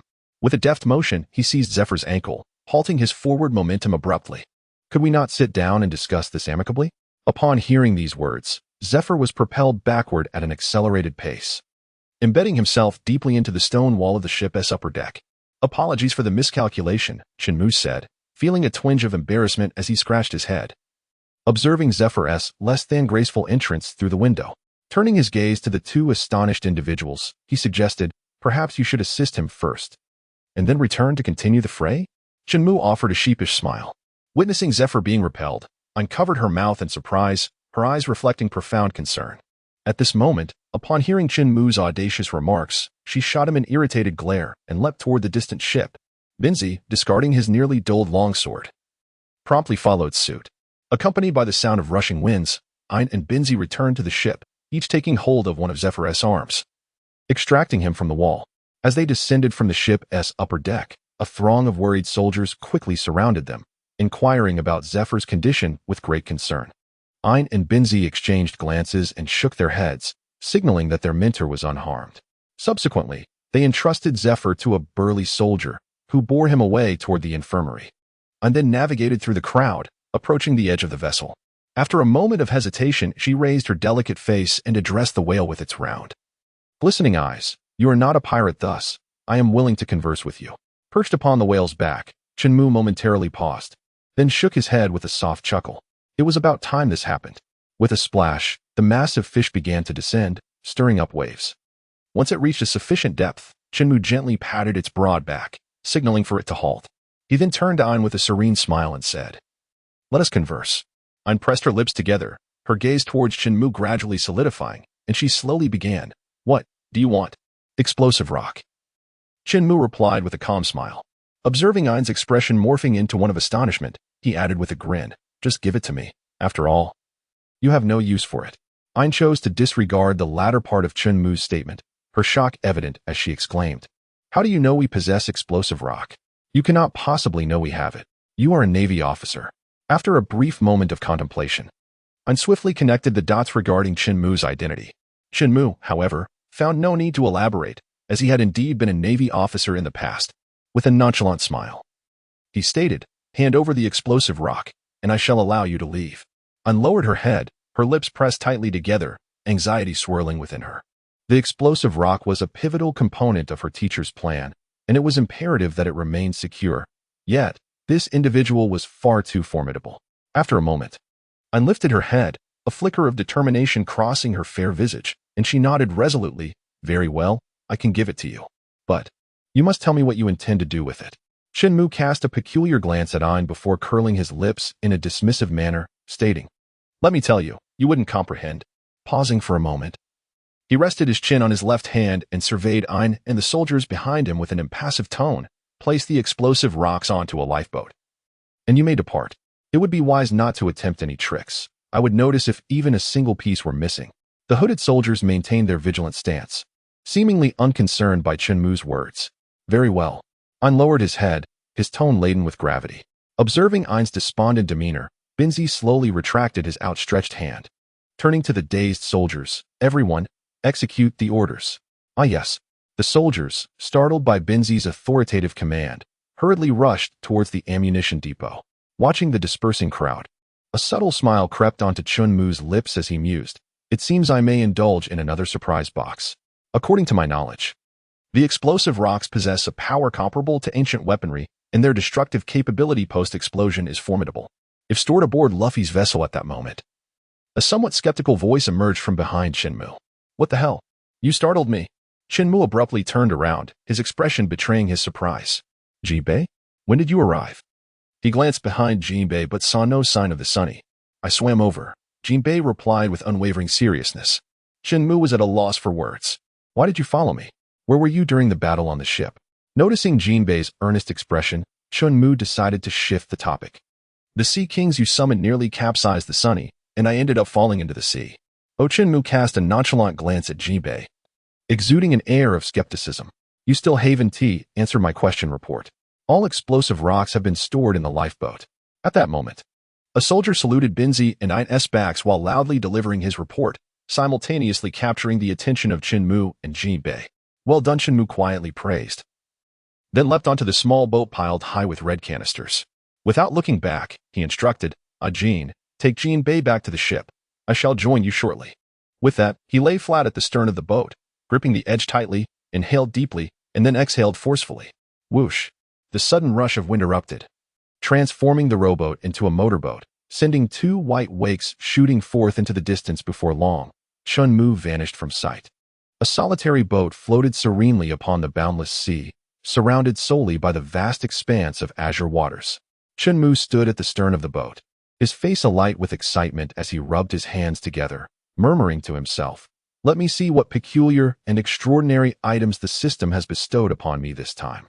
Unbeknownst to him, he was lost in reverie, completely forgetting that during the last blind box draw, he had received a legendary item of utterly no use. Ding! Congratulations, host, for successfully utilizing the explosive bait for fishing, earning a blind box X1. Chen Mu paid no heed and swiftly picked up the glass jar filled with liquid explosives from the side, baiting the hook and casting the line. His movements were fluid and seamless, executed in one continuous motion. As for why he opted not to utilize the system's automatic loading this time, Chen Mu merely smiled mysteriously. The secrets of metaphysics are not something that a mere system can comprehend. As time passed, the boat filled with red canisters diminished rapidly, while the exquisite gift boxes with black bases and red tops accumulated, gradually forming a 3-meter-high mound.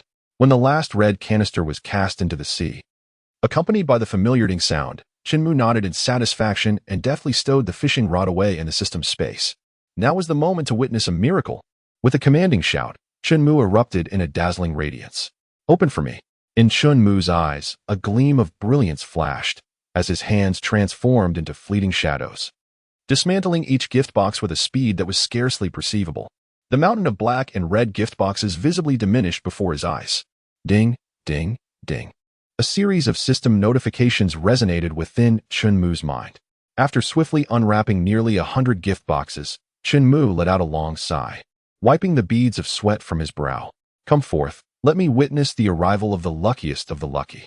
Chen Mu silently prayed, then closed his eyes, immersing his spirit into the system space. once again confronted with the vast emptiness of the storage compartment. He could not help but feel a surge of anticipation as he continued to scroll down. After a brief moment, the item list finally reached its end. Gazing at the fragmented items in the corner, a sense of foreboding washed over Chen Mu, stirring a hint of apprehension within him. Surely, it cannot be disastrous. Chen Mu swallowed hard, his fingers trembling as he tapped the screen. Weapon forging fragments, 99. Note: 100 fragments can be combined to unlock the weapon forging function. Current fragments, 99 out of 100. Chen Mu was taken aback. This was the first time he had caught a fragment. Glancing at the number in the lower right corner, he noticed that Bailey had not increased, which left him somewhat puzzled. He raised an eyebrow, pondering. Could it be that this system has run out of funds? Shaking his head, Chen Mu refocused his attention on the fragment, which occupied merely a single square of space. The prominent X99 drew him into contemplation. Logically, everything should be accounted for. How could there be one missing? Meanwhile, on the ice-encased shattered island, Kizaru stood quietly suspended in the air. One hand tucked into his pocket while the other grasped a glass jar containing a red liquid. After wasting so much time, he had only found one. It was indeed troublesome. Kizaru, feeling a sense of ennui, shrugged and casually tossed the exceedingly dangerous explosive towards the rear where the vice admirals were positioned. The group of stern-faced vice admirals instantly changed their expressions, panic-stricken as they huddled together, hands raised in the air, fixated on the red parabola soaring above them. Don't crowd, don't crowd. Be careful. Fire Mountain, hurry and discard that cigar. Ah, I refuse. With that, the bearded Vice Admiral Fire Mountain swiftly retreated from the throng. Observing the usually serious Vice Admirals acting like children scrambling for toys, a gentle smile graced his face. On the other side, upon the shimmering surface of the sea, several warships encircled the flagship like stars around the moon, beginning to withdraw slowly. Amidst the retreating fleet, Ein and Benji stood at the bow, their expressions grave. Meanwhile, Jinbi and the massive Sea King floated on the surface, watching their departure. At the bow of the flagship, Ein forced a smile, his gaze drifting into the distance, gradually losing focus as he spoke with a hint of uncertainty. Benji, if our teacher awakens, how shall we face him? As for the teacher, I am equally uncertain, Benji replied with a bitter smile, shaking his head. The two fell silent. The atmosphere thickening with gravity. On the glimmering sea surface, Jinbi floated, half his body above water, quietly observing the departure of this unique fleet, feeling a twinge of nostalgia. The ability to compel the Navy's retreat marked them as a trustworthy ally. As he spoke, he reached out his hand toward a whale, only to have it subtly evade his touch. Consequently, Jinbei coughed awkwardly and turned to swim towards the Sunny. Meanwhile, a certain Chun, having exhausted his thoughts to no avail, decided to abandon contemplation altogether. Why not simply ask them? After pondering for so long, his head was pounding. Chen Mu reclined comfortably on the small boat, patiently awaiting the arrival of a whale. Moments later, ripples began to dance across the tranquil sea, and Chen Mu slowly opened his half-closed eyes, a faint smile gracing his lips. Ah, it has arrived. Chen Mu sat up, a smile gracing his face as he gazed out towards a certain direction of the sea. Beneath the surface he was observing a colossal shadow surged forward with alarming speed. The sound of crashing waves erupted, and the immense whale slowly broke the surface. Its glossy black eyes curving into crescent shapes upon spotting Chen Mu, emitting a joyful song that echoed through the air. Oh, enough already. If you keep calling out like that, you'll capsize the boat, Chen Mu exclaimed, gripping the edge of the vessel tightly, shaking his head in exasperation. Once the boat stabilized, he gracefully leaped onto the whale's back. The whale, brimming with delight, let out a gentle sound and swiftly turned its massive body, heading back in the direction from whence it came. At that moment, as the three parties scattered in different directions, a large white sailing ship, shaped like a whale, slowly entered the waters. Its course aligned perfectly with the retreat of the Inyo New Navy. After a brief interval, the lookout of the Blackbeard pirates and that of the Inyo Navy spotted each other. Pirate ship sighted ahead. The alert rang out from the top of the warship. Ein and Benz emerged from the infirmary, their expressions devoid of sorrow, their voices cold as they declared, "All hands, prepare for battle." Meanwhile, Van Oka, having also identified the naval ship, leaped down from the lookout atop the mainmast, his dark purple cloak billowing behind him. "Captain, we have the Navy in sight." Blackbeard let out a thoughtful sound, retrieving a luxurious monocular from his pocket, its golden surface gleaming. The others gathered at the bow, peering into the distance at the approaching ship. After a moment, Blackbeard tucked the golden monocular away and grinned wickedly at his crew, saying, "Boys, let us relish the thrill of battle." The crew exchanged puzzled glances, confusion etched on their faces. However, before anyone could voice their questions, an almost imperceptible gunshot rang out, capturing their attention. Venoka.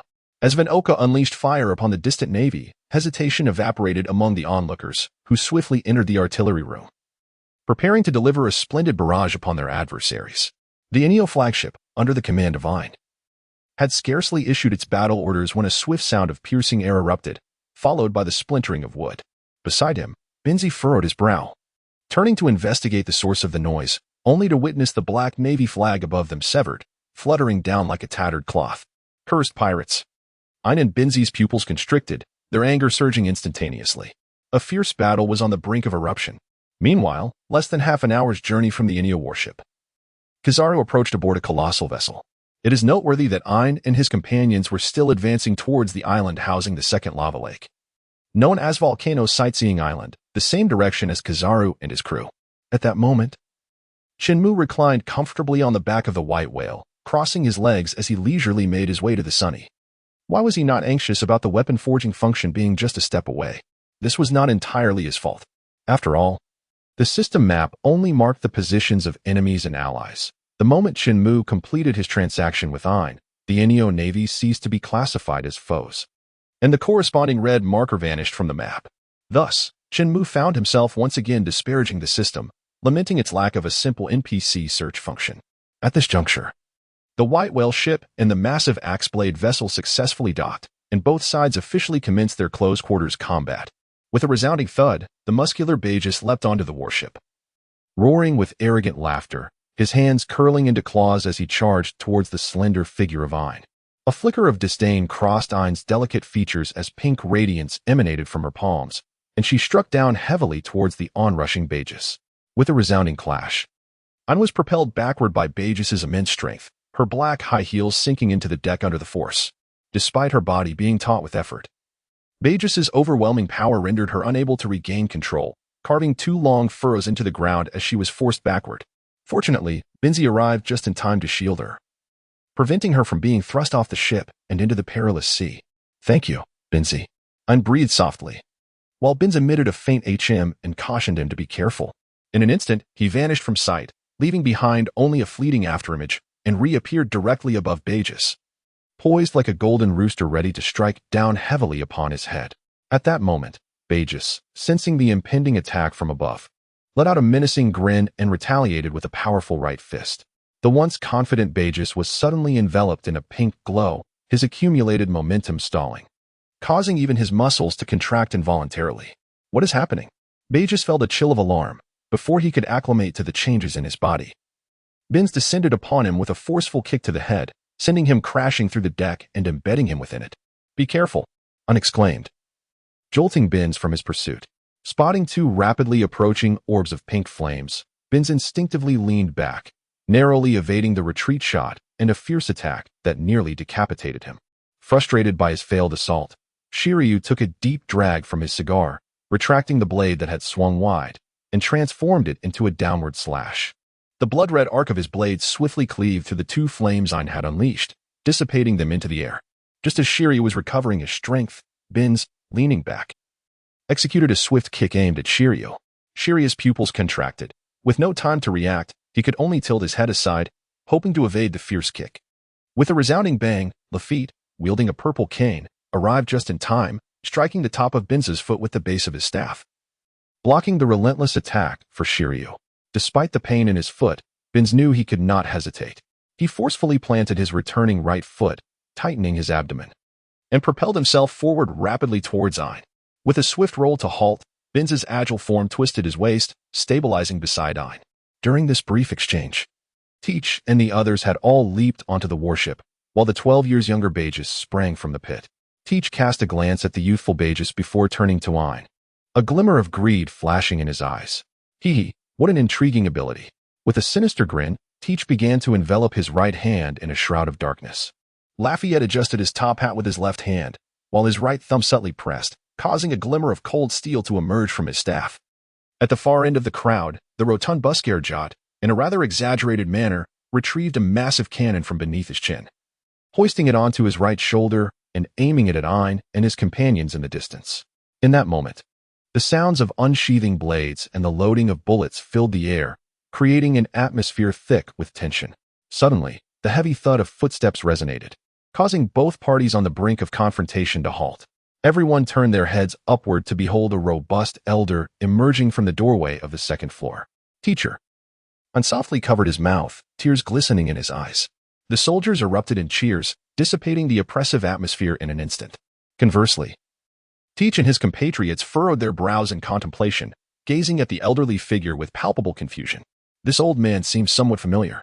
As the crowd pondered, Shiria's breathing quickened, and he stuttered, It's Black Arm Zephyr, a formidable naval power from the same era as Sengoku and Garp. A chill coursed through the crowd, their expressions growing increasingly grave.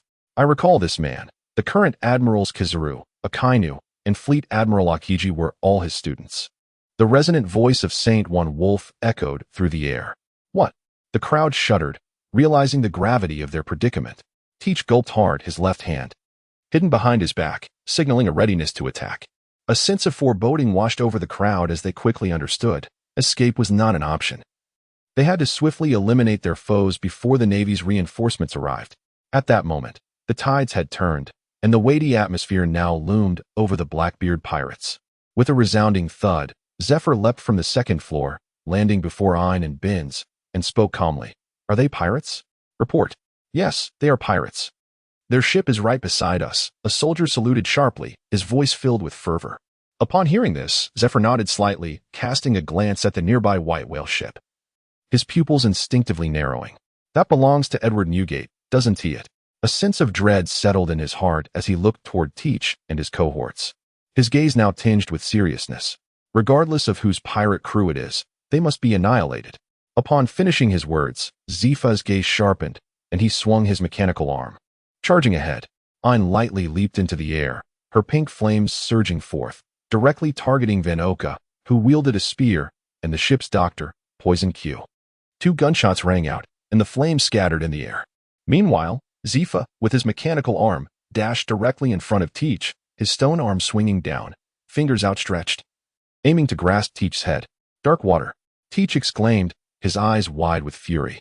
His hands, enveloped in dark energy, swiftly clashed against the heavy mechanical arm. At the moment of their contact, a flash of crimson light surged forth, slicing towards Zifa from the right, only to be intercepted by the sudden appearance of Binz. Rafit gave a chilling smile as he emerged from the other side, his glimmering slender blade thrusting straight towards Zifa's abdomen. A resounding clang echoed as Rafit's gaze narrowed, fixating on the black arm that firmly gripped his staff sword. This is hockey hardening. Moreover, how could this old man react so swiftly? With a perplexed expression, Rafit looked up just in time to meet Zifa's contemptuous gaze. A shiver ran through him, and gritting his teeth in frustration, he relinquished his staff sword and retreated rapidly. The attacks from the others were continuously thwarted by Ein and Binz. At that moment, Blackbeard felt his strength wane. His hands firmly ensnared by Zifa's stone arm, lifted into the air, his anguished cries resonating in everyone's ears. Captain!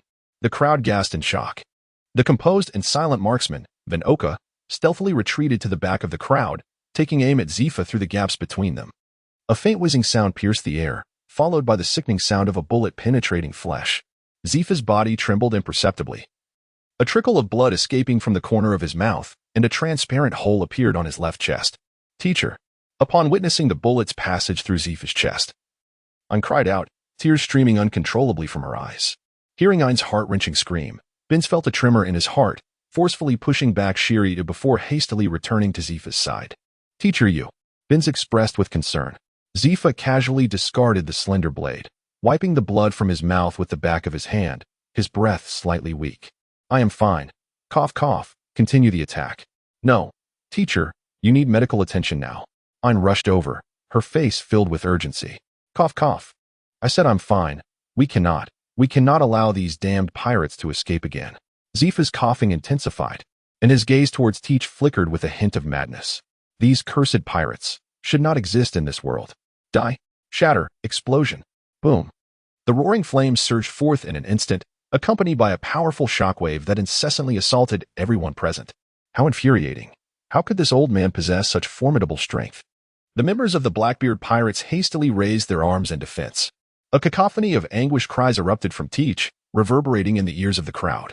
At that moment, the colossal warship suddenly tilted to one side, causing everyone to lose their balance and tumble. "I am here to save you, Captain." The enormous and simple-minded Saint One Wolf grasped both ends of the warship, slowly overturning the massive vessel. The sound of splashes echoed continuously, amidst a flurry of startled exclamations. The flagship of the Neo Navy was completely flipped over by the wolf, sending all aboard plummeting into the water. The submerged individuals quickly regained their composure, swimming towards their comrades, while the now robust Bages hoisted the charred Teach onto his shoulders. Shilyu carried the unconscious Katarina Devon, while the tyrant Tabalo Pizarro held Jot in one hand and grasped Zifa's mechanical arm with the other as they swam upwards. Meanwhile, Ein and Binz were rescued by other naval soldiers. With a splash, Shilyu and the others emerged from the water, cradled by a gigantic hand, and placed onto the shoulder of their rescuer. Ein and Binz were lifted onto a lifeboat by the soldiers, heading towards several other warships. After a considerable time, the fallen devil fruit users gradually regained consciousness. In the infirmary, Ein and Binz coughed up seawater in succession, sitting up with pained expressions. Ein shook his head, and upon opening his beautiful eyes, he surveyed his surroundings, only to find Binz coughing violently, and he did not see the respected figure they sought, prompting him to urgently inquire, "Where is the teacher?" The soldiers around them immediately dimmed their expressions. "Speak. Where is the teacher?" Seeing that no one responded, Ein's worry intensified. "You all, step aside. Make way for me." Having already anticipated the outcome, tears streamed down Ein's face as he pushed past the soldiers blocking the doorway and staggered outside. "Hey," Binz called out softly, trailing behind and gently patting Ein's shoulder. Two streams of tears cascaded down Ein's cheeks as he clasped his face tightly with both hands, kneeling down. At that moment, their fleet had dwindled to just this one ship. The others had either been cleaved in two by Shilyu or shattered by the wolf. Were it not for Admiral Kizaru's timely arrival, they would have faced complete annihilation here. Just then, Kizaru's voice resonated from above the group. I have caught up. If nothing urgent arises, I shall take my leave." Before anyone on the other end could respond, Kizaru promptly closed the din mushy watch on his left wrist, severing the call, and then leaped gracefully to land atop the railing before Ein and Binz. Yawning, he lethargically inquired, "Where is the explosive rock?" Casting a fleeting glance at the sorrowful duo, Kizaru imperceptibly furrowed his brow and, in a tone as frigid as ice, inquired, "Where is Teacher Zephyr?" With tears streaming down her face, Ein remained seated on the ground, sobbing uncontrollably. Binz, appearing gaunt, lifted his head to gaze at the elevated Kizaru, offering a bitter smile before shaking his head. Kizaru frowned, directing his attention towards the soldiers positioned behind the two. The foremost soldier hesitated for a brief moment before vehemently declaring, he was slain by those wretched pirates. Kizaru's pupils constricted, and his expression grew grave. Though he had always been at odds with Zephyr, the news of his demise struck a different chord within him. "I understand," he replied. With that, Kizaru transformed into a multitude of luminous particles, converging towards the colossal warship nearby. A moment later, atop the ship, countless beams of light coalesced into his form. Kizaru cast a glance at the bustling individuals below, his demeanor calm as he removed the hat from the head of the transponder snail. "Hello? Kizaru?" came the voice of Akiji from the other end. "Yes, it's me. What is it? Speak quickly. I am rather occupied." Akiji's tone was somewhat urgent, punctuated by the rustling of papers. "Well, it's nothing of great importance, just to inform you that Teacher Zephyr has passed away."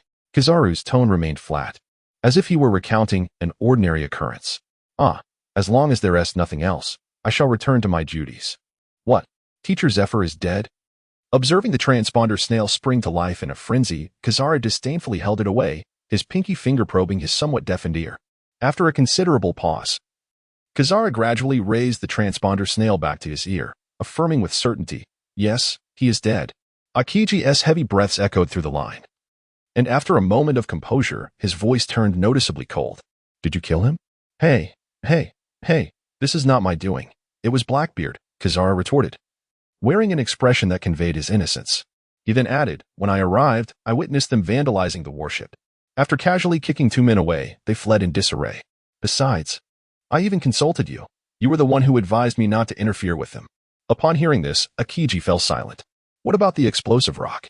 "I found one in that dilapidated iceberg, but it seems a bald man snatched the one they had," Kizaru replied. "Snatched it? Did he? I see. Akiji mused. After a brief pause, he continued, you are to escort the remaining individuals to Impel Down. As for the explosive rock, you need not concern yourself with it. Subsequently, without allowing Kizaru a moment to react, Akiji abruptly terminated the call. After a considerable interval, Chen Mu, who arrived late, was greeted only by an empty warship and some remnants of naval wreckage. Puzzled, Chen Mu scratched his head and casually opened the map, glancing at the yellow marker symbolizing neutrality. He then patted the large head of a whale, signaling it to pursue and investigate further. In the days following this incident, the naval headquarters issued 2 world-class announcements. The first declared that the former Marine Admiral, Zifa, had been ambushed and killed by the Blackbeard pirates while safeguarding the critical resource known as Bomb Rock, and he was posthumously honored as a hero.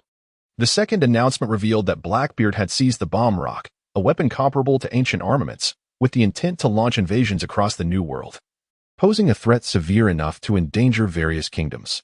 Consequently, a bounty of 2 billion was placed on the notorious captain, Marshal D. Teach. The matter of Zifa's posthumous honor was fraught with complexities. Akiji, as a marshal, had to advocate fervently several times before receiving approval from higher authorities. After all, Zifa had inadvertently caused the casualties of numerous Marines during the acquisition of Bomb Rock, leading to discontent among the ranks. However, under the combined pressure from Akiji and Akainu, the unrest gradually subsided. Amidst the tumultuous sea, Kizaru lounged in a noble chair at the bow of the ship, with Binz and I kneeling behind him, their hands shackled by sea stone. After a prolonged silence, Kizaru spoke in a nonchalant manner. I need to confirm that you have not secretly concealed the Bomb Rock, but rather genuinely gifted it to some bald pirate. The 2 kneeling figures exchanged a glance, a flicker of humiliation passing through their eyes. Ein, biting her lip tightly and wrestling with her inner turmoil, finally spoke with bitterness. If we do not acquiesce to his demands, we may not survive. That bald pirate is formidable. If you doubt it, you may go seek him out. Binz hastily added, You must cease your words. Kizaru, awakened to the unpleasant memories of recent days by Bin's remarks, felt a vain throb on his forehead as he struggled to suppress his growing anger. Do you think you are the only ones who cannot contend with him? Were I in your position, I would falter as well. Kizaru internally lamented. Taking a deep breath, Kizaru intended to divert the conversation, but was interrupted by a warning siren from above the warship. Alert! A massive Sea King is approaching from the rear, expected to collide with us in 1 minute. Echoed the voice from the lookout tower. Sea King? The crowd fell silent, taken aback. Observing the dazed expressions of the several vice admirals, Kizaru smirked slightly, finding the situation tedious. Oh, the fearsome Sea King? Mongoose, it is yours to handle. Yes, sir, Mongoose replied with a serious nod. Very well, let us change the subject. The yellow ape gently clapped his hands, prompting Ein and Binz to turn their gazes toward him. He continued, without the explosive rock, how do you intend to fulfill the wishes of Z? Upon hearing this, Ein's pupils slightly contracted, her mouth agape, revealing a semblance of having her thoughts unveiled. We don't know, Binz dejectedly replied. It was understandable that Binz felt lost, as he was not the one typically handling daily military affairs. Despite the yellow ape's seemingly drowsy demeanor, one must not underestimate someone who has risen to the rank of admiral. He did not even glance at Binz. His imposing gaze was firmly fixed on the blue-haired girl, for he understood that she would be the one to assume command after Zephyr's demise. In other words, she was the new admiral. Although the yellow ape wore a smile, I could perceive no warmth in it, only an unending chill. When it came to the safety of the entire New World, even this languid admiral had to muster his full attention. Just as the atmosphere grew tense, a sharp announcement blared once more. Enemy attack. The corners of the yellow ape's eyes twitched again. What is this nonsense? Can't I finish my questions in peace? This is really cutting into my rest time. He internally grumbled. With a resigned sigh, the yellow ape realized that with the enemy already at the gates, the interrogation would inevitably be interrupted. He slowly rose, releasing his crossed arms, and with a teasing expression, lifted his right foot. Before it could touch the ground, he transformed into countless golden specks of light, converging toward the top of the warship. Several vice admirals, their faces grave, drew their weapons and rushed toward the ship's stern. The other commanders felt a chill, as they had begun to speculate about the long-absent squirrel. After a moment, the ship's stern was crowded with people, for vice admirals standing at the forefront. The yellow ape stood atop the warship, his navy coat billowing in the wind. As he gazed at the swiftly approaching Sea King, his eyes narrowed slightly. No, more precisely, he was looking at the bald man atop the Sea King's back. It was indeed him. At that moment, atop the broad black back of a whale, a vice admiral with a mohawk lay motionless with his eyes tightly shut. On his back sat a bald man clad in yellow, a white cape fluttering behind him. It was Chen Mu. Indeed, under Chen Mu's command, a whale had caught up to the yellow marker. However, what Chen Mu did not realize was that the yellow marker was gradually shifting to a deep crimson. His enmity with the Navy was silently escalating. Chen Mu raised an eyebrow slightly, casting a contemplative gaze towards the group at the stern of the ship. While he may not recall the few mid-ranking generals he had only met once, relying solely on the fragments of memory in his mind to recognize each one, he certainly had a vivid recollection of the figure clad in yellow at the pinnacle of the warship. After all, it was only a few days prior that he had engaged in a confrontation with that individual. Chen Mu gently cleared his throat, shifting his bottom away from the back of the flying squirrel. A smile blossomed on his face as he called out to the distant yellow ape. "Ah, long time no see, old Huang." As he spoke, he waved his hand towards the yellow ape. To an outsider, it might seem as if they were old friends reuniting after a long separation. The onlookers turned their gazes upward towards the yellow ape, their eyes reflecting a hint of confusion, silently pondering. Is this man truly a friend of the esteemed general? The yellow ape, noticing the peculiar expressions on the crowd's faces, couldn't help but twitch the corner of his eye. Taking a deep breath, he transformed into a golden beam of light, shooting towards Chen Mu. As the golden light raced towards him, Chen Mu's smile remained unwavering, exuding an air of calm composure. He knew that the yellow ape would not dare to strike him. Indeed, the beam dispersed, revealing the yellow ape standing 10 meters away, disdain etched on his face as he remarked, "Unknown person, why have you followed me again?" Pausing for a moment, he continued, "Let me make it clear. I do not wish to fight this time. If you desire a ship, feel free to take one." With that, he raised his hands in a gesture of mock surrender. Observing the yellow ape's bizarre expression, Chen Mu's smile faltered. Does he truly perceive me as a pirate ready to rob him? In response, Chen Mu merely offered a sheepish chuckle, disinterested in elaborating. Noticing Chen Mu's silent demeanor, the yellow ape hesitated briefly before pointing at the flying squirrel on the ground, saying, "May I take that fellow back with me?" He then smirked, adding, "Of course. If you prefer not to return it, you may propose conditions. I shall relay your demands to our marshal." With that, he shoved his hands back into his pockets and turned to leave. "Aren't you supposed to hear my conditions? Why are you turning to leave so abruptly?" Chen Mu couldn't help but voice his thoughts.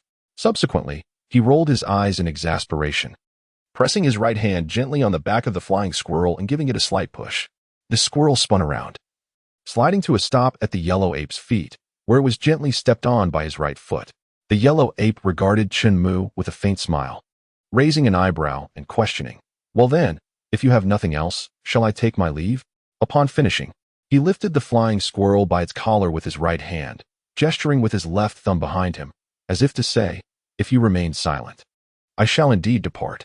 Coughing lightly, Chen Mu suppressed his urge to retort and said in a low voice, "I need to speak with Ayn. She should be on your ship." "Oh, the little girl with blue hair?" The yellow ape squinted his eyes, his tone measured. "Little girl? Ah, yes. She does have blue hair." Chen Mu was momentarily taken aback, only to be struck by sudden realization.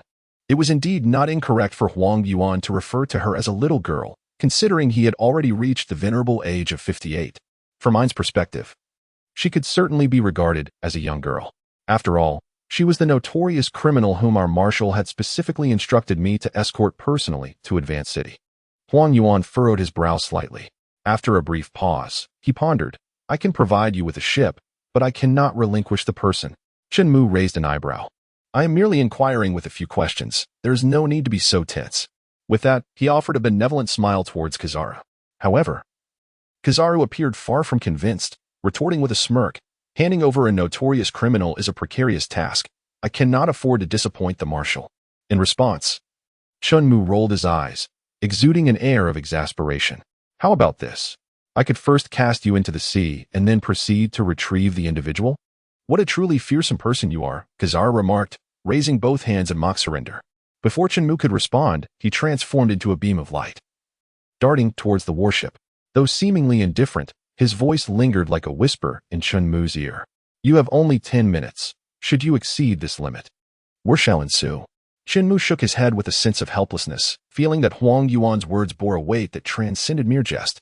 Is this what ambiguous justice truly entails? Chen Mu subtly shook his head, offering a wry smile. Am I truly so fearsome? Shortly after, Huang Yuan returned to the warship. Chen Mu lightly leaped forward, landing gracefully before several generals. He cast a glance at the menacing crowd, offering a composed smile. Apart from the 4 emperors and the 7 warlords of the sea, they had yet to encounter such unabashed pirates, causing their expressions to darken momentarily.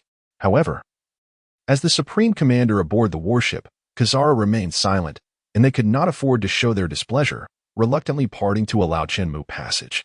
Ignoring the hostility in their gazes, Chen Mu strode past with an air of calm assurance.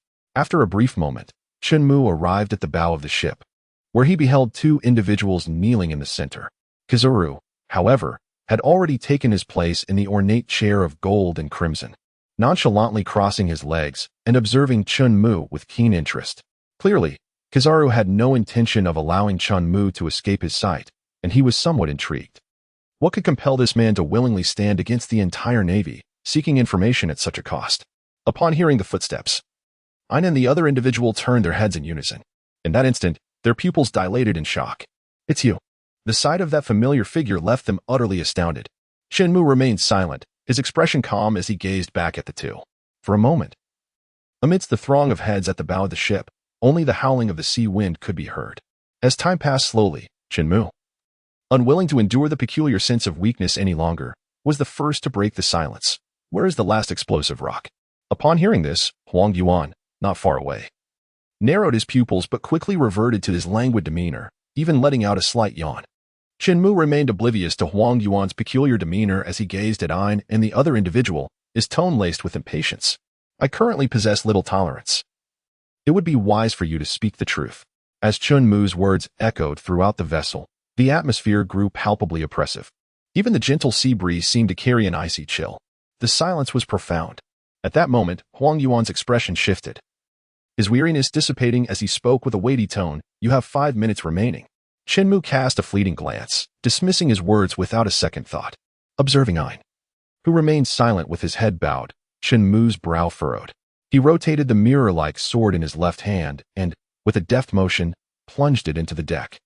The sharp blade pierced through the wood as effortlessly as slicing through tofu, vanishing completely beneath the surface. Casting a glance at Ein and the other, whose eyes were beginning to glaze over, Chen Mu's lips curled into a faint smile as he softly inquired, where is the explosive rock? Binzi.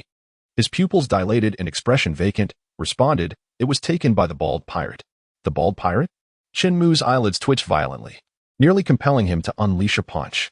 Ignoring Binzi, he slightly turned his head, his gaze fixated on Ein, and spoke in a deep voice, where is the last explosive rock? Ein shuddered, a trace of fear creeping onto her pale visage as she stammered, it was taken by that terrifying man. Upon hearing this, Chen Mu fell into contemplation, beginning to recall the narrative trajectory of his previous life. According to the storyline, after encountering the Straw Hat Pirates, the explosive rock should have been secured by Zephyr on the volcanic hot spring island, destined to obliterate this second island. However, before they could reach the hot spring, I had intercepted them midway. Logically, all the explosive rocks should still be intact, so how could one suddenly be missing? As Chen Mu immersed himself in thought, a soldier with vacant eyes slowly stepped out of the formation, murmuring, the explosive rock, I will hand it over, clad in a sleeveless naval uniform. The soldier barely had time to finish his sentence before a golden beam struck him, instantly transforming him into a glimmering star that vanished into the sky. Although Kizaru reacted promptly, kicking the soldier away, that faint whisper still reached Chen Mu's ears. Kizaru glanced over his shoulder cautiously at Chen Mu, relieved to see him still deep in thought, and wiped the virtual sweat from his brow with his left hand. Hee, I almost forgot about you, Chen Mu chuckled softly, observing the rigid Kizaru. He slowly drew the mirror flower water moon and strolled to his side.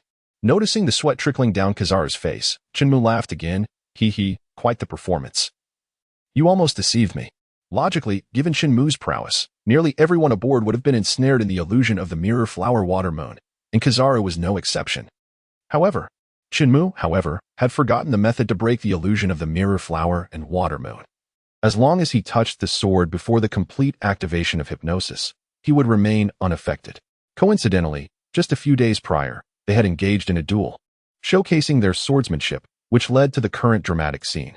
Huang Yuan's eyes subtly shifted as he cast a glance at Chen Mu beside him, then transformed into golden light, vanishing from the spot.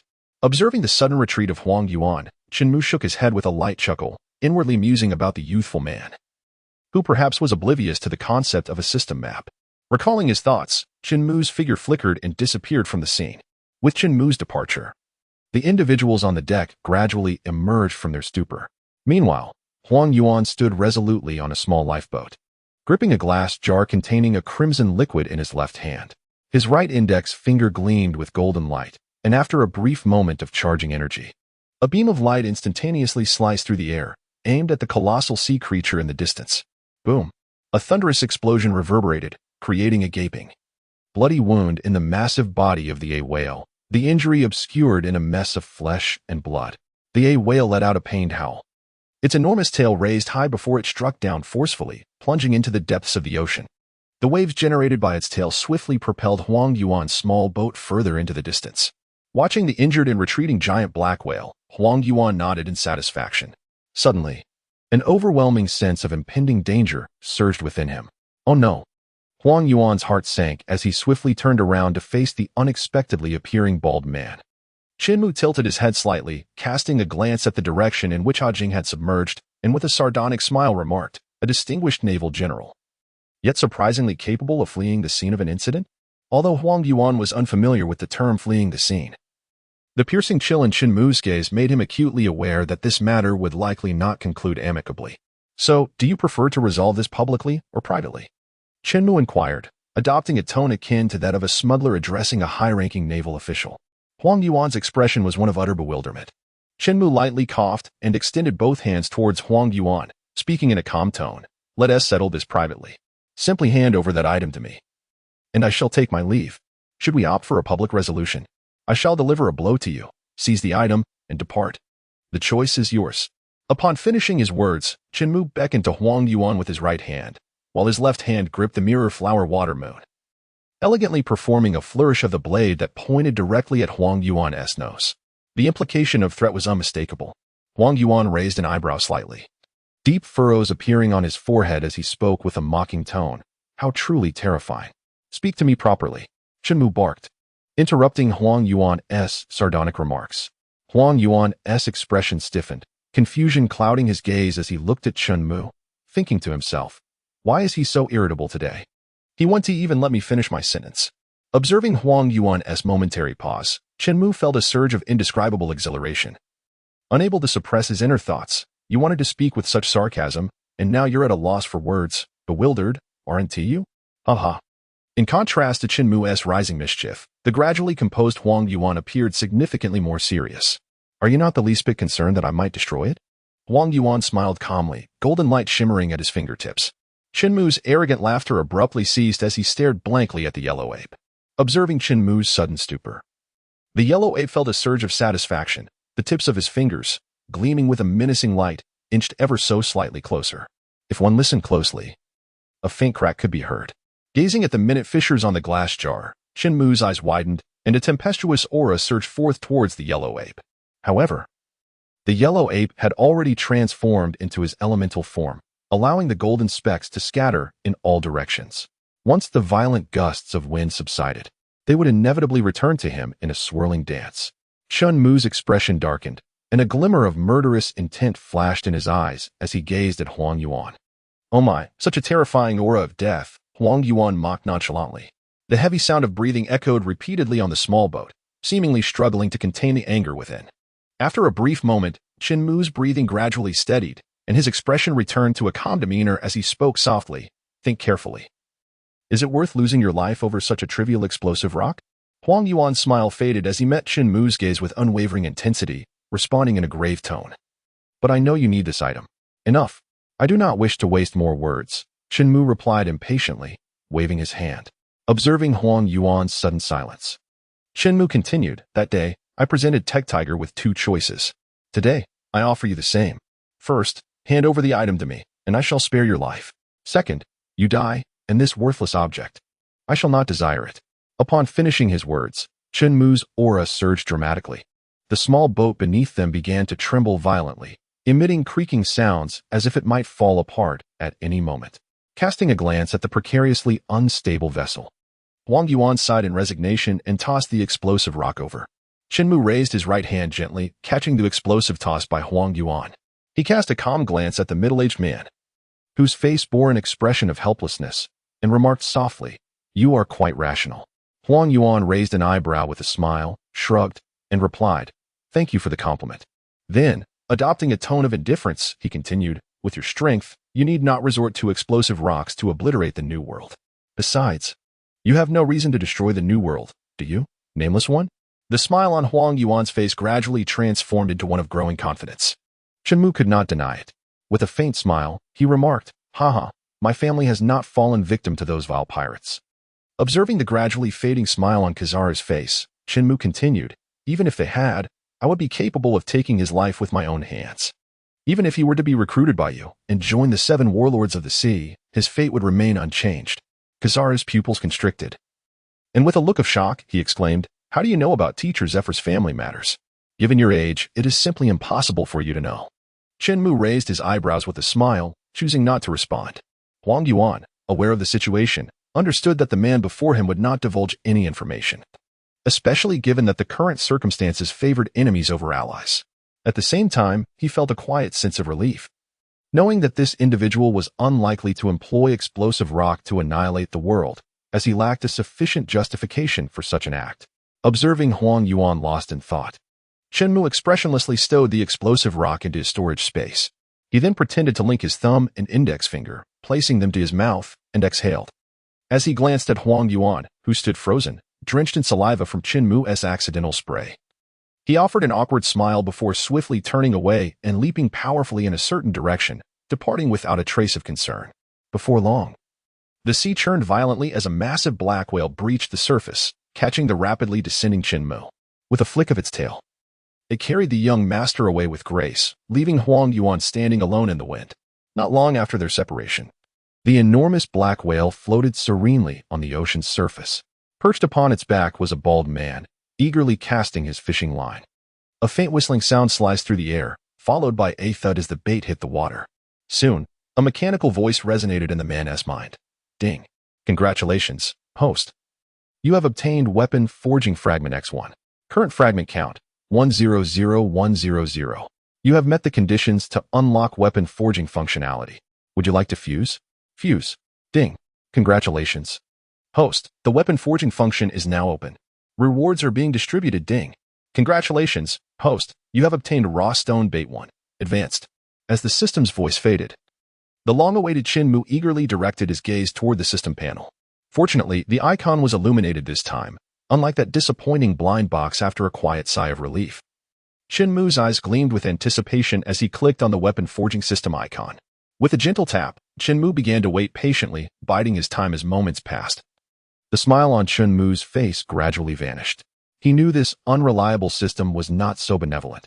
It had once again deceived him. Chen Mu's heart seethed with indignation. Indeed, upon accessing the weapon forging feature, the screen revealed nothing but a blank space, devoid of any content. However, given Chen Mu's familiarity with this frustrating system, he surmised that it was likely missing some prerequisite conditions or items. Well, if he couldn't obtain that for now, so be it. He had little to lack at the moment, he reassured himself with a raised eyebrow. Yet just as Chen Mu prepared to exit the system space, a spark of inspiration ignited in his mind. Prerequisite conditions or items. As Chen Mu seemed to recall something, he promptly returned to the system's main page and switched to the storage space. He directed his gaze to the last slot in the first row, where a peculiar bait, adorned with a new label, flickered enticingly. Raw Stone Bait 1. Note: raw stone bait can only be used to fish for various world materials, exclusively for weapon forging. How splendid! Chen Mu's spirits instantly lifted as he gently tapped the system fishing rod, which was perpetually positioned at the forefront. He selected automatic baiting raw stone bait. Subsequently, with a heart full of joy, he exited the space. On the surface of the sea, Chen Mu sat atop the broad, dark back of a whale, a radiant smile gracing his face as he retrieved a long fishing rod from behind him, the hook adorned with a polished pebble at its tip. Chen Mu grasped the fishing rod firmly, lifting it gracefully above his head before casting it with a powerful flick. The familiar sound of a splash resonated, triggering a wave of nostalgia from his childhood. Among his memories was a certain individual who adored One Piece even more than he did. Reflecting on this, Chen Mu couldn't help but chuckle softly, shaking his head in wistful contemplation. Patience is key. Perhaps there will come a day when I can return. Ding. Fishing success. Congratulations to the host for acquiring the Blazing Ember Stone, forgeable and mountable. Chen Mu exerted a strong pull, reeling in the rod. Chen Mu gently grasped the fishing line. His expression one of bewilderment as he gazed at the black stone affixed to the hook. Is this trinket truly worthy of the name Scorching Flame? Where is the fire? Chen Mu's lips involuntarily twitched. Having endured the relentless torment of the system, he found himself devoid of the energy to complain, letting out a resigned sigh. Alas, this wretched system. As he shook his head with a soft lament, he pointed his index finger towards the dark and unsightly raw stone. Contrary to the anticipated chill that he imagined would greet his touch, he was instead met with an excruciating heat. Chen Mu felt as though she had been jolted by an electric shock, swiftly retracting her index finger and blowing on it vigorously. What on earth is this? So scalding. There is no flame at all. Chen Mu cast a resentful glance at the seemingly ordinary stone, yet this time, her gaze held a hint of newfound respect. Is this white flame? Chen Mu furrowed his brow, meticulously scrutinizing the dark, round stone before him. To his astonishment, he discerned traces of spatial distortion surrounding this seemingly inconspicuous rock. How could this object possess such elevated temperature? It is worth noting that Chen Mu had withstood the assaults of 4 sovereigns and formidable generals. To speak candidly, none in this world had ever inflicted pain upon him. Yet today, he found himself scalded by this diminutive stone, although he sustained no injury. This long-forgotten sensation of pain compelled him to reassess the nature of the system's existence. It appears I can no longer underestimate this system, Chen Mu reflected, gradually recognizing that he was not an entirely invincible entity. Just as the current system presented items potent enough to inflict discomfort upon him, what might future items entail? Contemplating this, a chill raced down his spine. However, this feeling of dread was fleeting after all. He was its host. Chen Mu smiled lightly, dismissing further thoughts, and redirected his gaze to the fiery raw stone before him. Extending his right hand, he gently grasped the obsidian-like stone, about the size of an egg, within his palm. Upon initial inspection, this object not only resembled a black egg in appearance, but its temperature was akin to that of a freshly peeled egg. In an era devoid of identification functions within the system, Chen Mu had no choice but to personally engage and test the waters. Chen Mu stored the raw stone in his spatial storage and shifted his focus to the weapon forging interface. Weapon forging function, Blaze Gemstone, can be utilized for weapon fusion and embedding. As expected, this forging feature indeed required certain prerequisites. A smirk appeared at the corner of Chen Mu's mouth as he proudly lifted his chin. However, one must wonder, does this weapon forging function only allow for fusion and embedding? What about actual forging? Chen Mu could not help but voice his frustration. Ding. A warm reminder, the size and availability of forging materials will determine the direction and range of the item's use. Oh. Someone responded emotionlessly. How stingy. Chen Mu turned his head, once again berating the system in his mind. Yet this time, the system offered no reply. After waiting for a moment, confirming the system's silence, Chen Mu redirected his gaze to the forging interface once more. He examined every corner, yet he failed to discover any options for fusion or embedding. Were there more prerequisites? Chen Guangto's handsome visage fell, a palpable sense of disillusionment washing over him as if he had been deceived by the system. Amid someone's despondency, the mature and understanding A Jing had already brought him back to the sunny ship. With a gentle call, A Jing roused Chen Mu from his reverie. Have we arrived already?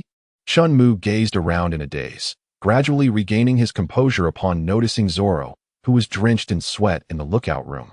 Zoro, through the rectangular window of the lookout, cast a casual glance at Chen Mu outside, then calmly walked to the other side, turning his back to resume his training. Outside, atop the giant whale, Chen Mu scratched his head awkwardly, sensing that Zoro might be privy to something. Indeed, it was time to disguise the mirror flower, water moon. Otherwise, it was only a matter of time before Zoro would uncover the truth. Sonny, hey, uncle, come down, it's time for the feast, Luffy called out, looking up at Chen Mu. A feast? Chen Mu's expression shifted rapidly, his spirits soaring in an instant. Then, with a swift motion, he vanished from the whale's back and appeared before Luffy. Sanji has prepared something delicious. Oh no, I feel dizzy. Someone, upon hearing about food, foolishly rushed down, completely forgetting to use the mirror flower, water moon to grant himself a buff. After all, having been accustomed to the culinary delights of the 21st century, Chen Mu held little faith in the cuisine of this world. Moreover, after several years of trying, he found it hard to expect much. Yet, Sanji was no ordinary cook. His creations were undeniably delectable. Moments later, Chen Mu, holding the mirror flower, Water Moon, stepped into the dining room on the second floor. He glanced around the newly renovated, gleaming space and couldn't help but praise, "Frankie, you're incredible. Your speed of restoration rivals that of a system." As Chen Mu took his seat, the smiling crowd gradually turned their attention to Nami on the other side, and to Luffy, whose fate was being held in a tight grip by Nami. "Well then, everyone may begin," Chen Mu announced. Seeing Nami's gentle smile, he instinctively shivered, nearly dropping the spoon in his hand. "Everyone is quite polite. In that case, let our guest, this dashing young man, start first." He then added pitifully, "If the guest does not begin, we shall all remain hungry." Noticing the pleading looks in their eyes, Chen Mu sighed softly, picked up his knife and fork, and cut into the fragrant, succulent piece of meat on his plate. "Our esteemed guest has begun to enjoy the feast. Now, everyone may partake." As the others began to devour their meals with gusto, Robin lifted a specially brewed milk tea from the table, took a gentle sip, her face radiating warmth and kindness. Chen Mu was acutely aware that this meal was inescapable. He could only transform his sorrow and indignation into appetite. With the mindset of recouping his losses through indulgence, his speed of devouring meat rivaled that of Luffy. As the towering mountain of delicacies gradually diminished, Nami's eyes sparkled ever more brilliantly. Within the restaurant, a satiated Chen Mu reclined against the soft backrest of his chair, blissfully tilting his head back. At that moment, the sound of light yet hurried footsteps drew near. "Esteemed guest, may I inquire if you are satisfied with your dining experience?" Nami whispered sweetly into Chen Mu's ear. Chen Mu's expression stiffened, and he turned his head awkwardly to gaze at the radiant Nami. Her smile as bright as a blooming flower. His eyes then fell lower, and he swallowed hard, pondering to himself, "Nami is truly remarkable. It seems she can hardly contain herself." Suddenly, a thought struck him, sending a jolt through his body. "Oh no, Nami is certainly not one to be taken advantage of. This glance of mine must have been part of her scheme." Chen Mu couldn't help but feel a wave of anxiety wash over him. Just then, Nami's sweet, melodious voice echoed once more. "Esteemed guest, if you are satisfied with your dining experience, I kindly request that you settle the bill, which amounts to 10 million berries."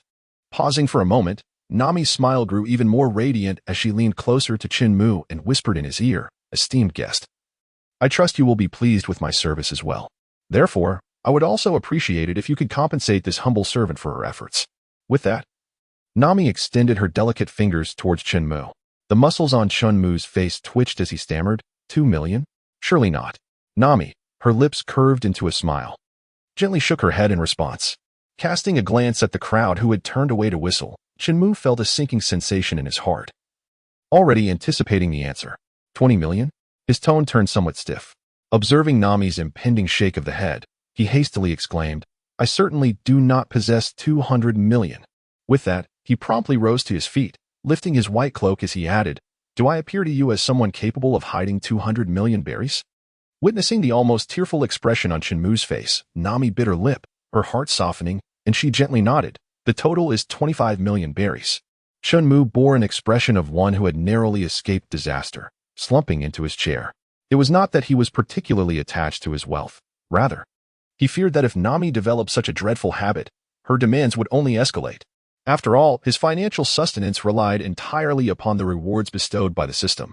"It seemed I must also acquire a skill to earn money," he mused silently. With a wry smile, he addressed Nami, stating, "I placed the belly in the mouth of the whale. Allow me a moment to retrieve it."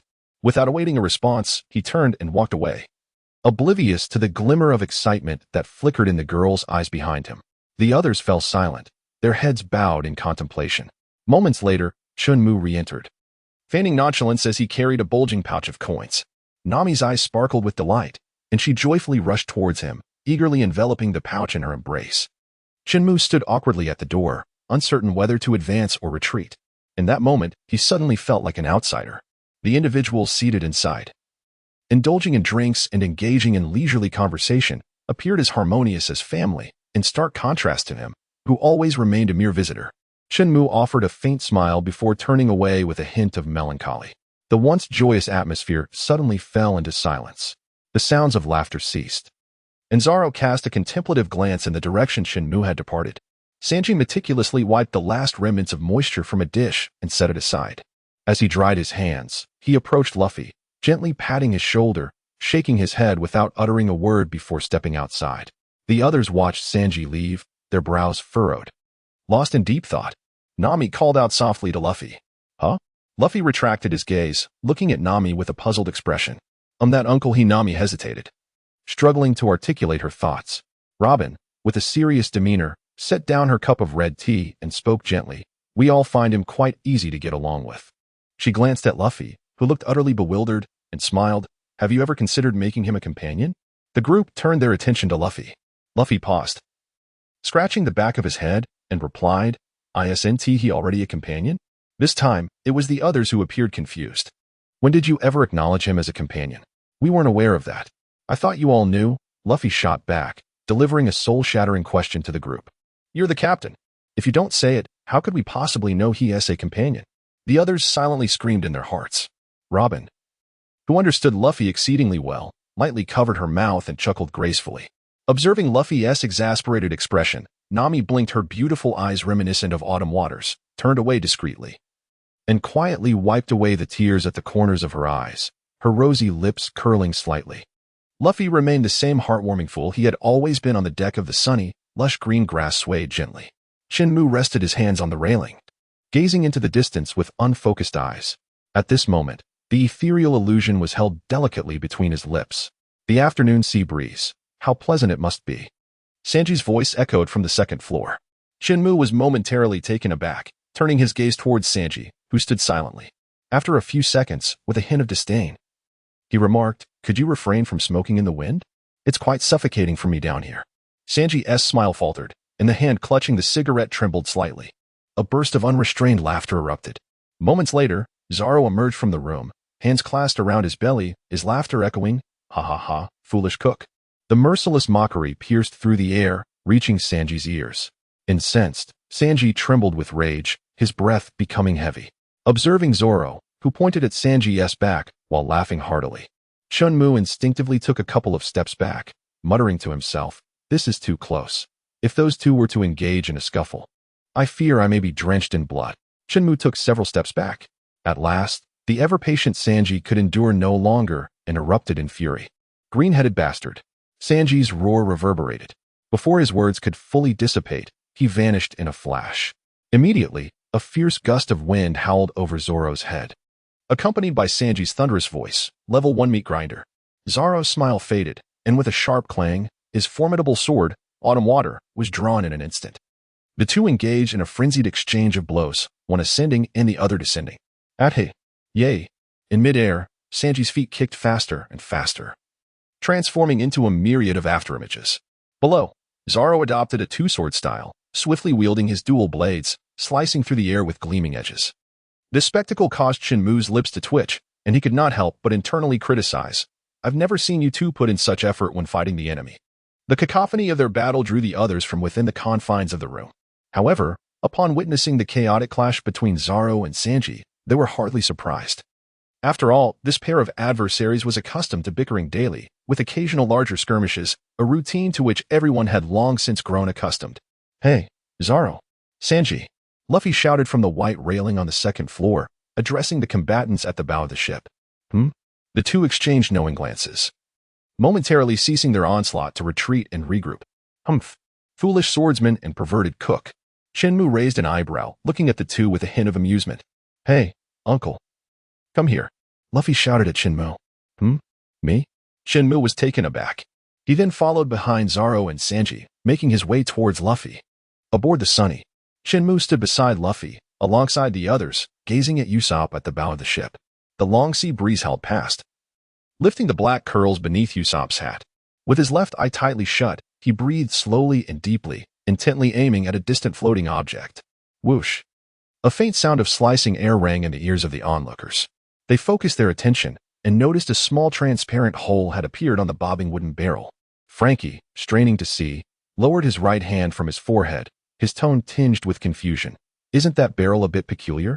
Nami, taken aback, wore an expression of bewilderment.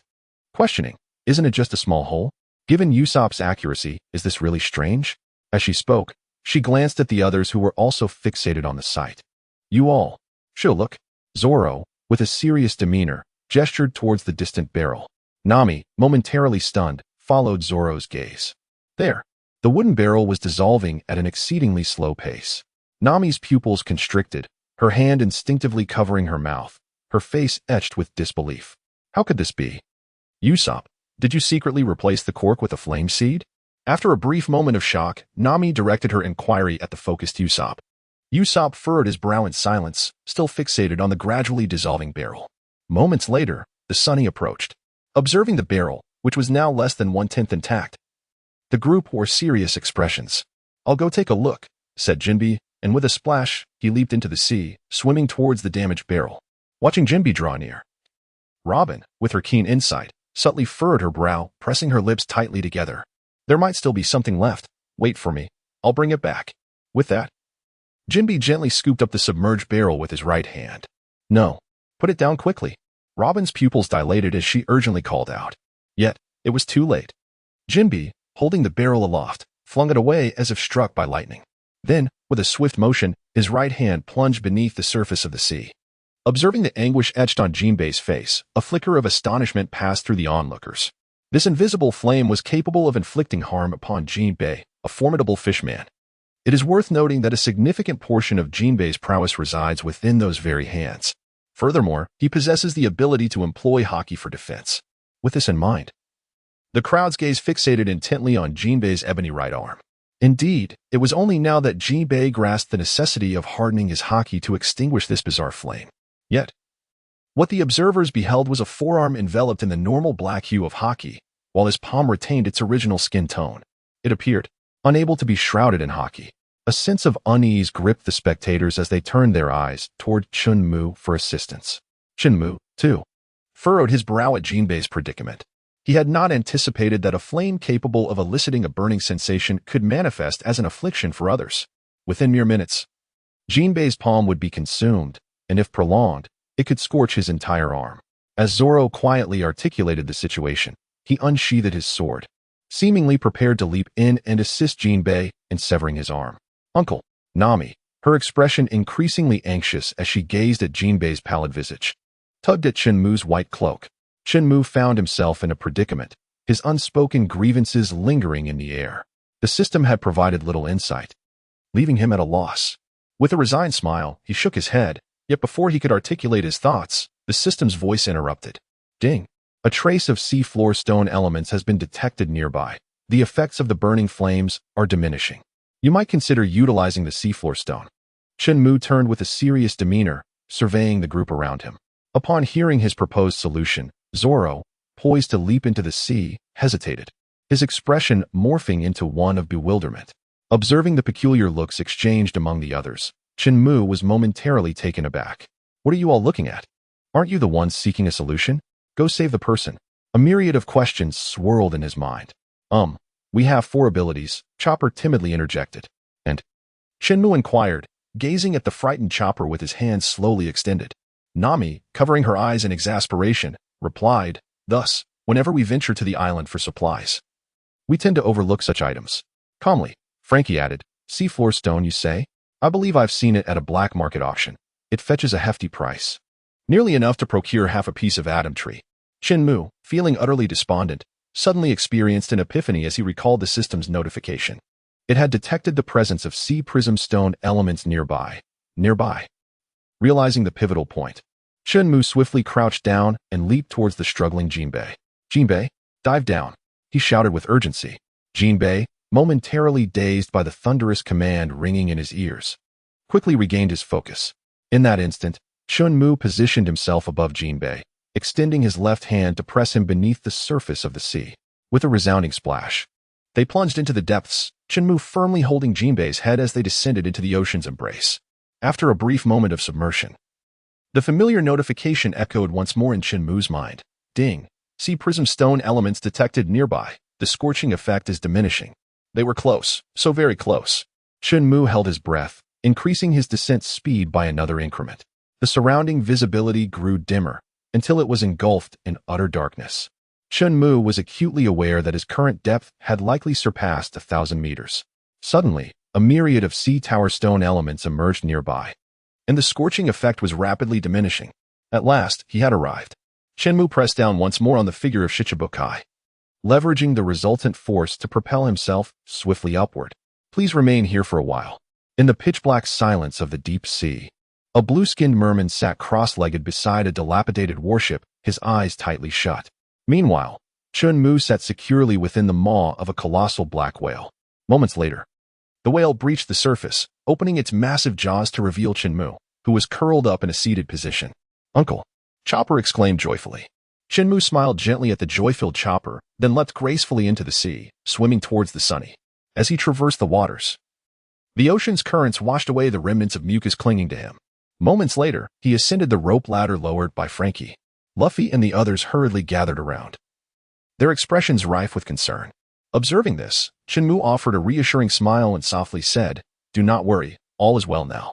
Upon hearing his words, the crew gradually exhaled in relief, their trust in Chen Mu unwavering. As the atmosphere aboard the ship lightened, Usopp's eyes glimmered with curiosity.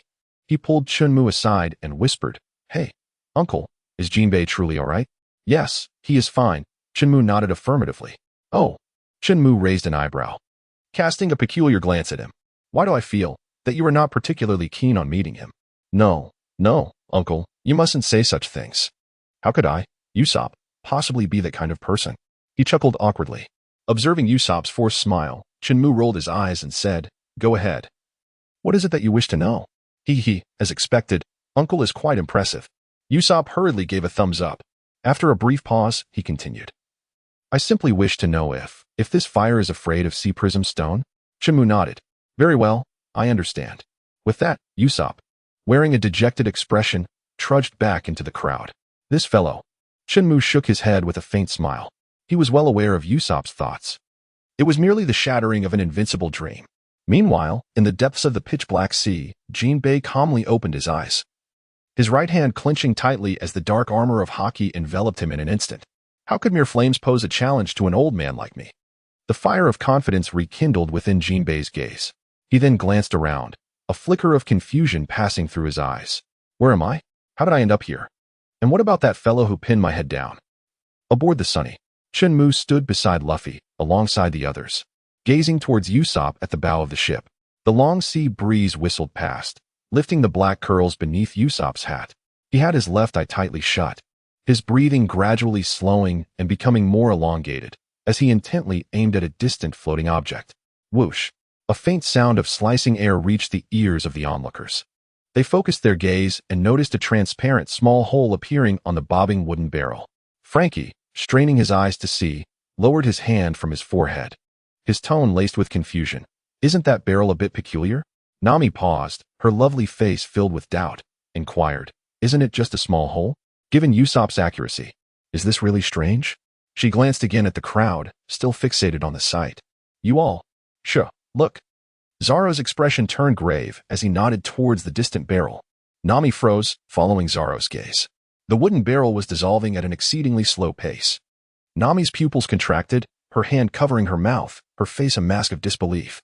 How could this be? "Usopp, did you secretly replace the cork with a flame seed?" After a brief moment of shock, Nami questioned the focused Usopp. Usopp frowned in silence, continuing to observe the slowly vanishing barrel. After a moment, the Thousand Sunny approached.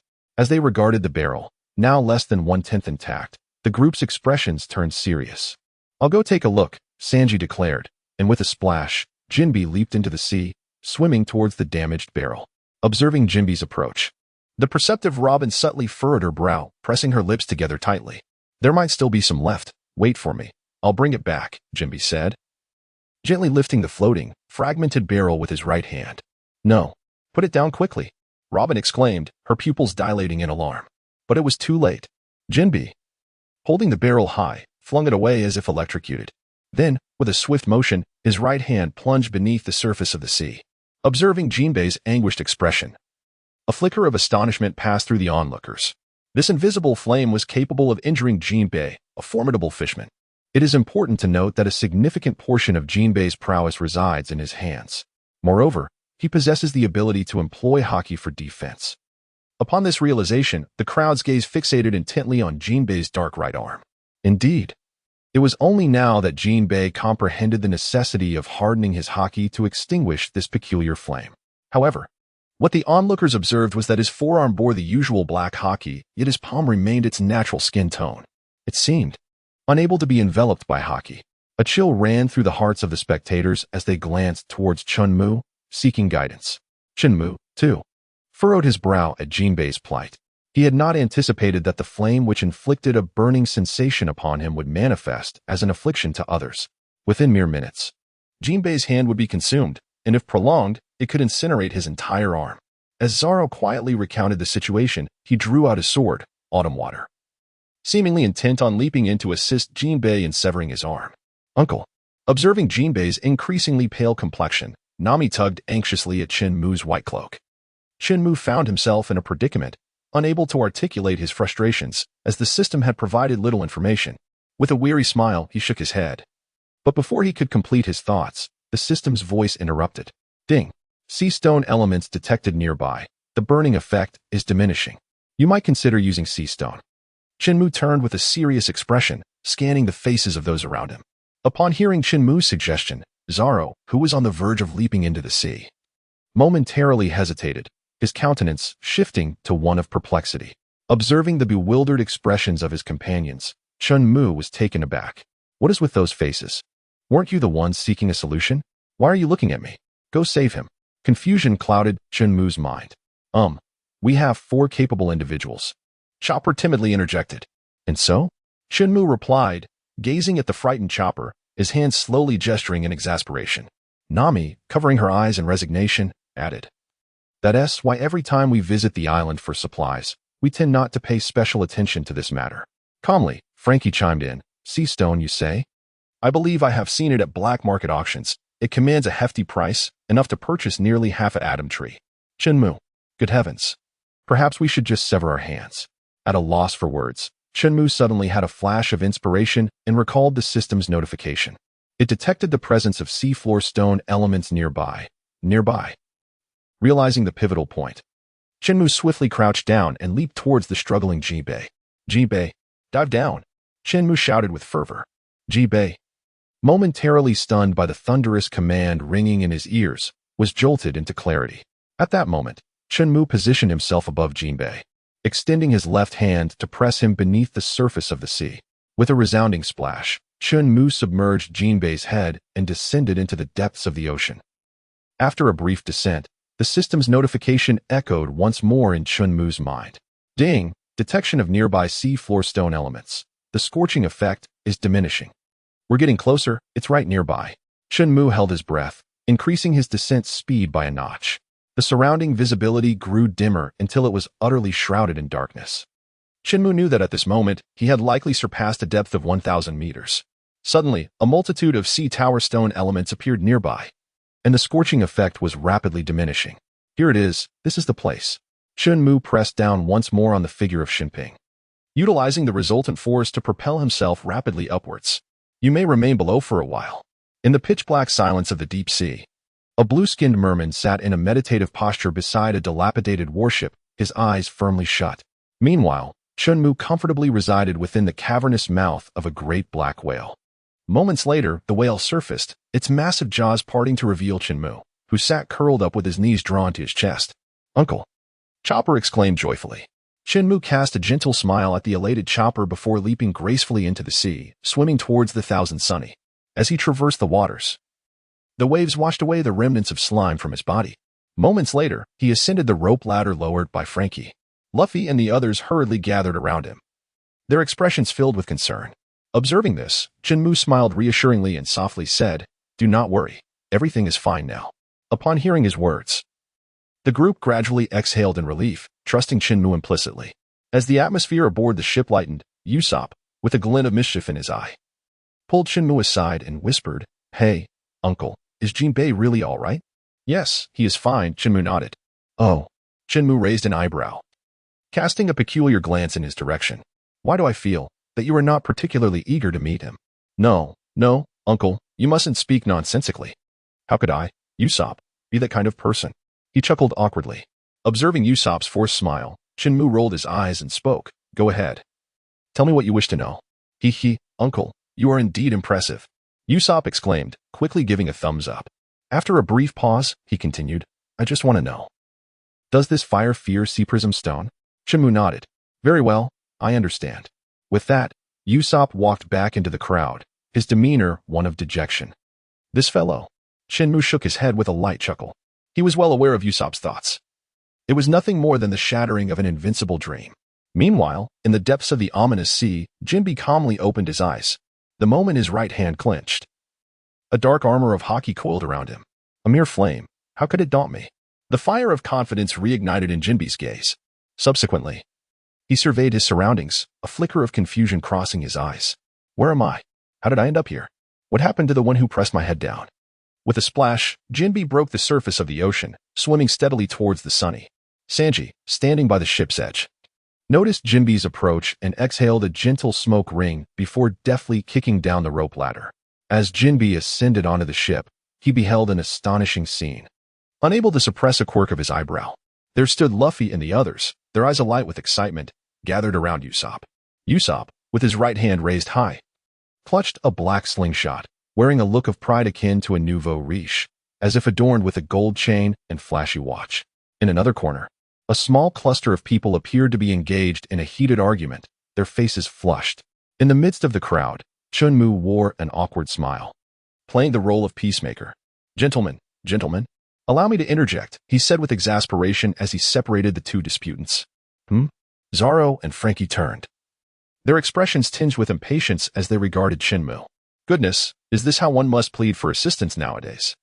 Chen Mu felt a bead of sweat forming on his brow. Observing their gazes upon him, he cleared his throat, steadying his voice. The remaining materials are barely sufficient for one weapon's modification, thus. At this, everyone aboard paused their activities, ears perked with curiosity. Thus what? The two seemed to sense something amiss, frowning as they inquired. Thus, why can't I use it for myself? I possess a weapon as well. With that, Chen Mu raised his left hand, waving it at them, the glint of his blade flashing before their eyes. Seeing this, Zoro and Frankie exchanged a glance, then, in perfect unison, bowed their heads, falling into deep contemplation. Chen Mu raised an eyebrow, slightly astonished as he gazed at the two individuals. Pondering to himself, it seems they have no intention of conceding. Wait a moment. Something feels amiss. The technology and resources are all mine. If I choose not to assist you, do you truly intend to force my hand? The thought struck Chen Mu as somewhat amusing. These two appear utterly incapable of breaching his defenses. Moments later, Zoro and Frankie sat on either side, their faces etched with displeasure. Between them stood a petite beauty, perfectly curvaceous Nami, the true pirate king. Uncle, are you really going to help me modify the climate baton? Nami's eyes sparkled with excitement. Chen Mu lowered his head and offered a faint smile. Yes, I knew you were the best, Uncle, Nami exclaimed, leaping with excitement and embracing Chen Mu's neck tightly. However, sensing the inappropriateness of her actions, her cheeks flushed slightly as she released her grip and took a step back. Uncle, you wouldn't be asking me for berries, would you? Upon mentioning berries, Nami's demeanor shifted instantly, adopting a pitiful expression, her watery eyes seemingly glistening with unshed tears. Chen Mu's lips twitched slightly. No, that won't be the case. I am not in need of Bailey, he uttered, his heart unexpectedly softened. As he gazed into Nami's beautiful eyes, he noticed a glimmer of something reminiscent of wealth, prompting him to instinctively take a few steps back, silently cursing himself for the blunder. It was a mistake. He had misspoken. Observing Chen Mu's reaction, Nami's eyes sparkled mischievously, and she suddenly adopted a coy demeanor, her voice taking on a sweet, childlike tone. Then, dear uncle, will you allow me to take care of these insignificant items? She inquired, pursing her lips in a manner that suggested she was on the verge of tears. Chen Mu felt a twitch at the corner of his eye, unsure of how to refute the charming young girl's proposition. Nearby, Robin, who was watching the scene unfold, covered her mouth and chuckled softly, saying, Nami, come on now. Get up, he must have agreed. Chen Mu was taken aback, gazing at Robin with incredulity. Sister Robin, you have changed. Your heart has turned dark. Chen Mu quickly regained his composure and hastily waved at Nami, hoping to salvage the situation one last time. However, Nami, with her swift reflexes, was quicker to react, instantly leaping forward and tightly clasping Chen Mu's right arm.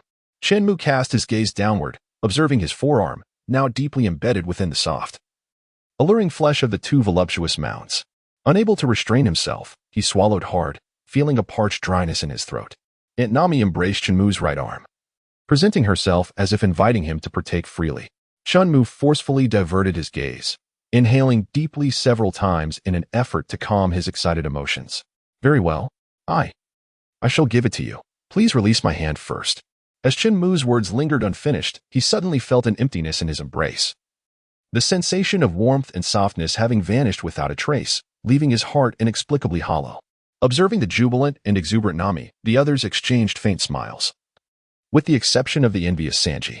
Moments later, Chen Mu, wielding the magical weather stick, theatrically leapt into the gaping maw of the whale. A flash of radiant light signaling the complete disappearance of the remaining half of the blazing original stone. The process of enhancement, simple yet tedious, had once again proven successful. With the enormous mouth agape, Chen Mu held the stick in one hand and gripped his sword in the other as he leapt aboard the Sunny. Whenever he caught sight of the ship, he instinctively drew his Zanpakuto, a reflex that seemed to have morphed into a habit. Chen Mu gently descended, landing softly on the verdant lawn. Observing the glimmer of hope in Nami's eyes, he offered a faint smile and extended his right hand, presenting the magical weather staff to her. A flicker of light danced in Nami's gaze as she grasped the staff, examining it closely. Uncle, why haven't I seen that kind of flame? She pouted, her expression one of forlorn curiosity. Taken aback by her words, Chen Mu paused momentarily. After the enhancement, he had hastily emerged without a thorough inspection. After all, the inside of the whale was dark and sticky, a rather unpleasant sensation. After a brief contemplation, he suggested, "Why not try a bubble?" A hint of confusion crossed Nami's face as she nodded, albeit uncertainly. With a soft pop, a small, warm bubble, tinged with a faint red hue, emerged from one end of the magical weather staff. And then, the onlookers silently took a step back, their gazes shifting from the bubble to Chen Mu. When did these individuals become so timid? Chen Mu inwardly scoffed. Rubber, pistol. Luffy's voice rang out, drawing everyone's attention. They turned to see an arm stretching rapidly, enveloped in a dark hue of haki, propelling a fist forward with incredible speed. Whoosh. Pop. The warm bubble burst under the force of a black fist, unleashing a fervent wave of energy that spread wildly around. Luffy. The crowd exclaimed in unison, retreating in a frenzy. Hee hee hee. Luffy laughed joyfully, seemingly oblivious to the chaos. In contrast to the retreating crowd, Chen Mu furrowed his brow and stepped forward, entering the enveloping warmth. This temperature feels rather unusual. Amidst the pale red heat waves, Chen Mu stood in contemplative silence. The crowd exchanged glances with one another. Luffy, do you feel any heat? Usopp inquired quietly, nudging Luffy with his elbow. Heat? Luffy tilted his head in confusion. The others fell silent, deeming the question unnecessary. Nami pursed her lips slightly, and after a brief moment of hesitation, she cautiously extended her finger into the warm mist. So hot. Nami swiftly withdrew her finger, blowing on it vigorously. Chopper. Sanji called out in a serious tone. Oh, coming. Chopper replied hastily, rushing forward and being cradled in Sanji's arms, positioned in front of Nami. How is it, Chopper? Sanji's voice was tinged with urgency, revealing his anxiety. It's just a minor burn. Nami will be fine. Chopper examined her closely, retrieving a small jar of green ointment from his bag and applying it gently. That's a relief. Sanji's tone remained somber, while Chopper, a voice filled with resignation, emerged, prompting Chopper to turn and look at Usopp, who wore an expression of exasperation, awaiting his next words. Nami is all right. But Usopp pointed towards Sanji, who stood behind Chopper. Sanji. Chopper gasped in astonishment. Upon seeing Sanji's nosebleed gushing forth, Chopper exclaimed, Doctor. Where are you? We have a patient in need of treatment. After a brief pause, realization dawned on him. I am the doctor. The group collectively sighed. They then stepped back to create space for Sanji. True to expectations, Sanji, with a smile on his face, gradually collapsed. His white shirt had become soaked in crimson. Amidst the cacophony, a new round of treatment commenced. Sanji is out of danger. Chopper wiped his brow and plopped down onto the ground. The crowd exhaled in relief. With Sanji now safe, Nami redirected her focus to the failed transformation of the weather stick. She bit her lip and approached Chen Mu. Uncle, Nami began, her voice laced with a sense of grievance. Chen Mu's lips twitched slightly, and he awkwardly nodded. Oh dear, it's not what you think. Please, allow me to explain. Chen Mu gazed at Nami with a cautious expression, observing the tears shimmering in her eyes without any sign of falling, and he secretly breathed a sigh of relief. Then, in a gentle voice, he suggested, Nami, Could it be that the effect is diminished due to the presence of only a single bubble? Upon hearing this, Nami's expression stiffened momentarily, but soon her eyes began to sparkle with hope. I shall try it right away, she exclaimed with uncontainable excitement. She hurriedly made her way to the bow of the ship, pointing towards the sky as she declared, heat bubble. Electric bubble. With 2 soft pops. 2 bubbles of distinct colors emerged from one end of the weather stick. Everyone tilted their heads back, holding their breath in anticipation. For a fleeting moment, the atmosphere was eerily silent.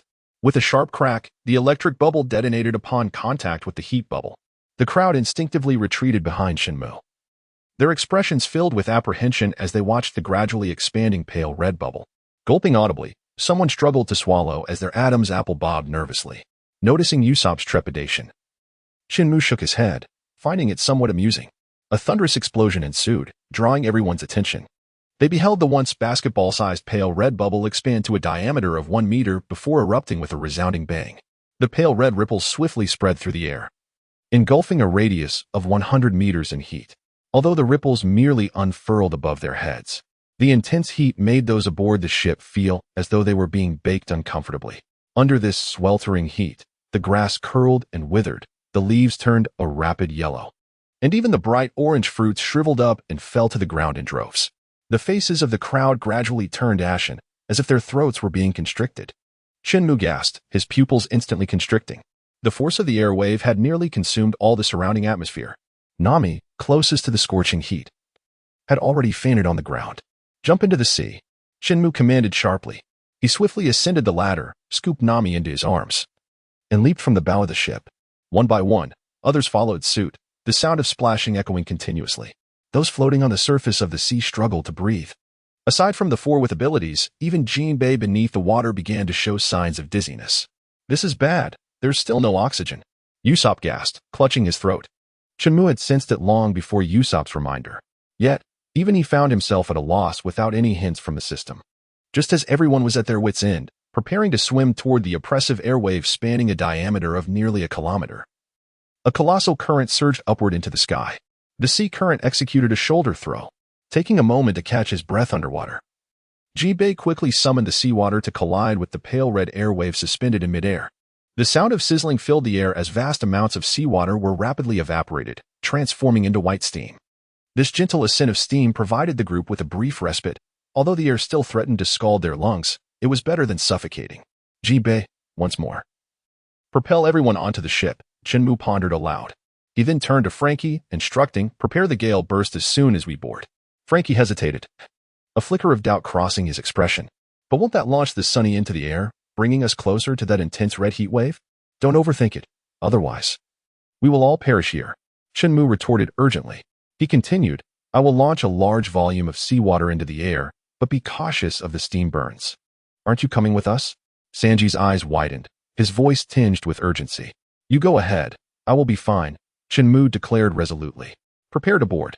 He entrusted Nami to Frankie's care, his tone heavy with responsibility. With a tremendous surge, seawater surged violently, sweeping everyone skyward. As the force of the water began to wane, they gradually descended from the air. Thud, thud, thud, they landed sequentially on the deck of the ship. Sanji, it's up to you now, Frankie said as he set Nami and Robin down and dashed toward the control room. A massive wall of waves, even larger than those created by Jinbei, surged skyward. In an instant, those still on the deck found themselves enveloped by a shroud of white steam. Zara was the first to regain his senses, shouting, move. With Luffy and Brook tucked under one arm and Chopper's backpack clenched in his teeth, they swiftly plunged into the first-floor cabin of the ship. Sanji, Usopp, and Jinbei followed closely, each bearing the unconscious forms of their companions. A thunderous roar erupted as the thousand Sunny surged into the billowing white vapor. The gale burst required air to ignite. If they waited for the mist to dissipate, the gale burst would fail to launch properly. The fierce wind howled as the thousand Sunny, carrying its crew, raced through the void with remarkable speed. Chen Mu floated upon the surface of the sea, his cheeks flushed with a deep crimson. A fleeting glance at the sailing lion boat, vanishing into the horizon, ignited an unwavering determination within his gaze. With his right fist clenched tightly, he gathered strength for a brief moment before unleashing a swift and powerful strike. Boom! A wave, even more ferocious than before, surged skyward in an instant. The towering crest of this monstrous wave ascended to heights that surpassed even the delicate blush of the horizon. As the seawater collided with the warm currents above, a substantial plume of vapor was swiftly generated. The waters surrounding Chen Mu were suddenly enveloped in a thick white mist. Alas, if it were not for the fear of shattering the sunny, he would have sighed deeply. Shaking his head, he cast aside his distractions and swam towards the direction of the sunny. Moments later, Chen Mu beheld the sunny resting upon the surface of the sea, alongside the immense whale floating beside it. The whale emitted a soft hum, brimming with joy. Upon hearing the gentle sound, the crew hurried to the stern of the ship, where they saw Chen Mu approaching swiftly. "Frankie, lower the dinghy," whispered the pale-faced Nami, her hands resting on the ship's railing as she addressed Frankie behind her. Frankie nodded firmly and then dashed towards the control room. "Hey, old man," Luffy called out, a broad smile adorning his face as he waved at Chen Mu. Chen Mu was momentarily taken aback, unable to suppress his admiration. Truly, as the protagonist, having been drenched by seawater and inhaling the hot air, he appeared unfazed in such a brief span of time. As he boarded the small boat, Sanji turned away and lit a cigarette. Meanwhile, Zoro squinted, fixating on Chen Mu's left hand. Moments later, Chen Mu, aboard the Mini Mary 2, entered the exclusive dock through the small entrance. With Frankie's assistance, he successfully secured the 4-person steam shopping vessel. He then pushed himself up with one hand and leaped out. This petite Mary was rather. Chen Mu's voice caught, abruptly halting. Noticing the sudden silence behind him, Frankie turned curiously. He found Chen Mu standing rigidly in place, his complexion a ghastly mix of pale and green, resembling someone on the brink of collapse. "What's wrong with you?" Frankie asked, his brow furrowing instinctively. Suddenly recalling that the pale-faced man before him seemed to suffer from severe seasickness, he called out, "Hey Chopper, we have a patient here." "Ah, okay, I'm coming down."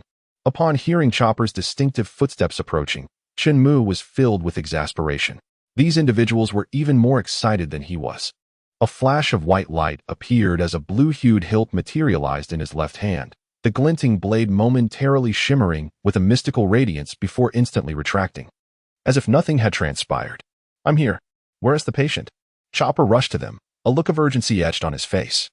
Frankie turned and pointed to Chen Mu with his right hand. Observing Chen Mu's normal complexion, Frankie's mouth fell open in confusion. Chen Mu merely cast a nonchalant glance at Frankie and calmly made his way towards the staircase. As he passed Chopper, he effortlessly lifted the bewildered creature and placed him on his shoulder, exiting the confined dock space together, leaving Frankie alone, pondering life's mysteries. With the sound of footsteps echoing as he ascended the stairs, Chen Mu pushed open the wooden door on the first floor and emerged onto the deck. At that moment, Nami had already retreated to the girls' dormitory on the second floor to rest. If not for the need to finalize the course and await Chen Mu's return, she would not have strained herself to come to the bow. After all, she was the first to bear the brunt of the heat wave that had erupted. Even Chen Mu felt as though his throat was on fire, let alone the others. Stepping out of the room and basking in the comforting warmth of the sun, he couldn't help but stretch, a contented smile gracing his face as he remarked, "This feels delightful." A melodious laugh resonated from above Chen Mu. Chen Mu took 2 steps forward and then turned his head to look. He spotted Robin on the second floor, draped in a white towel, gently leaning against the railing, savoring a steaming cup of afternoon tea. The fragrant aroma of tea wafted through the air. Chen Mu swallowed hard, his gaze fixated on the white teacup held closely to Robin's chest. Without turning his head, he implored, "Sanji, please bring me a cup of tea as well." Sanji, tilting his head back, exhaled a delicate ring of smoke, feigning ignorance to the request. Unperturbed by Sanji's silence, Chen Mu continued to stare intently at the pristine teacup before Robin. "Ah, how remarkably white that teacup is." As Chen Mu was lost in a reverie, a sudden, forceful cough interrupted his thoughts. Ahem, well, just now, I stumbled upon a dilapidated warship beneath the sea, surrounded by these remnants. With that, Jean Ping extended his right hand towards the impassive Chen Mu, revealing several shattered stones. Chen Mu remained silent, his emotionless gaze fixated on him. Jinbei raised an eyebrow in confusion, bewildered. "Is there something on my face?" Just as the two exchanged an awkward glance, Robin on the second floor softly exclaimed, "Is that sea stone?" Subsequently, to confirm her suspicions, she cast the technique one blooming flower, and a pair of pristine white lotus arms sprouted from Jinbei's shoulders, reaching towards the several pale blue stones. Robin mused softly, leaning against the white railing, her strength waning as she sat down. After taking a few gentle breaths, she whispered, "Indeed, this is sea stone." Witnessing Robin's bold endeavor to ascertain the truth, the crew on the deck exchanged furtive glances. their expressions turning cautious as they regarded Ji-bei. "Where did you obtain the sea stone?" Chen Mu narrowed his eyes, his tone somber. Ji-bei quietly met his gaze, choosing not to respond. At that moment, Sanji leaped over from the bow of the ship, first casting a worried glance at Robin. Upon seeing her slight shake of the head, he turned his serious attention to the blue stone in Jinbei's hand. "This stone, is it from that warship?" Sanji's brow furrowed, his voice tinged with gravity. Jinbei glanced at Sanji and gently nodded. "Could it be the sea stone from the ship's hull?" Chen Mu seemed to grasp something, inquiring. Jinbei, this time, broke his silence, shaking his head as he replied, "I am uncertain." Instantly, a heavy silence enveloped the ship, as everyone fell into deep contemplation. Chen Mushin's thoughts raced as he recalled the numerous naval battles. No, it could not be. The Navy's ability to traverse the doldrums and evade the attacks of sea kings relied upon the sea stone embedded in their hulls, a feat attributed to the ingenious scientist Vegapunk. With such advanced techniques, those sea stones could not simply fall off with ease. Moreover, examining the various battles, it was evident that many warships had been sunk. Yet it seemed that no one had ever considered these vessels. A warship's capacity to navigate the calm seas and enter the New World was a curiosity that any sensible pirate should ponder. Therefore, it was highly unlikely that the sea stones had dislodged from the hulls. If they were not from the hulls, then they could only be. At this realization, Chen Mu's pupils constricted sharply, and he exclaimed to Sanji, who was gripping the helm, "Quick, turn back. That warship is transporting sea stone." The crew was momentarily taken aback, their breaths quickening in response. Just then, with a loud crash, the door to the second floor was violently pushed open. Nami, pale-faced, gripped the doorknob tightly, her eyes glinting with a fierce determination. "Listen to me. We need to turn back now." Her voice was urgent. "Frankie, head to the control room and activate the wind blaster. Jinbei will take over the steering." Nami continued to issue commands. Frankie paused mid-stride but quickly redirected his course toward the door on the first floor. Meanwhile, Jinbei stood there, momentarily dazed, extending his hand. "Jinbei, if you don't start steering, Nami is going to lose it." Chen Mu winked at Jinbei with a mischievous grin. "Huh? Oh, right." Jinbei finally snapped out of it and hurried toward the staircase leading to the bow of the ship. After a flurry of running, Jinbei arrived at the bow, gripping the circular helm tightly and turning it several times to the right. With his actions, the direction of the Thousand Sunny shifted, slowly circling back to face the way they had come. The direction is set. For some reason, Jinbei suddenly began to stutter. "All right, Frankie, activate the wind blaster." "You've got it wrong. We're not heading that way. It's over there." Zoro interjected, his expression serious as he pointed in another direction. Chen Mu's lips twitched slightly as he thought to himself, "Do you possess any self-awareness? Please refrain from embarrassing yourself with your poor sense of direction." Indeed. Nami's eyes began to twitch wildly, her face contorted with anger as she glared at Zoro, exclaiming, "Zoro, cease your chatter. Frankie, activate the coup de vent." With a commanding shout, Frankie's voice resonated in the ears of those present. Wind come, explode. Subsequently, a resounding bang echoed as the Sunny was propelled forward by a powerful gust, retracing its original course. Fortunately, the faint crimson heat was countered by the waves stirred up by Chen Mu. Otherwise, they would have hesitated to look back.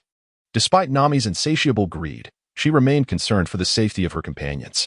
After all, as the navigator of the ship, her duty was to ensure everyone's safe passage to their next destination. Beneath the gentle sunlight, a two-masted sailboat adorned with a lion's head surged through the air, accompanied by the sound of rushing wind as it descended upon the sea. With a resounding bang, this medium-sized vessel, capable of carrying dozens, crashed onto the water's surface, creating towering waves that soared several meters high.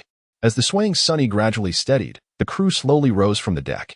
Nami, clutching her head, paled even further. "Nami, you are still unwell. You must return and rest," Chopper urged anxiously, gently patting Nami's long, slender thigh. "Just give me a moment. I will finish this swiftly."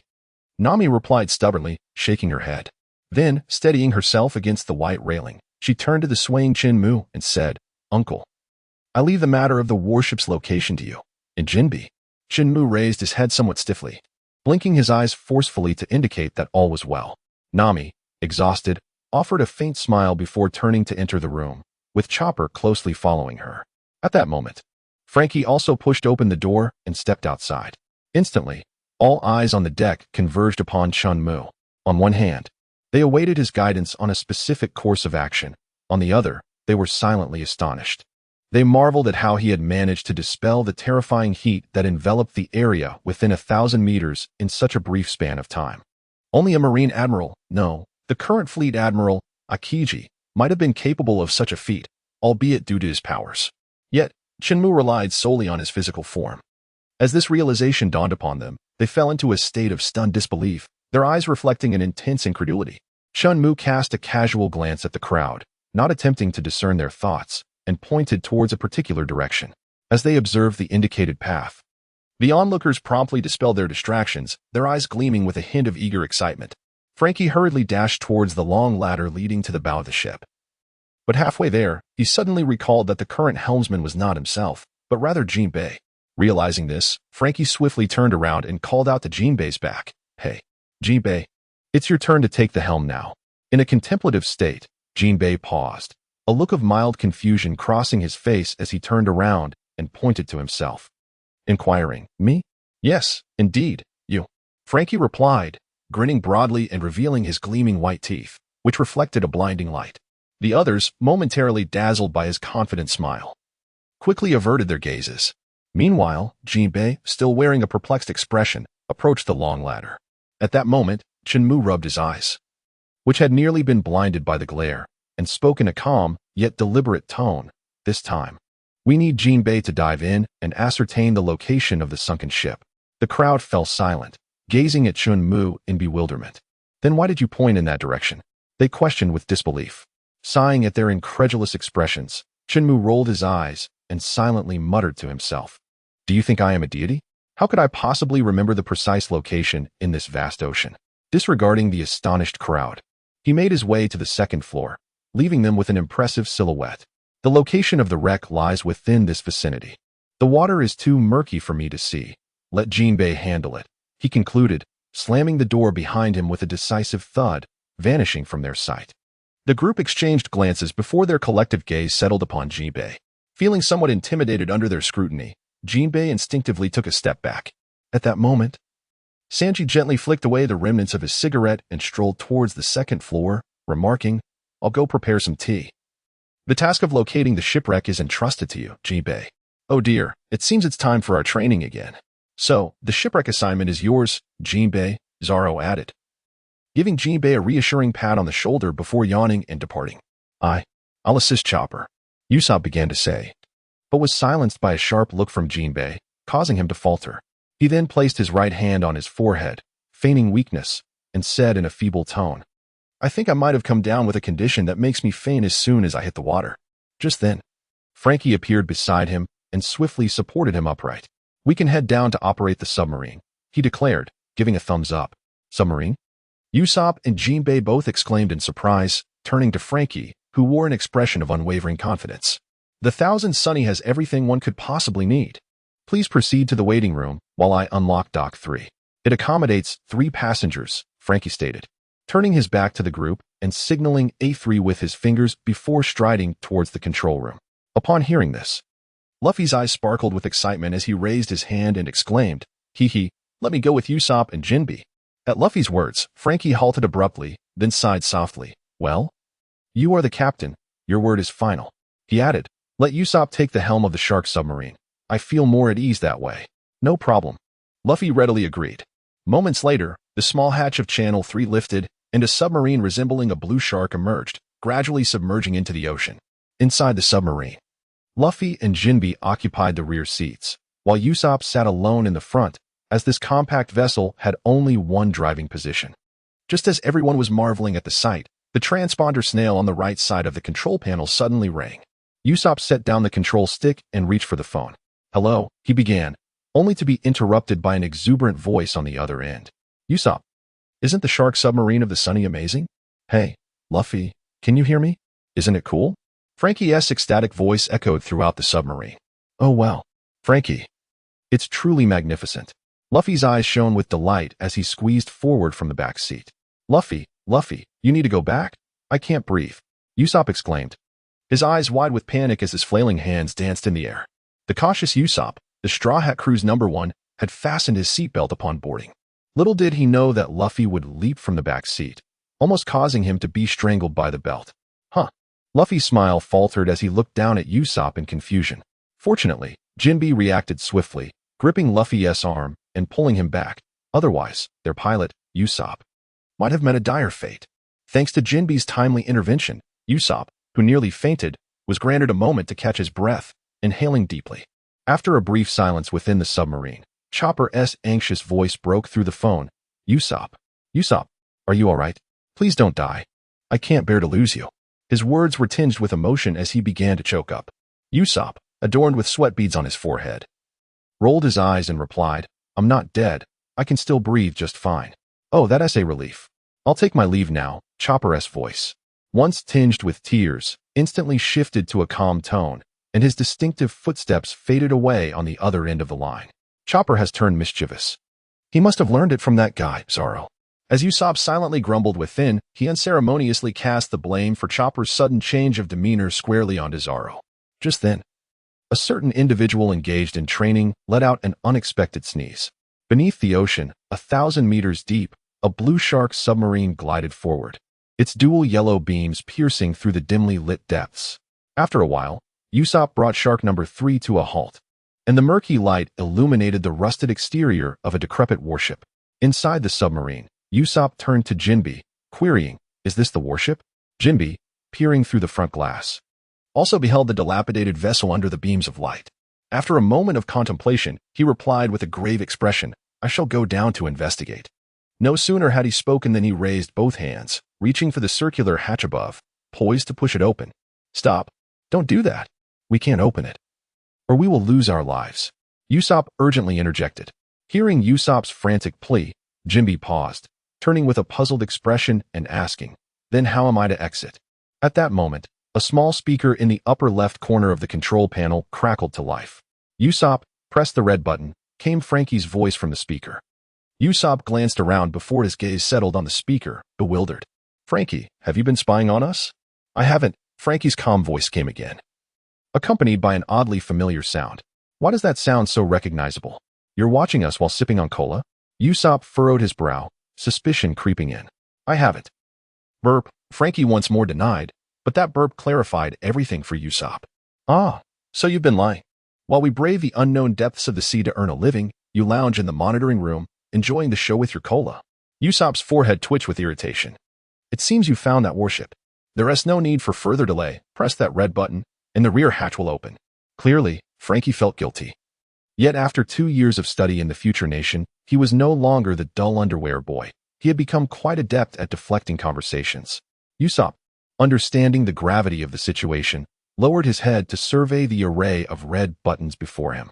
They are all red buttons. How am I to know which one it is? Usopp's eyes twitched uncontrollably, unable to contain the fury within him. He bellowed into the speaker, while Luffy and Jinbe simultaneously dug into their ears, their expressions tinged with boredom. On the other end of the line, Frankie pondered for quite some time. It failed to arrive at any meaningful response.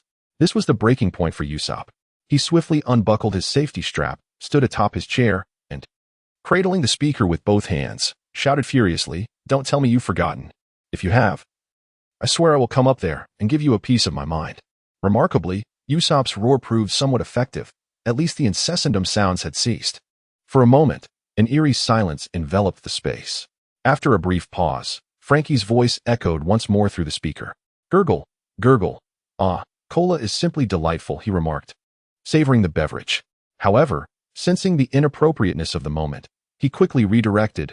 What I meant to say is, there's a unique symbol on that button. It resembles the face of a long-nosed person. A long-nosed face?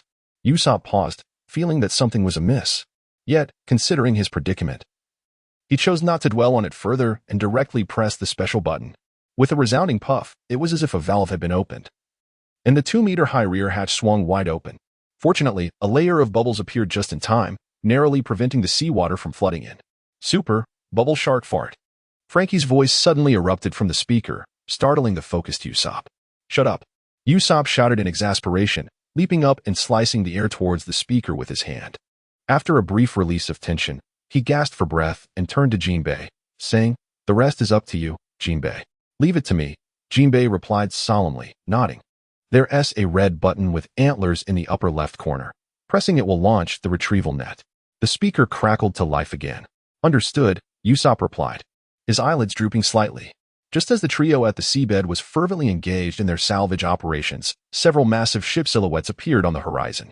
In the lookout room, Zoro felt a surge of alarm as he set down the massive barbell, stacked with 10 hefty weights, and abruptly approached the window, gazing intently. This is the Navy. Zoro furrowed his brow and picked up the nearby transponder snail. Hello, can you hear me? Can you hear me? Zoro's voice resonated through the speaker, reaching every corner of the ship, prompting everyone to pause their tasks and listen intently. Hello, Chef Sanji, the Navy is approaching. Can you hear me? Zoro lingered for a few moments, noticing the absence of sound emanating from the transponder snail.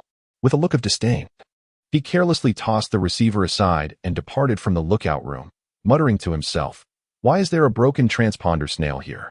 I must discuss with Nami about purchasing a new one once we reach the island. Unbeknownst to him, his voice had echoed throughout the entire ship, particularly infuriating Sanji in the kitchen, who trembled with rage, causing the spoon in his hand to clatter to the floor. That green-haired bastard. Sanji seethed through gritted teeth. Unlike Sanji's explosive temperament, the remaining crew members approached the deck with solemn expressions. Observing the warships gradually encircling them, they furrowed their brows, preparing for battle. Meanwhile, on the central warship, a silver-haired man with slick-back hair and a cigar clenched between his teeth slowly lowered his monocular and calmly stated, "It is the Straw Hat Pirates." Oh, Smoker, standing beside Akainu, raised an eyebrow in surprise. Following that, he scoffed, slowly ordering, "Draw closer." "Yes," a soldier replied respectfully. Shortly thereafter, the fleet marked with the G5 insignia gradually surrounded the Thousand Sunny. Smoker, with a cold demeanor, crossed his arms and cast a fleeting glance at the ship below. "It's been a while, everyone." "It's him." Sanji's brow furrowed, his tone becoming grave.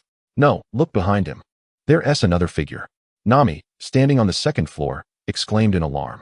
Due to the massive warships drawing too near, sunlight was obstructed, rendering it difficult for the crew to discern the silhouette behind Smoker.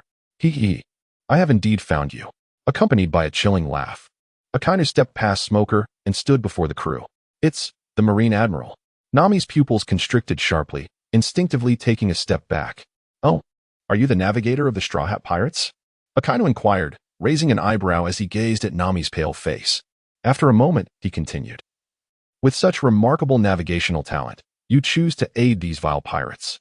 Akainu stepped forward, his gaze fixated on Nami, his expression gradually transforming into one of ferocity, akin to a predator stalking its prey. No, more like a vicious dog. Under the chilling gaze of Akainu, Nami trembled uncontrollably, her beautiful eyes wide with terror, reflecting the fearsome visage of Akainu. As her pupils dilated further, her shaking intensified, until she ultimately collapsed to the ground, clutching her head tightly. She muttered incessantly phrases like "no" and "I'm not wrong," bearing the weight of Akainu's pressure alone. It was evident that Nami was teetering on the brink of collapse. "Nami." The crowd was filled with anxiety. Amidst the suffocating silence, a figure suddenly leaped onto the second floor. Sanji, with an aura of restless energy, had a back that, though not broad, instilled a profound sense of security in Nami. In truth, he was the knight who truly guarded the princess. "Sanji." Nami slowly lifted her gaze, her beautiful eyes glistening with tears. "Rest assured, I shall not allow anyone to harm you," he said, turning to her with a gentle smile. "Is that so?" Akainu scoffed disdainfully, shifting his gaze to scan the crowd below. After a thorough inspection, he realized that the most crucial individual was conspicuously absent, causing him to breathe a silent sigh of relief. Then, with a flicker of cold light in his eyes, he sneered. "Where is your captain, the Straw Hat Kid?" "Our captain has gone on an errand," Zoro replied calmly, his tone indifferent. He then drew his swords, biting down on the white-handled Wadakamanji, while gripping the other two with his hands, their black haki swirling around him. In the absence of their captain, it was only natural for him, as a fighter, to be the first to charge into battle against the enemy. Seeing Zoro draw his sword, the others swiftly brandished their weapons, ready for combat. Observing the tense expressions of the crowd, Smoker smirked, scoffing, "Are we about to fight? I've been waiting for this moment for quite some time." Before his words could settle, Smoker leaped off the warship, raising his jutty high as he aimed a fierce strike towards Zoro below. The attack was swift, and Zoro did not hesitate. He gripped his swords horizontally and surged upward to meet the assault. The thunderous clash of metal resounded, echoing in the ears of all present. Yet, Zoro and Smoker did not engage in a prolonged fight. After a brief exchange, they separated. Zoro, with a serious expression, bent slightly and slid back several meters, carving two shallow grooves into the green lawn. Smoker, leveraging the recoil, floated midair. Interesting, Smoker said, grinning as he exhaled a thick smoke ring. Then, with a cold laugh, he prepared to dive down again. However, a clear, melodic voice interrupted him. Smoker, allow me to take on this opponent. Smoker paused, glancing at Tashigi as she descended. With a resigned nod, he floated back to the bow of the Sunny. Tashigi landed on the ship's railing, drawing her sword and eyeing Zoro with caution. In response, Zoro furrowed his brow slightly, lowering the wadikamanji from his mouth and calmly stating, I do not strike women. With that, he turned and walked towards Smoker at the bow. He, it seems you have forgotten about me, a voice chimed in. Akainu let out a cold laugh, his right foot stepping onto the stone railing at the bow of the ship, while his left arm transformed into a colossal fist of molten lava. The terrifying heat and acrid smoke spread outwards, enveloping those nearby. In that moment, everyone felt the oppressive, searing aura bearing down on them, immobilizing them in place. How infuriating. Is this the foe that Luffy faced at that time? Sanji gritted his teeth, refusing to show even a hint of weakness. Behind him, Nami sat on the ground, her head lowered as she pressed her lips together, wrestling with her inner turmoil before slowly rising to her feet. I can fight too. She spoke with a slight tremor in her voice. Nami. As Chopper observed Nami, who appeared unsteady, a flicker of shock crossed his eyes. Though Sanji did not turn around, he could distinctly sense the resolve emanating from the person behind him. I will never allow my comrades to face formidable foes alone again. Nami pressed her pale lips together, striving to suppress the fear within her, as she aimed the climb attack at the towering Akainu. Though unspoken, the memories of Luffy's solitary venture to the Navy headquarters 2 years prior, where he was forced to battle countless powerful Marines, left an indelible mark on their hearts. To prevent their captain from shouldering such burdens alone, to avoid separation. Even if you are an admiral, it matters not. We shall still send you flying. Just then, a languid voice reached their ears. Ah, what a coincidence, we meet again. At the sound, everyone turned in unison to the bald man on the 3rd floor. He was wrapped in a white bath towel, holding a steaming cup of red tea, calmly observing Akainu. Witnessing Chen Mu's composed demeanor, Nami and the others were momentarily taken aback, recalling the encounter at Ryugu Palace, where Chen Mu had battled Admiral Fujitora. Indeed, the uncle was capable of contending against an admiral. Although that confrontation ended in a draw, it was still a testament to his strength. With this thought, Nami's furrowed brow relaxed, and a smile broke through her tears. She sprinted lightly to stand behind Chen Mu, pouting in a pitiful manner, pointing at the menacing Akainu and exclaiming, Uncle, look at that Marine. He just tried to sink the Thousand Sunny and send us to the depths of the sea. Chen Mu raised an eyebrow, casting a bemused glance at Nami, who was tightly gripping his arm. Amused, he inquired, did he truly say that? Nami nodded vigorously. Then, scrunching her little nose, she pointed at Akainu's billowing left arm, exclaiming, Look at the molten lava dripping incessantly. If that were to fall on the Thousand Sunny, it would create a massive crater. Sensing that Chen Mu might have missed the crux of her concern, she hurriedly added, The repair costs for the Thousand Sunny are exorbitant.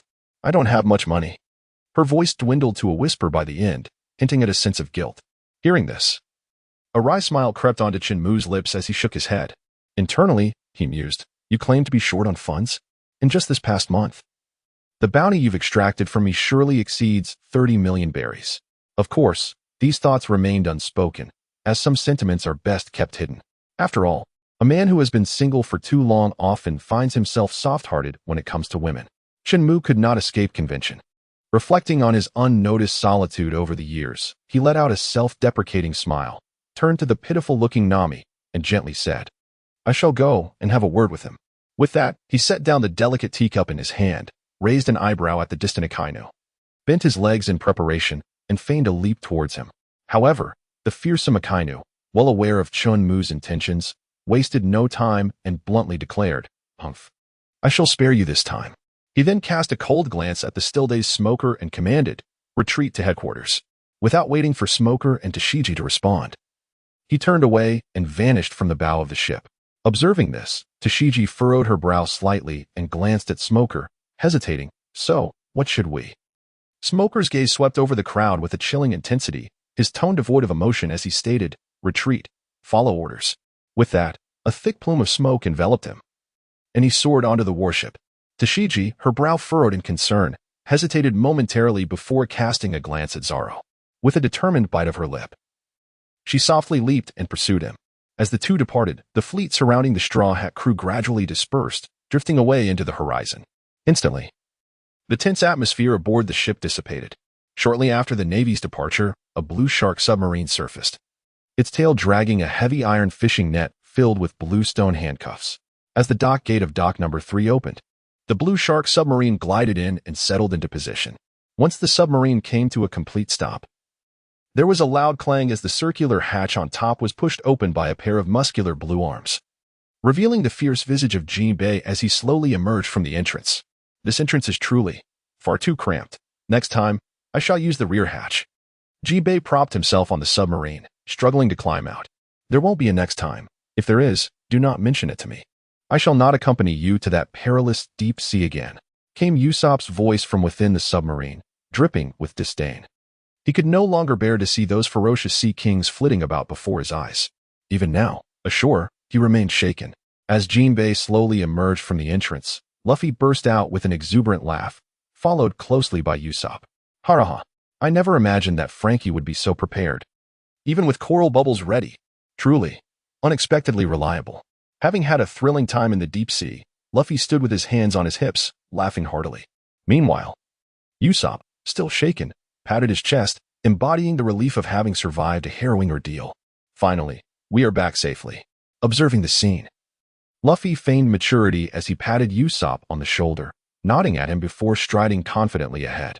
As he walked, he waved his hand and remarked, "I'm feeling a bit hungry. I'll go pick a few oranges." Watching Luffy's receding figure, Usopp was enveloped by an inexplicable sense of oddity, unable to grasp the underlying significance, and resignedly shook his head, following after him.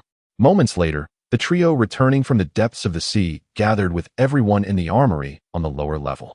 Encircled, they gazed at the heap of sea prism stone handcuffs on the ground, lost in contemplation. "If all of them are handcuffed, they won't fetch a high price. We must devise a way to process them," said Nami. "This stone is even harder than iron, if it can be processed." "I could certainly enhance General Frankie once more," mused Frankie. "Haha, with these stones, my 10,000-ton hammer will truly be the world's greatest. Even if an admiral from the Navy comes, wait, let's set a more modest goal." Usopp chimed in. Currently, the only ones interested in the pile of sea prism stone handcuffs were these three.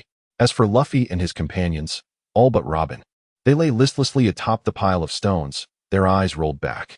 "I can't muster any strength at all," Luffy exclaimed, tongue out and words slurred. I'm so weak. If only Robin-chan would show me her panties." Brook, lying to Luffy's right, extended his dubious hand towards Robin. Unfazed, Robin subtly shifted away. "Am I going to die? Doctor, where's the doctor?" Chopper sprawled on Luffy's left, his expression adorably dazed. Then, taking a deep breath, he puffed out his round little belly and declared with determination, I am the doctor." Yet, as he rolled his eyes back, he completely fainted. Due to the substantial quantity of sea prism stone retrieved, the pile reached nearly 2 meters high, occupying an area of about 5 square meters. Thus, Luffy and Brook, who had succumbed to unconsciousness on one side of the mound, found themselves conveniently out of sight of Nami and the others, with the exception of Robin. Fortunately, Robin did not entirely neglect them. As Chopper drifted into slumber, she gently lifted him. Unfortunately, Luffy and Brook did not receive the same courtesy. "Second bloom," Robin softly uttered, causing 2 delicate white arms to sprout from the ground, each grasping Luffy and Brook by their ankles, and with a swift flick, thud, they were hurled against the wall, slowly sliding down.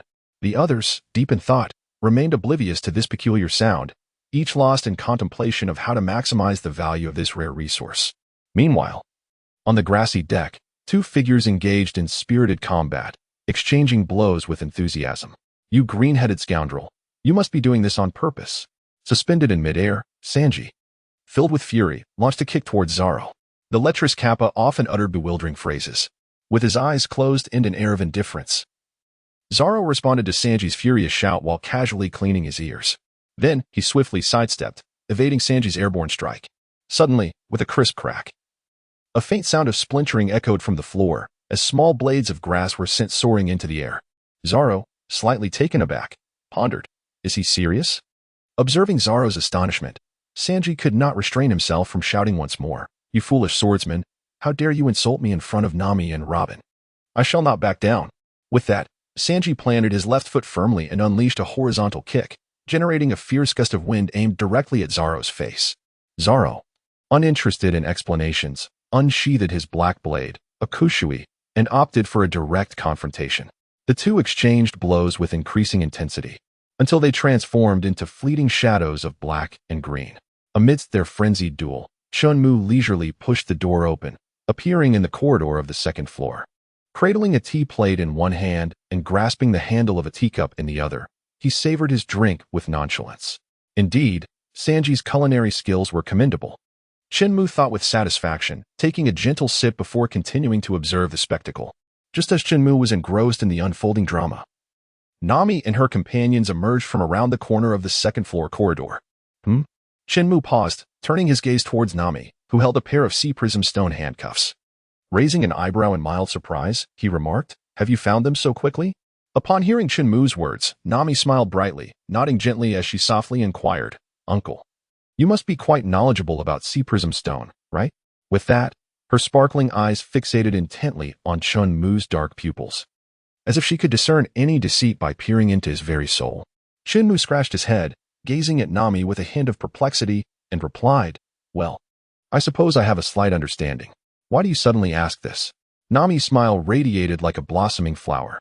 She then grasped a pair of sea stone handcuffs with her left hand and pressed it against her right wrist.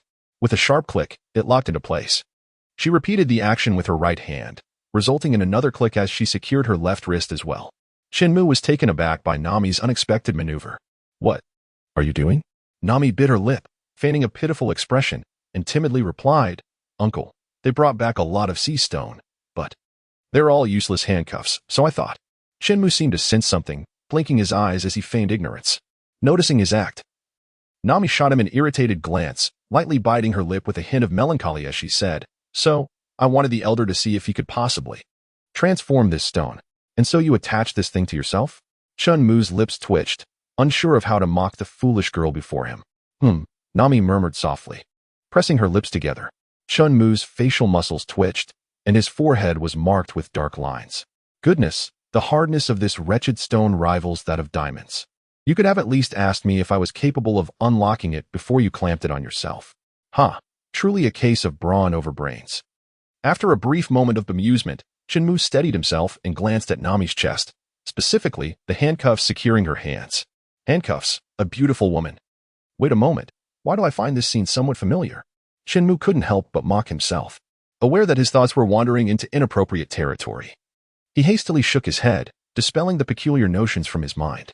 Then, with an air of feigned profundity, he declared, "Allow me to attempt this first." With that, he set down the teacup with his right hand, curling his fingers into a claw-like shape, and directed it towards the handcuffs on Nami's chest, reaching forward without hesitation. In that instant, time seemed to slow to a crawl. Nami stood there, dazed, watching that nefarious wolf claw approach her chest, crack. Fortunately, Chen Mu's resolve remained steadfast, and he successfully grasped the Hailu stone handcuffs, letting out a quiet sigh of relief. He had just saved his poor little wallet from impending doom. "All right. I shall now attempt to unlock it, but I cannot guarantee success, for the hardness of this Hailu stone is akin to..." Before he could finish his sentence, a sharp crack echoed through the air. Chen Mu was taken aback, his eyes widening in astonishment as he gazed at the handcuffs adorning Nami's wrist. Is this contraption truly so fragile? Nami, on the other hand, exhibited a glimmer of excitement in her beautiful eyes, revealing a hint of greed. Indeed, it was greed. As she fixated her gaze upon him with unwavering intensity, Chen Mu instinctively recoiled a step back. What do you intend to do?" The alluring woman responded with a flirtatious glance, her tone laced with a delicate and pretentious charm. Chen Mu instinctively swallowed hard and took a step back. You cannot possibly intend to crush these sea tower stones, can you?" He questioned once more, skepticism evident in his voice. "If these stones were to shatter, would they not lose their value entirely?" Nami flashed a charming smile at Chen Mu and, with a playful tone, replied, with just a gentle squeeze. "Uncle could shatter these stones, which are as hard as diamonds, if he were to exert just a modicum of control. Wouldn't you be able to shape them into your desired form? Before Chen Mu could respond, Nami continued in a soft voice, "Surely, if it were you, uncle, it would be entirely possible." Chen Mu's lips twitched slightly as he hesitantly remarked, "I can crush it, but shaping it seems rather challenging. Even the older gentlemen would struggle with this, wouldn't they?" Nami gazed at Chen Mu with eyes full of hope. "Absolutely. I can certainly do it. I am more than capable." This was a matter of utmost dignity for a man, and he would not allow himself to falter. Although Nami might not grasp the deeper significance, Chen Mu resolutely refused to bow down first. Observing the sudden surge of enthusiasm from Chen Mu, Nami's expression momentarily stiffened before swiftly transforming back into a smile. Leaning slightly forward, she whispered, "Uncle, the most valuable shape for hockey stone is a bullet." With that, without waiting for Chen Mu's response, Nami turned away, her hands clasped behind her back, skipping away cheerfully. A bullet.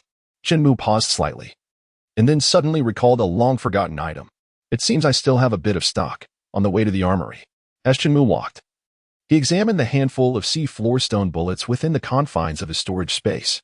Observing the meager 2 or 3 pieces, he could not help but let out a sigh, lamenting, "Alas, I can only pray that there aren't too many." While speaking, Chen Mu descended the steps into the armory below. Upon entering, he was utterly astonished to find the room brimming with mountains of sea-floor stone. Suddenly, with a thud, the heavy sea-floor stone handcuffs slipped from his grasp and crashed onto the wooden floor. Chen Mu suddenly realized that the saying "the flag must fall" was not merely a casual expression. This was indeed a profound truth of the human experience. After being momentarily stunned, he gradually accepted his role as a conveyor belt robot and took a hesitant step toward the small hill. "Surely, I am the only one here tasked with completing this assembly line work in an anime world." Chen Mu walked forward with vacant eyes, his expression somewhat dazed. Moments later, after fruitlessly attempting to encourage himself, he sat helplessly before the pile of stones, commencing his task. The sound of crack echoed within the somewhat cramped room. After enduring half an hour of relentless crushing, Chen Mu could no longer bear it. He leaned back, closed his eyes, and began a brief respite. His once fair and resilient hands now trembled slightly. This monotonous work, repeated endlessly, was truly tormenting. After approximately 10 minutes of rest, Chen Mu's complexion gradually softened. With his elbows propped on the ground, he half lay down, sighing, "Ah, I should not have sought to prove my verbal prowess." He then shook his head with a light chuckle, inhaled deeply, sat up, and resumed grasping the remaining sea tower stone handcuffs. Once more, the sound of crack reverberated throughout the armory. As time passed slowly, the once 2-meter-high small hill visibly diminished. After enduring another hour of arduous labor, Chen Mu finally reduced the pile of stones to fragments. Next, if only he could shape these shards into bullet forms, he could finally rest. Yet, this step seemed to be the most challenging of all. Sitting on the ground, he extracted the mirror flower water moon that cushioned his backside, gazing at the soul-cutting blade in his hand, unable to suppress a moment of mourning for himself. Just as Chen Mu was enveloped in despair, the system's voice unexpectedly resonated in his mind. "Ding! Sea tower stone, or discovered, can be forged." Upon hearing this exhilarating news, Chen Mu, momentarily stunned, leaped up in excitement. "Ha ha! I have a system. How could I have forgotten it? I can finally escape this sea of suffering. Open the system for me."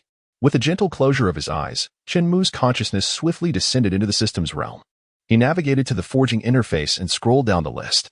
A fleeting glance at the now gray flare stone ignited a flicker of apprehension within him. His gaze lowered as he hesitantly clicked on the new marked plus sign. The raw ore of sea floor stone could be forged into random items of varying tiers: bullets, long nails, handcuffs, explosive collars, and assorted trinkets. To his astonishment, the process was randomized, truly a test of luck. Alas, fortune had always favored him. Even the first young lady he encountered praised him as a good man. "Prepare to lose your trousers, young system," Chen Mu mused confidently, a smirk playing upon his lips as he decisively pressed the forge button. In an instant, a misty orb of white light materialized before him, occasionally illuminated by brilliant flashes of golden lightning. Holding his breath and focusing intently, Chen Mu activated his eye, maintained a calm heart buff, and boldly extended his hand into the luminous mist. "Bullet, come forth," he exclaimed with fervor. With a chime, the forging was successful. Congratulations to the host for acquiring a bullet. Chen Mu was momentarily taken aback, unable to suppress his inner disdain. "Just one? This is how you repay a benefactor?" Just as Chen Mu was consumed by indignation, he suddenly noticed that the ethereal white mist, radiating a mesmerizing glow, continued to hover serenely in the air, with the flickering golden lightning within it seemingly becoming more frequent. Note, the mist remained unchanged. This was entirely a manifestation of someone's psychological state. The flickering frequency has increased. Could it be the theory of a knife's edge? Chen Mu's eyes darted as he contemplated a possibility. Without further hesitation, he thrust his hands into the mist, gripping tightly. Ding. Forging successful. Congratulations, host. You have acquired 1 bullet. Ding. Forging successful. Congratulations, host. You have obtained a bullet. With the system's responses echoing in his ears, Chen Mu began to forge with an exuberant grin. Immersed in the frenzy of creation.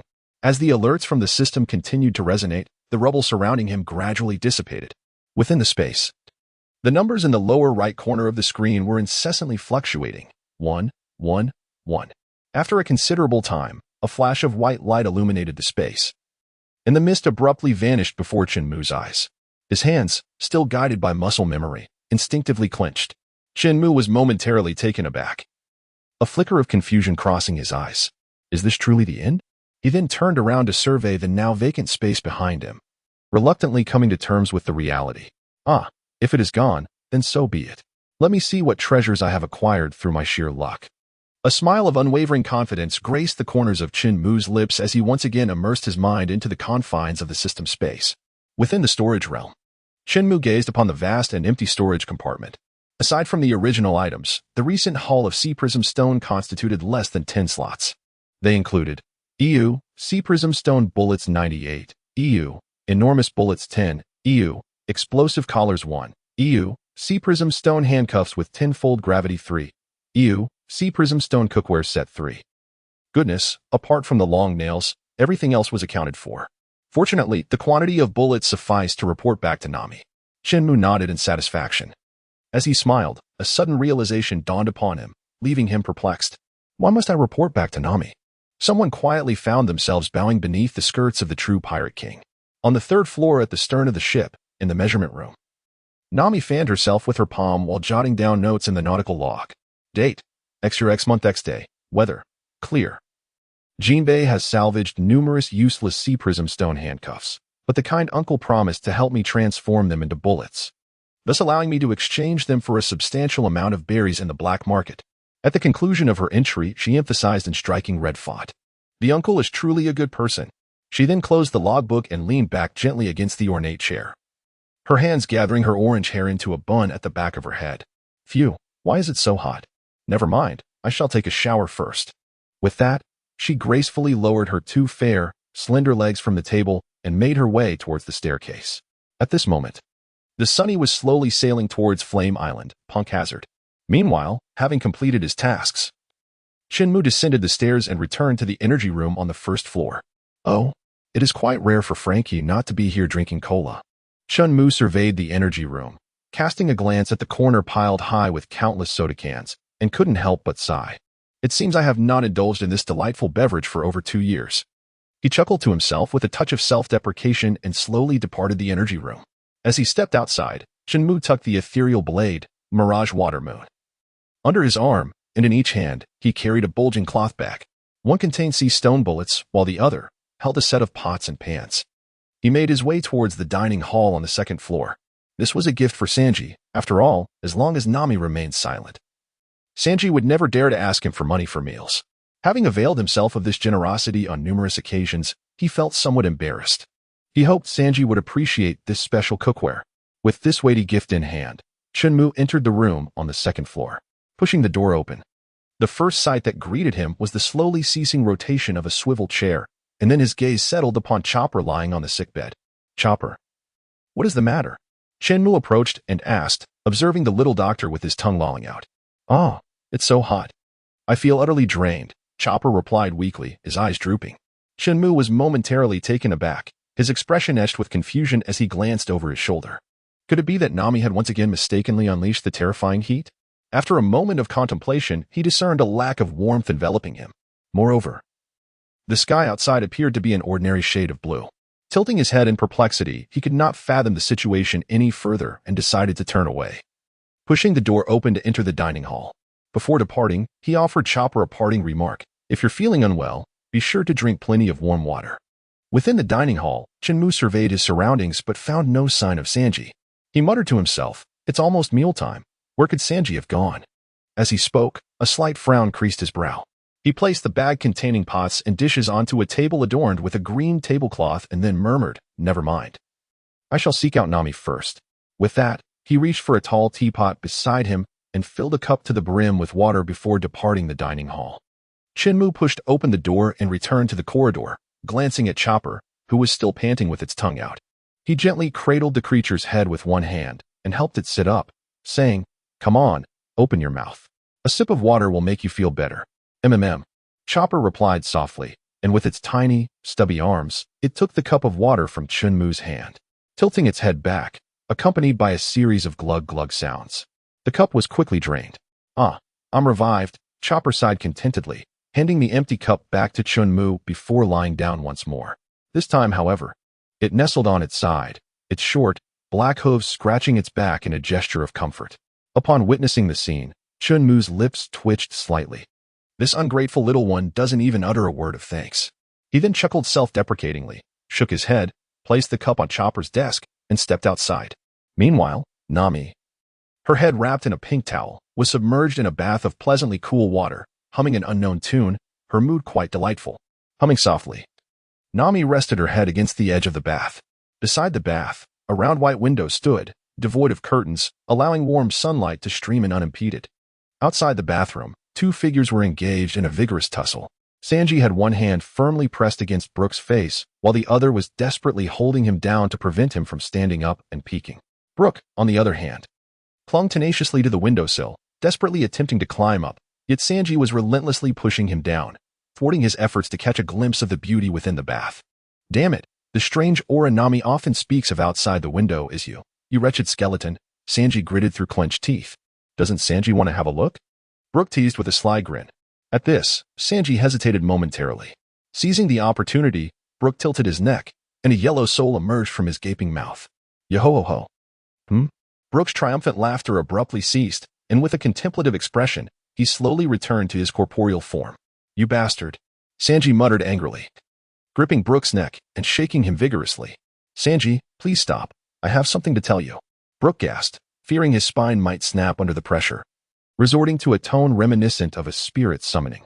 "You better speak clearly." Sanji glared at him menacingly, easing his grip. "Sanji, I just went up and saw Nami," Brook stated calmly. Veins pulsed on Sanji's forehead as he ground out 3 words through clenched teeth, and there was a man. "What?" Sanji's eyes widened, an invisible fury igniting within him. With a swift motion, Sanji sprang to his feet, positioning himself at the window. However, before he could take a good look, Nami, enraged, shattered the glass with a punch, striking him squarely in the eye. With a resounding thud, he tumbled into the sea. Meanwhile, a gleeful Brook, moving like a cephalopod, stealthily slithered away beneath the windowsill, escaping unnoticed beneath Nami's gaze. All the while, the drenched Sanji, enduring Frankie's curious stare, clambered up the rope ladder in an awkward fashion. "No need to thank me," Frankie winked at Sanji, wearing an expression that conveyed a mutual understanding among men. Never mind." Sanji, like a mute eating bitter herbs, was unable to voice his frustrations as he waved his hand dismissively and made his way to the boys' dormitory on the first floor to change out of his drenched clothing. Meanwhile, Brook wandered around before slipping back beneath the window, for he had indeed spotted a man. However, this time, as he climbed up to the window, he was met only with an empty bathroom.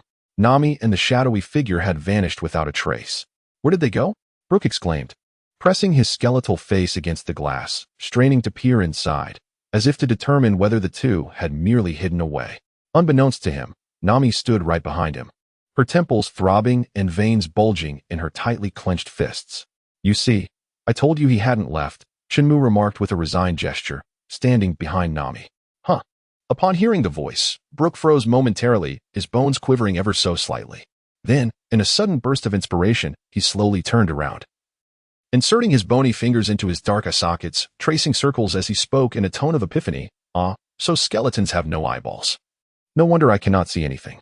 With that, he leaned against the wall, adopting a blind man's demeanor as he began to grope his way forward. "Brook!" Nami shouted furiously. Is that you, Miss Nami?" Brook replied, still wearing a look of utter confusion. Yet, This was not the response Nami wished to hear. If only she.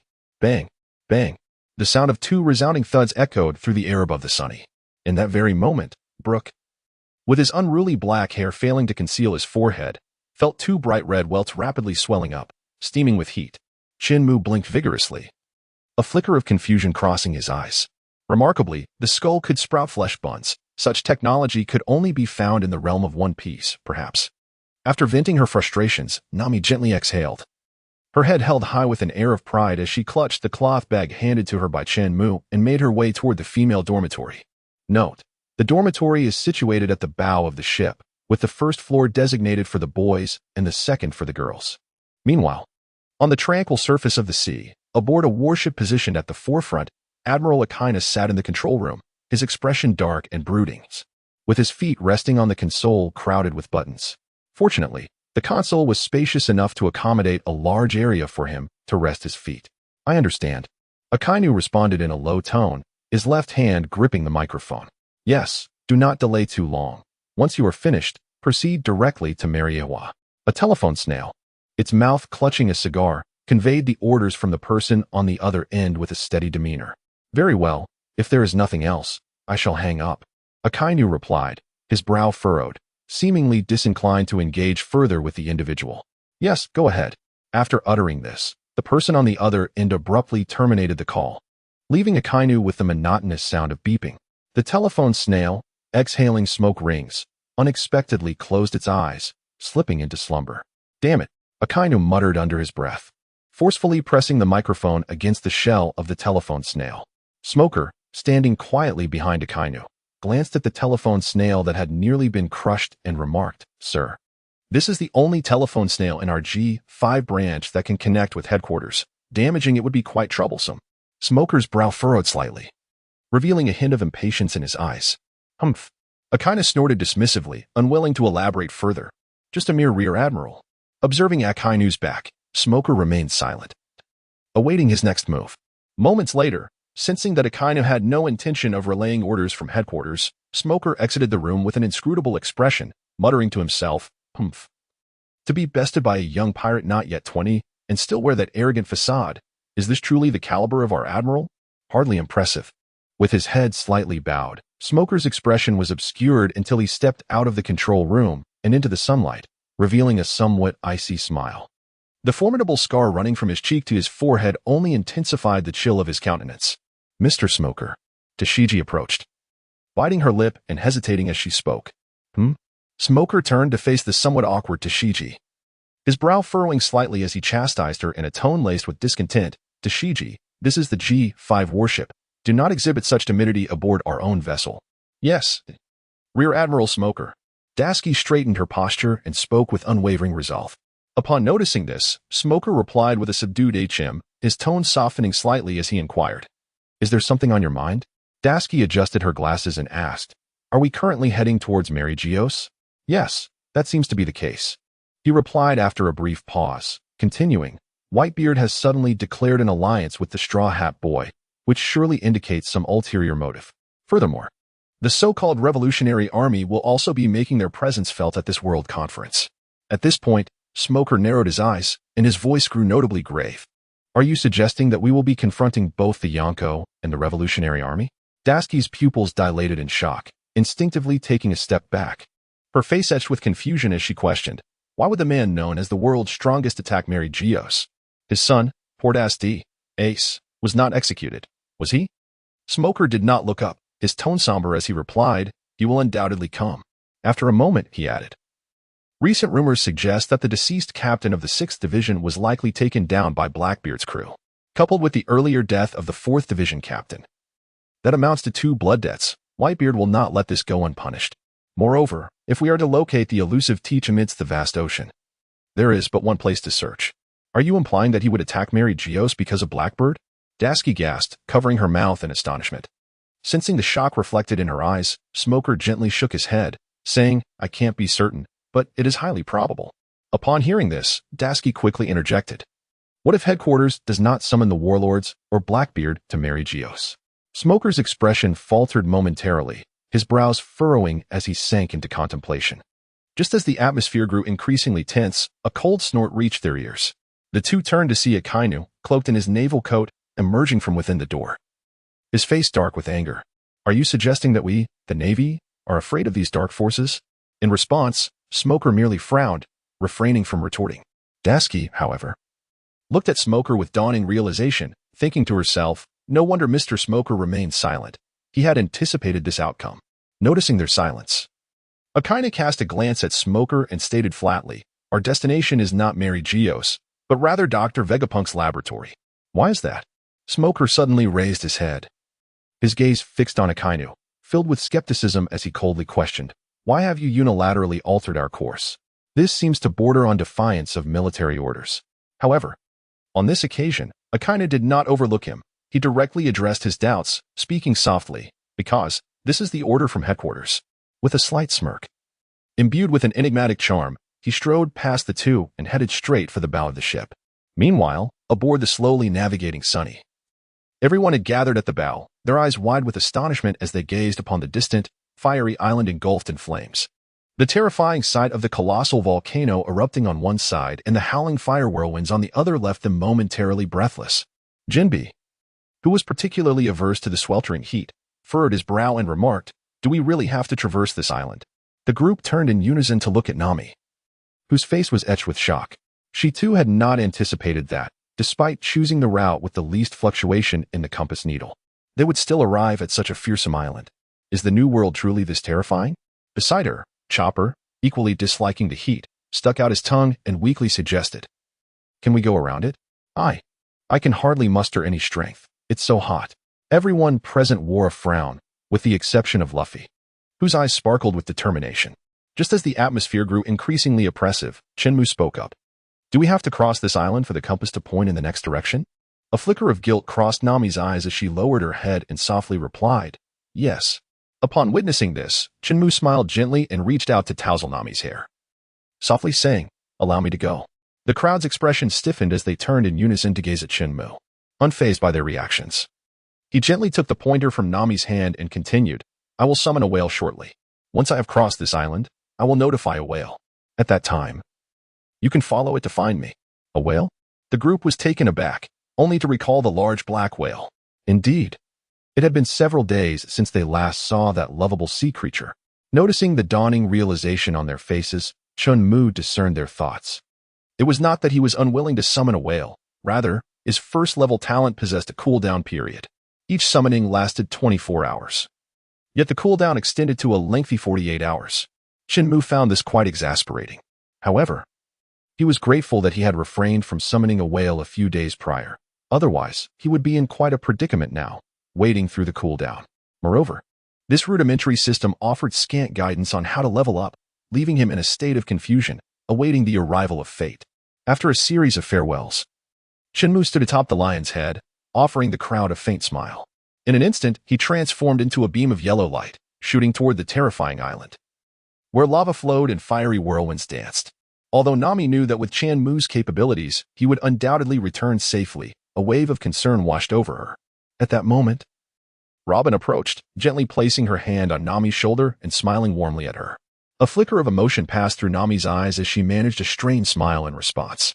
The atmosphere aboard the ship gradually eased as the crew came to offer comfort to Nami before returning to their respective duties. Alone, Nami remained at the ship's bow, waiting with bated breath. Meanwhile, the protagonist of this incident, Mr. Chen Mu, was swiftly making his way to the heart of the island.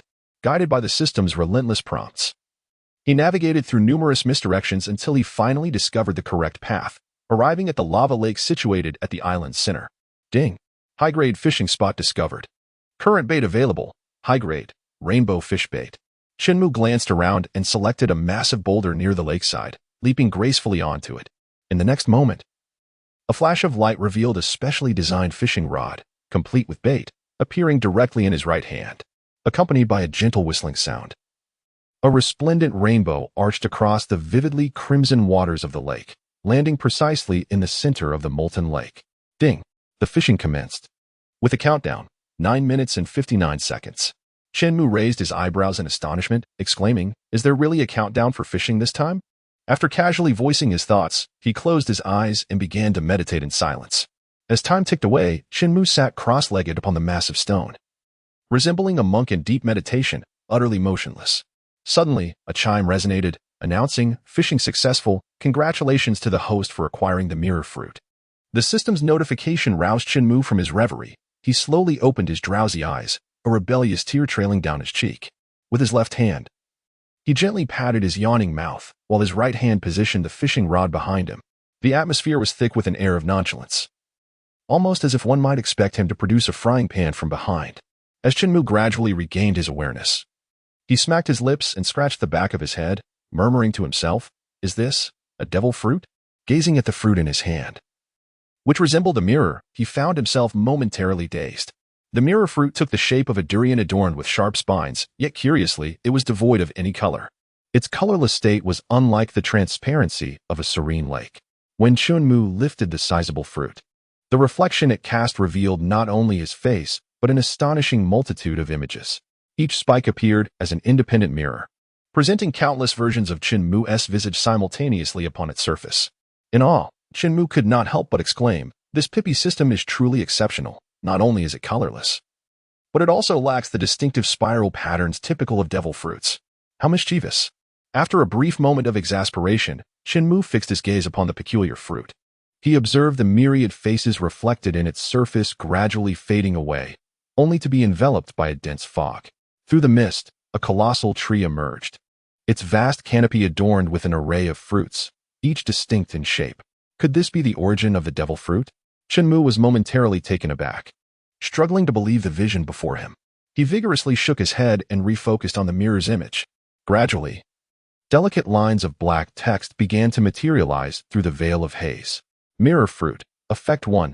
Replicate any fruit ability. The replicated ability remains permanently, allowing the user to switch effects at will. Effect 2. A maximum of 2 fruit abilities can coexist simultaneously. Usage. The user must directly contact another ability wielder, and the replication effect and duration will depend on both party strengths. Note: this fruit can be applied to any living being or object. The introduction concluded. Good heavens! This fruit is astonishing. With this possession, one would essentially hold dominion over all fruits in existence. Moreover, it allows for dual abilities with seamless transitions. This is far superior to Blackbeard's dark fruit. Just as Chen Mu was about to burst into uncontrollable laughter, a thunderous realization struck his mind, stifling his impending mirth in his throat. No, this is a devil fruit. Goodness, I already suffer from seasickness.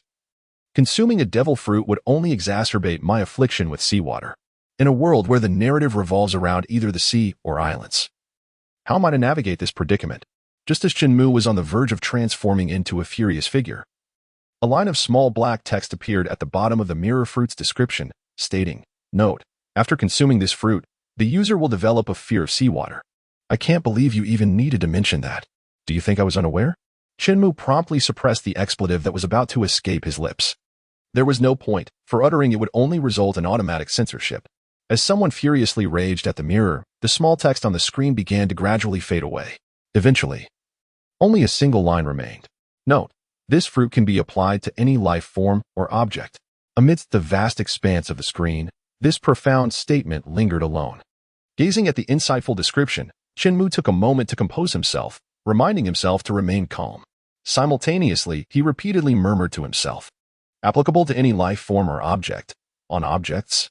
A thunderous revelation echoed in Chen Mu's mind, awakening him to a dazzling realization. Objects?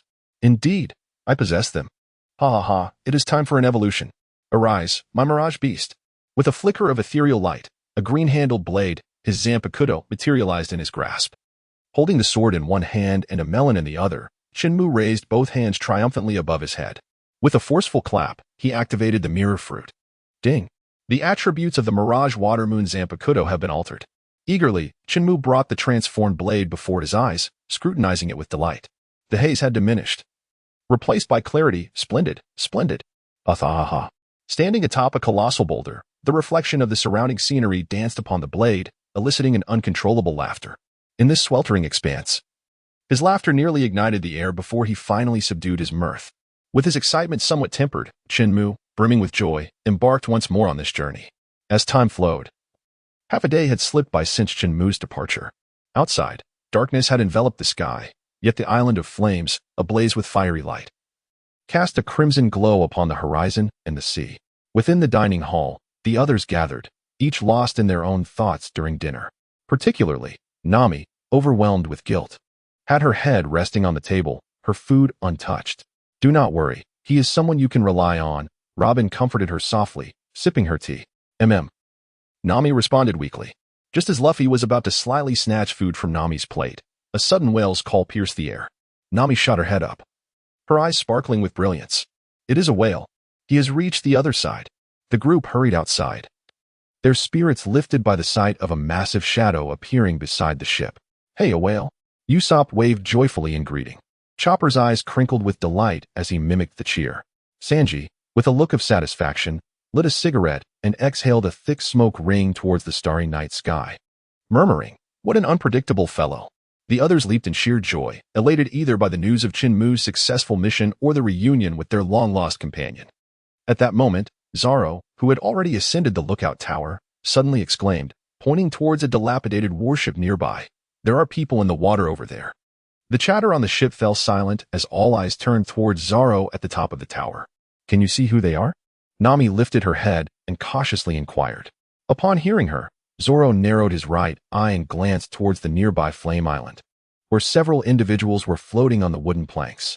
After a moment of contemplation, he declared, "They are not the Navy. Let us prepare to rescue them." Sanji flicked away the cigarette in his hand and, accompanied by Chopper, hastened towards the shipyard below. Before departing, he specifically urged Frankie to quickly open the dock gate. Thus, several rescue boats maneuvered around the massive whale, heading towards the stranded souls in the distance. In the dark night, obscured by clouds, the Sunny rested quietly upon the sea, with a colossal black whale to its left and the illuminating Flame Island to its right. Punk Hazard. Not far from the Sunny, a lifeboat bobbed on the water, helmed by Sanji, Mary No. 2, a steam-powered vessel designed for 4. At this moment, Mary No. 2 had sunk several centimeters lower than usual and advanced at a significantly reduced speed. It was evident that the 4-person boat housed more than just 4 individuals. At a glance, the small mountain of bodies in the rear seat clearly exceeded that number. After a difficult journey, Mary No. 2 successfully returned to the dock of the Sunny.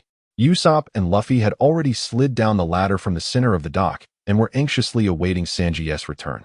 As Mary No. 2 gradually stabilized, Luffy and Usopp hurried to the ship's edge without waiting for Sanji to disembark, each grasping a portion of the unconscious victims and gently hauling them ashore.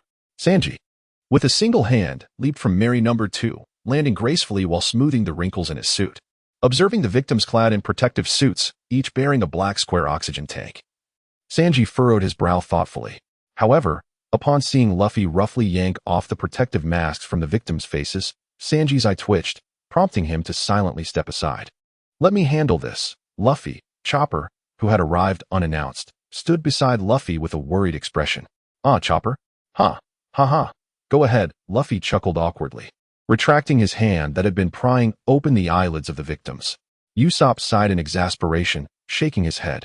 This captain, having grown stronger over the past 2 years, had certainly improved in strength, yet his intellect, well, it was better left unspoken.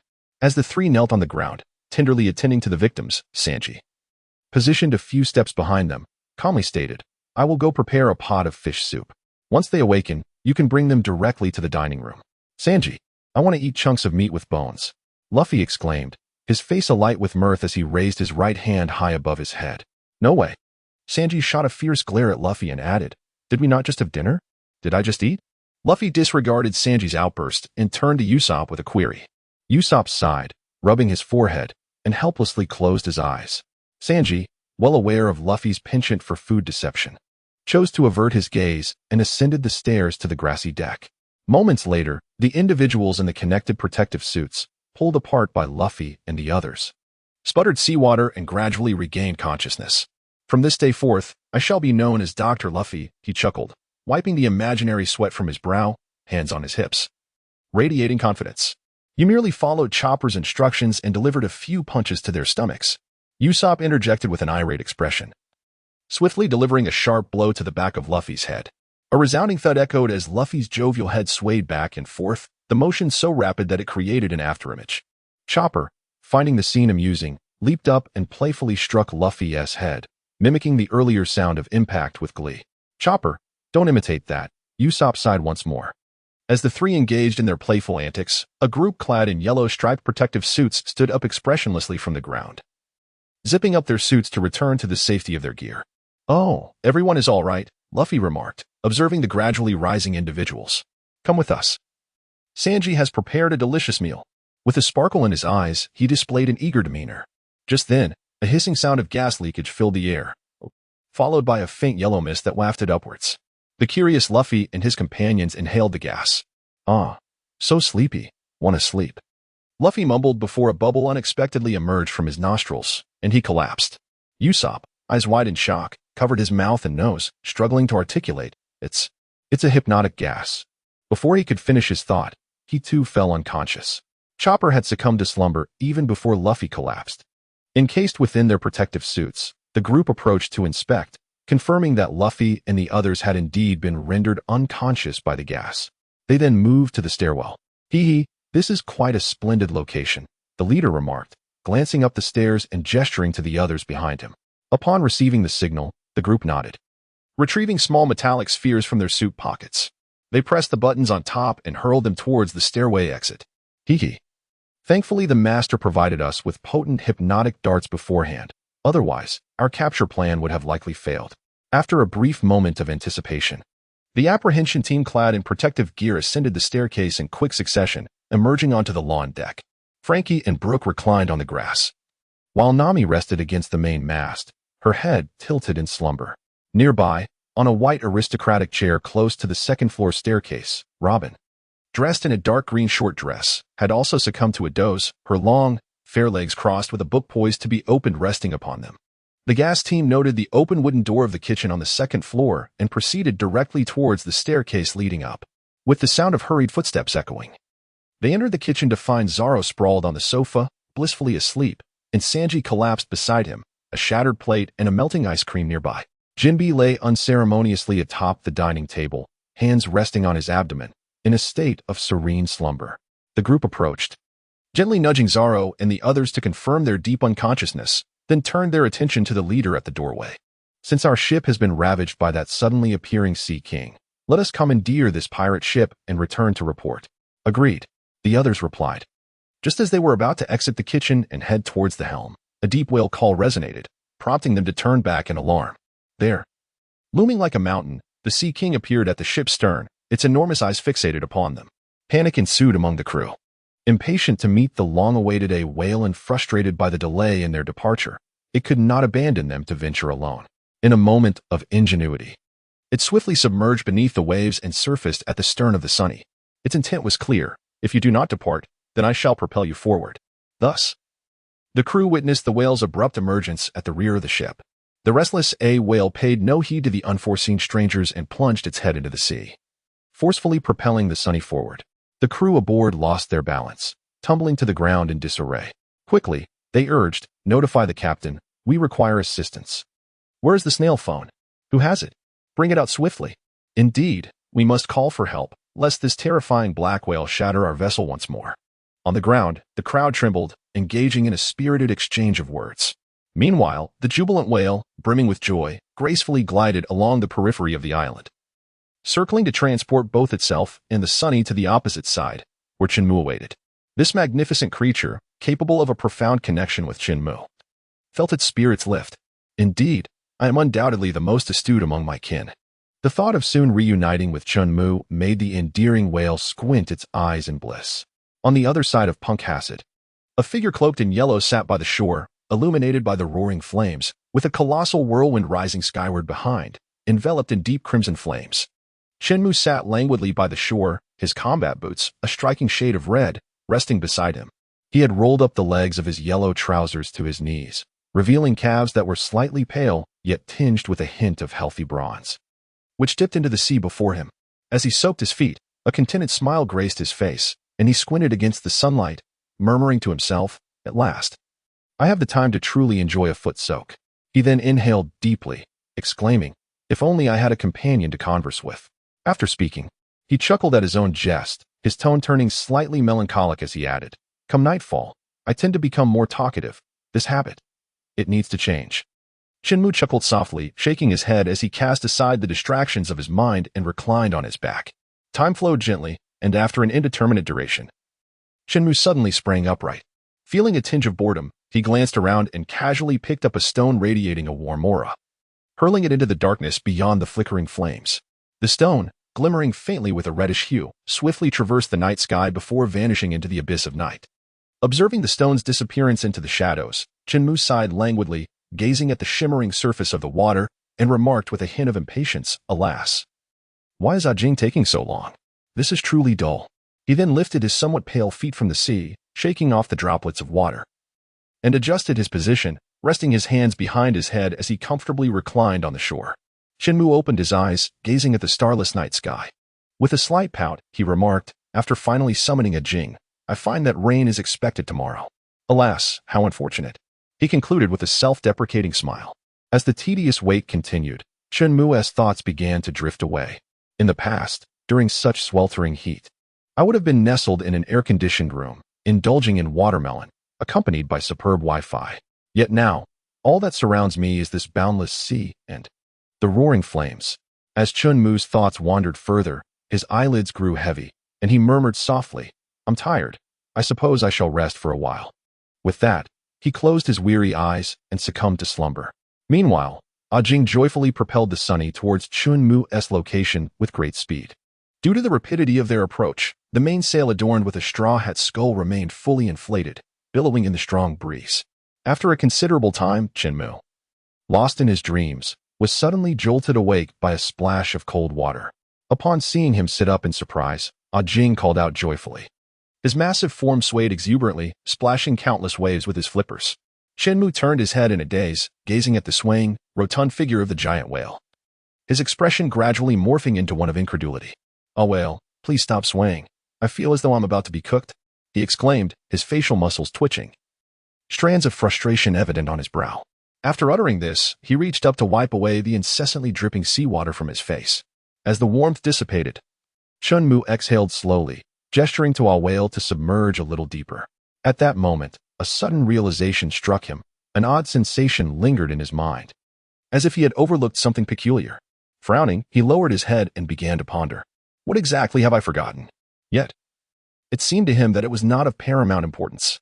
After ruminating fruitlessly for a considerable time, Chen Mu ultimately relinquished his thoughts, deciding to cease his mental entanglement.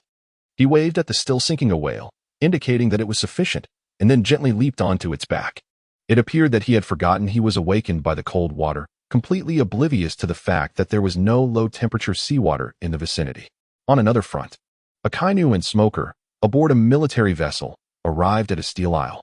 As the ship smoothly docked at the emblazoned Seve steel dock, Akainu's gaze darkened slightly as he surveyed the surroundings, making a rough estimation. Such a steel dock equipped with automatic docking technology must have at least 50 of them. After a cursory glance, Akainu leaped off the bow of the ship, closely followed by Smoker. The two alighted upon the somewhat soft steel plates, surprisingly making no sound at all. Akainu, with his seasoned experience, furrowed his brow lightly, observing the metallic flooring beneath his feet, pondering in quiet astonishment. Is this Wapple metal?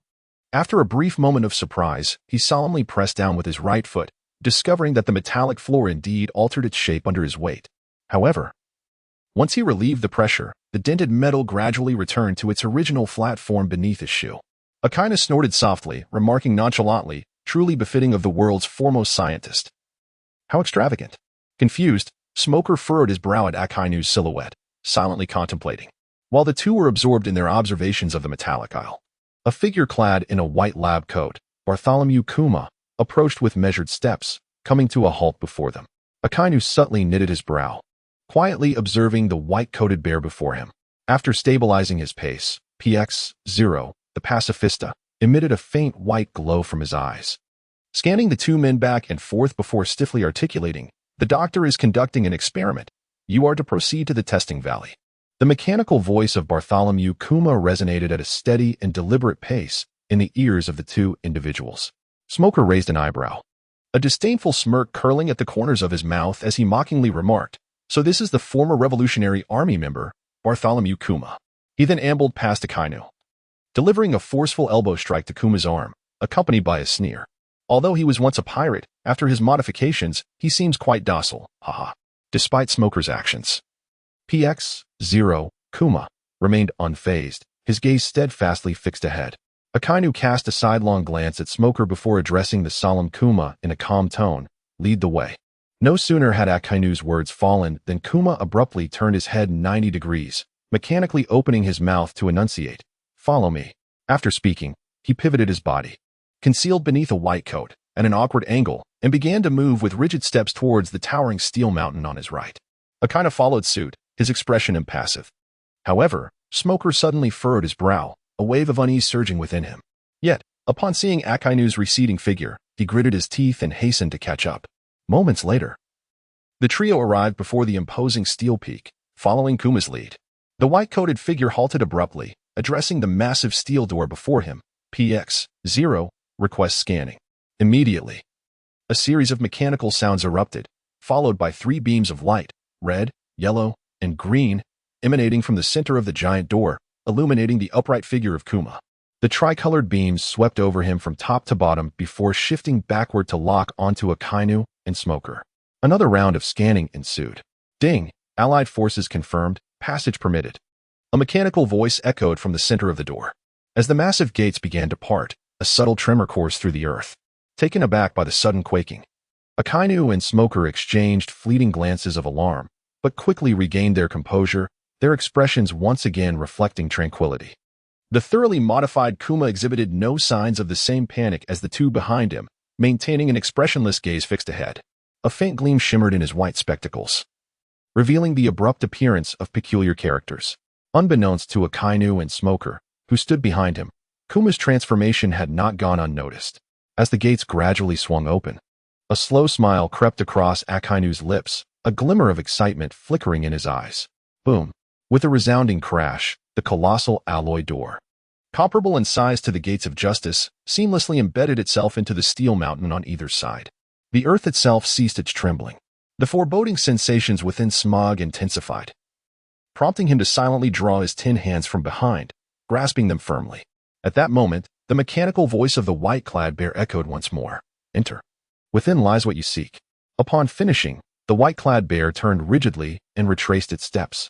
Akainu's breath grew increasingly rapid, his tone tinged with excitement as he urged, come. Follow me inside. After speaking, he strode confidently into the giant door.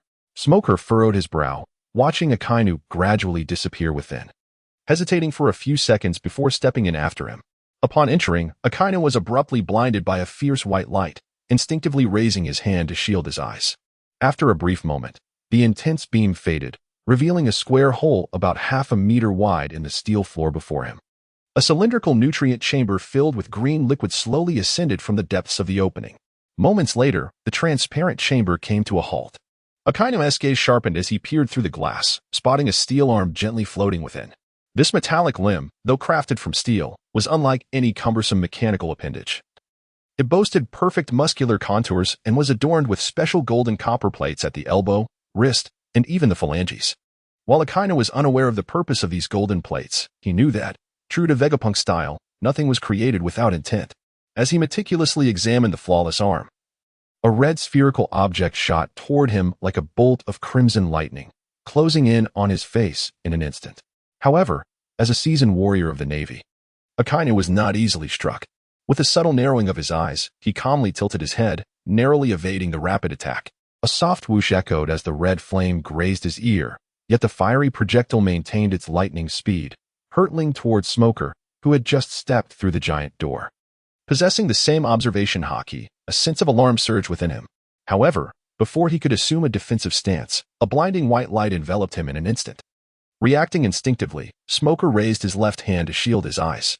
This reflexive motion caused him to miss the approach of the red lightning. The swift red sphere collided with his raised arm, exploding upon impact and enveloping him in a cloud of crimson mist. Akainu had already turned around, his gaze fixed intently on Smoker, observing him engulfed in the red fog. Akainu's expression remained unperturbed, not even a hint of concern crossing his brow. His observation haki had revealed that the peculiar red sphere bore no lethal intent. Yet, instinctively, he chose to evade. After all, no one relishes being struck, particularly by the unknown. Within the vast laboratory, the red mist dissipated at a visibly rapid pace, absorbed by a shadow within. Akainu took note of the vanishing fog, dismissing it as a frivolous trick of some scientist, considering this leading scientist had been forcibly captured by the Navy, fostering a natural sense of resentment. A mere vice admiral was simply a convenient outlet for his frustrations. With this realization, a slight smirk crept upon Akainu's lips as he turned away, intent on retrieving the exquisite mechanical arm. However, just as he pivoted, a deep, resonant roar erupted from behind him. Startled, Akainu swiftly turned to face the figure radiating a palpable aura of danger. Smoker let out another low growl, veins bulging in his neck as he stiffly raised his head to meet Akainu's gaze. The intensity of Smoker's crimson eyes sent a chill down Akainu's spine, enveloping him in a profound sense of peril. Yet, in his agitated state, Smoker remained oblivious to the abnormality of his demeanor. At this moment, he yearned to unleash the bloodthirsty desires simmering within him. Conveniently, there stood a living prey before him. Smoker grinned maliciously at Akainu. Then his body erupted into a thick cloud of white smoke. From this smoky mass, enormous fist rapidly coalesced, hurtling towards the bewildered Akainu. Despite having sustained a portion of his vitality and strength in the battle 2 years prior, he remained an admiral of the Navy, one of its most formidable forces. Instantly, with a grave expression, Akainu transformed his left arm into molten lava, striking back at the oncoming barrage of white smoke fists with tremendous force, roaring, great flame of eruption. Amidst the billowing smoke, a layer of fierce flames suddenly engulfed the left arm, swirling like a fiery tornado, gradually expanding towards the direction of the white mist. Ultimately, it transformed into a colossal magma fist nearly 100 meters in size, crashing towards the incessantly descending white fists. In that moment, the air resonated with a cacophony of thunderous roars. Wherever the magma fist traversed, the white mist was completely dispersed. Yet, it swiftly reformed above, coalescing into countless white smoke fists that rained down upon Akainu below. Akainu gazed upwards, furrowing his brow in annoyance, muttering, "Is this never ending?" With that, he raised his left arm and bellowed, "Explode." Instantly, the massive magma fist detonated, scattering into myriad fiery orbs, surging towards the relentless barrage of white fists. The air was filled with deep, muffled thuds as the scene unfolded, a mesmerizing tapestry of flames and white smoke, continuously interweaving and then being shattered by the incessant onslaught of fists and fiery projectiles. Below, Akainu's brow was tightly knit as he observed the explosive clouds of smoke and flame above, reflecting on the incredulity of Smoker, once an inconspicuous colonel, who had been unexpectedly promoted to rear admiral after requesting a transfer from headquarters 2 years prior. It was truly astonishing. With this thought, Akainu's eyes narrowed, a fierce glint flashing within, as he declared, "Smoker, if you possess no further abilities, then the sin of assaulting a superior will be personally adjudicated by me." With those words, Akainu's feet transformed into flowing magma, crashing against the ground as he propelled himself towards the clouds of smoke above. In the air, the smoke and fiery orbs continued their clash. Meanwhile, Smoker had dissolved into a vast cloud of smoke, swirling at the apex of the laboratory, offering no response to the rapidly approaching Akainu. 20 meters aloft, the fiery orbs and smoke fists collided once more, the white smoke and the dispersed fire clouds coalescing into a dual-colored boundary that spanned the entire laboratory. Akainu's lower half erupted with flames as he charged into the fiery cloud, only to burst forth from the white smoke layer in less than a second, shooting straight towards the white smoke mass at the top of the laboratory. With a forceful advance, Akainu retracted the magma from his left arm, the bulging muscles straining against the confines of his red suit sleeve. Once again, he bellowed, "Defiance against authority is enough for you to perish beneath the weight of absolute justice. Die." As the words fell, Akainu's charged left fist struck directly against the surface of the white smoke. With a muffled bang, the white mist, under the force of Akainu's fist imbued with advanced haki, held for merely 2 seconds before erupting into a scattered haze. Observing the drifting vapor, Akainu slowly descended, breathing heavily, lost in astonishment. He remained oblivious to a particularly thin wisp of white smoke being drawn in through his nostrils. After a brief descent lasting several seconds, the flowing molten flames enveloping Akainu receded, revealing his normal feet as he gently touched the steel floor. His brow furrowed in contemplation. He pondered the sensation he had just experienced. It must have been the hardening of haki.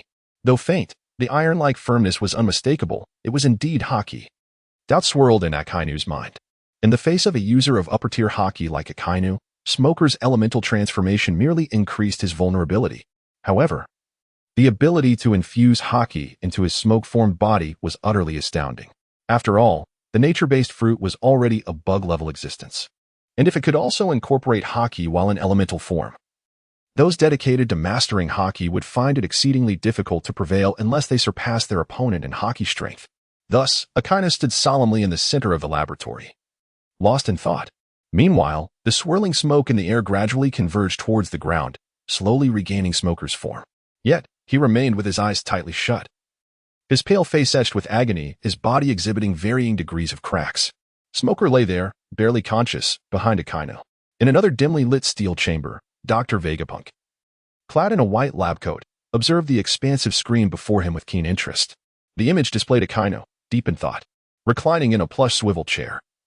He had placed his feet, clad in a wide white robe, directly on the steel table in front of him. The effects of this serum seemed to hold greater value for those of the nature type, Vegapunk mused with a light chuckle. His smile quickly faded as he turned to PX0 behind him.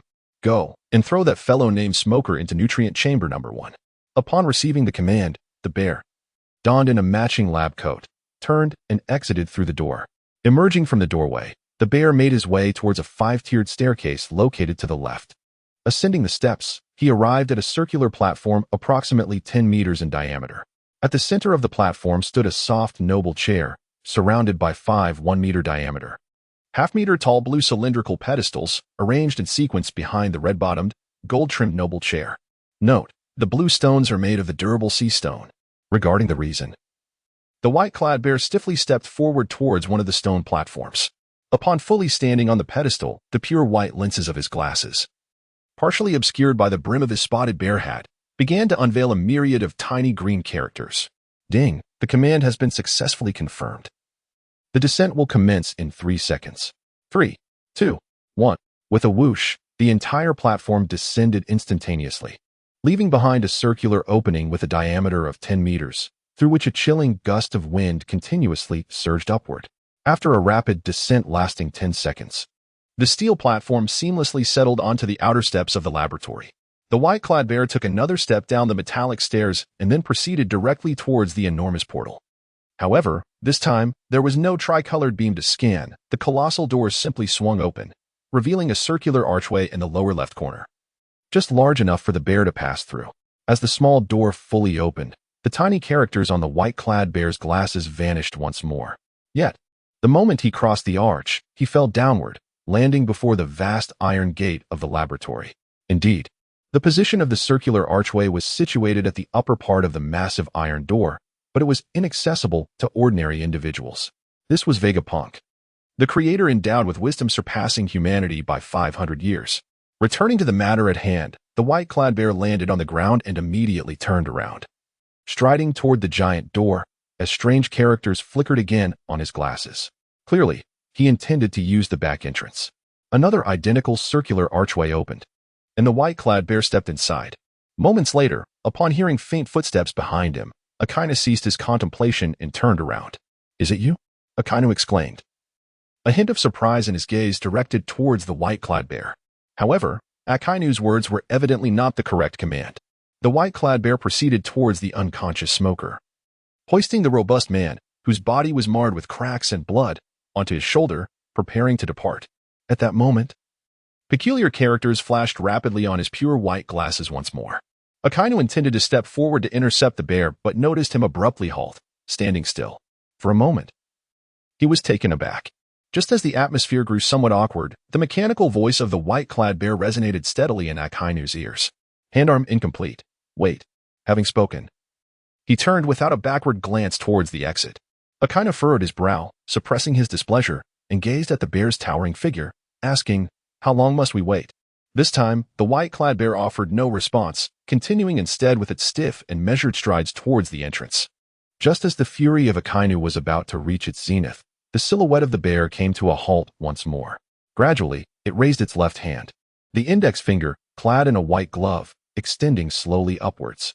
Taken aback, Akainu stared in disbelief and muttered, "One day?" However, this time, the white-clad bear did not pause again, leaving Akainu with nothing but the fading outline of its back. At that moment, A transparent screen measuring 2 meters in both width and height appeared above Akainu's head, displaying pulsating green numbers. Should he glance upward, he would comprehend the meaning behind the bear's gesture.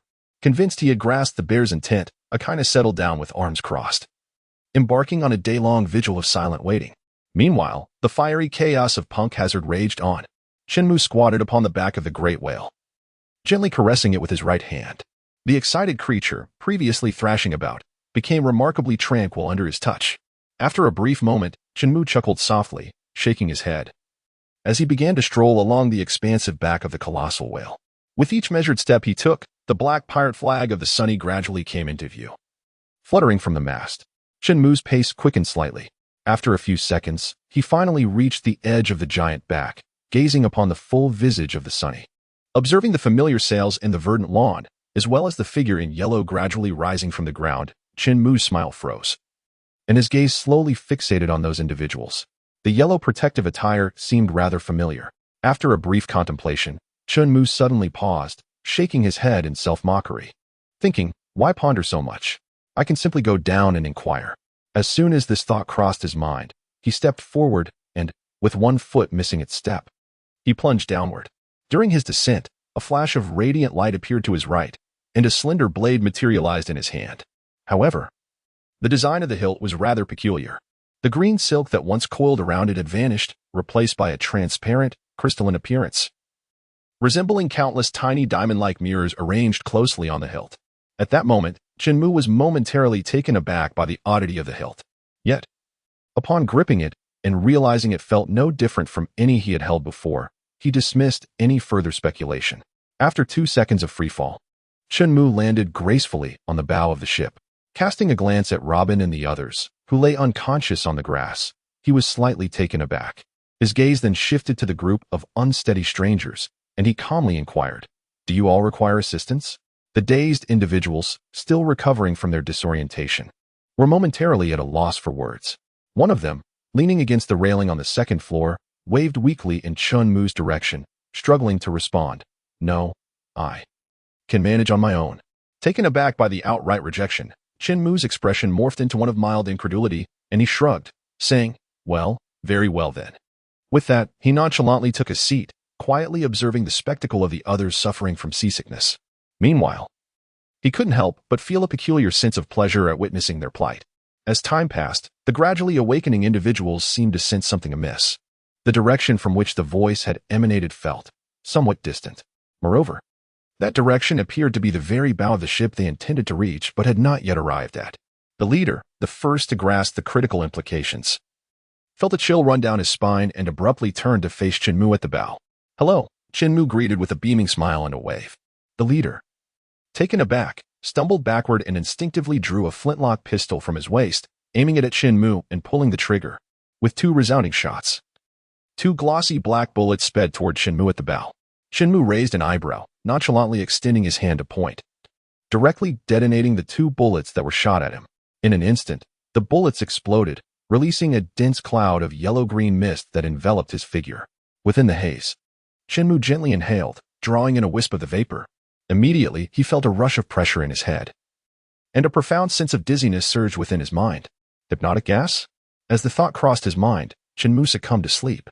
As the yellow mist gradually dissipated, the onlookers caught sight of the figure lying supine, and they collectively exhaled in relief.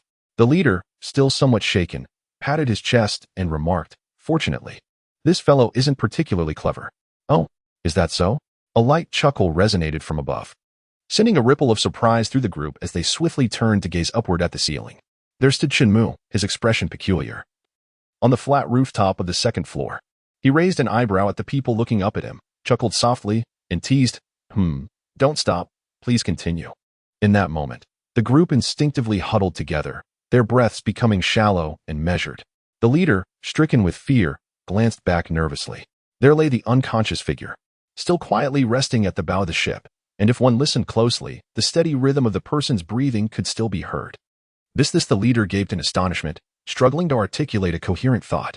Chen Mu, suppressing his playful spirit, leaned against the railing of the second floor and gracefully leapt before the crowd, with his left hand poised like a blade. He struck with a speed so swift it was as if the very air had been startled into silence, rendering each person unconscious in turn. Observing the now thoroughly incapacitated individuals, Chen Mu raised his pinky finger on his right hand, gently tapping the hilt of his blade. In an instant, a hazy white light flickered, and the Chen Mu at the bow of the ship vanished from sight in a heartbeat.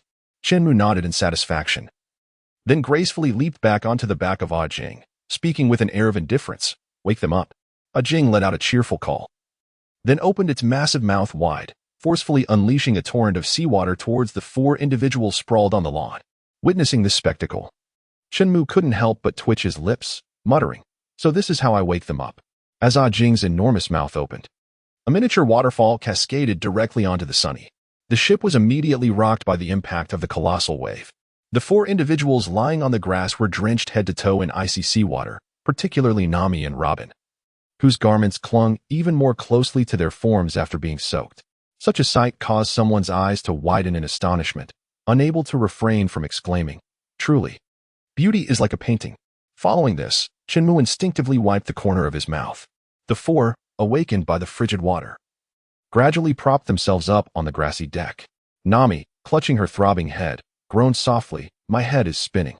After a moment, she finally opened her beautiful eyes. Turning her gaze to Robin, who was slowly sitting up beside her, she gently supported her shoulder and inquired softly, "Robin, are you all right?" Robin slowly opened her eyes and shook her head in response to Nami. "I'm fine." Afterward, both Robin and Nami turned their attention towards the enormous shadow by the ship, as well as to Chen Mu, who was peering at them with curious eyes. "Big brother," Nami exclaimed with delight, waving at Chen Mu atop Ah Jing's back, her ample bosom heaving with excitement. Chen Mu's eyes, white as copper bells, suddenly gleamed with a predatory green light. Upon witnessing this, Robin stifled a light laugh.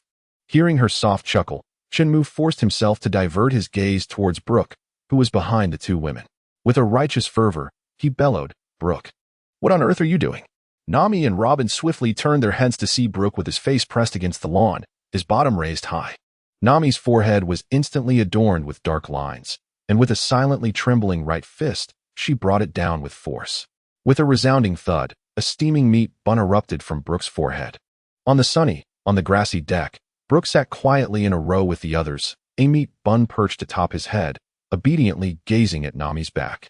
Meanwhile, another lady on the ship, Sister Robin, sat gracefully in a circle chair at the main mast, her serene expression directed towards Nami. Nami, on the other hand, was lost in thought, gazing at the casually piled mountain of people before her. For a moment, the atmosphere aboard the ship was profoundly tranquil. However, this fleeting calm did not last long. Nami, with her brows furrowed, halted her contemplation and inquired of the serious-faced Chen Mu, "Uncle, are you implying that those individuals clad in protective gear have incapacitated our entire crew with hypnotic gas?" Chen Mu pondered for a moment, hesitating slightly before saying, "It's not entirely accurate to say he was completely incapacitated." He then pointed at Zaro, whose expression radiated arrogance, and continued, "At least he drunk himself into this state. You can still smell the lingering scent of alcohol on him." Upon having his inebriation exposed by Chen Mu, Zoro's temples throbbed with indignation as he retorted vehemently, "You're talking nonsense." Faced with Zoro's furious embarrassment, Chen Mu feigned innocence, shrugging at Nami. "Just look at his guilty demeanor." Without needing to see, Nami had already confirmed the truth simply by hearing Zoro's agitated voice. With a resigned sigh, she rubbed her temples and inquired, "What about Sanji and Jinbei? Are they also intoxicated?" Nami pressed on, as this matter concerned the safety of the entire crew, a responsibility that ought to fall upon the captain. Yet, who could blame them for having Luffy as their captain? Just the thought of that oblivious captain weighed heavily on Nami's heart, adding to her fatigue. Observing Nami's exasperation, Chen Mu, although slightly puzzled, did not dwell on it and replied directly, "Not exactly. Sanji has likely been rendered unconscious, and as for Jinbei..." Chen Mu's gaze turned contemplative as he looked at Jinbei. Noticing Jinbei's expression suddenly stiffen, Chen Mu furrowed his brows, uncertainly stating, "He must also have been incapacitated by the hypnogas, as that gas was mixed with a portion of anesthetic." Hearing this, Jinbei breathed a sigh of relief and discreetly shifted a couple of steps away. The small movement did not escape Zoro's keen eye. Zoro merely cast a casual glance at Jinbei, snorted haughtily, and chose not to elaborate further. Upon hearing Chen Mu's explanation, Nami nodded thoughtfully, descending once more into contemplation. Seeing her deep in thought, Chen Mu chose not to interrupt and walked over to Robin, slowly sitting down beside her. Robin offered a slight smile in response, her demeanor serene. Just as the atmosphere aboard the ship turned exceedingly delicate, Luffy, appearing deep in thought, abruptly rose from beside Brook and began striding towards Nami. Hearing the footsteps, Nami turned her head slightly to gaze at Luffy, who bore a pensive expression, and exclaimed in surprise, "Luffy." However, before Nami could finish her sentence, Luffy bypassed her and approached the unconscious gas team. The crew exchanged perplexed glances, uncertain of Luffy's intentions at this moment. Just as confusion reigned, Luffy crouched down and began to probe the protective suits with his hands. Nami, growing increasingly curious, asked aloud, "Luffy, what are you looking for?" Luffy continued his actions without turning around, responding, "I smell meat." "Meat?" Nami's expression was tinged with deepening confusion. "Haha, I found it," Luffy exclaimed joyfully, pulling a metallic sphere from the protective suit before him. With a beaming smile, he turned to the others, proudly presenting his discovery. "This is it. The one that smells of meat." Upon finishing his declaration, Luffy extended his other hand and pressed the button atop the sphere. With a hissing sound, accompanied by the release of gas, a yellow-green weapon surged forth from a small opening on the side of the metallic sphere, visible to the naked eye. The crowd's faces shifted, and they instinctively pinched their noses. Nami quickly held her breath, retrieving her modified weather stick from behind her, swiftly assembling it into a long staff. With a vigorous swing directed at the metallic sphere in Luffy's grasp, she struck down. With a resounding clang, the small metal sphere was sent flying into the distance. "Ah, my meat," Luffy cried out in alarm. He then clutched his right shoulder with his left hand, preparing to unleash his charged right hand. However, before he could complete his motion, darkness suddenly enveloped him. Nami, her forehead veins bulging, struck down forcefully with her clenched right fist. After two muffled thuds, Luffy knelt obediently behind Nami, sporting two steaming lumps on his head, a comically innocent expression adorning his face. Observing this, Chen Mu paused momentarily, unable to suppress a chuckle.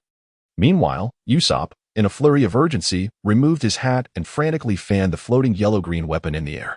Moments later, through Usopp's vigorous efforts of fanning and blowing, the scant hypnotic gas dissipated completely into the atmosphere.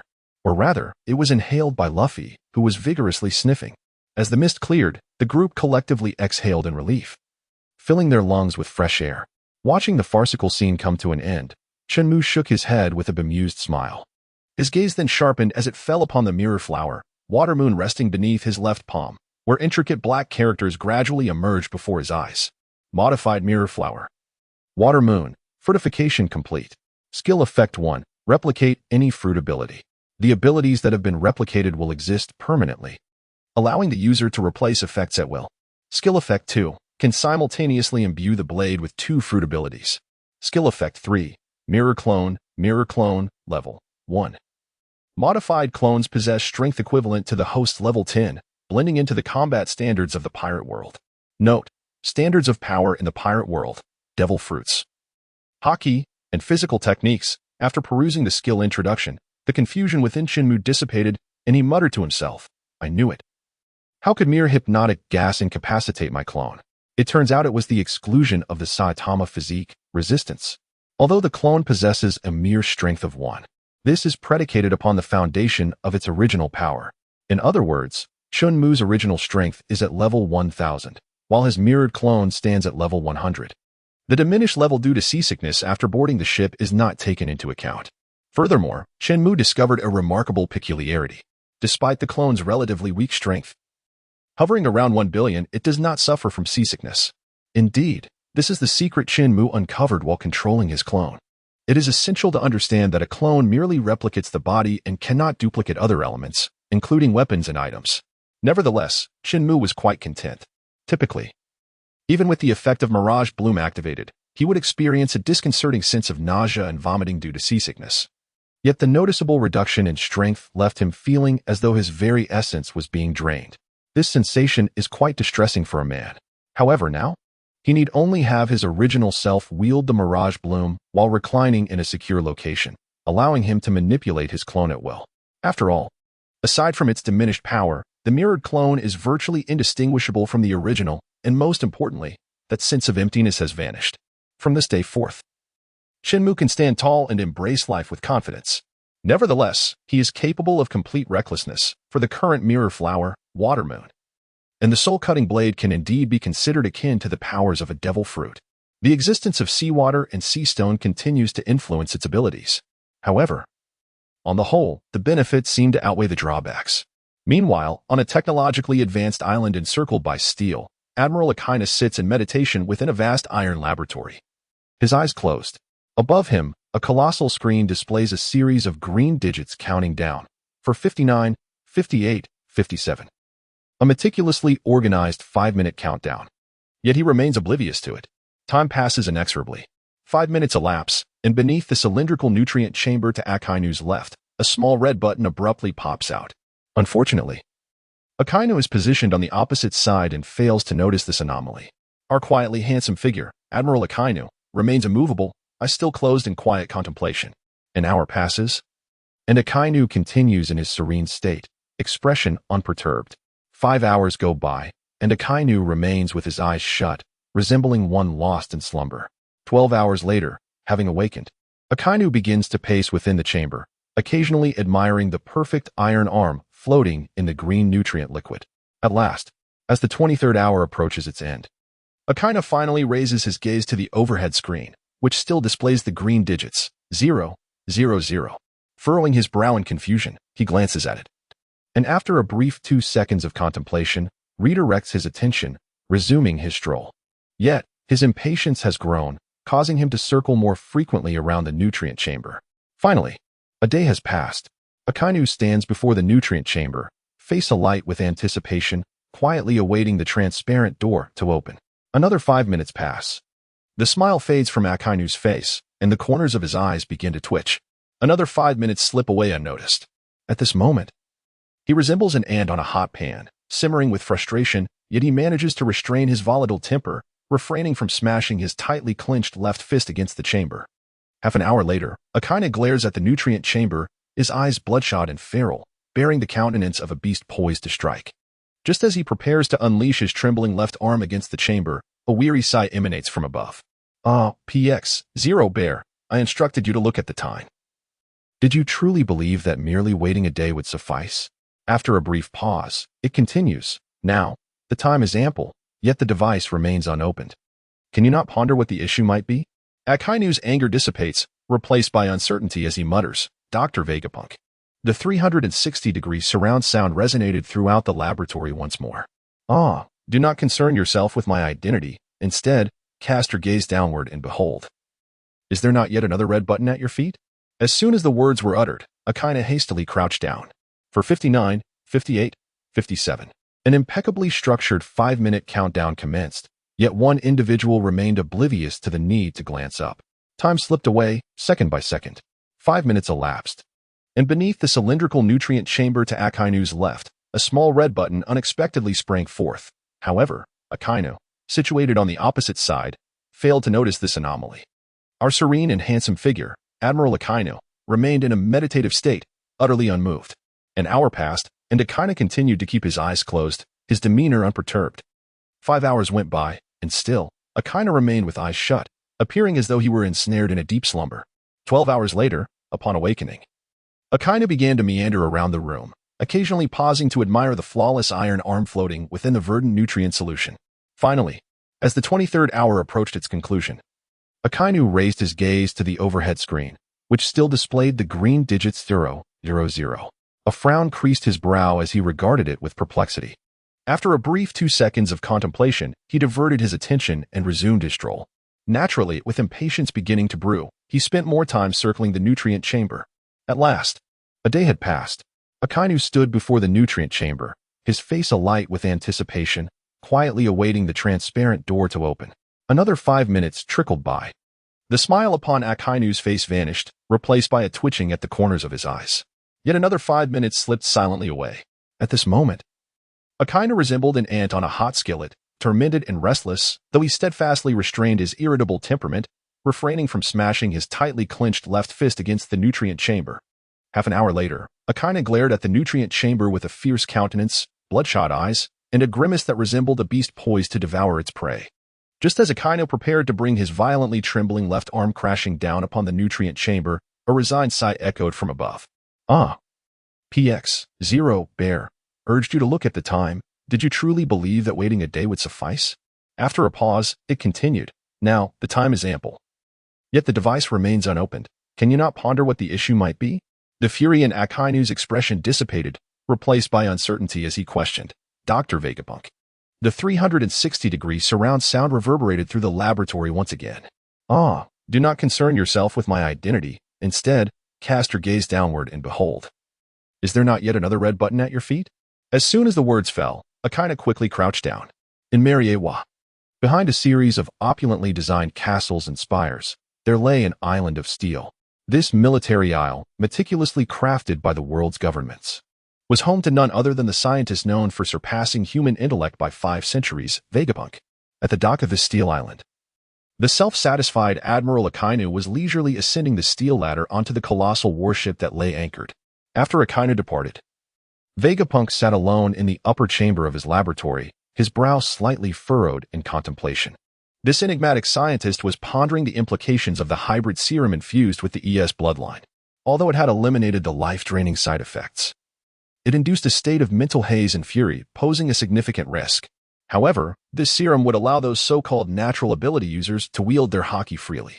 This alone was enough to entice them. I could leverage this bargaining chip to acquire sufficient resources from them. Once I manufacture the smoke troops and incorporate Akainu's blood factor, the perpetual snowstorm shrouding Winter Island would surely be dispelled. They would no longer have to endure the biting cold. With this thought, a gentle smile graced Vegapunk's lips, reminiscent of a refreshing spring breeze, but it was abruptly marred by a vial of blood serum on the console. The transparent test tube, nearly overflowing with crimson liquid, contained the very blood that had dripped onto the floor when Akainu had installed his iron arm. This was one of the reasons why there were 5 small copper plates at the joints of Akainu's iron arm. These plates served not only to connect the artificial blood vessels within, but also to facilitate the initial overflow of blood upon connection. This specially extracted blood contained traces of lava elements, a crucial component for the high-temperature smoke troops. Just as Vegapunk was lost in his delightful reverie, the white bear barged in unannounced. Doctor, the call from King Wapol of the evil dark magnetic drum kingdom. Shall I connect it? The white bear, with an impassive expression, extended his hand, presenting the Borophone bug to Vegapunk. A muscle twitched on Vegapunk's face as he snapped back to reality, casting an impatient glance at the phone bug. Do not connect it. Tell him I am busy. Understood, Doctor. With that, the white bear decisively connected the call, his voice booming. Hello, yes. The doctor says he is busy. Before the words could fully escape his lips, Vegapunk, choking on his juice, hurriedly snatched the phone from the bear's grasp. Urgently clarifying, hello. I was indeed busy just now. Cough, cough, I am free now. What do you need? On the other end of the line. Wapol was momentarily taken aback. After a brief pause, he composed himself and spoke in a sycophantic tone. Doctor, you are the most brilliant scientist. The progress of the entire world relies on you. The fact that you could spare a moment to take my call is truly a privilege for me. In response, Vegapunk merely acknowledged with a nonchalant hum, awaiting the continuation from Wapol. As anticipated, Wapol, noticing that his flattery bore little fruit, cleared his throat and directly addressed the matter at hand. Doctor, you are aware that I was once the king of the Drum Kingdom.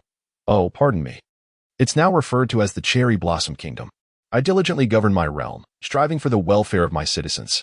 However, after being besieged by Blackbeard and the Straw Hat Pirates, my kingdom fell into ruin, which I have begrudgingly accepted. Yet now, the kingdom I once labored to uphold has been usurped by a mere captain of the guard, who has claimed it as his own. I find this to be a provocation against me and my people. Upon hearing Wapol's impassioned speech, Vegapunk began to understand. This man was intent on dethroning that guard captain, no. Rather, the newly appointed king. However, how could such matters concern someone like me, who was engrossed in scientific research? Just as Vegapunk was in a fog of confusion, Wapol, slightly calming his agitation, continued. Doctor, I have heard that you have been quite close to the Marine Admirals lately. At this, Vegapunk furrowed his brow and replied coldly. Are you spying on me? Wapol hastily denied. Not at all. It was merely by coincidence that I delivered a gift to a celestial dragon and happened to see Admiral Akainu returning. The course of the naval fleet just happened to align with your technological island's route. So, I dared to inquire. Please do not take it to heart. I tend to ramble, just speaking out loud, haha. Indeed, Quite the chatterbox, Vegapunk thought to himself in disdain. He then sighed softly, resigned, and said, "Speak plainly. What is it you desire from me?" On the other end, Wapol chuckled. Seeking to ingratiate himself further, "I have recently produced a substantial quantity of alloy and wish to know if you're in need of any. If so, I can deliver it to you immediately." "Get to the point," Vegapunk impatiently interrupted. "I wish to request the Navy to launch an assault on the Cherry Blossom Kingdom or, failing that, to apprehend Dalton, that scoundrel." After a brief pause, he patted his chest and assured, "Rest assured, I will personally comfort the citizens of the Cherry Blossom Kingdom and will not cause any trouble for you or the Navy. Dream on." Vegapunk could no longer contain his frustration and bellowed into the phone. However, upon recalling that the individual on the other end was a sovereign and the sole supplier of vital alloys, he forced himself to regain his composure and sighed, "Alas. It is not that I do not wish to assist you. Even an admiral from the Navy headquarters cannot directly hold a king accountable, especially one who is to attend a world conference." Having experienced the tumult of fate, Wapol was no longer the naive fool preoccupied with crafting laws for the day. He slowly spoke, "What if Dalton threatens to slander the esteemed celestial dragon?" At this, Vegapunk was struck with shock. This man had actually bribed the celestial dragons. Overwhelmed by disbelief, he found himself at a loss for words. Sensing Vegapunk's astonishment, Wapol confidently declared, "Haha. Then I shall take your silence as agreement." After a brief pause, he exclaimed, "Oh dear, I almost lost track of time. I must take my leave, for I have toys to deliver to that esteemed gentleman." With that, Wapol abruptly hung up, leaving Vegapunk seething with anger. Another wretch instigating a war for personal gain. How detestable, he gritted through clenched teeth. Following this, he forcefully hurled the microphone against the bear, seething, "Connect me to Admiral Akainu at headquarters."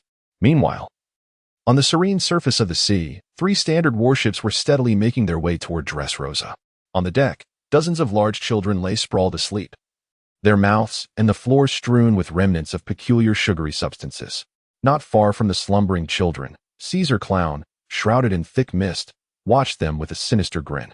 Just then, a subordinate clad in a yellow striped protective suit approached him respectfully and reported, "Master, the capture team left behind at Punk Hazard has completely lost contact with us, and the other 2 teams appear to be encountering difficulties as well." Upon hearing this, the grin on Caesar Clown's face vanished, his expression darkening as he coldly scoffed, "A bunch of useless fools." With that, the swirling toxic gas around him coalesced and surged toward the hapless individual behind him. "Master, please spare me," the subordinate began, but before he could finish, he was ensnared by the poisonous mist and flung into the sea. Those who disturb my mood must pay the price." Upon finishing his words, Caesar's mist dissipated, and he proceeded directly to the makeshift laboratory within the ship's cabin. On the laboratory's table lay a peculiar glass jar, containing the lethal prototype that Joker had brought back from Fishman Island. Meanwhile, utilizing the extraordinary ability of Chen Mu, the Straw Hat crew forcefully bypassed the Punk Hazard arc, embarking on a new adventure. At the bow of the Thousand Sunny, Jinbe steered the ship while glancing at the despondent Luffy, inquiring, "Luffy, are you feeling down?" Luffy rested his head upon the lion figurehead of the Sunny, turning his back to Jinbe, and weakly replied, "I want to go on an adventure. I want to climb a volcano again." At Luffy's words, a flicker of concern crossed Jinbe's eyes. Meanwhile, Chen Mu, who was leisurely sipping tea while leaning against the second-floor railing, happened to overhear their conversation and couldn't help but chuckle softly. Just then, Nami emerged from the dining area, clad in a white cropped tank top and denim shorts, playfully drying her damp hair with a towel. As the sound of her high heels clicked against the wooden floor, Chen Mu slowly lifted his gaze to meet Nami's approach. "Good morning, Nami," Chen Mu greeted with a smile. Nami returned the gesture with a bright smile, her eyes sparkling as she cheerfully replied, "Good morning, Uncle." Chen Mu's smile faltered momentarily at the address. Noticing his discomfort, Nami mischievously winked and sauntered closer, gently tossing her hair aside, and asked, "Uncle, aren't you carrying your sword today?" Chen Mu was momentarily taken aback, then shook his head with a light chuckle and said, "You wish to inquire about my experience with seasickness, do you?" "Indeed," Nami replied, winking at Chen Mu with a smile. Chen Mu cast a peculiar glance at Nami, then jested, "My seasickness has subsided, yet you appear rather discontented." To his surprise, Nami, taken aback by his words, nodded earnestly and, with a hint of hesitation, replied, "Well, it does seem that way, indeed." The smile on Chen Mu's face once again froze. observing this rather foolish expression. Nami couldn't help but let out a delicate laugh, exclaiming, "I was merely teasing you, uncle." However, her demeanor quickly shifted. Her little face fell as she remarked with genuine disappointment, "I truly am unhappy, for it means that Chopper can no longer ask you for treatment fees." At that moment, Chopper, seated on the swivel chair in the infirmary, was suddenly choked by a piece of cotton candy. Witnessing Chen Mu's awkward expression, Nami's laughter grew louder. This gradually escalating mirth drew the attention of Luffy, who was at the bow of the ship. Abruptly, he turned around, extending his arms with fervor, reaching for the railing of the second floor. In the bewildered gazes of Chen Mu and Nami, he shot over directly. Simultaneously, Luffy's previously gloomy countenance transformed into a beaming smile upon catching sight of Nami. With a resounding thud, Luffy's straw sandals landed atop the second floor railing, causing Chen Mu and Nami to take a startled step back. As the two stared in astonishment, Luffy cheerfully exclaimed, "Nami, let us embark on an adventure." With that, he energetically waved his fist, exuding confidence. Chen Mu could not suppress a soft chuckle, discreetly glancing towards the boys' dormitory. Meanwhile, Nami's forehead was lined with dark marks, her eyes betraying her agitation. No, the new world is far too perilous. Every decision could jeopardize everyone's safety. With that, Nami angrily flung her towel at Luffy and turned her head with a huff. Luffy, undeterred, removed the towel from his face, maintaining his signature grin, and began to bargain with Nami. Chen Mu, witnessing the intense quarrel between the two, shook his head and proceeded towards the lawn terrace. As Chen Mu descended the stairs and arrived at the lawn deck, he fortuitously encountered Sanji, who had just stepped outside. "Ah, good morning, Sanji. What shall we have for breakfast today?" Chen Mu greeted him with a beaming smile. Sanji cast a slightly disdainful glance in his direction, his eyes wide with astonishment as he remarked, "Uncle, you seem particularly cheerful today." Chen Mu chuckled softly, "Is that so?" Upon noticing this, Sanji curled his lips with a nonchalant expression and brushed past Chen Mu. As he approached the foot of the stairs, he calmly remarked, "Do remember to wash your hands before meals." In a fleeting moment, someone's seriousness evaporated the instant they caught sight of Nami at the entrance of the dining hall. Instantly reverting to their gallant demeanor, Sanji's eyes sparkled with affection as he dashed towards Nami without a hint of decorum, inadvertently pushing Luffy, who was perched on the railing, downwards. Chen Mu raised his eyebrows and then burst into a hearty laugh. At that moment, the drowsy Usopp emerged from the boys' dormitory behind Chen Mu, clad in white pajamas. Usopp rubbed his eyes and, in a feeble voice, remarked, "Uncle, laughing so loudly in the early morning is quite disruptive to our slumber." Chen Mu paused in his laughter, slowly turning around with a puzzled expression directed at Usopp, inquiring, "Is my voice particularly loud?" Usopp, clearly disinclined to respond to such an obvious question, yawned and attempted to return to his slumber, only to collide with Brook, who was similarly adorned with a nightcap. Having had a restless night, Usopp staggered back 2 steps from the impact and promptly sat down on the grass, expressing his grievance, "Hey, Brook, can't you walk with your eyes open?" At this remark, both Chen Mu and Brook were momentarily taken aback. Brook, abruptly inserting his finger into his hollow eye socket, responded with an air of bewilderment, "Ah, it seems I forgot to bring my eyes." After uttering this, he turned around in a daze and walked back to his room, casually closing the door behind him, leaving Usopp utterly flabbergasted in the chaotic wind. On the vast azure sea, the Sunny was sailing steadily towards an unknown island.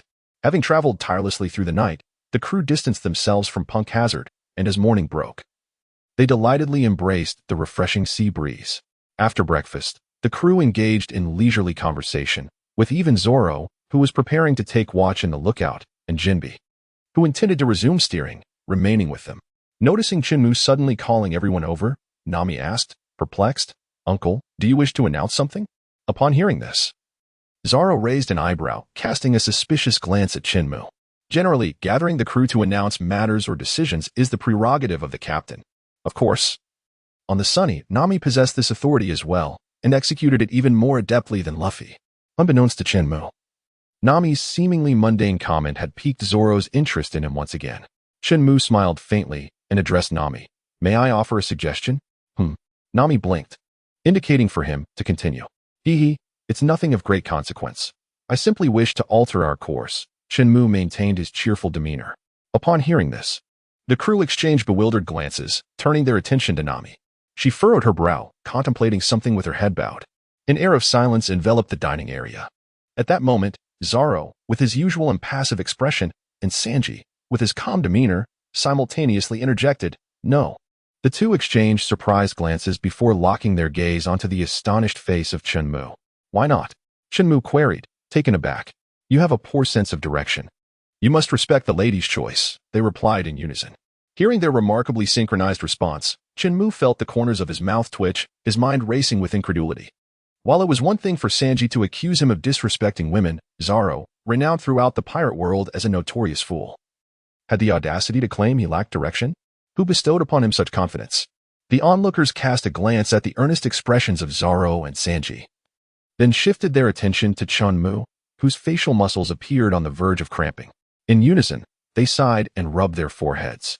Just as the atmosphere reached an almost tangible awkwardness, the insightful elder sister, Robin, broke the silence.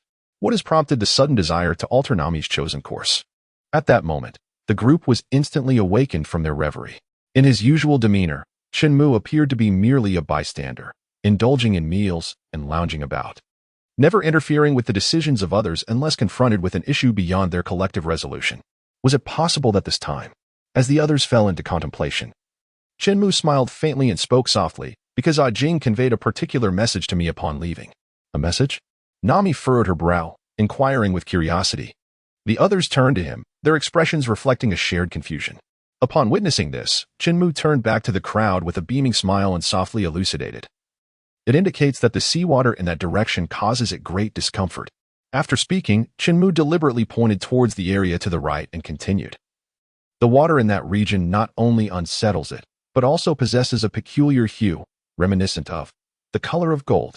At these words, the crowd was left in a state of astonishment, except for Nami, whose enchanting eyes instantaneously transformed into symbols of currency, fixated intently on Chen Mu. Chen Mu paused momentarily, then chuckled softly. "So, shall we go and take a look?" Nami eagerly replied. Thus, under Captain Nami's command, the Sunny swiftly altered its course, heading towards the grandest entertainment cruise ship upon the sea. Half a day passed, and the Sunny continued to sail across the azure expanse of the ocean.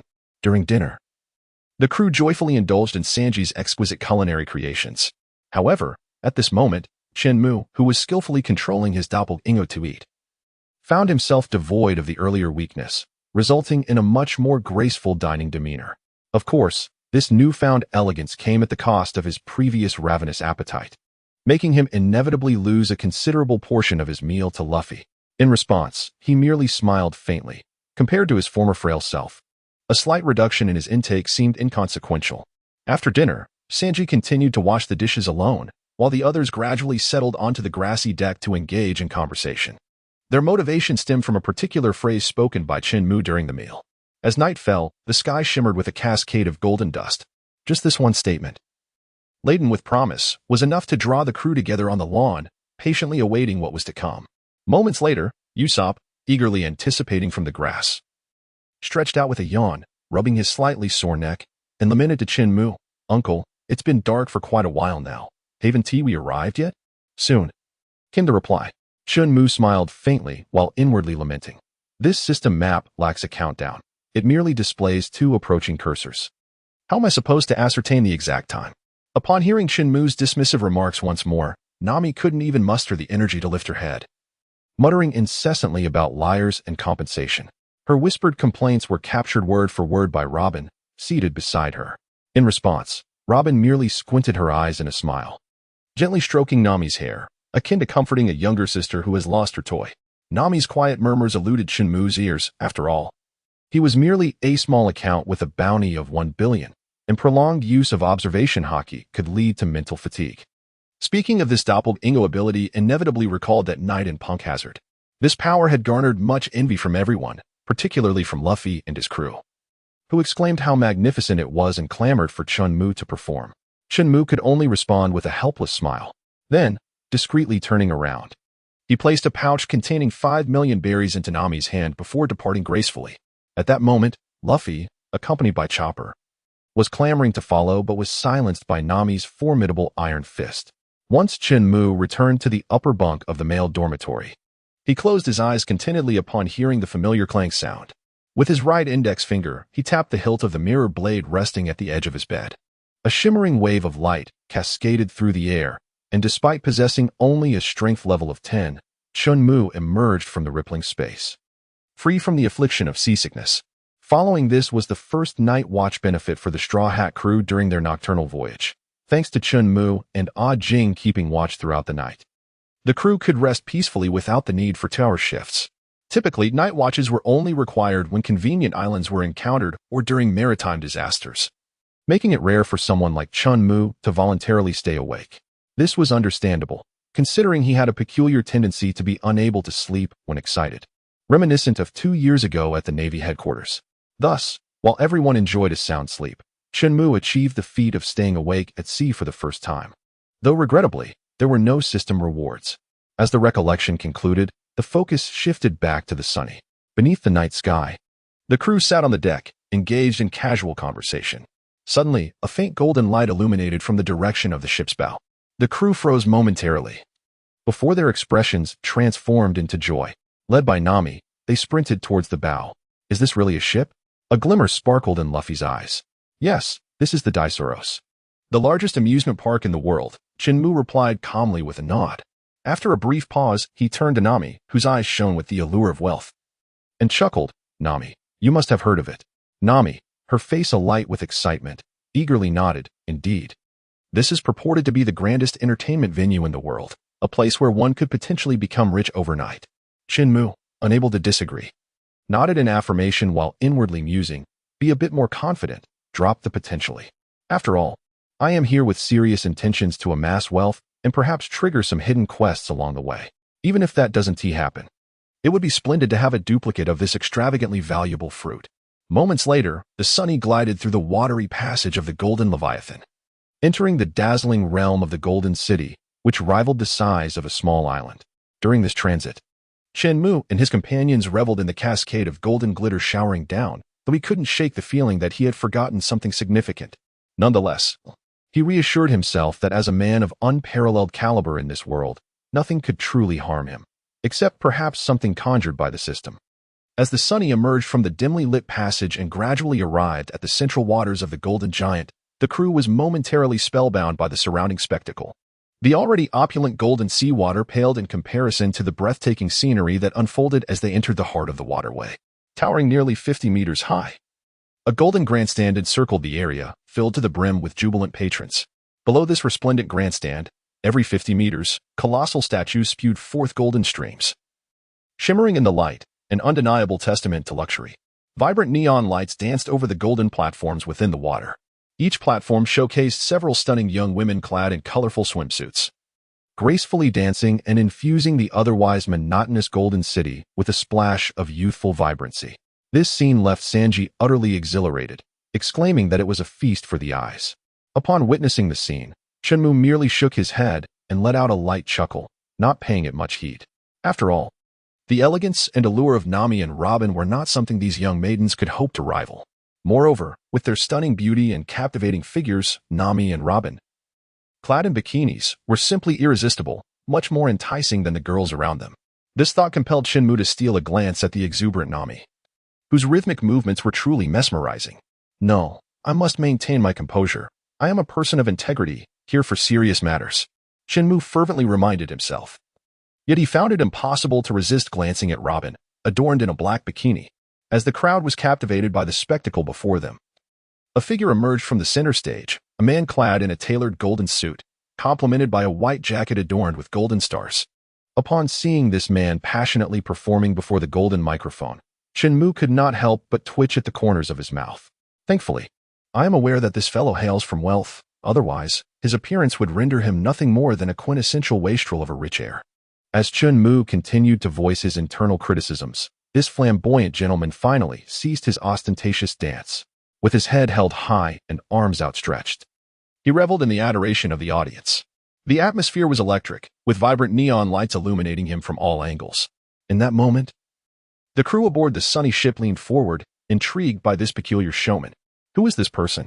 Nami inquired with curiosity. Chen Mu cast a puzzled glance at Nami and questioned, Do you not know who he is? Nami blinked her innocent, wide eyes, her expression conveying a sense of bewilderment as if to say, Why would I know him? In response, Chen Mu curled his lip and remarked, You are aware that this is the Thousand Sunny, yet you still do not recognize him. Nami's eyes widened in astonishment, and she could not help but exclaim, could it be that he is? Before her words could fully escape her lips, several colossal cannonballs soared past the hull of the Thousand Sunny, crashing into the surrounding waters and sending up golden waves that reached several meters high. Note, during nighttime navigation, it is imperative for someone to remain vigilant for movements on the sea or the approach of other vessels, necessitating two individuals to stay awake. Typically, they operate on a 2-hour shift rotation, meaning that throughout the night, rest does not come easily. Below is an overview of the schedule. Luffy. Sleep time is irregular, essentially sleeping whenever he feels tired, waking up when his eyes open, generally lasting around 5 hours, the privilege of the captain, waking naturally. Zoro. For AM to 7 o'clock AM, with an additional nap, due to the least amount of sleep, he often uses his free time to catch up on rest. Nami. 11 p.m. to 7 o'clock AM, given Nami's position, she is entitled to her 8 hours without dispute. Usopp. 1 a.m. to 8 o'clock a.m. Sanji, 12 a.m. to 5 o'clock a.m. Perhaps he needs to prepare breakfast for the ladies in advance. Chopper, 9 p.m. to 7 o'clock a.m. With an additional nap. It can only be said that Dr. Chopper places great emphasis on health. Robin, 11 p.m. to 6 o'clock a.m. Robin developed a coffee habit due to being unable to sleep at night, leading her to still fall asleep at a regular hour despite her daily coffee intake. Frankie, 1 a.m. to 9 o'clock a.m. As he typically undertakes repairs on the Thousand Sunny alone, his sleep schedule is quite ample. Brooke, 12 a.m. to 5 o'clock a.m. As for why this skeleton requires sleep, perhaps it is due to a musical alarm. Boom. Accompanied by the thunderous roar of cannons, 2 unremarkable 2-masted pirate ships emerged from another passage. To everyone's astonishment, the vessels were not crewed by fearsome pirates, but rather by a peculiar team clad entirely in yellow protective suits. It was the very group that had previously ambushed us. Nami gasped in shock. Hearing her exclamation, the others quickly steadied themselves and rushed to her side, gazing intently at the swiftly approaching pirate ships. It was them. Usopp gritted his teeth and declared, "With this, I shall unleash my ultimate move." As soon as his words fell, he swiftly retrieved the black slingshot from his back and deftly extracted 2 crimson seeds from his pouch. He aimed at the distant pirate ship and shouted, "Deadly green star, white flame demon." The 2 seeds, trailing white flames, soared towards the ship's bow. With a pair of soft thuds, 2 massive green vines burst forth from the vessel, growing at an incredible rate. In the blink of an eye, these vines had thickened to the girth of a human thigh, extending beyond 20 meters in length. Yet, these peculiar vines were not the most lethal aspect. The true danger lay in the fact that they were not mere vines, but rather a mutated carnivorous plant. The term mutation is employed due to the fact that the original apex of the stem merely resembled an ordinary green carnivorous flower bud, capable of consuming a single adversary, while the stem could only impede or collide with the enemy through its hardness. However, the situation has drastically transformed. The entire length of the stout stem is now enshrouded in a translucent white flame, and as the stem thrashes about, those adversaries it grazes are instantly besieged by this white inferno, enduring a searing agony that reverberates throughout their bodies. It is noteworthy that the potency of this white flame is sufficient to elicit cries from the formidable figure, Chen Mu. As the onlookers beheld Usopp's wrathful assault, they were initially taken aback, yet gradually grasped the essence of the situation. After all, the tale of the farmer and the snake is one that brings discomfort to all who find themselves entangled in it. Unlike the astonished crowd, Chen Mu, upon witnessing Usopp's direct offensive, fixated his gaze on the individuals aboard the opposing vessel. The previous white flame attack was merely a preliminary test utilizing a bottle cork, failing to reveal Usopp's true enhancement in combat prowess. However, this time, Usopp employed a fatal strike, igniting Chen Mu's curiosity. Just how formidable could the creatures caught by this premium bait be? Would these system-crafted entities pose a threat to me in the future? Such thoughts swirled within Chen Mu's mind as he scrutinized the transformations of his adversary. Nevertheless, the ferocity of Usopp's attack exceeded everyone's expectations. The colossal carnivorous flower bud swiftly engulfed an individual with a rapid motion, while the mighty stem indiscriminately swept across the deck, sending the crew members sprawling in disarray. Yet, the most alarming aspect was the harrowing shrieks emanating from those struck by the stem. The captured team clad in yellow protective gear lay strewn across the deck, some writhing in agony, while others leapt into the golden waters of the sea, screaming in despair. This spectacle rendered the crew aboard the Sunny in stunned silence. and even the throngs of enthusiastic cheers abruptly ceased. In that fleeting moment, the grand performance on the water stage came to an abrupt halt. The audience fell silent, leaving only the haunting cries of anguish echoing through the air. Aboard the Sunny, the crew's pupils dilated, their faces etched with shock as they gazed at the few individuals still struggling on the surface of the water, swallowing hard in disbelief. Usopp, so powerful. Meanwhile, on the other side, Desoro, the master of the great Desoro ship and a talented artist, felt his smile falter momentarily. The instant the capture team was scorched by the white flames, he sensed the terrifying heat through the golden dust on the skin of those present, leaving him utterly astonished. This intangible fire was directly eroding into their very bodies. The wails of despair lasted but a brief moment, as the teams ensnared by the intangible flames succumbed to the golden depths, vanishing without a trace. For a fleeting instant, an eerie silence enveloped the entire golden plaza. Yet, in this nearly frozen atmosphere, Desaro's face once again radiated confidence, as he grasped the microphone before him with his left hand and proclaimed to the multitude aboard the Sunny, "Welcome to the world's grandest entertainment vessel, the magnificent Desaro." As Desaro's voice echoed, several golden jets of water erupted from the towering walls behind him, transforming into a cascade of shimmering golden droplets that showered the entire plaza. In an instant, the audience erupted into fervent cheers, their excitement reverberating through the air. Moments later, the Sunny glided smoothly across the water plaza, making its way into the docking bay. The opulent indoor harbor, capable of accommodating dozens of massive sailing vessels, radiated a resplendent golden hue, while a luxurious crimson carpet adorned the 50-meter-wide golden walkway. This indoor docking bay epitomized extravagance. Chen Mu followed the Straw Hat crew as they disembarked from the Sunny. Amidst the air of excitement, a strikingly beautiful woman clad in a black backless high-slit dress approached them, her black high heels clicking softly against the deck. "Are you the Straw Hat crew? It is a pleasure to meet you," she said, as she gracefully removed her light purple sunglasses and flashed a sweet smile at the group. The crew paused momentarily, taken aback by the unexpected greeting from this enchanting figure. Except for Chen Mu and Sanji, who quickly regained their composure. Chen Mu narrowed his eyes, thoughtfully observing the black gloves adorning her hands, while Sanji exclaimed, "Hello, miss. I am Sanji, the chef aboard this vessel. To encounter you here feels like destiny itself." The others sighed in resignation at Sanji's infatuated demeanor, while the alluring Bacala elegantly stepped forward, revealing her long, straight thigh. With one hand modestly covering her skirt and the other resting on her chest, she replied, "Heh, you certainly know how to flatter." Straightening her posture, she continued, addressing the crew behind Sanji, "It is an honor to meet you all. I am Bacala, your exclusive VIP hostess." Chen Mu, already aware of her identity, refrained from overt reactions, casually assessing the captivating woman's stunning figure.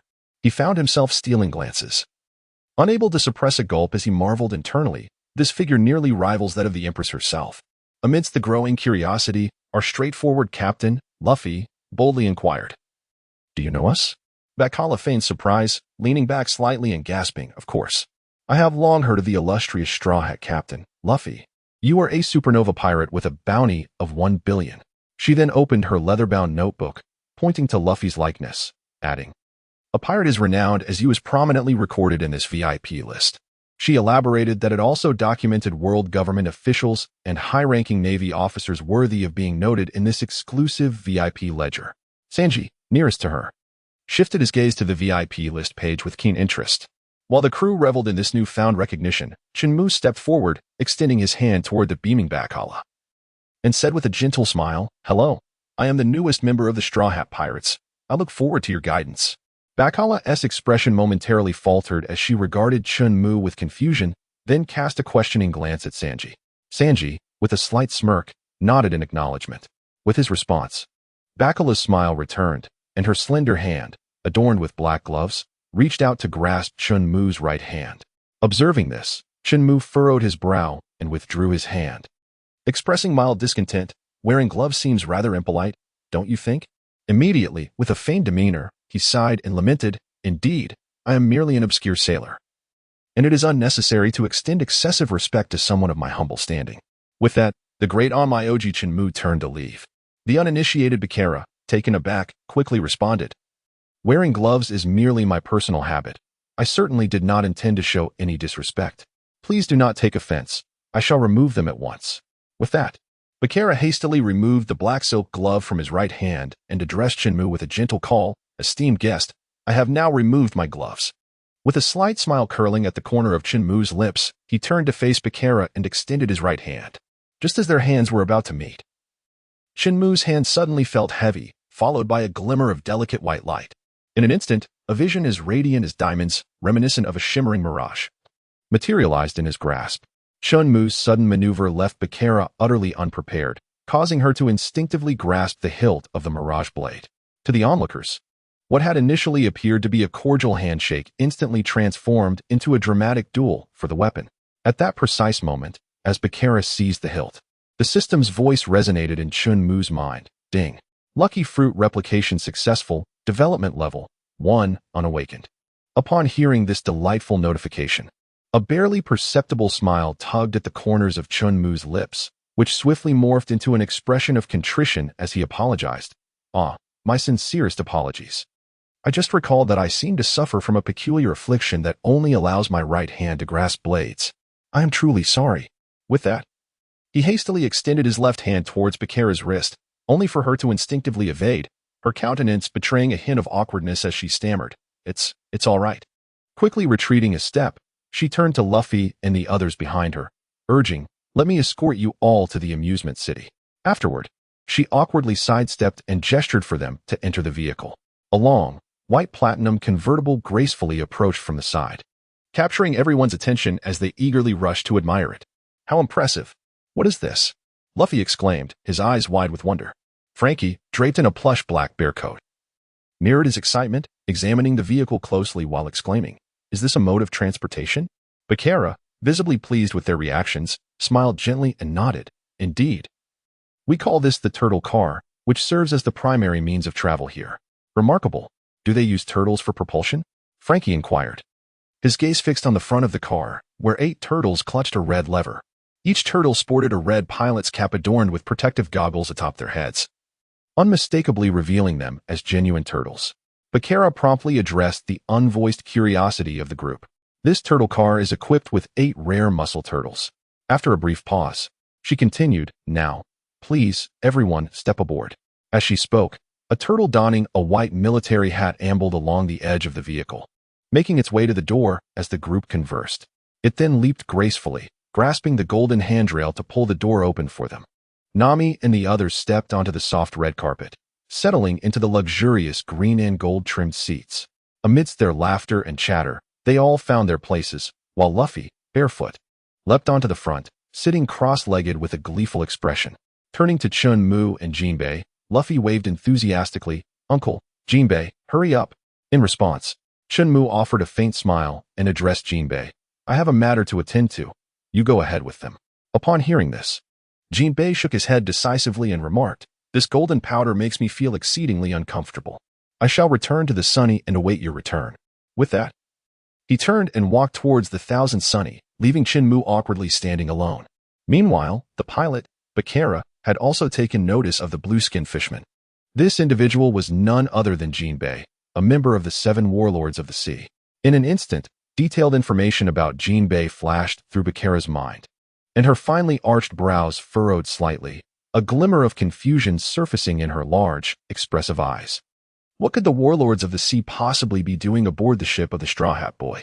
Before she could ponder further, the co-pilot's door was pulled open by Chen Mu, who was clad only in a pair of yellow beach shorts. Bakara turned in surprise to see Chen Mu settle into the seat beside her.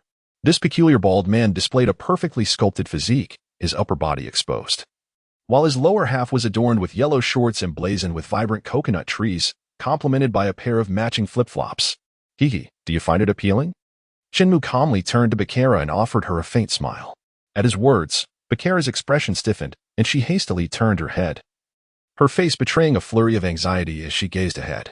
Upon witnessing this, Chen Mu's smile abruptly faltered, his mind racing with thoughts. Could it be that Saitama's battle attire conceals my unparalleled beauty, requiring the beach shorts to be unveiled? Very well, let us embark. Luffy exclaimed with great enthusiasm. All right, Bakara." Startled by Luffy's sudden outburst, fumbled in a flurry to activate the Geary Slice. At that moment, a line of intricate text materialized on the Mirror of Illusion, which Chen Mu had recently returned to the spatial realm. After duplicating the fruit, if the host is in close proximity to the ability user, it will actively attract the user, enhancing affinity. As Baccara maneuvered the control lever, a flurry of delicate blue sparks flickered, causing the 8 muscular turtles responsible for propulsion to tremble, and under the stimulation of the electricity, they swiftly engaged the power lever. This development did not escape Chen Mu's notice. He raised an eyebrow in astonishment, marveling. Goodness, they are even employing electricity. Perhaps Vegapunk cannot match your ingenuity. Before long, the Giri Slice, carrying the group, traversed the 1-kilometer-long Golden Bridge, heading directly to the bustling commercial district of the magnificent Desero. On the expansive Golden Street, measuring over 20 meters in width, although numerous leisurely pedestrians were present, they did not impede the Straw Hat crew's pace. The luxurious white stretch convertible glided smoothly through the crowd, making its way to the heart of the casino. During this journey, the group was utterly captivated by the dreamlike scenery, and in their casual conversations, they learned that the colossal golden ship was propelled across the sea by 2 gigantic navigational turtles, entirely unaffected by currents and wind directions. Moreover, within this commercial area they sped through, there existed not only amusement parks, swimming pools, aquariums, and theaters, but even a golf course, an all-encompassing paradise.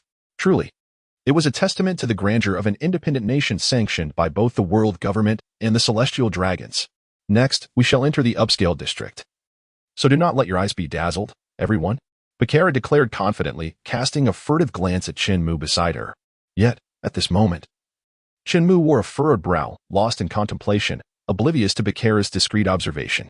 Ding, proximity to the original ability user detected, enhancing replication effects. Ding. The original ability user has not awakened. The current effects have surpassed those of the original user. The fruit's capabilities have entered an advanced state and can be suppressed. Chen Mu's spirit trembled, inwardly exclaiming the audacity. Not only had he appropriated someone else's abilities, but he also boldly executed a technique that surpassed the original, seemingly intent on crushing the previous wielder's power into the sands. In this brief moment, he had ascended to a higher tier of fruit, directly suppressing the original user's abilities.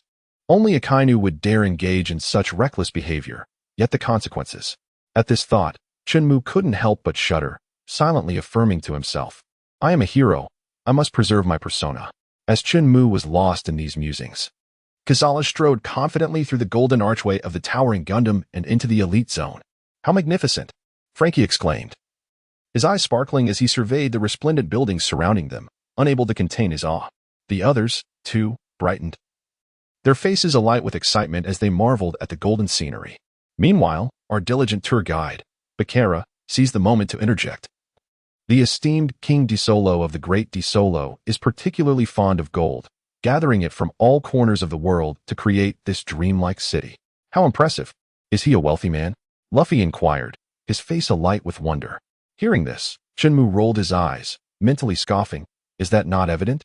As a VIP host, Baccara patiently addressed the guests' inquiries. Indeed, Lord Disolo is globally recognized as the king of amusement cities. He is not only an artist but also the ruler of the nation. Upon hearing this, Chen Mu could not suppress a smirk. However, Luffy, seated at the front, eagerly chimed in, let's hurry to the amusement city. Certainly, but before that. At this juncture, Baccara paused, a charming smile gracing her lips. Moments later, a group of individuals clad in elegant white suits appeared before her. Chen Mu was no exception, donning a tailored pure white suit, draped with a wide golden faux fur shawl that cascaded to his waist. Thankfully, it was gold. Otherwise, he might have unwittingly matched with Doflamingo. Thus, the group followed the graceful Baccara toward the golden amusement city. Although termed an amusement city, it resembled more a towering column forged from gold, appearing from a distance akin to a pure golden microphone. Ladies and gentlemen, behold the pride of the Great Disolo, the Golden King Hotel, the only 8-star hotel in the world. Wow, how incredible! Luffy exclaimed, lifting his head in awe. Just as they were about to enter the amusement city, a group of dirty-faced children hurriedly approached from afar, encircling Usopp. Startled by the sudden commotion, Usopp exclaimed, what do you want? The group of 3- and 4-year-olds stretched up on their tiptoes, earnestly offering roses to Usopp. Please buy a flower, they pleaded. A charming young girl, adorned with a wide-brimmed sun hat, gazed pitifully at Usopp. The other children echoed her sentiment in unison. You must be VIP guests, right? Please, buy one. We beg you, just one. The atmosphere grew lively as the elegantly dressed individuals found themselves encircled by these ragged children. Usopp, who had always been soft-hearted towards children, found himself unable to resist and hastily waved his hand. All right, how much for these flowers? 5,000 berries, replied a small boy clad in a vibrant floral shirt. That's incredibly expensive, Usopp exclaimed, stepping back in shock. Hearing this, a little girl with big, watery eyes pouted, her voice tinged with sorrow. If we don't have money, we can't gain our freedom. The self-proclaimed leader of the children, sporting a floral shirt, stepped forward urgently and shouted, "We've pleaded so much, just buy one for us." Luffy, who was particularly sensitive to the notion of freedom, suddenly grew serious and inquired with a solemn expression, "What is going on here?" At that moment, a light chuckle emerged from the side. "Oh dear. What are you little rascals doing to my guests?" Bakara said, striding past Usopp to stand before the children, looking down at them with authority. "This is no place for you. Hurry back home." The children, intimidated by Bakara's imposing presence, retreated a couple of steps, their faces filled with fear. "Brother." The little girl looked helplessly at the boy in the floral shirt. His expression contorted with frustration as he bit his lip, hesitating for a few seconds before reluctantly saying, "I'm sorry, we'll leave right away." "Wait." Just as the dirty little children were about to depart, a clear male voice rang out from the crowd. "Uncle?" Nami looked on curiously at the figure of Chen Mu, who was stepping forward.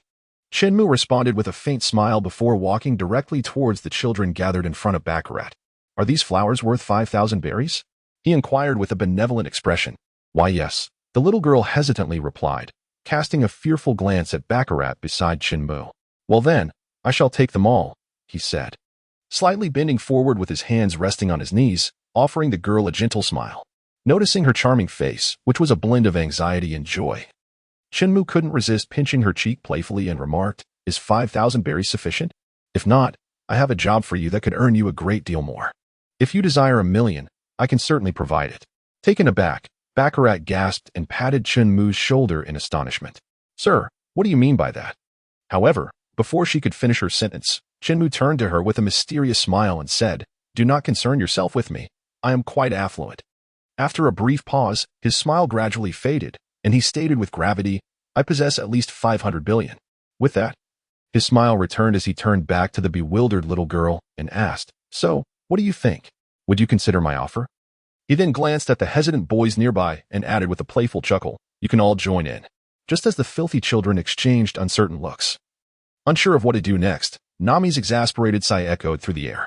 "Sir, do you realize that you look just like a shady uncle trying to lure children?" At her words, the children instinctively took a step back, their eyes reflecting a flicker of fear. Chen Mu's forehead was instantly adorned with dark lines as he struggled to suppress a smile on his face. With a trembling voice, he reassured them, "Do not worry. My dear ones, your brother is a good man, and indeed, he is quite wealthy." With that, Chen Mu reached into the pocket of his suit and pulled out a small white pouch, extending it towards the little girl. "Here, take this. It contains 50,000 berries." Chen Mu endeavored to maintain a rigid smile, striving to appear as amiable as possible. At the very least, he hoped not to resemble a wicked uncle. In that fleeting moment, a glimmer of hope ignited in the children's eyes, but upon glancing at the frigid expression of Bakara beside him, they timidly lowered their heads. As the atmosphere gradually descended into silence, a small girl adorned with a white sun had abruptly lifted her head, a flicker of determination flashing in her eyes. She pressed her lips together, steadying her trembling hand, and slowly extended it towards the heavy little pouch in Chen Mu's grasp. Witnessing the girl's courageous demeanor, a gentler smile spread across Chen Mu's face. That defiant gaze reminded him so much of. Chen Mu could not help but feel a surge of emotion. The thought of that stubborn little girl, who always stood in front of him to shield him from the bullying of older boys, brought tears to his eyes. They had vowed to grow up together, yet she departed this world prematurely due to illness. "Do you know? Since that fateful day, I have become a person who breaks promises, never fulfilling my commitments again. And now, a girl who bears a striking resemblance to you has appeared before me." As this realization sank in, tears silently cascaded down Chen Mu's cheeks. Just as he was enveloped in tender emotions, a piercing, sinister laugh shattered the moment. "Hee. Unless you earn money through labor, you cannot purchase freedom." Suddenly, a wave of purple ripples emerged from the ground, and Mr. Tanaka, clad in a black security uniform and wearing a mocking grin, slowly materialized. Upon seeing this familiar visage, The courage the little girl had so painstakingly mustered dissipated in an instant, and she fell to the ground in fear, softly sobbing. I didn't mean to, Mr. Tanaka. The officer, endowed with the powers of the fruit of passage, curled his lips into a derisive smirk, casting a cold glance at the little girl before turning to Chen Mu with an obsequious smile. Esteemed guest, I am the chief of security aboard the Daidasoraro, and I am responsible for collecting tribute and debts on behalf of Lord Desoro. You may call me Mr. Tanaka. Tanaka confidently introduced himself, utterly oblivious to the fact that Chen Mu's expression had darkened to the point of nearly dripping with discontent. Meanwhile, Bakara, who had been keenly observing Chen Mu's demeanor, had not yet had the chance to caution Tanaka when a sudden blur caught her attention. Chen Mu suddenly erupted, his hand seizing Tianzhong's face with a fierce grip, the veins on the back of his fair hand bulging prominently. Like a humanoid tyrannosaurus, Chen Mu intoned in a deep, resonant voice, "Did I permit you to speak?" Due to the disparity in their statures, Tianzhong was not lifted off the ground. Moreover, with a head exceeding 1.5 meters in diameter, Chen Mu's relatively small hand only managed to cover the center of his brows. Although the scene appeared somewhat comical, none of the onlookers dared to laugh. Beside Tianzhong, Bakara gasped, instinctively reaching to grasp Chen Mu's arm, only to be met with a fierce glare that left her frozen in place. Conqueror's haki. Bakara's pupils constricted sharply, trembling as she spoke. So powerful. Zoro's gaze on Chen Mu intensified in an instant. Although Chen Mu directed his conqueror's haki solely at Tianzhong, as a master of advanced haki, the aura he unleashed was sufficient to subdue the entire gathering. The atmosphere descended into a profound silence. Tianzhong, who had barely made his entrance before Chen Mu pressed against his brow, felt his pupils rapidly dilating, his consciousness swiftly fading. Clearly, if this continued, he might spend the rest of his life in slumber. Just as the atmosphere threatened to stagnate into a pool of stillness, a thud echoed as a small girl's money pouch fell to the ground, accompanied by the soft sounds of her sobs that gradually reached Chen Mu's ears. It was this little girl's quiet weeping that jolted the furious Chen Mu back to reality, prompting him to gradually retract his haki. Brother, so scary. The little girl whimpered in fright as she collapsed to the ground, her small hands desperately wiping away her tears. This reaction genuinely flustered Chen Mu. He hastily released his grip on Tianzhong's brow and crouched down, wishing to comfort her, but unsure of how to begin. Thankfully, Chen Mu had withdrawn his conqueror's haki. Otherwise, the crowd would still be rooted in place. Observing Chen Mu's awkward demeanor, Robin, clad in a white-fitted dress, could not help but shake her head. She approached Chen Mu slowly, saying, "Let me handle this." Without waiting for Chen Mu's response, she removed the blue pearl necklace from her neck and adorned the little girl with it. The tearful child paused, slowly lifting her head to gaze at Robin in confusion. With a warm smile, the caring older sister Robin picked the little girl up and shot a bemused glance at Chen Mu, saying with a hint of exasperation, "Stop dawdling. Get up quickly." Oh, Chen Mu nodded vigorously, rising to his feet. Watching Chen Mu's continued helplessness, Robin shook her head in amusement and teased, "What are you staring at? Aren't you supposed to offer the children a job worth 1,000,000 berries? Hurry and bring the children along." Having spoken, Robin tenderly gazed at the tearful little girl in her arms, gently brushing her small nose. She then turned to Chen Mu and said, "Let us first take them to get some new clothes." With that, she playfully engaged the little girl while making her way back to the grand shopping mall. Observing Chen Mu still in a daze, the others shared a soft chuckle, each taking a child's tiny hand, and gradually entered the expansive mall. Just before they disappeared inside, Nami glanced back and called out to Chen Mu, "Uncle, why are you still standing there? I certainly don't have the funds to cover the bill." Chen Mu paused for a brief moment, then quickly nodded with a smile and said, "You may purchase what you wish. I shall settle the bill in the end." After saying this, Chen Mu watched as the group entered the opulent doors of the shopping mall, his smile instantly fading. He turned to the visibly shaken Bakura and the unconscious Tianzhong, coldly stating, "Return and inform Desolo that I have taken a liking to these children." Bakura remained with her mouth slightly agape, staring blankly at Chen Mu. Chen Mu did not procrastinate. After casting a fleeting glance at her, he swiftly followed the crowd into the shopping mall. Shortly after Chen Mu and the others entered, Desolo, situated at the pinnacle of the Golden King Hotel, observed the unfolding events through an image-transmitting insect. Truly, a bounty of 1 billion for a person of such caliber, even the crew surrounding him was utterly displeasing. A cold smirk crept across Desolo's lips. Watching the panicked retreat of Baccarat and the guards carrying away Tianzhong on the screen, De Solo let out a sinister chuckle, picked up the golden-wrapped communication insect beside him, and dialed a special number. After a few seconds, the call connected. The insect adorned with a golden helmet suddenly opened its eyes, followed by a deep, mocking laughter. "Ah, how rare it is, De Solo," came the taunting voice of Don Quixote da Flamingo from the golden-clad insect.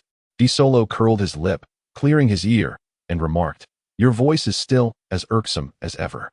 Pausing for a moment, De Solo's expression turned solemn as he pondered, "Are you interested in a bounty of 1 billion? "Oh, do elaborate," Da Flamingo replied, his interest piqued. "The rising star who shone brilliantly during a significant event. You should find this intriguing," De Solo confidently asserted. "The Straw Hat Kid?" "Precisely," De Solo's grin widened. Taking a sip of the yellow champagne, he continued earnestly, "Come forth, for I have also discovered a rather troublesome individual." After a brief pause, he added, "I will only grant you 2 days. Should you miss the deadline, I shall take matters into my own hands." With that, De Solo abruptly ended the call, reclining on the golden sofa, erupting into a maniacal laugh. On the other side, Da Flamingo, seated by the pool, stared at the abruptly disconnected phone, momentarily stunned, before a wicked smile crept upon his face. "That scoundrel." Meanwhile, at the shopping mall of the great De Solo, Robin emerged first, a serene smile adorning her face as she held the hand of a little girl clad in a white princess dress. Close behind was Nami, her hands laden with shopping bags. Following Nami was a toothless little boy, now clad in a pristine white suit, trailing behind her. His neck and wrists were adorned with an array of colorful bags. Chen Mu, exiting shortly after, felt a twitch at the corner of his mouth. It was not that he was concerned about the money. Rather, he found it perplexing that it was said that those who spent money were the big bosses. Yet here was a situation where the big boss was carrying things. Indeed, at this moment, Chen Mu was adorned not only with several handbags on his hands and around his neck, but also resting upon his shoulders. Fortunately, the gentlemen present harbored no intentions of shopping, each leading a little boy clad in a white suit, as they leisurely exited the opulent golden gates of the shopping mall. Once outside, they paid little heed to the already vanished Baccarat and Tianzhong, each guiding a small boy towards the very heart of the Great Soloro, the King of Gold Hotel. At that moment, De Soloro reclined on a lavish golden sofa, observing the white-suited gentleman engaged in idle chatter within the banquet hall. With a hint of disinterest, he pursed his lips and downed his champagne in one swift motion. Was Lord De Soloro troubled by some vexing matter? Karina, dressed in a black short-skirt evening gown, refilled De Soloro's glass while playfully inquiring, "Are you troubled?" "Not particularly," De Soloro replied with a dismissive pout. He then raised an eyebrow, expressing a touch of exasperation as he continued, "It's merely the thought of having to share a piece of the pie with that fellow, which is somewhat irksome." "That fellow?" Karina's delicate brows knitted slightly, a flicker of curiosity dancing in her eyes. Clearly unwilling to delve further into this topic, De Soloro deftly shifted the conversation. "What about Tianzhong? How is he faring?" With her keen perception, Karina took note and flashed a bright smile at the approaching De Soloro. "The doctor has indicated that Mr. Tianzhong is not in serious condition. He has only suffered a certain psychological shock and will be well after a good night's rest." Upon hearing this, De Soloro raised an eyebrow, uttering a nonchalant and fell silent once more. Meanwhile, Chen Mu and his companions successfully entered the amusement city. "Is this the amusement city? How spacious it is!" Luffy exclaimed with exuberance. Gazing at the magnificent golden hall divided into 2 levels, the group was momentarily dazzled.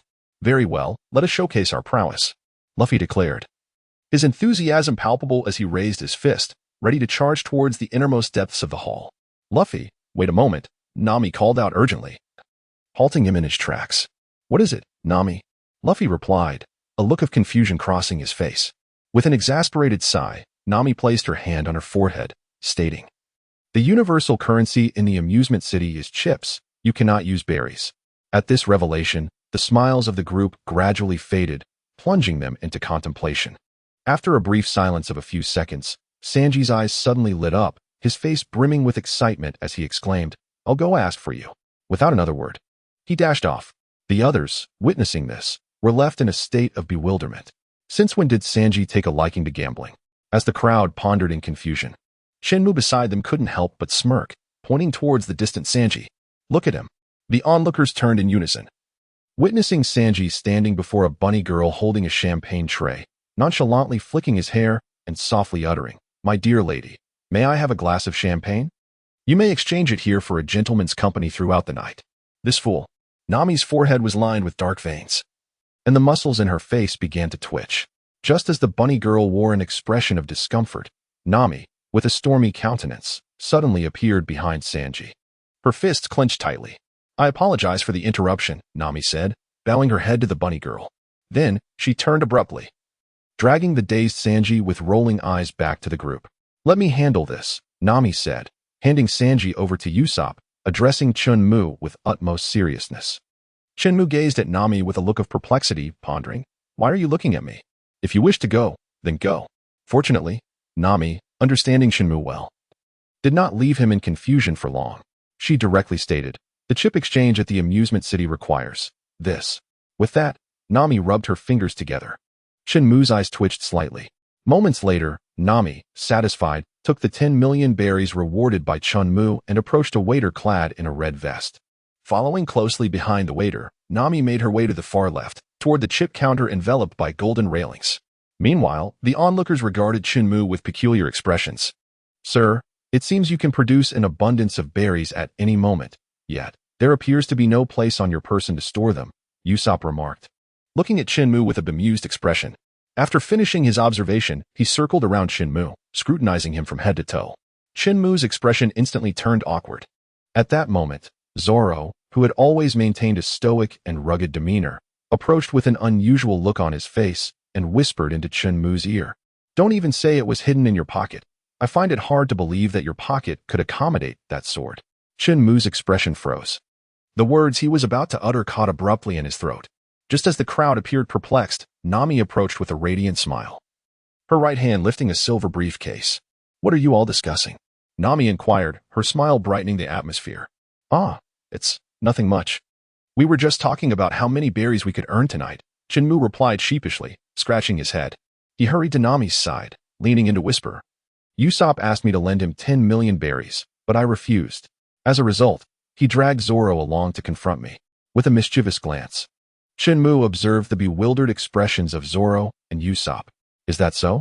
Nami raised an eyebrow, glancing at Zoro and Usopp before turning her attention back to Chen Mu. Suddenly, he lowered his head and feigned indignation, murmuring, "I merely mentioned that my money belongs to Nami, and without her consent, I cannot use it easily."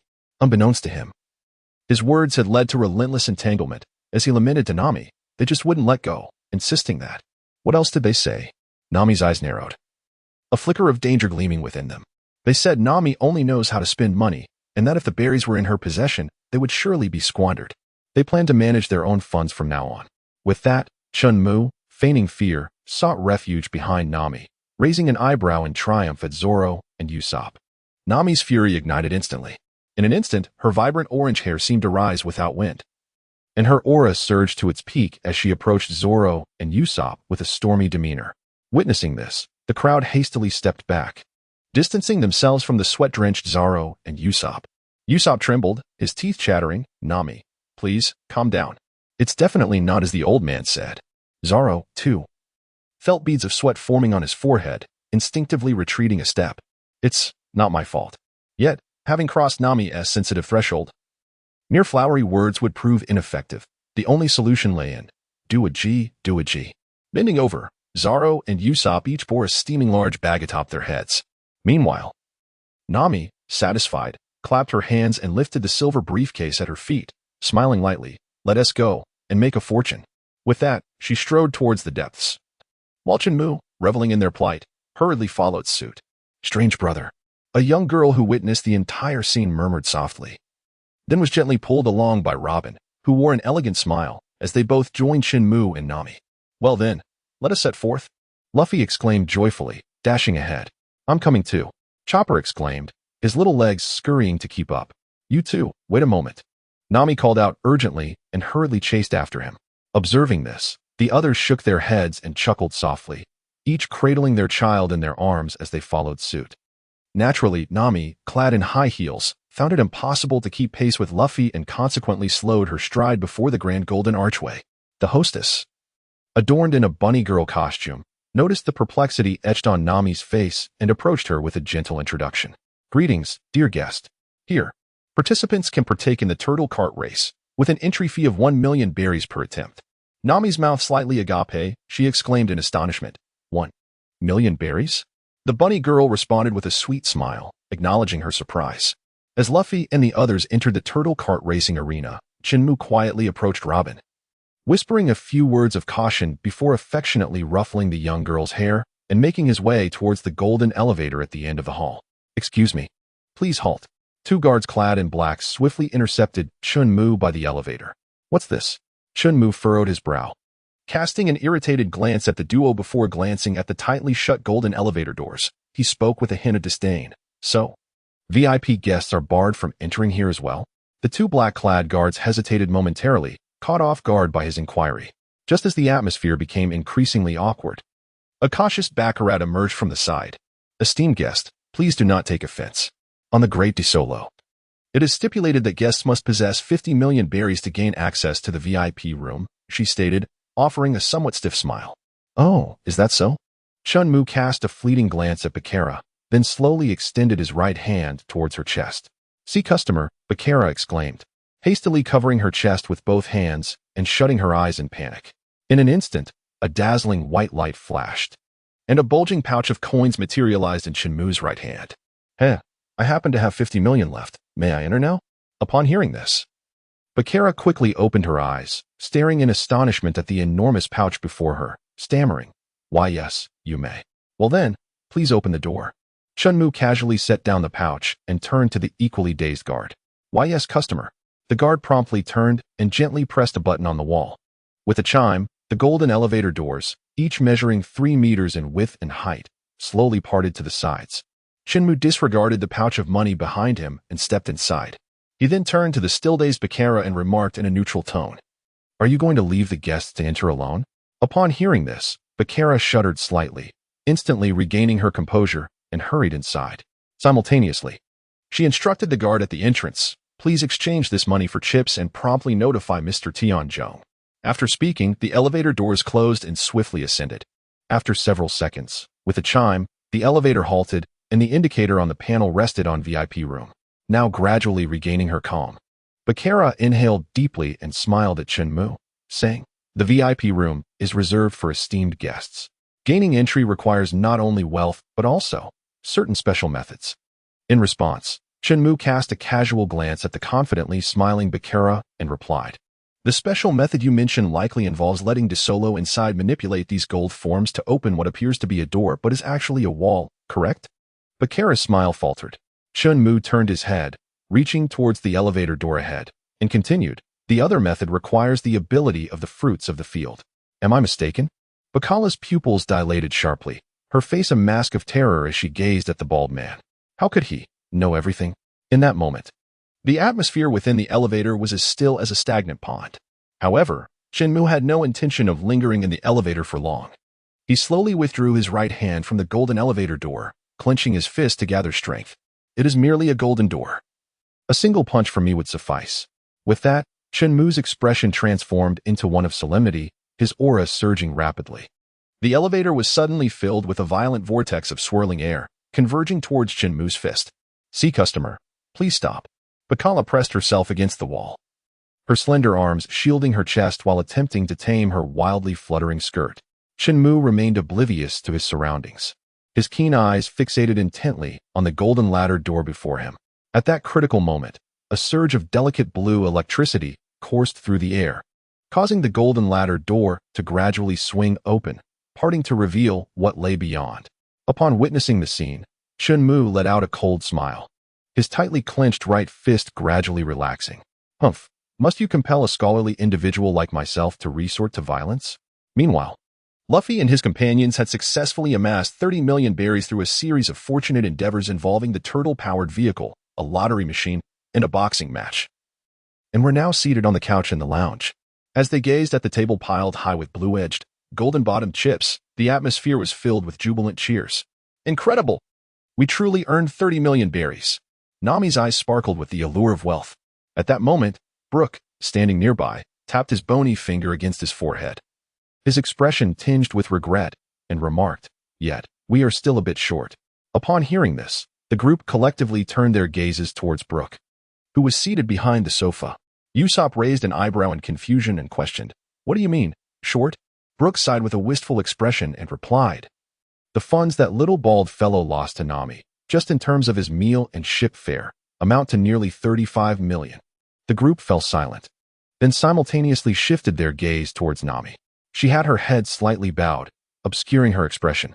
Yet the bright lights of the lounge revealed the veins on her forehead pulsating furiously. Their expressions changed drastically as they instinctively distanced themselves from the sofa area. "Brooke." Nami's entire body trembled slightly as she forced out his name through gritted teeth. "What do you mean by deceive? Clarify this at once."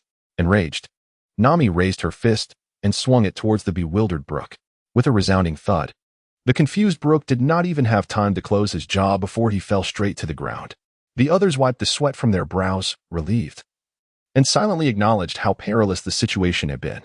Clearly, Brooke's thoughts echoed those of the others, but out of respect for Nami's authority, they had restrained their tongues from uttering such self-destructive words.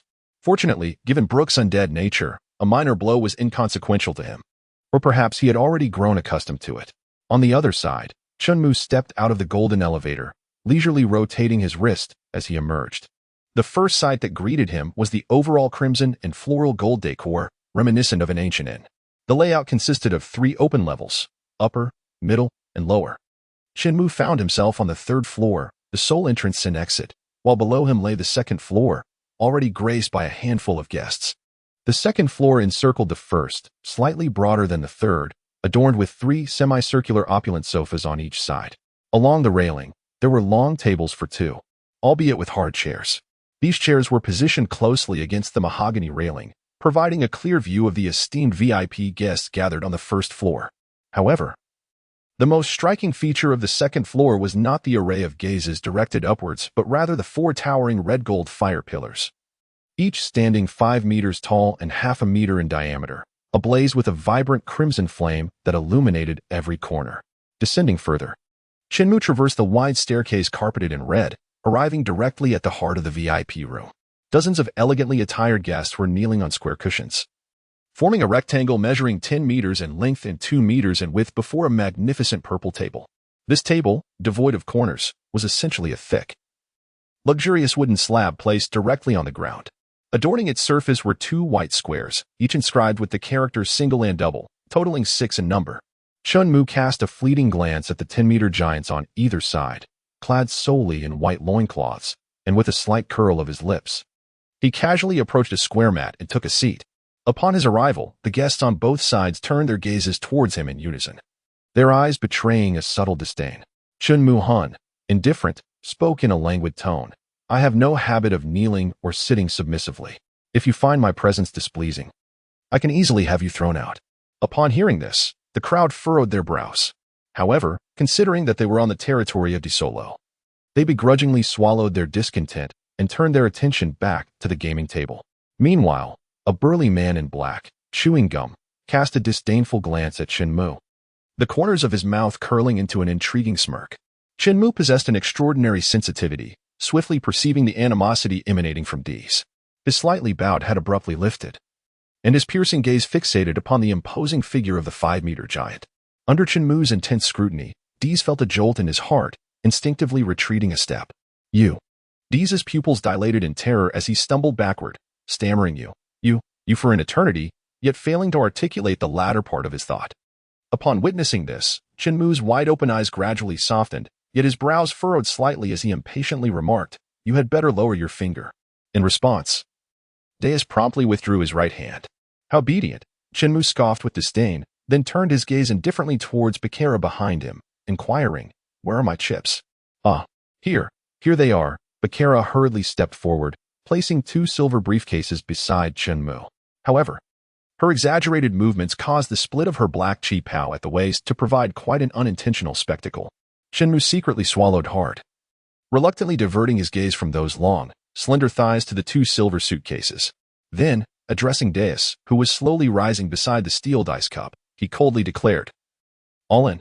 Upon noticing Chen Mu's stare, Deus instinctively shuddered, momentarily frozen in place. Chen Mu's lips twitched slightly as he silently criticized, This fellow's bounty level is certainly not much higher than Usopp's. Although Chen Mu briefly unleashed a hint of his conqueror's haki, he momentarily forgot that he was indeed a genuine user of supreme haki. Even a fleeting moment of its presence was enough to instill fear in such a minor character. Hey, why are you still dawdling? Hurry up and roll the dice. A masked man in a black suit exclaimed, clearly displeased and unable to contain his frustration. However, the oppressive aura of supreme haki could not be easily dissipated in such a short span of time. Upon witnessing the scene, Chen Mu disdainfully curled his lips and remarked, "All right, step aside, let me take over." With that, he rose and approached the enormous black iron dice cup, while Deus scrambled to the side, breathing heavily. Chen Mu reached the spot where Deus had been, casting a casual glance at the two steel dice, each measuring a square meter. With a light flick of his toes, he effortlessly sent them soaring into the air. At that moment, Luffy and the others entered the VIP room, accompanied by a bewildered-looking security guard, Mr. Tianzhou. "Hey, old man." Luffy immediately spotted Chen Mu and called out loudly. Hearing a sound, Chen Mu lifted his gaze towards the third-floor elevator, momentarily lost in thought. Reflecting on the events of his past life. What is happening? I had clearly taken Baccarat away. How could this group of fools still have entered? As Chen Mu pondered, a pair of rapidly tumbling dice, now exhausted, utilized their momentum and hurtled directly towards his head. Seeing the impending steel cubes crashing down, Nami's beautiful eyes widened in alarm. Pointing at the dice above Chen Mu's head, she cried out, "Watch out, uncle." Her urgent warning reached Chen Mu's ears just in time, pulling him back from his distant reverie. Huh? Watch out for what? Chen Mu tilted his head in confusion. Look above you. Nami called out again, her voice laced with urgency. Though Chen Mu remained puzzled, he instinctively glanced upwards. But it was too late. With a resounding clang, two heavy steel dice struck Chen Mu's smooth head in quick succession. The onlookers instinctively recoiled, squinting their eyes in a shared expression of sympathy. The sound alone was enough to evoke pain. Meanwhile, the unfortunate subject of this mishap, Mr. Chen Mu, felt his forehead redden visibly. Uncle. Nami looked at Chen Mu with concern. Just then, the two massive steel dice gradually came to a halt. 2 threes. A pair wins. The terrified second dealer, hiding behind the dice cup, dutifully announced the result. Note: Deus is the primary dealer in the VIP room. Often engrossed in the joy of headbutting, he was unable to call out the dice in a timely manner, hence the necessity of an assistant, the second dealer, to announce the results. Although Baccarat's smile was somewhat strained, she nonetheless offered her compliments with sincerity. Indeed, your luck is truly formidable. In stark contrast, Chen Mu grimaced in pain, his fingers trembling irregularly. Ouch, that hurts, he gasped, internally lamenting the absurdity of such weight, exclaiming silently. What on earth is this thing? It's crushing me. At that moment of his anguished cries, a certain confinement within his body subtly trembled. The effect of the lucky fruit activated, elevating the host's level by 1. Current level, 1001.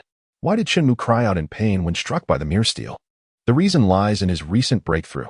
At the moment his body transcended its limits, its capacity to withstand blows reverted to its original state, which is level 0. Fortunately, it was merely his ability to endure impacts that reset to factory settings. His defenses remained intact. Otherwise, even if his mind did not shatter, he would have certainly faced a severe concussion. Shortly thereafter, Nami assisted the groggy Chen Mu to a seated position. While Baccarat placed the 50 million chips, Chen Mu had one beside him.